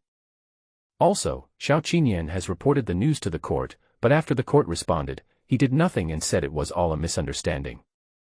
It seems that he is afraid of you. By the way, Concubine Xiao will arrange a group of people to come and inspect. Huguang is the area controlled by the descendants of Concubine Xiao Fei. As people from that side, Sun Cheng and Wei Guangxuan knew a lot. In addition, Wei Guangxuan was an officer at the Duci level, so he must have a deeper understanding of the situation. After Chang Baishan found out their ranks early on, he took the initiative to treat them to a big drink. Until everyone was dizzy. Finally got the words out of him. You are really a talented person. Qin Ming's judgment was correct. Chang Baishan was the socialite in the military camp. Although it's a bit gossipy, it will definitely not be wrong. Qin Ming's evaluation is very accurate, and this is also what Chao Chuan and Song Dingxing wanted to say. Chao Chuan, who had wanted to scold him just now, also stopped at this time. The Imperial Court is sending people to inspect. How are we going to explain that we have enclosed 3,000 acres of land? Song Dingxing was the most afraid. This matter started with him. If the investigation really finds out that I am the one responsible, I will be dead. Qin Ming saw his hesitation, patted his shoulder and comforted him. What the hell are they investigating? Let's find a group of people who haven't been vaccinated yet and have them vaccinate on the land we've designated, and see who dares to come. Qin Ming's gangster tactics are simple but effective. Song Dingxing immediately breathed a sigh of relief. The night wind was blowing, and Chang Baishan saw that it was a little late to release the water. I quickly waved my hand. I went to have a drink with those two brothers. Go ahead. Qin Ming waved his hand. Matters concerning the Imperial Court were easy to handle, but Qin Ming was not familiar with this guy, Lieutenant General Han Mingrui. Then he turned to Chao Chuan and said, Do you know this Han Mingrui? I don't know. He should not have come from the same place as us. Chao Chuan was born in the Northern Army and fought his way up through battles, so he has a good family background. But Han Mingrui was different. Chao Chuan had only heard of his name but didn't know his experience. Fortunately, Song Dingxing is a local and is very familiar with the surrounding situation. He said, Actually, it's nothing. Han Mingrui worked under a certain general before, and you two also know that general. Who? Colleagues Qin and Ming asked. At the same time, it was a little strange that even though they had all gone to Lingnan, there were still acquaintances from the Imperial Court. Qin Ming remembered that he didn't have many familiar officials with the Ministry of War, and he didn't have many contacts in the military camp. This is mainly because he was in the court to supervise the country and be in charge of court affairs. In order to reduce Emperor Qian's suspicion of himself as the prince, his predecessor did not touch things such as military power at all. Song Dingxing looked at them with a strange expression, and then told the truth. General Zhengde, Yi Shoujiang. Qin Ming and Chao Chuan looked at each other, and this name surprised them. Chao Chuan remembered the friendship between Guan Yu's father and Yi Shoujiang, so he said, If they are General Ye's subordinates, then we should call Xiao Ye. She has more face. That's what I thought. After Qin Ming came back, he has been dealing with the affairs of the military camp. I just happened to miss my little beauty. Then leave it to you.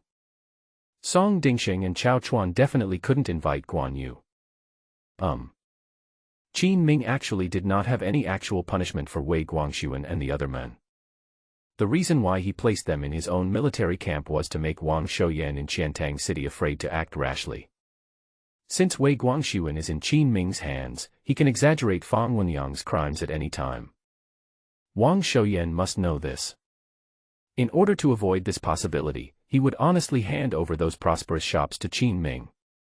Song Dingxing arranged for Guan Yu to live in a small courtyard in Linjiang City. 3 rooms plus a yard are considered very luxurious here. This was also what Song Dingxing prepared specifically for Guan Yu after he knew the relationship between Guan Yu and Qin Ming, in order to express his attitude and get closer to them. Guan Yu wanted to stay in the military camp to help deal with specific matters. But living in the military camp was not very convenient after all, so she was finally arranged here. After entering Linjiang City, Qin Ming discovered that it was quite different from the capital. Even at night, the capital city is brightly lit day and night. But the people in Linjiang City all go to bed when the sun sets. It was not yet late at night and the streets were already quiet, with only the night watchman's candle swaying in the evening breeze. The sound of the candles was long and faded away in the night. "Are you asleep?" Qin Ming took the key from Song Dingsheng, tiptoed to open the door, squatted in front of the bed and asked softly. The room was quiet and Guan Yu didn't say anything. Qin Ming smiled, and plucked up the courage to reach into the quilt and pinch it. "Ah!" The girl's crisp cry was heard immediately. Guan Yu climbed up from the bed, her little face flushed. Qin Ming lit a candle on the bedside and sat next to Guan Yu shamelessly. The girl pouted and asked proudly. "Sir, do we know each other well? You came to my bedroom in the middle of the night. Aren't you afraid that I will report you to the police?" Qin Ming saw through her thoughts at a glance. I guess Guan Yu felt that Qin Ming was too busy recently and had neglected her. Thinking of this, he chuckled and said, "I won't touch someone I know. It's best if I'm not familiar with them. It's more exciting this way." Qin Ming hugged Guan Yu into his arms and the two started playing around. After a while, Guan Yu bit Qin Ming before breaking free and saying, "You just want to run away. The 3 guards have been at the border all the time. Don't you care? These are the Imperial Court's troops, and they do not belong to me alone. Just let them stay at the border." Qin Ming has never interfered in the defense of the 3 guards. They seemed to understand Qin Ming's thoughts and took good care of themselves. Even after arriving in Lingnan, they still quietly went to the border to station. "But they are your army too." Guan Yu was very surprised. Logically, Qin Ming should have begun to attach importance to military power. It is impossible not to respond to the border garrisons under his command. Well, let's wait for this. Qin Ming had seen too many princes and emperors who had reduced their power. This is the reason why we did not move the troops at the border and even drew a clear line with them. If a huge amount of effort had been spent in the early stages to arm this army to the teeth. Finally, the Imperial Court issued a document, which stated that the feudal lords would be reduced in size. Then I won't even have a place to cry. Are you worried about Prince Jin or His Majesty? Guan Yu guessed Qin Ming's thoughts, and lay on Qin Ming's chest like a spoiled child, asking curiously. Everyone is worried. There are few good people in the court. Are you a good bird then? When there is a chance in the future, I can let you try it. Qin Ming's old face turned red and he muttered. Guan Yu was a pure girl, so she naturally didn't understand these dirty jokes. What's the meaning? Literally. Oh. After chatting for a while, Qin Ming told Guan Yu about Han Mingrue's arrival in the past 2 days. Guan Yu seemed to know Han Mingrue very well. Whenever she mentioned him, the girl's face was full of disgust. Han Mingrue. He's a gambler. Don't learn from him. A gambler. Guan Yu nodded and continued to introduce. Yes, he followed Uncle Yi to fight everywhere. With his annual salary and the rewards from the battles, he got 1,000 acres of fertile land, several mansions, and married 6 wives. Never mind, he lived a good life anyway. Later, he became addicted to gambling. He went out to gamble all day and lost everything at home. His wife also ran away. He also borrowed a lot of money from the military camp, but he couldn't pay it back in the end. Uncle Yi couldn't bear to see this, so he helped him pay back the money, expelled him from the army, and sent him here. I learned about Han Mingrue's beastly experience. Qin Ming couldn't help but sigh. Old Yi is a decent man. He even helped him pay off his gambling debts.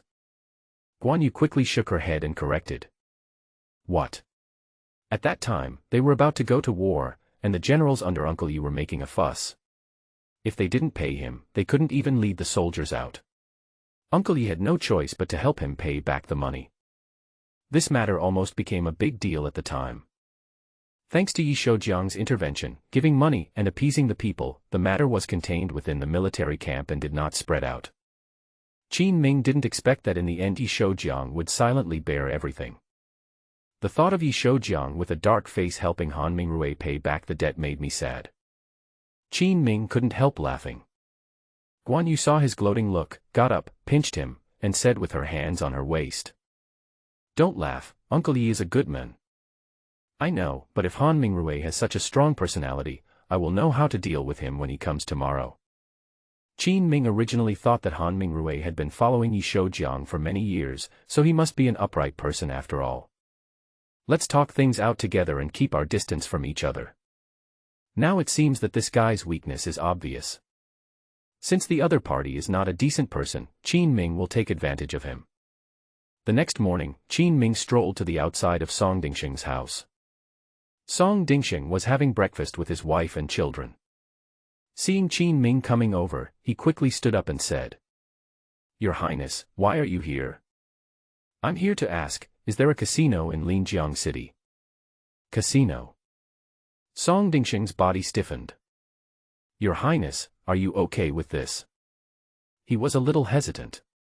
He could take Qin Ming to any brothel or tavern to have a look. But this casino is not a good place. The key is that Qin Ming seems very interested. Could it be that your Highness has picked up some bad habits? Of course not, my lord. I came to you today to set a trap. Qin Ming spoke calmly and had already begun planning the first step to control Han Mingrui.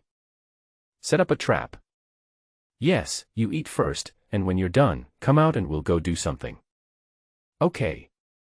Song Dingxing finished the brown rice porridge in a few mouthfuls, put on his official uniform, and walked out of the door in a few steps. Qin Ming, who was waiting in the corner, whispered to him about Han Mingrui's experience. After listening to it, Song Dingxing was shocked. At the same time, he couldn't help but sigh that there were so many dirty things in the court. He rubbed his hands and asked curiously, "Your Highness, I have a question." "What's the problem?" "Has Han Mingrui paid back General Ye's money?" "Bullshit, of course not. This old bachelor can't even afford to live on his own now, and you still expect him to pay you back." Qin understood him at a glance. The world is big, not everyone has quality and morals. It is only natural to pay back your debts. But there is also a saying that if you have too many lice, you won't be afraid of itching. So that's how it is. If we still do this to him, wouldn't that be very unethical? Old Song, were you and your wife too exhausted yesterday and confused? Qin Ming patted Song Dingxing on the shoulder, with a hint of disappointment in his tone. I didn't expect that Old Song has not made any progress after following me for a month or so.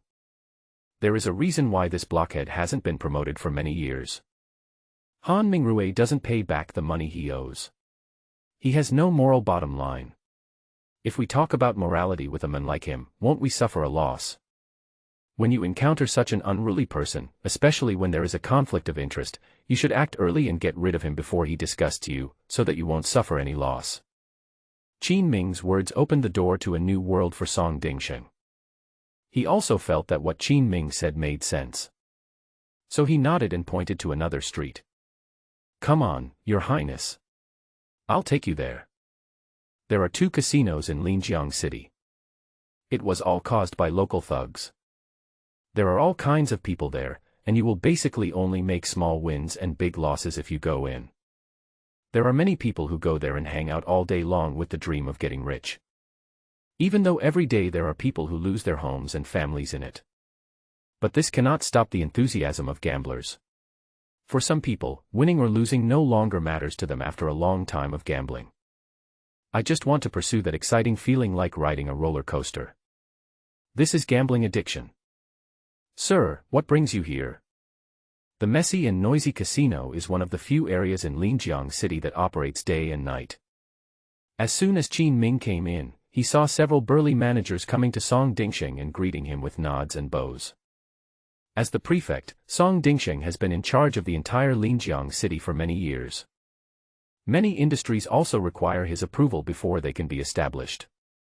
This is the case with this casino, which pays a considerable amount of money to Linjiang City every year. Find a few people with good methods and follow me. Song Dingxing was not vague and gave a direct order. Everyone was stunned for a moment, then nodded quickly. Places like casinos are always filled with people with great gambling skills. Soon, they found 6 or 7 people. Some play pai gao, and some play dice. Qin Ming even saw a little finger cut off. This brother is so fierce.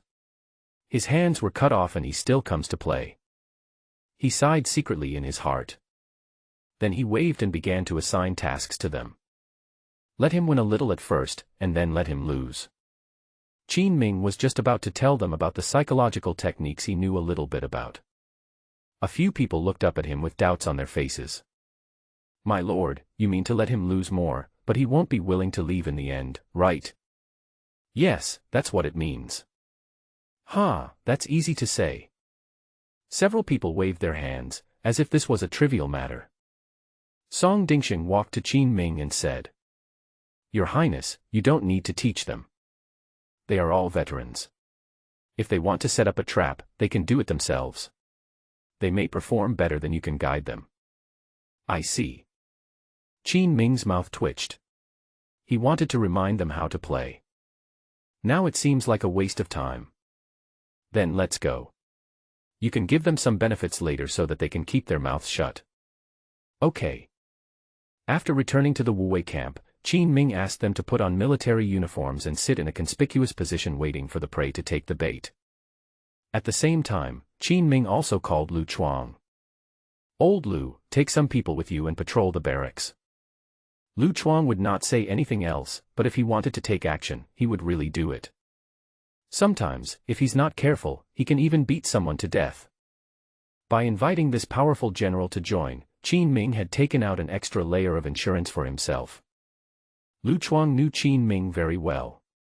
Seeing his mysterious look, he muttered. Your Highness, you must be looking for something bad. I'll treat you to a drink tonight. Real. Lu Chuang's eyes lit up, but then he immediately became embarrassed. After hesitating for a long time, he pretended to speak casually. By the way, Your Highness, I heard that you asked Lao Wu to find some 7 fairies. Who the hell told you that? Qin Ming was stunned for a moment. Wu Qingye hadn't come back yet, but their romantic affairs had spread to the military camp. Guan, you must not know this. Lu Chuang scratched his head. Your Highness, you still don't admit it. I heard several soldiers say it. Ahem, go and tell them to keep their mouths shut. If I hear them, I will castrate them. Then you. Lu Chuang was very persistent and still stood there rubbing his hands and refusing to leave. Qin Ming took out a 10 liang silver note from his pocket. You go alone, I won't go. Thank you, Your Highness. Don't worry, Your Highness. From now on, I will never go against your will. I will go through fire and water for you. Lu Chuang uttered several words in one breath. For him, an uneducated man, this was the highest praise. If there's a commotion today, I'm counting on you. Rest assured. Lu Chuang strode to the back and began to gather the soldiers. At noon, Han Mingrui, exhausted from his journey, finally arrived. Chao Chuan received the news and brought the person to Qin Ming. When he saw that Guan Yu did not appear beside Qin Ming, he was stunned for a moment. Your Highness, where is Xiao Ye? She said Han Mingrui was too disgusting and she didn't want to see him. Ah. Why are you throwing a tantrum at a time like this? Chao Chuan was very worried. Han Mingrui is a military general at the rank of lieutenant general. If people like this take the opportunity to find trouble in the Wu Wei camp and make a big fuss and report it to the Imperial court, they will also suffer. Qin Ming patted his arm and signaled him not to worry. Then he smiled and walked up to Han Mingrui to greet him. General Han, what are you doing here, a lieutenant general, in my small Wu Wei camp? Han Mingrui is a thin old man in his 40s. Although he is not old, his hair has already turned gray. The wrinkles on his face are very deep, giving him an old-fashioned look.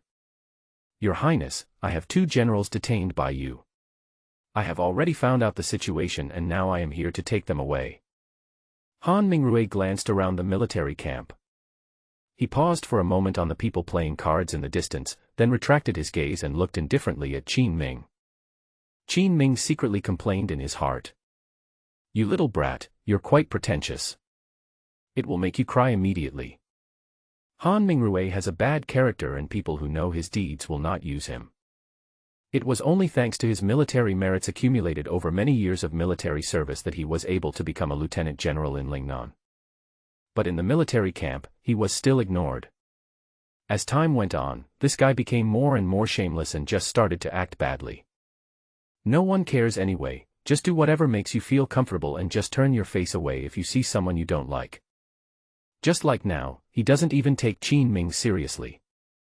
This is a bit like those old cadres in an institution who have not been able to get promoted for many years.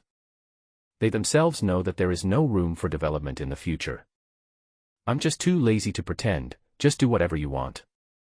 Chao Chuan saw that Qin Ming was unhappy, so he took the initiative to approach Han Mingrui and talk to him on his behalf. General Han, you've finally come here, sit down and have a chat. What are you talking about? Your Highness, this matter was handled unfairly by you in the first place.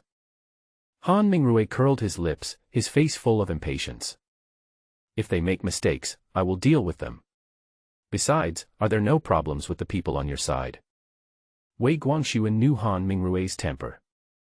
Before going to see him, I gave him a few hundred taels of gambling money. Han Mingrui then spoke up for him with a firm attitude. At this moment, Wei Guangxuan and Sun Cheng were hiding in the corner and looking outside. They saw Han Mingrui coming from afar, looked at each other, and both of them were delighted. However, Sun Cheng's position is relatively low and he seldom sees Han Mingrui. Seeing that the other party was stopped, Sun Cheng said hesitantly. What about this General Han? I see why he was stopped. It's okay, it's just a negotiation. They will release us in the end. Wei Guangxuan waved his hands. He was very confident in the connections he had found. If even a lieutenant general couldn't stop Qin Ming, that would be really weird. At the entrance of the military camp. After Chao Chuan invited the other party, he was directly rejected by the other party, and his efforts were met with a cold shoulder. The other party's official attitude made him feel a little embarrassed. Han Mingrui seemed to be in a hurry. Apart from occasionally glancing at a few soldiers playing Pai Gao in the distance. He has northwest interest in this place anymore. Seeing this, Qin Ming simply shrugged. Forget it, if you don't want to eat, then don't eat. Ah. Chao Chuan was stunned for a moment, then looked at Qin Ming in confusion. If today's matter was so easy to deal with, I wouldn't have to go out of my way to pick people up and report to Qin Ming in advance. Now it seems that your Highness is not prepared at all. Follow me and take your people away. Snort. Han Mingrui snorted coldly, followed Qin Ming into the military camp with his hands behind his back. Chao Chuan was confused. Wu Qingye has not returned yet, and Qin Ming still needs to use Wei Guangxuan to threaten Wang Shouyan in Qiantang City. It is better to hand the person over at this time, in case Wang Shouyan turns against him and refuses to admit it. What should I do if those popular shops no longer give it to me? Your Highness. He wanted to say something, but Song Dingsheng, who had caught up with him, grabbed his sleeve and whispered to him. Stop talking and follow me. Chao Chuan was a smart man. When he heard this, his heart was instantly moved. Turning his head, he saw Song Dingsheng winking at him. What are you doing? Don't worry, you'll know soon. Song Dingsheng looked mysterious. Ever since he followed His Highness, he felt that his life was truly colorful. You can even do some fancy stuff. Just like today, he was looking forward to Han Mingrui being disciplined by His Highness. I will definitely cry then. When he thought of this, Song Dingsheng's face was filled with an expectant smile. But this kind of smile seems a little vulgar in the eyes of others. In this way, several people passed through the simple tents one by one, and Qin Ming took the pretentious Han Mingrui to pass by several casino staff. They were wearing military uniforms and pretending to be soldiers taking a break, playing Pai Gao here. Seeing Qin Ming coming, several old hands sitting cross-legged on the ground were very respectful. Hey! Get it? 128 times. Give me the money. Han Mingrui indeed stopped and couldn't stop glancing at the card game below. Qin Ming doesn't quite understand how to play this kind of thing. I only know that Dakian Pai Gao is similar to the shape of Mahjong, but the shape is flatter and longer, and it is usually made of wood pieces. Just when I was worried that they were using too much force in their performance. Han Mingrui saw the Pai Gao scattered on the ground at a glance, nodded and muttered. 128 times, playing so big. Looking at this, he must be feeling itchy. Qin Ming and Song Dingxing looked at each other, and they both felt the change in Han Mingrui. But fishing requires patience. Qin Ming's footsteps did not pause at all, and he even turned to look at Han Mingrui, who was lagging behind. Han Mingrui also felt that he had lost his composure. He glanced at the card game below reluctantly, then quickened his pace to follow the team. Qin Ming led him to the end of the military camp and suddenly showed a bit of surprise. Turning his head, he asked Song Dingxing. "What about those two?" Song Dingxing said quickly. "Your Highness, it may not be arranged here. We may have gone to the wrong place. It's all my fault. I didn't explain it to you clearly yesterday. Tisk, old Song, this is wrong. You are the prefect after all, and you are so careless. Be more careful next time." Qin Ming scolded Song Dingxing with a serious look. Song Dingxing quickly apologized with a smile. After asking a soldier for the location, he turned back in the completely opposite direction. Chao Chuan was so dizzy that he almost fainted. Are these two people performing a crosstalk? Aren't you tired of wandering around? Soon, they turned back and passed by a few old actors who were playing Pai Gao. Fuck you. 256 times. I won, haha, let's go out for a drink tonight, I'll pay for it all. Go to hell. You bastard who runs away after winning money. We'll fight till tonight. But I have to go to the city later. Can't you five just play first? One of them showed hesitation on his face. Seeing this, everyone started shouting and cursing. Han Mingrui's fingers trembled and an unnatural blush appeared on his face. Especially when he heard the number 256 times, his breathing even became heavier. For gamblers, being able to multiply the winnings by such a high multiple can easily bring excitement. Han Mingrui was a veteran gambler. Seeing that they were short of people this time, he was so anxious that he could hardly walk. General Han. Qin Ming coughed twice and found that Han Mingrui did not respond. So he walked straight to a few soldiers and kicked each of them on the buttocks. Damn it. Who told you to gamble when you have free time? Can't you find something more useful to do? Your Highness, there is no rule in the military camp that prohibits this. Several people rubbed their buttocks and said aggrievedly. Which military camp said it's okay? What are the rules of the military camp in Lingnan? Do you know or do I know? Qin Ming glared at them. In fact, there are no taboos in the military. After all, everyone has to go to the battlefield from time to time, and they may lose their lives one day. Therefore, the court did not impose additional restrictions on them. Qin Ming naturally knew all this, and he said this just to give Han Mingrui a hint. Ahem. Sure enough, after hearing this, Han Mingrui cleared his throat and said, Your Highness, gambling in the military camp is nothing, and everyone is under a lot of pressure, which is understandable. Han Mingrui is one of the local commanders. What he said definitely represents the official attitude. Qin Ming did not argue with him, but smiled and said, So that's how it is. It's me who doesn't understand the situation. No, your intention is good, but soldiers in the army also need to combine work and rest.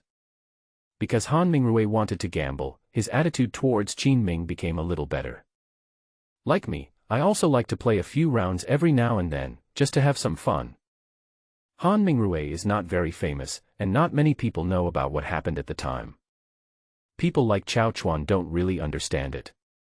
Fortunately, Guan Yu's family and Yi Shoujiang are old friends. Normally, generals like them would only reveal some information when they were free and chatting. Therefore, Han Mingrui still feels that not many people here know about his affairs. He could pretend to be righteous in front of Qin Ming and others. Is that so? Why don't we stay here for dinner and talk about what happened? And General Han can also ask my soldiers for some guidance. Seeing that he was gradually revealing his true thoughts, Qin Ming began to guide him patiently. This is not appropriate. Han Mingrui rubbed his hands. There was a gleam of anticipation in his eyes. You bastard, are you still pretending for your father? Qin Ming complained in his heart, and at the same time made up his mind to teach him a lesson. Oh, yes, yes. Qin Ming grabbed Han Mingrue. The old man tried to refuse a few times, but finally agreed. Before leaving, Qin Ming said to the others, "Leave that position vacant, no one is allowed to join, you guys play first, I'll bring Brother Han over to give you some guidance later." "Oh, I see." Several actors even pretended to be resistant. It seems that he doesn't want to play with Han Mingrue. Han Mingrue didn't care about that. He felt that a few small soldiers were nothing compared to himself, who had been gambling for many years and was very experienced. "As long as I sit down, I will definitely be able to kill everyone and make 256 times the money easily." When he thought of this, he felt very happy. Qin Ming seems much more handsome. At the same time, he even felt a little more guilty. "Your Highness is a good man. How could I give His Highness a cold shoulder when I first entered the military camp? This is not good, not good. This is it." Finally returning, Qin Ming brought Han Mingrue to meet Wei Guangxuan and Sun Cheng. As soon as Wei Guangxuan met Han Mingrue, he rushed up quickly, wanting to pour out his grievances and ask Han Mingrue to help him get revenge. "General, Your Highness, 2 days ago." Unfortunately, Wei Guangxuan was interrupted by Han Mingrue before he could finish his sentence. Han Mingrue waved his hand and admonished him righteously. "Okay, today is the day to settle the past, so stop talking nonsense. Your Highness the Prince of Qin is a kind and generous man. Let's just let the little things you did earlier go in the past. We are all loyal people who serve the court. What problems can't be solved between heroes like us?" Wei Guangxuan was silent. "I felt like my head was filled with lead and couldn't move at all. What happened that made Han Mingrue, who had a very bad temper, suddenly be so nice to King Qin?" Sun Cheng is very smart and he had already noticed that something was wrong. In a flash, he thought of a possibility. While everyone was laughing and talking and preparing to go eat, Sun Cheng quickly pulled his brother behind and whispered, "Old Wei, General Han and His Highness should know each other. We made a mistake." "What?" Wei Guangxuan thought about it and felt that this was indeed possible. Originally, Han Mingrue was demoted from the Imperial court. It's not surprising that he knows the King of Qin. It's actually like this. Sun Cheng continued to speculate. "Do you remember that last time the King of Qin found out that we were calling for help, he wasn't panicked at all? Yes, it turns out they have known each other for a long time." Wei Guangxuan's heart trembled. It turned out that only the two brothers were being played around by the police. "Don't mention this matter again. From now on, let's pretend that we have never suffered any loss at the hands of the King of Qin." Wei Guangxuan responded quickly. Sun Cheng also nodded heavily. Their initial dissatisfaction with Qin Ming was quickly hidden well. After imagining a lot of stories, they both followed quickly and obediently. Never make trouble again. As the leader of this incident, Qin Ming had no idea what Sun Cheng and Wei Guangxuan talked about. But when they saw the two of them coming over, they all looked at them with smiles as beautiful as flowers. There was no trace of resentment on his face. "I thought these two guys had changed their personalities. But that doesn't matter." Under Chao Chuan's arrangement, they had a simple meal. After a few drinks, the conflict was overcome. It's just that Han Mingrue was addicted to gambling, so he stood up after eating a few bites. "Your Highness, I have fully appreciated your kindness, but I have not had a good appetite recently, so I'd better go out and sit for a while." After saying this, he deliberately pretended to be very full. I swayed and staggered, and unintentionally sat down next to a few people who were playing Pai Gao outside. "General, you are really good at fighting." Several of them looked wary, as if they didn't want to play cards with strangers. But when it comes to gambling, Han Mingrue's face is as thick as a city wall. He chuckled and said, "I am also half of your chief general. Having fun with the soldiers and exchanging some feelings with them will also help the development of the barracks. But General, we are playing big." Several people tried to retreat in order to advance, and forcibly drag Han Mingrue into this trap. Who knew that Han Mingrue became even more interested when he heard that the game was going to be so big? A little gambling makes you happy, a little gambling makes you happy. Although he spoke calmly, his increasingly heavy breathing had already exposed his identity as a veteran gambler. Seeing this, the few old hands who set up the trap had no choice but to pretend to be helpless. Well, all right then. Soon, the sounds of shouting and playing cards began outside. Not only is Han Mingrui a bad gambler, but his playing cards are also extremely bad. When I get a good hand, I wish everyone would lose 256 times as much as me right now. If you get a bad card, you will curse the heavens and the earth, and even curse your parents, and you may even want to overturn the table. Qin Ming sat at the dining table, frowning as he listened to the noise outside. He peeked outside and saw that the people playing cards with him also had disgust on their faces. It's thanks to the high quality of these actors that they can serve such a master. If someone else had come here, they might have stopped fighting him. Song Dingxing moved the stool, moved closer to Qin Ming and whispered. Your Highness, look at Han Mingrui's appearance. He is too difficult to serve. Should we give them some extra hard work pay? Jia, it's not easy for them either. If it were me playing cards with him, I would probably tear him apart by now.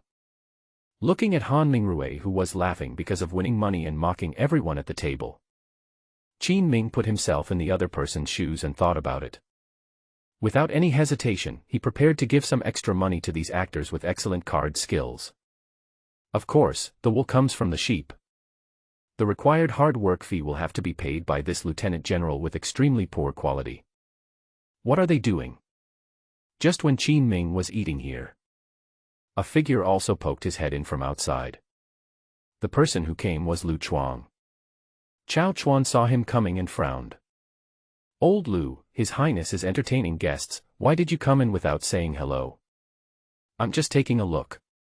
Besides, how can you entertain guests while there are a group of people playing mahjong? Lu Chuang pursed his lips, and everyone looked at the people who were shouting and cursing outside. Lord Han came over and said that a little gambling can cheer you up, so he played a couple of rounds with them. Qin Ming smiled and waved his hand, signaling Chao Chuan not to be angry. Oh, I see. Lu Chuang didn't think too much about Qin Ming's explanation. It is lunchtime in the barracks and many soldiers are free. Many of them were wandering around or sleeping like Lu Chuang. Because they were playing Pai Gao, and they played for a relatively large sum, more than 10 taels of silver were spent in a short while. Han Mingrui's side quickly attracted a lot of people. The beating stinks. Lu Chuang was a straightforward person. As he watched Han Mingrui win and lose, he invested more and more money. So I couldn't help but mutter a few words beside me. Han Mingrui was not angry either. He slammed the wooden Pai Gao in his hand onto the table, making a crisp sound. He loves this kind of big wins and losses the most. Wei Guangxuan and Sun Qingdu, who were sitting in the tent, looked embarrassed and fidgety. You said you were here to save people, why are you playing instead? Compared to their eagerness to return home, Qin Ming and Song Dingxing were not in a hurry either. I just watched quietly as a few veteran actors played cards with Han Mingrui. Time passed quickly and it was evening in the blink of an eye. The dim setting sun cast its afterglow onto the card table, and then reflected on everyone's tired faces. Han Mingrui still reached into his pocket as he did before, trying to get some money to continue playing. But at this moment, he suddenly frowned and recovered from his excitement. Then he reacted. Fuck you, I lost all my money. The casino staff present all looked at him speechlessly. It's already a great respect to Han Mingrui that we've only lost everything now. Everyone came here in high spirits, thinking they were meeting a troublemaker. Who knew that once Han Mingrui came to the table, after playing a few rounds, they discovered that he was a nobody. If they played at their normal level, they would make Han Mingrui lose all his money in no time. In the end, Qin Ming and Song Dingxing were both sitting in the distance drinking tea, not in a hurry at all. They gave him some face and voluntarily returned some of the money, allowing Han Mingrui to survive until now. Sir, do you still want to fight? It's getting late. We can just rest for this day. We still have training tomorrow. Yeah, go back and go to bed early. Seeing that Han Mingrui's interest was suddenly dampened, several people pretended to leave. They are all talents specially trained in the casino and understand the psychology of gamblers best. The moment they lose all their money is when these gamblers most want to continue. This afternoon, Han Mingrui lost several hundred taels of silver. These were the bribes that Wei Guangxuan had given to him and asked him to rescue the person. Look, they are all packing up to leave. Bang. Han Mingrui slammed the table and yelled at the people in front of him in a rage. No one is allowed to leave. General Han, what's going on? Qin Ming stuck his head out and took a look outside, and what he saw was shocking. Han Mingrui hung his head, his eyes were red and bloodshot, and his eyes were full of unwillingness. The fingers holding the pai gao were trembling slightly. Wei Guangxuan and Sun Cheng were also startled and hurried out to check. Seeing these two people, Han Mingrui no longer pretended to be noble. Just pull it aside. Do you two have any money on you? Use it for emergency. No more, General. Wei Guangxuan knew what Han Mingrui was. I have already paid him a commission to ask him to make money for me, and now he wants to borrow money from me. That is absolutely impossible. Many generals in the military camp had borrowed some money from him. But no one can get the money back. Sun Cheng knew that his brother was very loyal. Even he didn't want to lend Han Mingrui money, there must be a reason. So he would not lend it to me, so Sun Cheng spread his hands and said. We are two people out here on business, and we have been arrested for a while, so we don't have much food left. Han Mingrui didn't say anything. He didn't get discouraged even though he couldn't borrow money from here. Instead, he turned around and looked around. Several soldiers who had gambled with him immediately held their purses tightly. It was not easy to play so big and win so much money. They won't give it. Let's go drink. Just at this moment, a simple and honest voice came from the side. It was Lu Chuang, who had changed into casual clothes and was passing by happily. Today Qin Ming gave him some money and invited him to have a drink. Lao Lu is also a particular person. In order to ensure that his experience was perfect, he even took out some of his own private money and pooled it together. Prepare to order a beauty who is ranked among the best in Linjiang City to serve you. Listening to the jingling sound coming from Lu Chuang's waist, Han Mingrui immediately put on a smile and walked forward to stop him. Brother, what are you doing? Lu Chuang squatted next to Han Mingrui today and watched him play cards for a long time. The two of them looked familiar. Seeing Han Mingrui coming over, Lu Chuang immediately frowned and said with disdain. What's it to you? Hey, I'm just asking. Han Mingrui knew very well that borrowing money was not easy, but fortunately he was very thick-skinned. Now the desire to win the money back in my heart is very strong. He didn't even care about being embarrassed. He grabbed Lu Chuang and wanted to discuss borrowing money. Fortunately, Lu Chuang was in a good mood, otherwise he would definitely not pay attention to him today. Let's go drink some wine. Brother, you are so cool and handsome. A man like you who is as handsome as Panin, I think if you go to a restaurant, you will attract many courtesans to compete for your beauty. Han Mingrui gave a thumbs up and praised repeatedly. This series of praises made Qin Ming, who had been sitting and waiting nearby, couldn't help but admire him. Gamblers are awesome. Lao Lu is a very honest person. It is the first time in his life that he has heard someone praise himself so openly. He immediately scratched his big head and laughed. You have good taste. You really have good taste. I, the most handsome man in Wuwei camp who has been hiding for many years, have just been discovered by you. I've already said that I'm handsome, but they don't have good taste and don't believe me. Seeing that the time was ripe, Han Mingrui tentatively expressed his demands. Brother, you and I really hit it off right away, but it's too boring for you to go like this. Why don't I give you some extra money and go over there and have some fun tonight? You lost all your money, how are you going to give it to me? Lu Chuang rolled his eyes, obviously not believing what the other party said. Pointing at the card table, Han Mingrui whispered. Give me 30 taels of silver, and I'll play 2 big games. If I win, I'll give you half. If I lose, just treat it as a loan from you. I won't let you suffer a little loss, okay? After thinking it over, Lu Chuang found that what Han Mingrui said did make sense. No matter what, you won't lose out. At most, I can just lend him some money and then pay it back to myself later. Wrong. He suddenly realized. Will you really pay me back? Of course we have to. Besides, can't we still win? If we win, you'll make a lot of money. Han Mingrue gave earnest advice. For a handsome and dashing general like you, it's really not in line with your status and temperament to spend just a dozen taels of silver to find some vulgar women. I can't bear to watch it.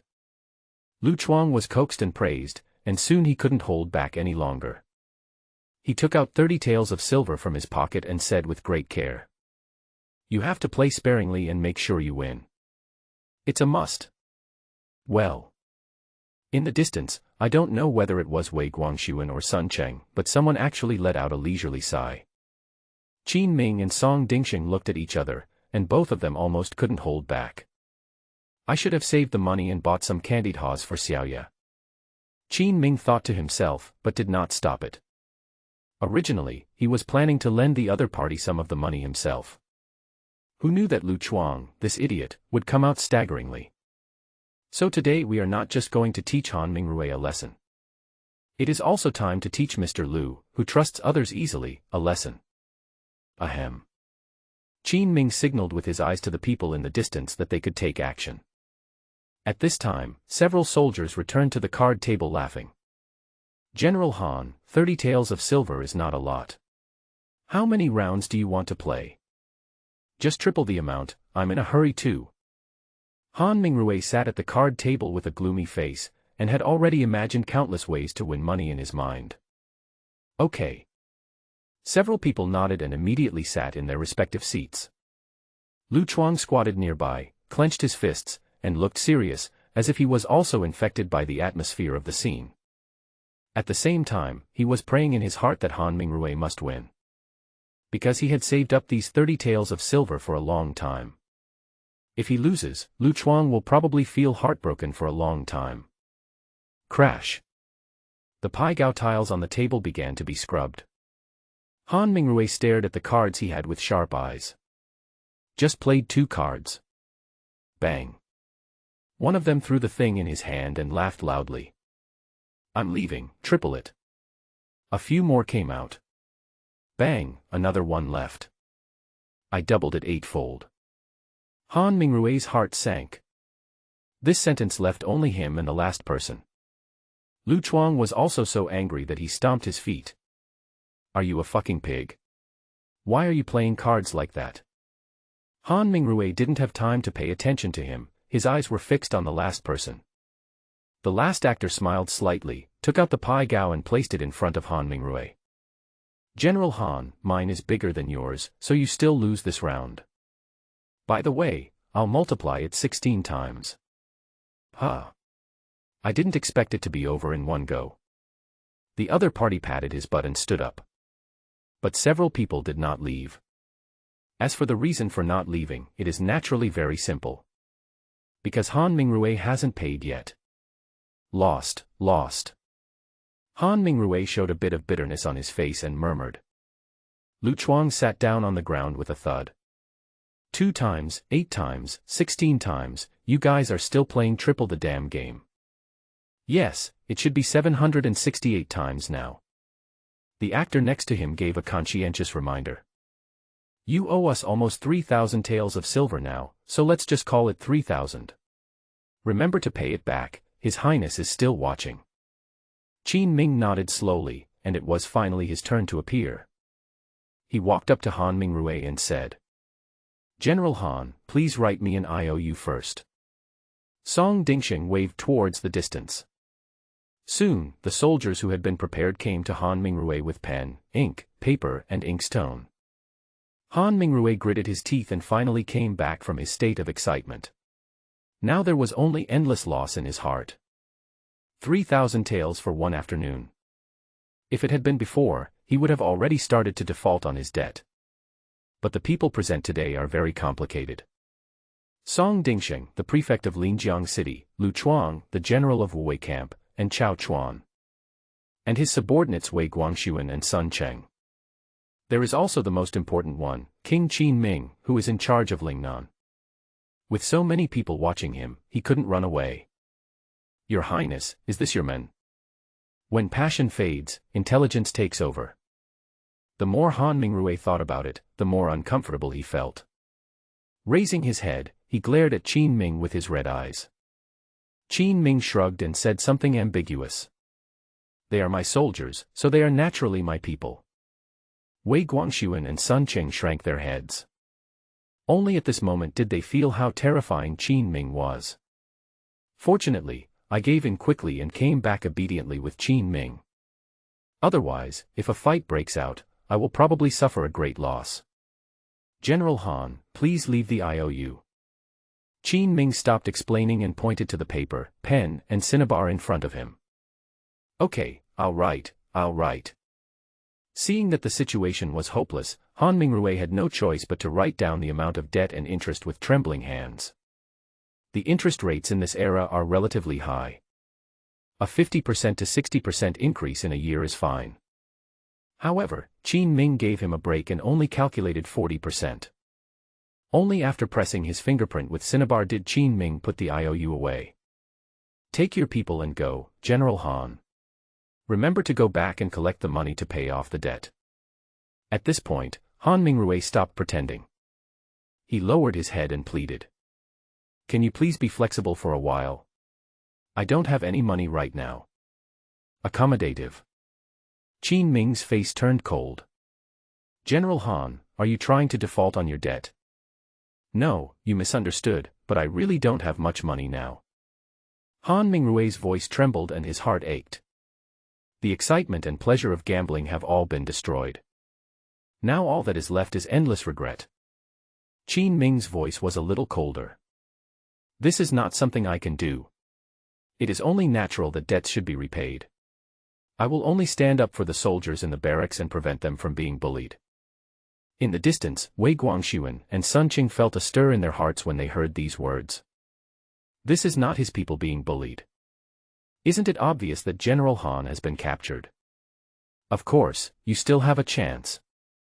Qin Ming suddenly changed the subject and mentioned another matter. What chance?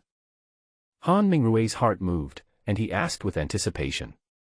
This king may go to the Two Lakes area to trade and sell some things recently. Since you are a lieutenant general in the military camp at the border of Huguang, it should be okay for you to help out a little, right? Fang Qingyuan's textile industry has already begun construction. It is still too difficult to make money in Lingnan. After all, this place is very poor. So Qin Ming thought of using Han Mingrui to help transport the goods to other places for sale. What do you mean? Han Mingrui scratched his head. He didn't know much about business. It's very simple. Help me transport the goods and get the customs clearance documents done. I can use this to slowly settle the debt. How do you think? The request he made Han Mingrui suddenly realize. That's fine, but can I pay less? This guy is starting to push his luck again. But at this moment, Lu Chuang, who was sitting on the ground, suddenly got up. Asshole! Asshole! Give me back my money. As soon as he finished speaking, the angry Lu Chuang hit Han Mingrui on the chin with a Huiyujin. Bang! Han Mingrui flew out directly. Han Mingrui is a senior general in the army after all. He has fought many battles on the battlefield and is very strong. But suddenly, Lu Chuang punched him on the chin. No matter how strong he was, he couldn't hold on. His eyes went dark and he fell to the ground, unable to get up. Don't do it. Chao Chuan rushed forward and stopped Lu Chuang, who was about to continue the violence. As colleagues for many years, he knew very well how powerful the fists of this rough man in front of him were. Song Dingsheng, Wei Guangxuan, and others were shocked and hurried over to check Han Mingrui's injuries. Seeing that he just fainted and was not dead, everyone finally breathed a sigh of relief. They began to help him up. Unlike the noisy few people, Qin Ming watched everything happily. Seeing that Lu Chuang was finally held down by Chao Chuan and several soldiers, he slowly walked forward. Old Lu, let me interview you. How did you manage to lend the money just now? Lu Chuang's eyes turned red, the pain of losing money echoed in his heart, and a feeling of grievance emerged. But he was not a fool and quickly realized the current situation. He quickly said to Qin Ming, Your Highness, they are all your people. Can you return the money to me? Old Lu, you fool, stop talking nonsense. Chao Chuan quickly covered his mouth. Even though this is something that everyone knows, how can we admit it in front of so many people? Lu Chuan also experienced the thrill of riding a roller coaster. He was desperate and wanted to seek help from all directions, so he spoke without thinking. Take him down. Qin Ming spoke with a smile, and Chao Chuan immediately pulled Lu Chuang away. But the huge sum of 30 taels of silver made Lu Chuang stand upright in the distance. Your Highness, that's the money I've been saving for a long time. Qin Ming glanced at him and said meaningfully. Don't you want to go for a drink? It just so happens that I will reward a few brothers in the barracks who have performed well recently by drinking. You can go with me. Why would I, a general, drink with them? Lu Chuang stiffened his neck, still wanting money. Chao Chuan understood what it meant. He pulled Lu Chuang and was about to leave. What are you doing? Let me go. Okay, let's go. If Lu Chuang doesn't leave now, the scene will become even more chaotic when Han Mingrui wakes up. Although His Royal Highness the Prince of Qin would not openly pay Lu Chuang back, he would invite Lu Chuang to drink with him when rewarding the people from the casino. That was much more worthwhile than the 30 taels of silver he had spent on drinking in the past, and the girl he called was also pretty. This can be considered as another kind of compensation Qin Ming gave him. Unfortunately, Lu Chuang's muscles have been trained to his brain, making him very stubborn. I just don't understand what this means. Alas, a rotten tree cannot be carved. Qin Ming nodded at Chao Chuan and continued. If you dare to hurt Lord Han, then tie up this fool and take him away to Linjiang City for punishment. Yes. Chao Chuan had been following Qin Ming for some time, so he could naturally understand what he meant. Punishment is impossible, and that's what Wei Guangxuan and the others heard. As for Lu Chuang, he was quickly tied up and taken away. You two, just wait here until Master Han wakes up and then leave. Turning around, Qin Ming naturally passed over the incident of Han Mingrui being beaten. Okay. Wei Guangxuan had seen Qin Ming's methods and did not dare to have any opinion at all. She nodded with a smile as bright as a flower, then lowered her head and stood in the corner, pretending to be an invisible person. Master Song, go and arrange for them, and be careful about what you say. Qin Ming was referring to those people in the casino. They knew Qin Ming's plan. Although Han Mingrui has already written the IOU, it doesn't matter if it is exposed. But I still need to maintain my bright and majestic image. Clear. Song Dingxing left quickly.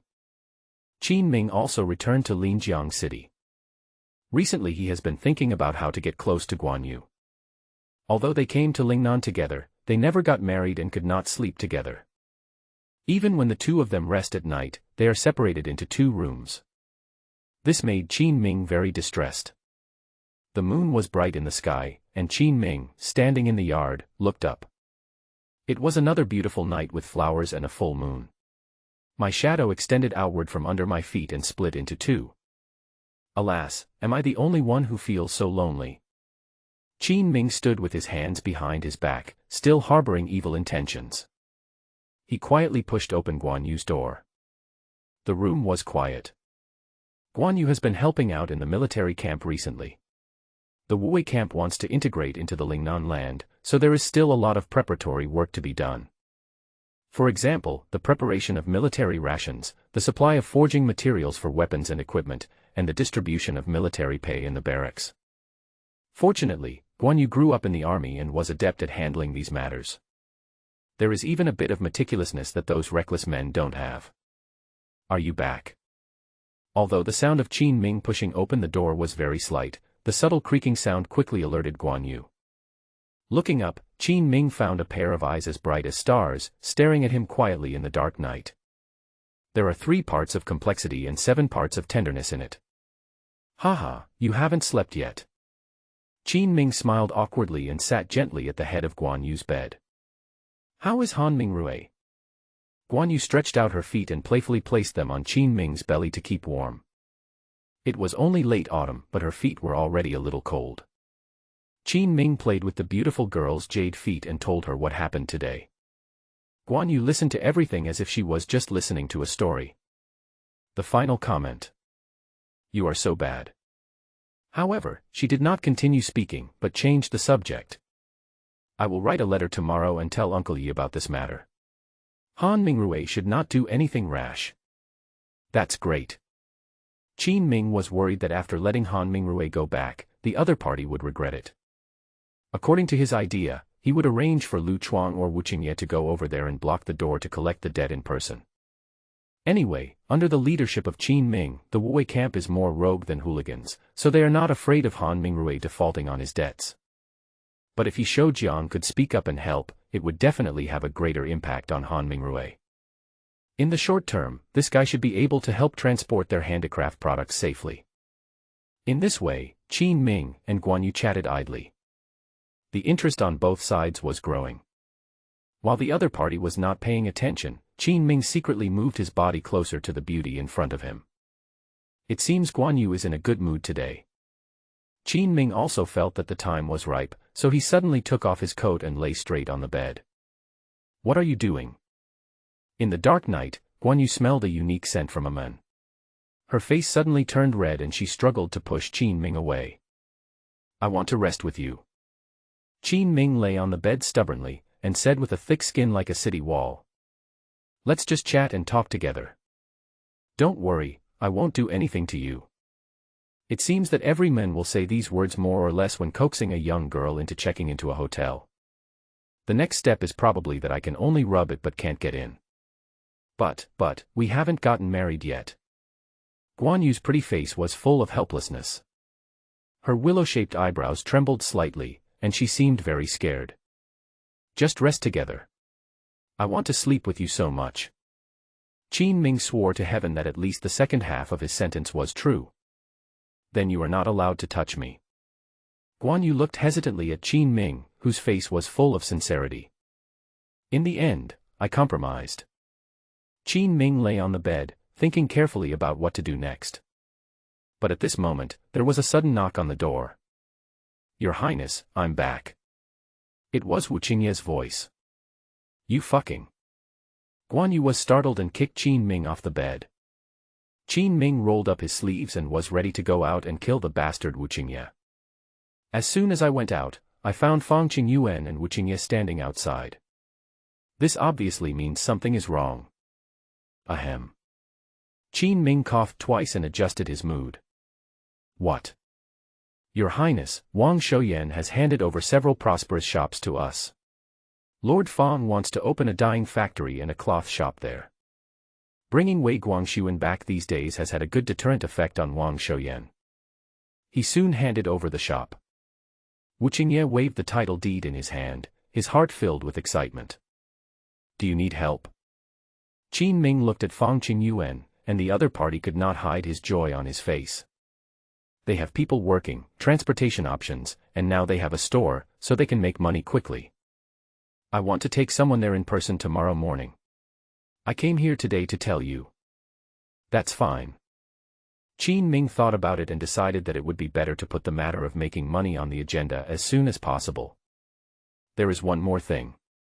Prime Minister Chen sent a letter. Fang Qingyuan took out a letter from his arms, and there was no sign that the wax seal on it had been removed. With his identity, he can actually read the letters sent by Chen Shimao. However, Fang Qingyuan is a very stubborn person. He will never look at anything that is not his. Let me see. Qin Ming opened the letter and read it again. Chen Shimao informed Qin Ming of the recent happenings in the court. Since Concubine Xiao and King Jin took advantage of the situation, the entire court began to fall into chaos. Many people came to her to surrender, and even more people were liquidated and persecuted. There were countless promotions and demotions. Emperor Qian still acted like he didn't stick to the pot. If something happened, he would blame his subordinates for being incompetent. If nothing happened, he would say he was running the country well. Seeing that the imperial court was in chaos, Qin Ming didn't feel much at all. Anyway, it has nothing to do with me anymore. The more chaotic the court is, the more he can take advantage of this time to develop as much as he can. At the end of the letter, Chen Shimao also told Qin Ming about Concubine Xiao's recent actions against him. After Concubine Xiao learned that Xiao Qinyan had been beaten, she concealed Qin and Ming's efforts to control the plague and asked Emperor Qian to reduce his guilt. However, with Qin Shimao's strong arguments, Qin Ming's contribution was revealed. Xiao Qinyan is now unable to redress his injustice because of his neglect of the plague. But despite Qin Shimao's help, Xiao Shufei still caught the loophole. She found Huang Zhang, the censor of Yidu of the Metropolitan Procuratorate, and asked him to bring officials to inspect the 3,000 acres of land in Qinming Circle. Calculating the time, it should arrive in the next few days. No big deal. After reading it, Qin Ming handed the things to Fang Qingyuan. Fang Qingyuan glanced twice and frowned slightly when he saw Huang Zhang's name. Your Highness, this Huang Zhang is known to be a mad dog and is not humane at all.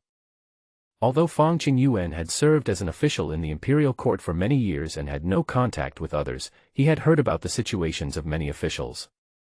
Qin Ming had been in the court longer than Fang Qingyuan, so he naturally knew who Huang Zhang was. Huang Zhang was not an official from Concubine Xiao's lineage. He was very neutral and ruthless to anyone he met. It was precisely because of this character of recognizing principles rather than relatives that Concubine Xiao took a fancy to Huang Zhang and asked him to come and get involved with Qin Ming. Because no matter what, Qin Ming's land enclosure was not in compliance with the rules of the court. If it falls into Huang Zhang's hands, it will definitely cause a stir. It will be even easier if he comes. Qin Ming smiled faintly and acted very relaxed. Do you have any idea? Raising his head, Fang Qingyuan looked at Qin Ming curiously. Okay, I'm leaving now. Without staying long, Fang Qingyuan quickly took Wu Qingye away. He completely trusts Qin Ming. As long as Qin Ming said there was a way, he wouldn't think about it anymore. Looking at their leaving backs, Qin Ming sat in the yard and pondered for a while. Then he put his hand on Guan Yu's door again. But this time, Guan Yu's door was locked from the inside. Perhaps because of the delay just now, her rationality took over again. Well. Qin Ming sighed, turned around and left. Nothing happened that night, and Qin Ming returned to the military camp the next day. Fang Qingyuan had already gone to Qiantang City, and the silk, cotton, linen and other materials he had collected had already been delivered. He found a vacant lot and built a temporary shed. There are many textile machines inside. All the idle women in the villages around Linjiang City were called here to weave cloth. Wages are paid uniformly by the workshop. There are a lot of these people. In order to increase production, Fang Qingyuan divided their shifts into day and night so that they could work together. In just a few days, hundreds of pieces of cloth were produced. According to the market price, an ordinary piece of cotton cloth could be sold for 3 taels of silver. Silk is a rare commodity, weighing 4 taels per piece. However, raw silk is difficult to obtain and their silk production is not high. Only cotton and linen are woven in large quantities. But with a selling price of 3 coins, the maximum profit could be 2 coins. If you want to make money on a large scale, you must go for volume, and huge volume at that. This business is really hard to do. Qin Ming looked at the things in front of him and sighed. Song Dingxing followed behind and said, "Don't worry, Your Highness. We will be able to make more money when we open a cloth shop and a dyeing factory later." I hope so. After a simple inspection, Qin Ming had already started thinking about new ways to make money, to see if he could cooperate with the textile industry and make money together. At this moment, a voice suddenly came from a distance. "Get out of the way. The censorate has been ordered by the Emperor to conduct an investigation." Qin Ming glanced into the distance. Then I saw a group of people walking out of the military camp. The ferocious appearance frightened the women workers who were weaving and made them stop their needlework. This group of people are really uncivilized. Just come if you want, but why do they affect their normal production? Qin Ming couldn't make any money to begin with, and seeing them like this, he became furious. He walked up to the crowd and shouted angrily. "What do you mean? What's wrong with the Imperial Court? Do you have more heads or arms than them? If you make any more noise, I'll chop you down." They all came from the Imperial Court. They all handle cases in the Procuratorate, and that's how it works. It seems that no matter who it is, there is a feeling of being condescending. Even when he is not handling cases, he is always arrogant and does not submit to anyone. However, Qin Ming, who is to be investigated today, is even more awesome than them. The people who were stopped were unable to react for a while. At this time, a figure walked through the crowd and slowly came in front of Qin Ming. "I haven't seen you for so long, Your Highness' temper has become so explosive." The man was wearing a black robe, was tall and thin, had a serious expression, and spoke in a very harsh tone. He looked like someone who was not someone you would be likely to mess with. Seeing this, Song Dingxing shrank his head and hid behind Qin Ming. He was just a minor official, and he was still a little scared when he saw people from the Imperial court. In comparison, Qin Ming is much more arrogant. Pointing at Huang Zhang's nose, he cursed. "Huang Zhang, who asked you to enter the military camp? You can enter my military camp whenever you want. If you delay the defense of this place, I will kill you." Qin Ming knows Huang Zhang very well. This is a guy who only responds to tough situations and not soft ones. Sure enough, Huang Zhang was not angry, he just nodded calmly and said, "Your Highness, I heard that you have enclosed 3,000 acres of Lingnan land, so I came to investigate. When you have time, I'll wait for you, let's sit down and talk." Qin Ming waved his hands impatiently. "Then you should investigate on your own first. I will talk to you when I have time." "Okay." Huang Zhang remained calm. But he did not leave, instead he continued. "I may have offended you a lot recently, please forgive me." After he finished speaking, he took his people away. Song Dingxing noticed that the other party was not afraid of Qin Ming at all, so he quickly asked Qin Ming, "Your Highness, this person is here with ill intentions. Do you want me to arrange for someone to follow him? What if they find out something?" Although his official position was very low, Song Dingxing felt that he was at least an official of the court. "I have been cautious for many years. It would be a great loss if I were implicated and lose my official position because of this." So he chose to firmly support Qin Ming. No matter what, it was always right to support His Highness. "You go and receive them, and by the way, find a few of the most toxic vaccines and secretly give them the vaccine." Qin Ming calmly assigned the task to Song Dingxing. But after a while, he came back and said anxiously, "Your Highness, this yellow chapter is poisonous." He went straight to see the patient. "Oh." Qin Ming was stunned for a moment, then he started laughing. He had known for a long time that Huang Zhang was a ruthless person. If there was anyone in the court who was not afraid of the plague, he must be one of them. "I wanted to scare him with the vaccine first, but I never thought that this guy would dive directly into the patient pool. Don't worry, leave him alone for a few days. Now that things have come to this, we need to replan." Song Dingxing, on the other hand, was as anxious as an ant on a hot pan. "What should we do? If he finds out something, we'll be finished." "Don't worry, things will work out when we get there." Qin Ming patted his shoulder. The other side. Huang Zhang was standing in a village at this moment. This is the outer area of the 3,000 acres of land that Qin Ming has enclosed.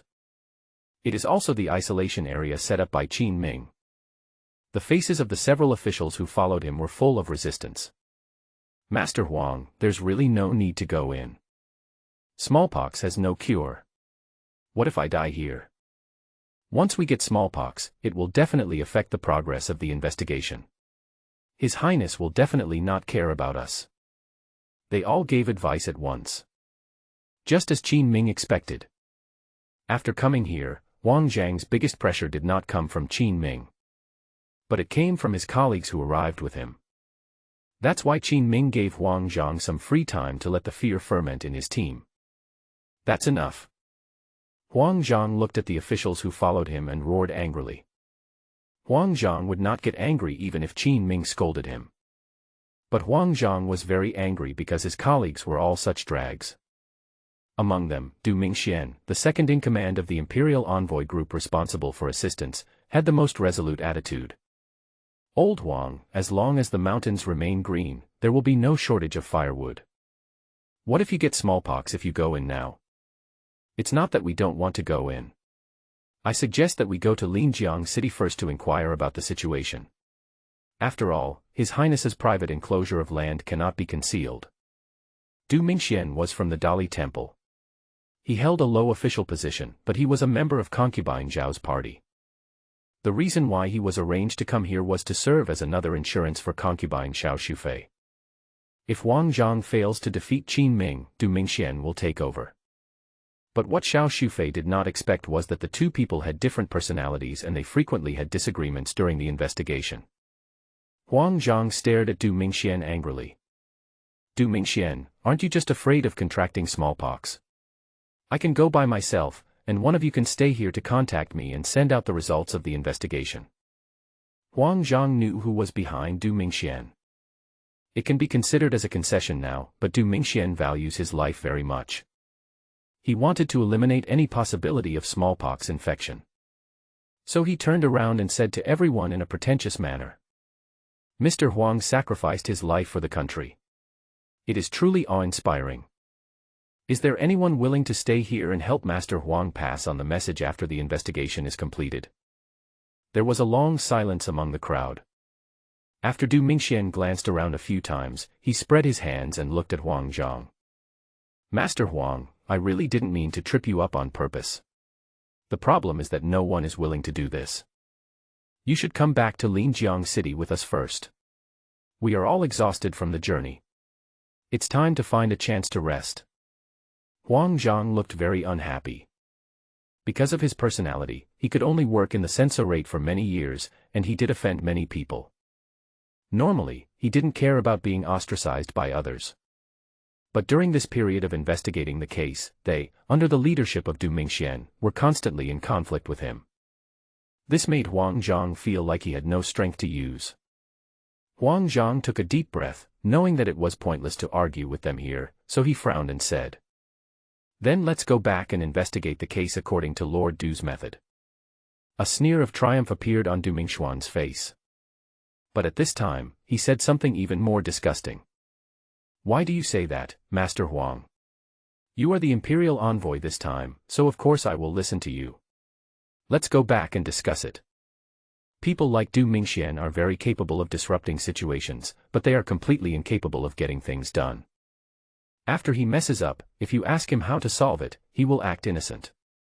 Put all the blame on colleagues. Anyway, he was not the one leading this investigation.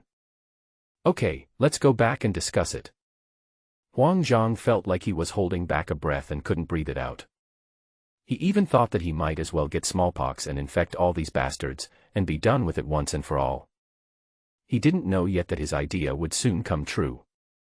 A group of court officials who lived a life of luxury soon arrived in Linjiang City. As soon as he arrived here, Du Mingxian pinched his nose and looked disgusted. This county town is just like a rundown village. How can it look like a county town? The lackey behind him, Su Ruahai, a sixth-rank official in the Ministry of Justice, quickly replied. "You're right. It's far inferior to our capital. It's not easy for us to come here. Lord Du and Lord Huang, you two must be worried about the court." Su Ruahai is Concubine Xiao Shufei's man. Having been in the Imperial court for so many years, he is best able to weigh the priorities of flattering his superiors. Even when complimenting, Du Mingxian was put first. On the surface, I followed along this time. But what is the reality? With the relationship with Concubine Xiao Shufei, everyone follows Du Mingxian's lead. Song Dingxing had already received the news and rushed over to greet them. Faced with Du Mingxian's attitude of pointing fingers at others, talking big and looking down on others along the way, he had already made up his mind. When we entertain them tonight, we must secretly give that damn Du Mingxian a dose of the most powerful vaccine. What's that white strip of cloth hanging on it for? As he walked, Wang Zhang noticed that some of the doors of the residents on both sides of the streets in Linjiang City had white cloth strips fluttering in the wind. When he first saw these, he thought someone was in mourning. But later I saw more and more of them. There is no regular pattern to these white cloth strips, sometimes several houses hang them together. Sometimes, there are 2 or 3 hanging in a house. That one. Song Dingxing took a look and said calmly. There are patients with smallpox in the house. There are as many patients as there are white cloth strips. the plague here has not yet completely dissipated. However, many people are no longer afraid after being vaccinated. You can also use this to take care of your family. What follows is just a matter of waiting. Within a few months, the plague will completely fade away. I see. Huang Zhang looked calm and nodded. It seems that the plague in Linjiang City has not yet been resolved. Although the designated area for gathering patients is large, when it comes to plague, we must go to extremes to correct it. This way there will be no trouble. However, although the two of them spoke very well, when Du Mingxian heard their words, it was a completely different story. He shuddered with fear. I almost couldn't help but sit on the ground. There's a plague here, and you still brought us here. It's just smallpox. Just hold on and it will pass. Song Dingxing glanced at him and spoke in a flat tone. He wished that this corrupt official from the Imperial court would die in Linjiang City. Anyway, it has nothing to do with me if he dies of illness. Bullshit. My life is much more valuable than these lowly people. Can you bear the responsibility of dying? Du Mingxian no longer dared to take a single step forward. He stood on the street, pointed at Song Dingxing's nose and started yelling and cursing. Song Dingxing's temples were throbbing with anger. But the other party's official position was higher than his, so he did not dare to contradict him. He just stood there with his head down, looking as if he didn't want to leave. Your Highness is not afraid, and he has personally dealt with the plague here. Now is not the outbreak period, everything is under control. What is there for Lord Du to be afraid of? At this time, Chang Baishan, who had come with the city guards from afar, had arrived. He is familiar with many people in the capital and dares to say certain things. I'm not afraid, but if I get sick, won't it affect our investigation? Du Mingxian looked a little ugly. Su Ruahai and others behind him naturally also valued their lives, and they all began to whisper. Some people even suggested setting up camp outside to isolate themselves from the plague. Huang Zhang frowned as he listened to what they said, and finally couldn't help but shouted angrily. Okay, there's plague everywhere, so what if I get it? If you are afraid of death, get out of here now. Du Mingxian felt humiliated when being scolded by his own people. He immediately brought out the court's factional struggles and retorted. If Master Huang says so, I really want to go back.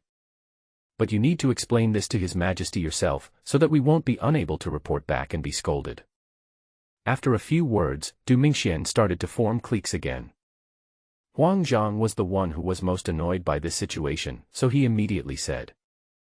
You can go back and I will explain it to you. Chang Baishan, who was standing nearby, was amused by the sight and squatted aside, waiting for their internal fight. He also silently took note of the situations of these people in his mind, so that he could report them to Qin Ming after analyzing their internal conflicts. Everyone argued for a long time, but no one gained the upper hand. In the end, Huang Zhang left them behind and went to eat with Song Dingxing alone. Song Dingxing was still marveling at it before leaving. No wonder His Highness said to wait for a while and give them some time to relax. It turned out that he had long seen that everyone in the court was acting on their own. There is a saying that goes, when they get together they're like a pile of shit, which is very appropriate to describe them. In the evening, Chang Baishan strolled around the city and returned to the military camp to report the situation to Qin Ming. Your Highness, their internal fighting is already fierce enough, should we add fuel to the fire? Sitting by the campfire, Chang Baishan was bored and was stirring the fire in front of him with a branch. The sparks were blown away by the cold wind, floating up into the sky and then quickly extinguished. He raised his head and whispered suggestions to Qin Ming. Qin Ming also had this idea, and nodded calmly and said. Who do you want to start with? Guess what? I guarantee you won't guess it. I made the right choice. Chang Baishan smiled proudly. Qin Ming looked at the flickering fire and suddenly laughed. It can't be Huang Zhang, and it can't be Du Mingxian either. It should be a minor official with bad character, and his hands and feet are not very clean. Grass. Chang Baishan was ready to show Qin Ming some of his skills. At this moment, he suddenly became unhappy and threw the branch in his hand into the fire. Since Qin Ming had already guessed it, Chang Baishan simply told him everything. I plan to give them gifts. After they accept them, I can take the opportunity to report the matter to Huang Zhang and let Huang Zhang clean up his mess first. Qin understood and said, everyone knows that you are my men. If you give him something as a bribe, he might turn around and tell Huang Zhang about it. Then we will be charged with an additional crime. Ah. Chang Baishan was suddenly speechless. When he heard that Qin Ming had cheated Han Mingrui, he thought it was quite amazing. I want to try it myself. However, he had not received much education and could not stay in the imperial court for long. The strategies used were also full of holes. However, his words did inspire Qin Ming. Qin Ming pulled out a silver note of 500 taels from his sleeve and handed it to Chang Baishan. Here is 500 taels of silver. Let Song Dingxing go. He is more suitable. Chang Baishan was stunned for a moment, always feeling that something was wrong. Just say he wants to distance himself from us. Seeing that he hadn't figured it out, Qin Ming reminded him. Song Dingxing is indeed in danger now. Spending some money to save your life and then siding with Concubine Xiao Shufei is definitely a good choice. What's the use of this? I feel it's not as good as what I did just now. What if we had news about us? You want him to help with the investigation? Chang Baishan was stunned for a moment, then immediately gave a thumbs up. As expected of His Highness, he is so damn insidious. 500 taels of silver plus some true but useless information can infiltrate the enemy. It's quite worth it. By the way, when he reveals the status of the investigation, keep it secret from Huang Zhang. Qin Ming thought about it and continued to explain. Huang Zhang is the most likely to launch an investigation, but his fight with Du Mingxian will not stop. At this time, if Du Mingxian, who had been playing badly, had investigated faster than Mr. Huang, he would have dug up useful information. I don't know if Huang Zhang feels uncomfortable. At least Du Mingxian will show off to the sky, and then he won't give any face to old Huang. In this way, the conflict between them will inevitably become more intense. After a quarrel, it is possible to break up. Awesome. Chang Baishan clenched his fists in shock. All the party struggles and internal conflicts in the court can be put aside for now, the old silver coins still have to depend on your highness. I'll do it now. We must strongly support Du Mingxian in the next 2 days. Chang Baishan really wanted to see the two imperial envoys fighting each other. This is more interesting than cricket fighting. So he immediately stood up and prepared to leave. Before leaving, he suddenly remembered something and asked Qin Ming. Your Highness, have you done nothing these days? Do you want to come forward and deal with them? Qin Ming smiled mysteriously and said meaningfully. Of course I will take action, but not now, because I support Huang Zhang. Ah. Chang Baishan was confused. The moment Qin Ming said this, he thought of many things. But I still feel like I can't grasp the main thread. Just as he was about to continue asking, Qin Ming pushed him away. Go quickly, I want to see the results tomorrow. Okay then. Without time to think about it, Chang Baishan went to find Song Dingxing with 500 taels of silver. Late at night, the inn where Huang Zhang and others were staying was silent. They were so tired from the long journey that they were unable to open their eyes. After eating, everyone went back to their rooms to rest. Among them, Su Ruohai's room was arranged on the second floor. The rooms of other people, especially Huang Zhang and Du Mingxian, were arranged on the third floor. Because the rooms on the third floor are better and more comfortable to live in. This made Su Ruohai feel a little uncomfortable. What a coincidence. Everyone lives in the upper room, and it just happens that the berth is full. I was the only one living in a room on the second floor.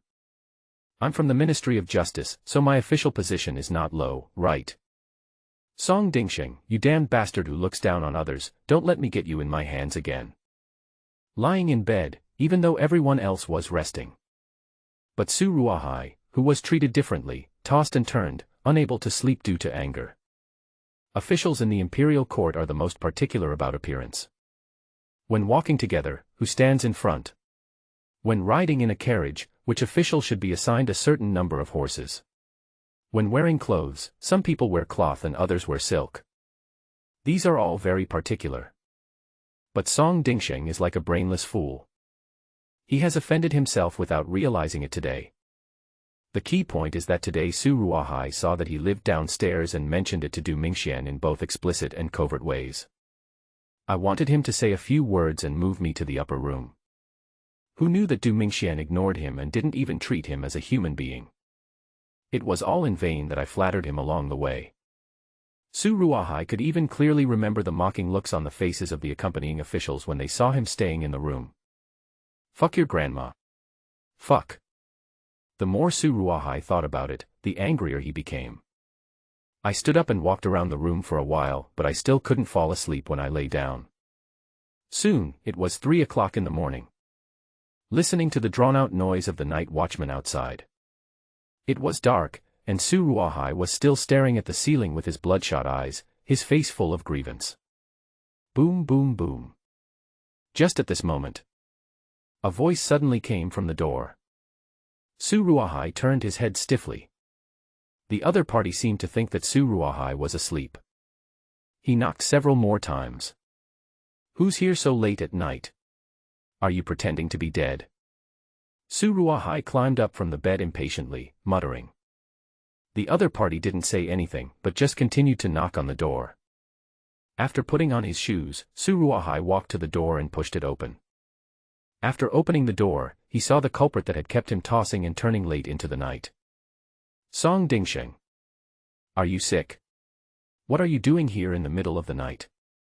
Su Ruahai was already angry, and he was shocked to see that the other party dared to knock on his door in the middle of the night. He snorted coldly, his tone laced with sarcasm. Haha, Lord Su, can you let me in and have a word? No. I want to sleep. We can talk about it tomorrow. Su Ruahai grabbed the door and was about to close it. But Song Dingsheng reacted faster. He quickly held onto the wooden door, then smiled, revealing a slightly yellowish-white color on his sleeves. Su Ruahai recognized this color. It is the color of the silver note. When the silver bills first came out of the money house, they were white paper. But after using it for a long time, the paper will turn yellow. Is there something wrong with you? Haha, of course, and among these officials, I only chose you. Song Dingsheng had a mysterious look on his face and an extremely sincere expression. Now Su Ruahai finally figured everything out. Did you arrange for me to live on the second floor?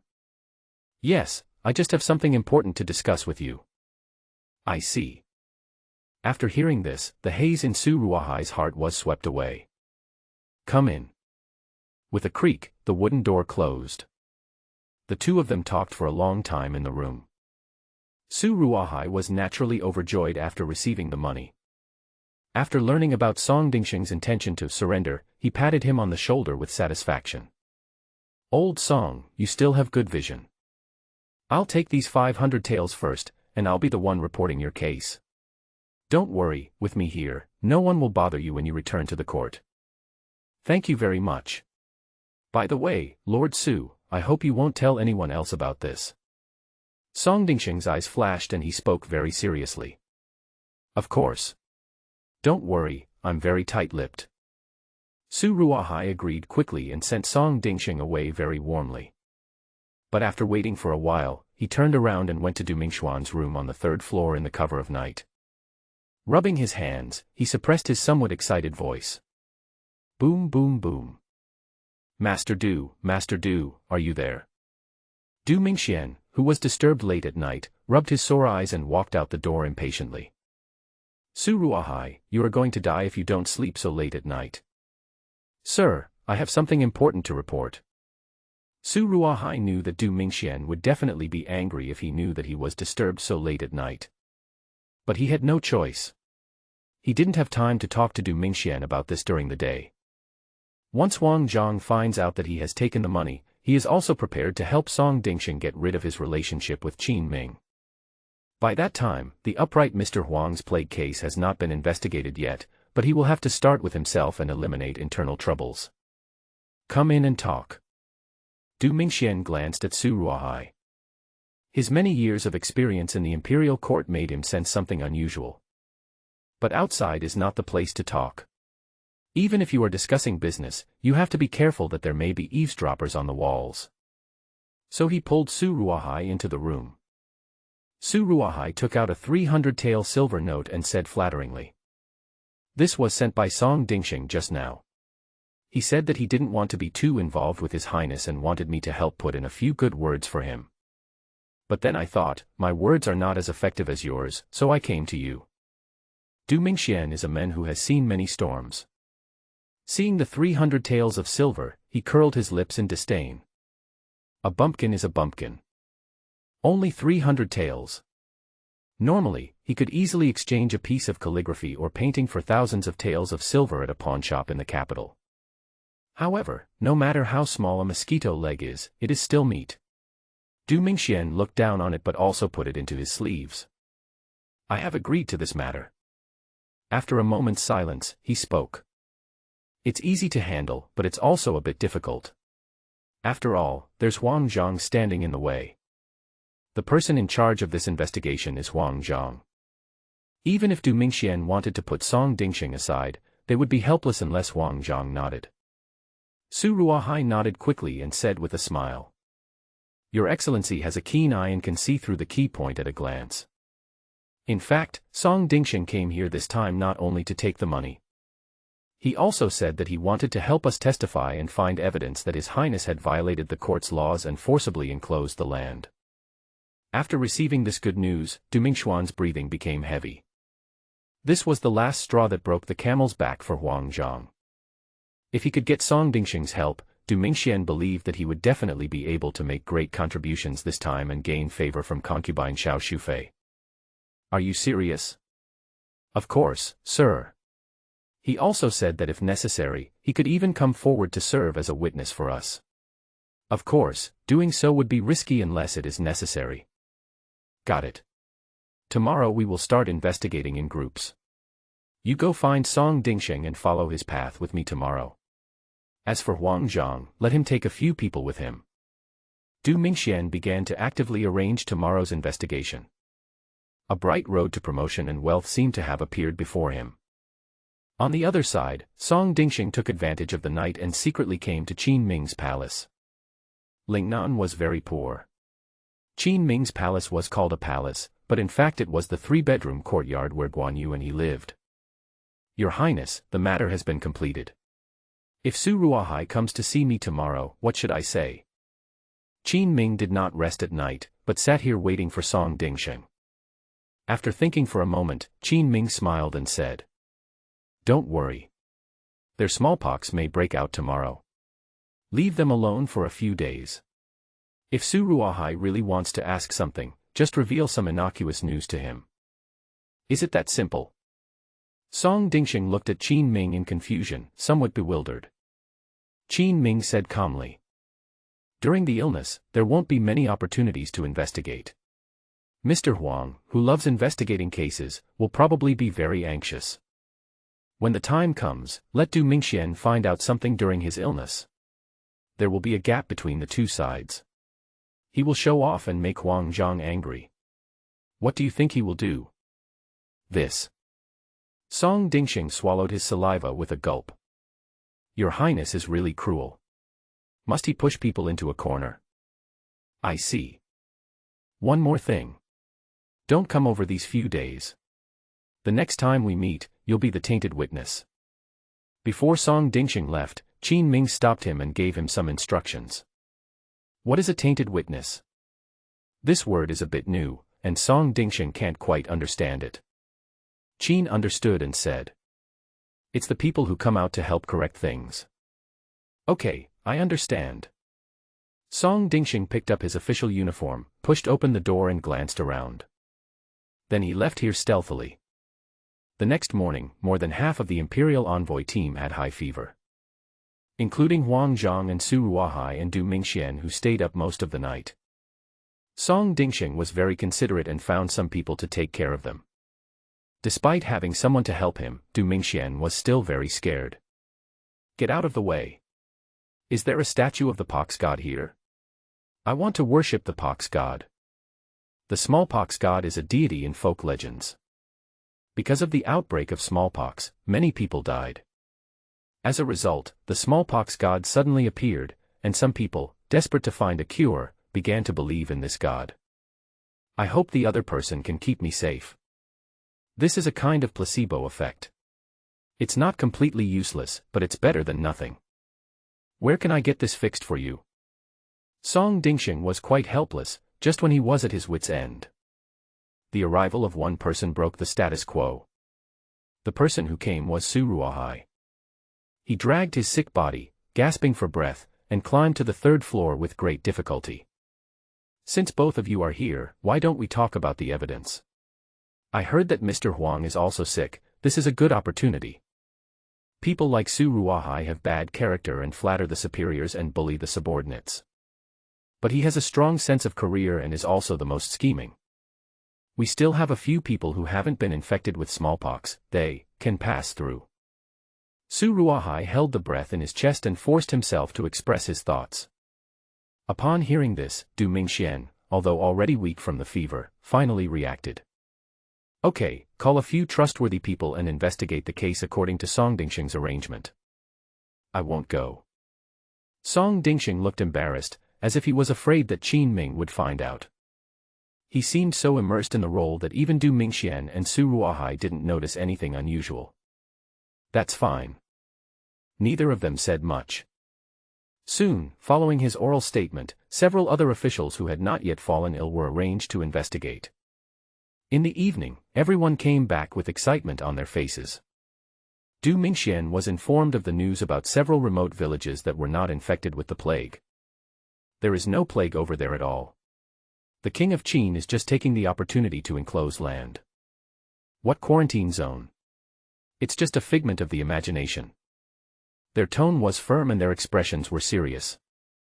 Du Mingxian had been sick for a day, and now his high fever had subsided and his complexion looked better.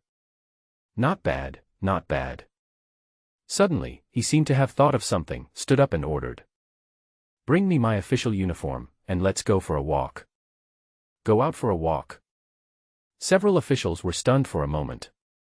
Du Mingxian was still suffering from smallpox and had not recovered yet. Although no one knew why he contracted smallpox, he recovered faster than ordinary people. But they still didn't dare let him run around here. After all, he was an official appointed by the court. What would happen if he died after all the hard work? Sir, you can't be so arrogant. Yes, sir, your health is more important. If you have any problem. All right. The adults said to go out for a walk, so we have to listen to them. In the end, Su Ruahai, who had been accompanying them all the time, interrupted them. He knew best what Du Mingxian wanted to do. Judging from his state, it is obvious that he wants to show off to Huang Zhang. Sure enough, as soon as everyone followed him out, they turned around and saw him pushing open Huang Zhang's door. Master Huang, how are you? Although Du Mingxian was ill, he still maintained a calm demeanor. It was as if the winner was visiting the loser, and he began to ask Huang Zhang about his well-being. Huang Zhang sat up from the bed and glanced at everyone in confusion. What is Du Mingxian trying to do? It would be fine if he came alone, but he brought so many people with him. It didn't seem like a visit, but rather a demonstration for me. But now everyone is sick, what is he so proud of? Master Du, you are too polite. Huang Zhang had 1,000 thoughts in his mind, but he didn't show any expression on his face. He just responded indifferently, but his tone made people feel as if they were keeping him at a distance. Haha, what's so polite about that? By the way, Mr. Huang, I see you've been ill lately and can't investigate the case, what a pity. Du Mingxian laughed and added. So, I took the initiative and arranged for people to investigate down there according to my instructions. Guess what happened? Oh, what a coincidence. Based on the clues, I found evidence that His Highness violated the Imperial law by enclosing land. What's the old saying? It's easier to get things done when there are more people. His words were obviously a mockery of Huang Zhang's self-righteousness. Now that I'm sick, no one comes to see me. He didn't even have anyone to command his subordinates, as they all followed him, Du Mingxian. Just follow, and you will achieve results. On the contrary, it is you, Mr. Huang, who has always been so arrogant that you want to investigate the case and have conflicts with everyone. In the end, nothing was found. This is the difference between people. Hey, who can I go to for justice? You went to investigate the case. Huang Zhang's beard trembled and he forced himself to stand up. It was obvious that he was indeed a little anxious, or a little embarrassed. Show me the evidence. As if he had forced himself to stand up and was still a little dizzy, Huang Zhang took a deep breath and made a request. As expected, Du Mingxian directly refused. See the evidence. No, we're still investigating. But Master Huang, please rest assured and recover. Just leave this matter to us. Your health is the most important thing. After Du Mingxian finished showing off, he suddenly walked forward and patted Huang Zhang's shoulder in a very presumptuous manner. Huang Zhang's face suddenly became as gloomy as water. This is obviously the attitude that superiors would have towards their subordinates. Du Mingxian just found out some things, and he's already so proud of himself. Okay. Master Du is still the one who has the means. But I will continue to investigate. Huang Zhang gritted his teeth and spoke very unwillingly. Of course, you can investigate. Du Mingxian already had the look of a winner. Today's lead made him proud. He waved his hand with his back turned and strode away. Back in the room, although Du Mingxian was still running a low fever, he excitedly patted Su Ruohai's shoulder. The name also changed to Lao Su. Old Su, you are really the biggest contributor to this case. When we are rewarded at the Imperial court later, I will definitely say a few good words for you in front of Concubine Xiao. Thank you, Master Du, thank you, Master Du. Su Ruohai was suddenly very excited. He did so much just to climb up. Now that he had received Du Mingxuan's promise, he suddenly felt that it was all worth it. In the next few days, you should continue to ask them to investigate according to Song Dingxing's statement. Yes. Time flies. Half a month passed in the blink of an eye. During this half-month, officials who came to investigate were infected with smallpox one after another. Qin Ming went to Wuwei camp every day as usual and handled their military affairs with Guan Yu. It seems like nothing happened. As for Du Mingxian and his group, they became more and more excited as they continued to uncover the truth. Among these officials staying in Linjiang City, is there anyone who feels uncomfortable? Then there is only one yellow seal. He is quite old and has been in poor health since he contracted smallpox. The key point is that Du Mingxian comes to report the good news every day. There are this kind of progress and that kind of progress. This made Huang Zhang feel a sense of crisis and he couldn't sleep all night. If you have something on your mind, your recovery will be slow. It took me half a month before I was finally able to get out of bed and walk. He has not been idle either. Since he was able to get out of bed, he has been running around everywhere. Du Mingxian just watched calmly. Since he got Song Dingxing's help, he no longer had any worries. What can Huang Zhang, a guy running around like a headless fly, find out? Calculating the time, should we confront His Highness in the next 2 days? This morning. Standing by the window, Du Mingxian spoke lightly to Su Ruohai behind him. His eyes were fixed on Huang Zhang who had just left the house. Huang Zhang's daily routine has not changed much in the past few days. As soon as he gets up in the morning, he rides a fast horse alone and rushes around Linjiang City. Seeing this Lone Ranger look, even Du Mingxian felt a little sorry for him. Tomorrow, His Highness doesn't seem to have any preparations recently. Su Ruohai felt that everything Song Dingxing arranged should have been able to avoid Qin Ming's surveillance and investigation. That's why Qin Ming didn't discover many things during this period of time. Okay then. Let's talk to Huang Zhang when we get back tonight. We should stop him from investigating the case as soon as possible. The credit will belong to us. Yes. In the evening, Huang Zhang returned to the inn after a day of running around. But he had just sat down and didn't even have time to drink a sip of water. Then he saw Du Mingxian and others, waiting for him calmly. Master Du, what's the matter? Huang Zhang frowned and looked at them, then spoke vigilantly. Du Mingxian raised his eyebrows and said calmly.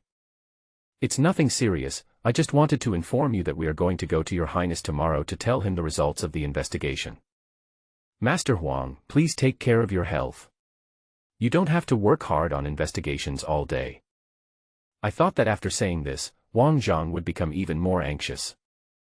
But after all, Wang Zhang was a shrewd man in his 50s, and he did not show any impatience at this time. Instead, he frowned and said, "Can I come along?" "Of course, it's time for you to see the results of our investigation. Du Mingxian is quite confident. I just want to see what Lord Du has found out." Wang Zhang gave them a cold look and went upstairs on his own. The next morning, everyone agreed to leave the city and took a horse-drawn carriage to Qin Ming's military camp. Recently, Wu Weiying has started farming. 3,000 acres of land have been reclaimed, and the subsequent cultivation will be enough for them to work for a while. Qin Ming naturally began to raise mulberry trees, grow crops, and fence off pieces of land. While preparing to become self-sufficient, we will also build some real textile factories and granaries. These were all his preparations for maintaining an army in the future. Seeing Wang Zhang and others coming, Qin Ming smiled and waved to greet them. "Everyone, why are you interested in coming to my place today?" Before Wang Zhang could say anything, Du Mingxian stepped forward impatiently and said with a serious face, "Your Highness, you should return the land. After our investigation, we found that you have no basis at all for enclosing the land. There are no smallpox patients in those places, and there is no need to use them as quarantine areas." As he spoke, he also took out the records of their investigation. It all records which village you went to on which day and what the situation was there. There was no plague at all in the villages they investigated. Not anywhere. Du Mingxian crossed his arms across his chest, a look of smugness on his face. "The evidence is irrefutable, I have already won this time." Not only did he defeat King Qin, he also defeated Huang Zhang. "Would you like to see it?" Qin Ming discovered that Huang Zhang was also looking at the record documents at this moment. "So I handed it to him first." Huang Zhang did not refuse. He took the document and read it, then frowned deeply. After a long silence, Huang Zhang suddenly spoke. "Du Mingxian, are you fabricating investigation documents?" "What?" Du Mingxian was stunned for a moment. "Huang Zhang, I know you didn't find anything, and you can't save your face, but you don't have to slander us for our hard work, right?" Behind Du Mingxian, Su Ruohai and others were also a little angry. It's so annoying that the other party doesn't admit his mistake. However, Huang Zhang did take out an investigation document. "After my investigation, I found that there are several villages here that are different from what you said. There are plagues over there, and they need to be separated out." "Impossible." Du Mingxian shook his head coldly. He didn't believe Huang Zhang's investigation. After all, Song Dingsheng is helping him. "If you don't believe me, you can go and see for yourself." Huang Zhang was not afraid at all, and Qin Ming also applauded. "Okay, let's go and take a look together." Leading this large group of people, Qin Ming quickly arrived at the outermost edge of the 3,000-acre land. The name of this place is Jingjia Village. As soon as he arrived, Du Mingxian walked in and looked around. But soon, he saw that several families at the entrance of the village had white cloth tied around their bodies. He had seen this kind of white cloth strip in Linjiang City before. It will only be hung here if there is a patient in the family. When he thought of this, disbelief suddenly appeared on his face. Impossible. How can smallpox spread anywhere at once? Under the deliberate guidance of Song Dingsheng and Qin Ming, they didn't know about the vaccine. They didn't even know that Qin Ming could vaccinate them at any time and make them start to have a fever in just 1 or 2 days. However, this type of smallpox is of low toxicity, and younger people can survive it in 2 or 3 days. "I'm right, right." Huang Zhang snorted coldly, and finally he got back some ground. "Huang Zhang, are you trying to play tricks on me?" Du Mingxian still didn't believe it and rushed straight into the thatched huts with white cloth strips hanging on them. He felt that Huang Zhang had learned of his investigation results from someone unknown, so he specially arranged for smallpox patients to come and disrupt his investigation. But after pushing the door open with a bang, Du Mingxian was stunned. "I saw a little baby with a red face lying on the bed and being taken care of." "What are you doing?" Next to the little baby was a peasant woman wearing rough clothes. Seeing the aggressive group of people, she subconsciously protected the baby in her arms. "No, nothing." No matter how bad Du Mingxian is, he would never make things difficult for a peasant woman. He turned around and closed the door, muttering to himself. That's impossible. How could this happen? Huang Zhang, did you bring smallpox patients here specifically to spread the plague? Suddenly looking up, Du Mingxian stared at Huang Zhang. Huang Zhang was stunned for a moment, seemingly unable to react to why the other party would say such a thoughtless thing. Qin Ming was standing nearby and watching with great joy, so he reminded Du Mingxian. Master Du, do you think the villagers will agree? Your Highness is right. Even if I want to do it, the people of Xingjia village will not agree. Huang Zhang spoke coldly.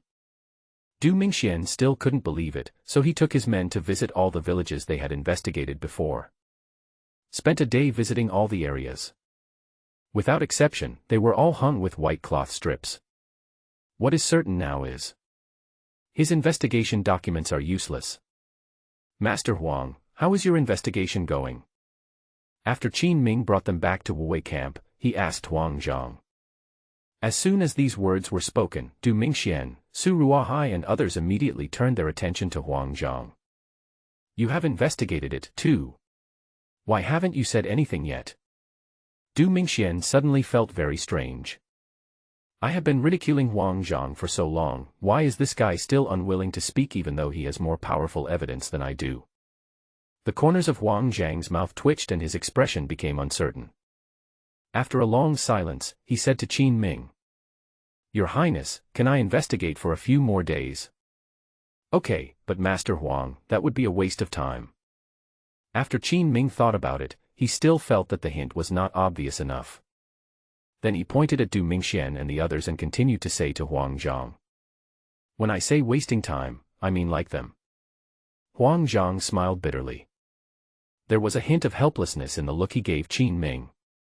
Qin Ming walked up and patted him on the shoulder. Old Huang, at least you got something, right? After he said this, Huang Zhang finally dropped his head like a deflated ball.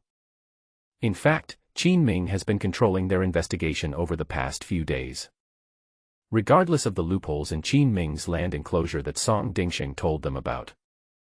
It was later that Huang Zhang investigated the plague after he went out. They were all written by Qin Ming. Needless to say, Qin Ming's lands were not in compliance with regulations. These plagues were the result of Qin Ming asking Changbaishan to be vaccinated with traditional vaccines in advance. This makes the investigations of Huang Zhang and Du Mingxian inconsistent. Du Mingxian lost face, but Huang Zhang was able to get his job done, which meant that Qin Ming helped him vent his anger. But during this period, I had to travel around Changbai Mountain. Because Huang Zhang gets up early, Changbaishan often has to plan the route and go to various villages 1 or 2 days in advance to make preparations. Sometimes I even have to run out in the middle of the night to remedy the situation. He was afraid that the situation Huang Zhang found out would be the same as Du Mingxuan's. Well. He sighed softly. Huang Zhang finally understood that it was impossible for him to find out anything in King Qin's territory. Say something. Du Mingxian was a little angry. He always felt that something was wrong. Say what? Huang Zhang is very confused now that things have come to this point. Is Du Mingxian so stupid that he can't even see that the whole process was manipulated by King Qin? He didn't know that Du Mingxian and his friends' experiences were completely different from his own.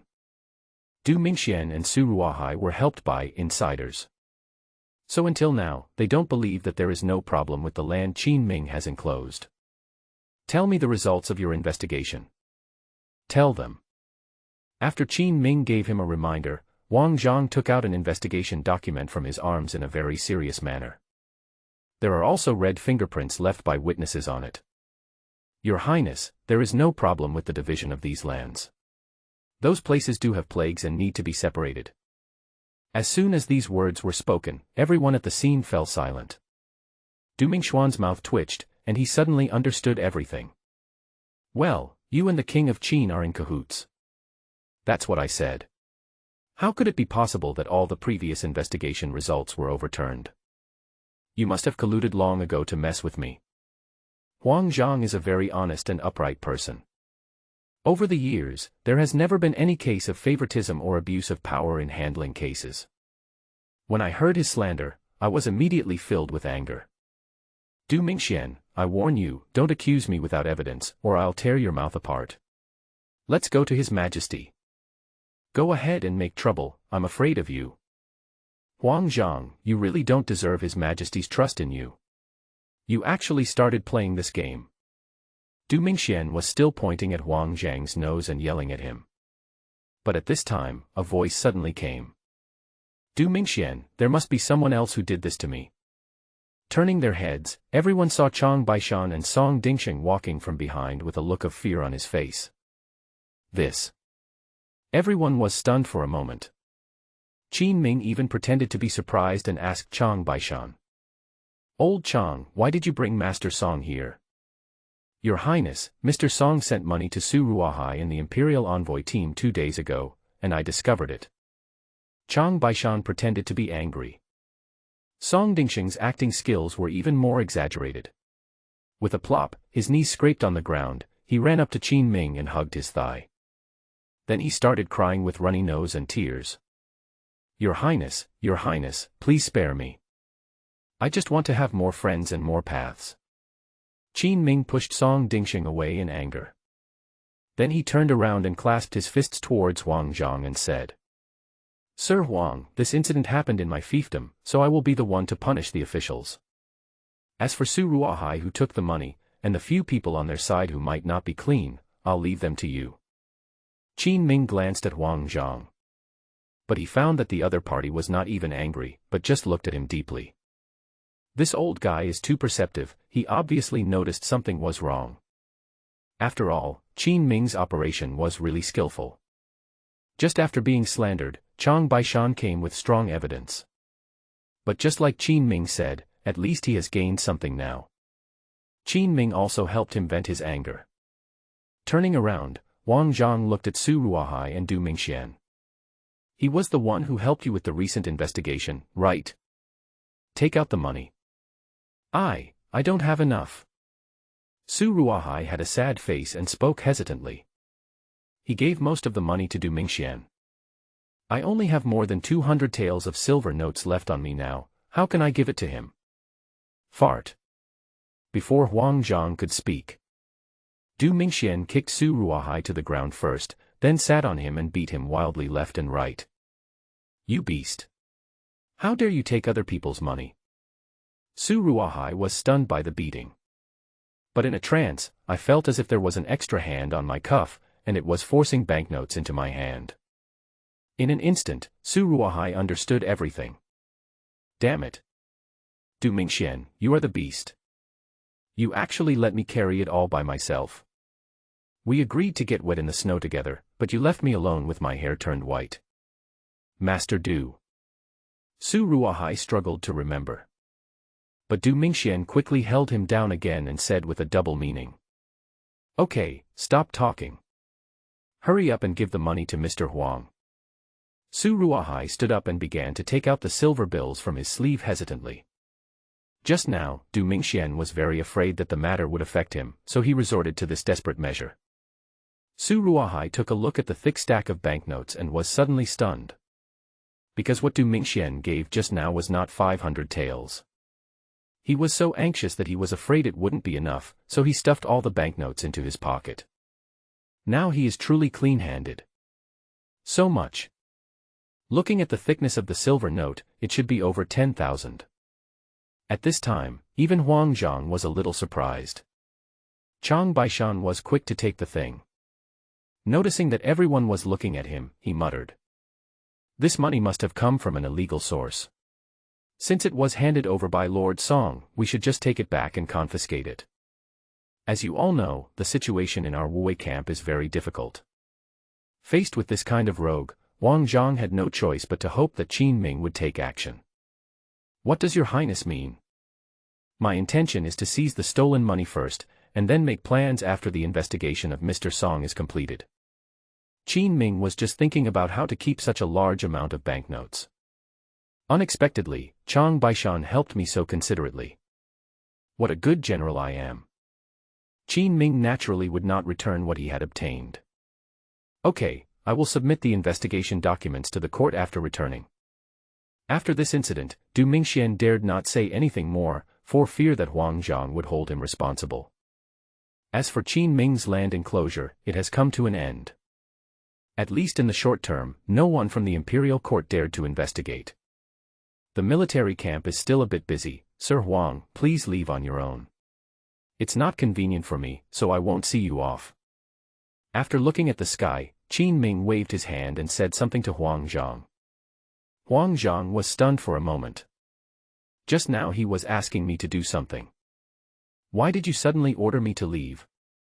In fact, he didn't know that Qin Ming had not shown up in the past few days. But just as much thought was spent on this group of people. The matter was finally resolved. Huang Zhang was able to go back and report, and he also witnessed Qin Ming's methods. Staying here will serve no purpose other than being annoying. Okay, I'll go. Huang Zhang thought about it and decided to take Du Mingxian back to Linjiang City and prepare to leave. Watching their departing backs, Qin Ming snatched the silver note that Chang Baishan had obtained. Praising him and Song Dingsheng. Thank you for your hard work, each of you will receive 1,000 taels. Thank you, Your Highness. Song Dingsheng patted his butt and got up, excitedly took the banknote with both hands, his face beaming with joy. His annual salary was only a few dozen taels of silver. This time he made a direct profit of 1,000 taels. I have to follow His Highness. Song Dingsheng seemed to see a bright future waving to him. Waited a few more days. After receiving the news from Han Mingrui that Huang Zhang had completely left Lingnan, Qin Ming called Chao Chuan to his front. How are the shops in Linjiang City preparing? Ever since Fang Qingyuan brought Wu Qingye to Qiantang City together, all matters big and small here were now handled by Chao Chuan. However, there are a large number of people in the military camp, and Chao Chuan not only has to take charge of the military camp, but also has to take charge of the construction of 3,000 acres of land and the cloth shop and dyeing workshop in Linjiang City. He was overwhelmed and somewhat overwhelmed. Even when Qin Ming asked him, Chao Chuan was stunned for a moment. If you hadn't told me, I would have forgotten about it. I'll let Xiao Ye handle this matter. Okay, I'll go take a look. Recently, Qin Ming did notice that Guan Yu often went out to do things. However, he was too busy dealing with Huang Zhang, so he didn't ask any more questions. Now it seems that Guan Yu has also been working hard down there. After arriving in Linjiang City and crossing several streets, Qin Ming saw the shop that Song Dingsheng had found for him. Song Dingsheng is a particular person. The shops selected for Qin Ming were all specially selected. There are shops selling rouge, powder, rice, flour, grain, and oil nearby. There is a reason why this place was chosen. According to Song Dingsheng's description, there is a large flow of people here. Among those who come here, most of the men come for a living, and most of the women come for beauty. If we open a cloth shop here, business will definitely be good. As for the dyeing workshop, it needs to regularly bring in madder, yellow gardenia, indigo, and other things from outside. After forming the most classic 3 primary colors, they are used to match and dye cloth of different colors. He opened his shop in front of the west gate of Linjiang City. Not only is it convenient to transport things over, but there are also post stations and escort agencies nearby, which makes it even more convenient for them to sell things over long distances. Old Song is getting smarter. Seeing his arrangements, Qin Ming couldn't help but sigh. Actually, it's normal if you think about it. Don't you see who he is following? He had taken refuge with the king of Qin, who would rule Lingnan in the future and command great power in all directions.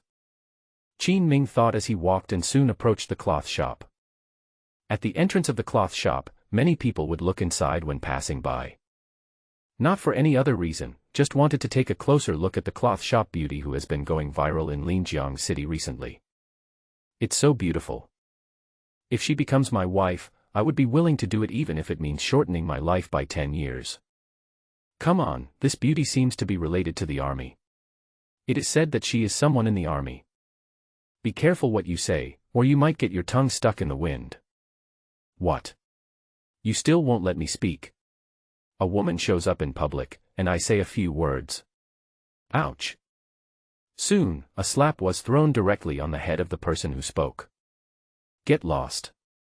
If I see you gossiping here again, your mouth will be torn apart. A few idle men passing by saw that Qin Ming was wearing gorgeous clothes and was obviously not someone to be trifled with. After mumbling a few words, he left in shame. In the cloth shop, Guan Yu was carrying 2 bundles of cotton cloth and displaying the goods. The black hair swayed slightly with the movement, and was gently combed up by her. The fair side face of Yuexia is revealed. If you look closely, you can see a layer of crystal sweat, which makes her look even more beautiful and charming in the sunlight. She carried 2 rolls of cotton cloth, stood on tiptoe, and tried to place the cloth on the 3-tier shelf next to her. But if you move too much, the things in your hands will fall to the ground if you don't hold them firmly. The next moment, Qin Ming walked behind her, but he did not hold the cotton cloth, but Guan Yu. Why are you here? Guan Yu's face turned red. In fact, this was a scene that many girls had fantasized about. But I didn't expect that Qin Ming completed it inadvertently. The cloth shop is open for business. I want to see how things are going. I see, these cloths are dirty, I'll take them and pat them. Guan Yu nodded, took a feather duster and swept the dust off.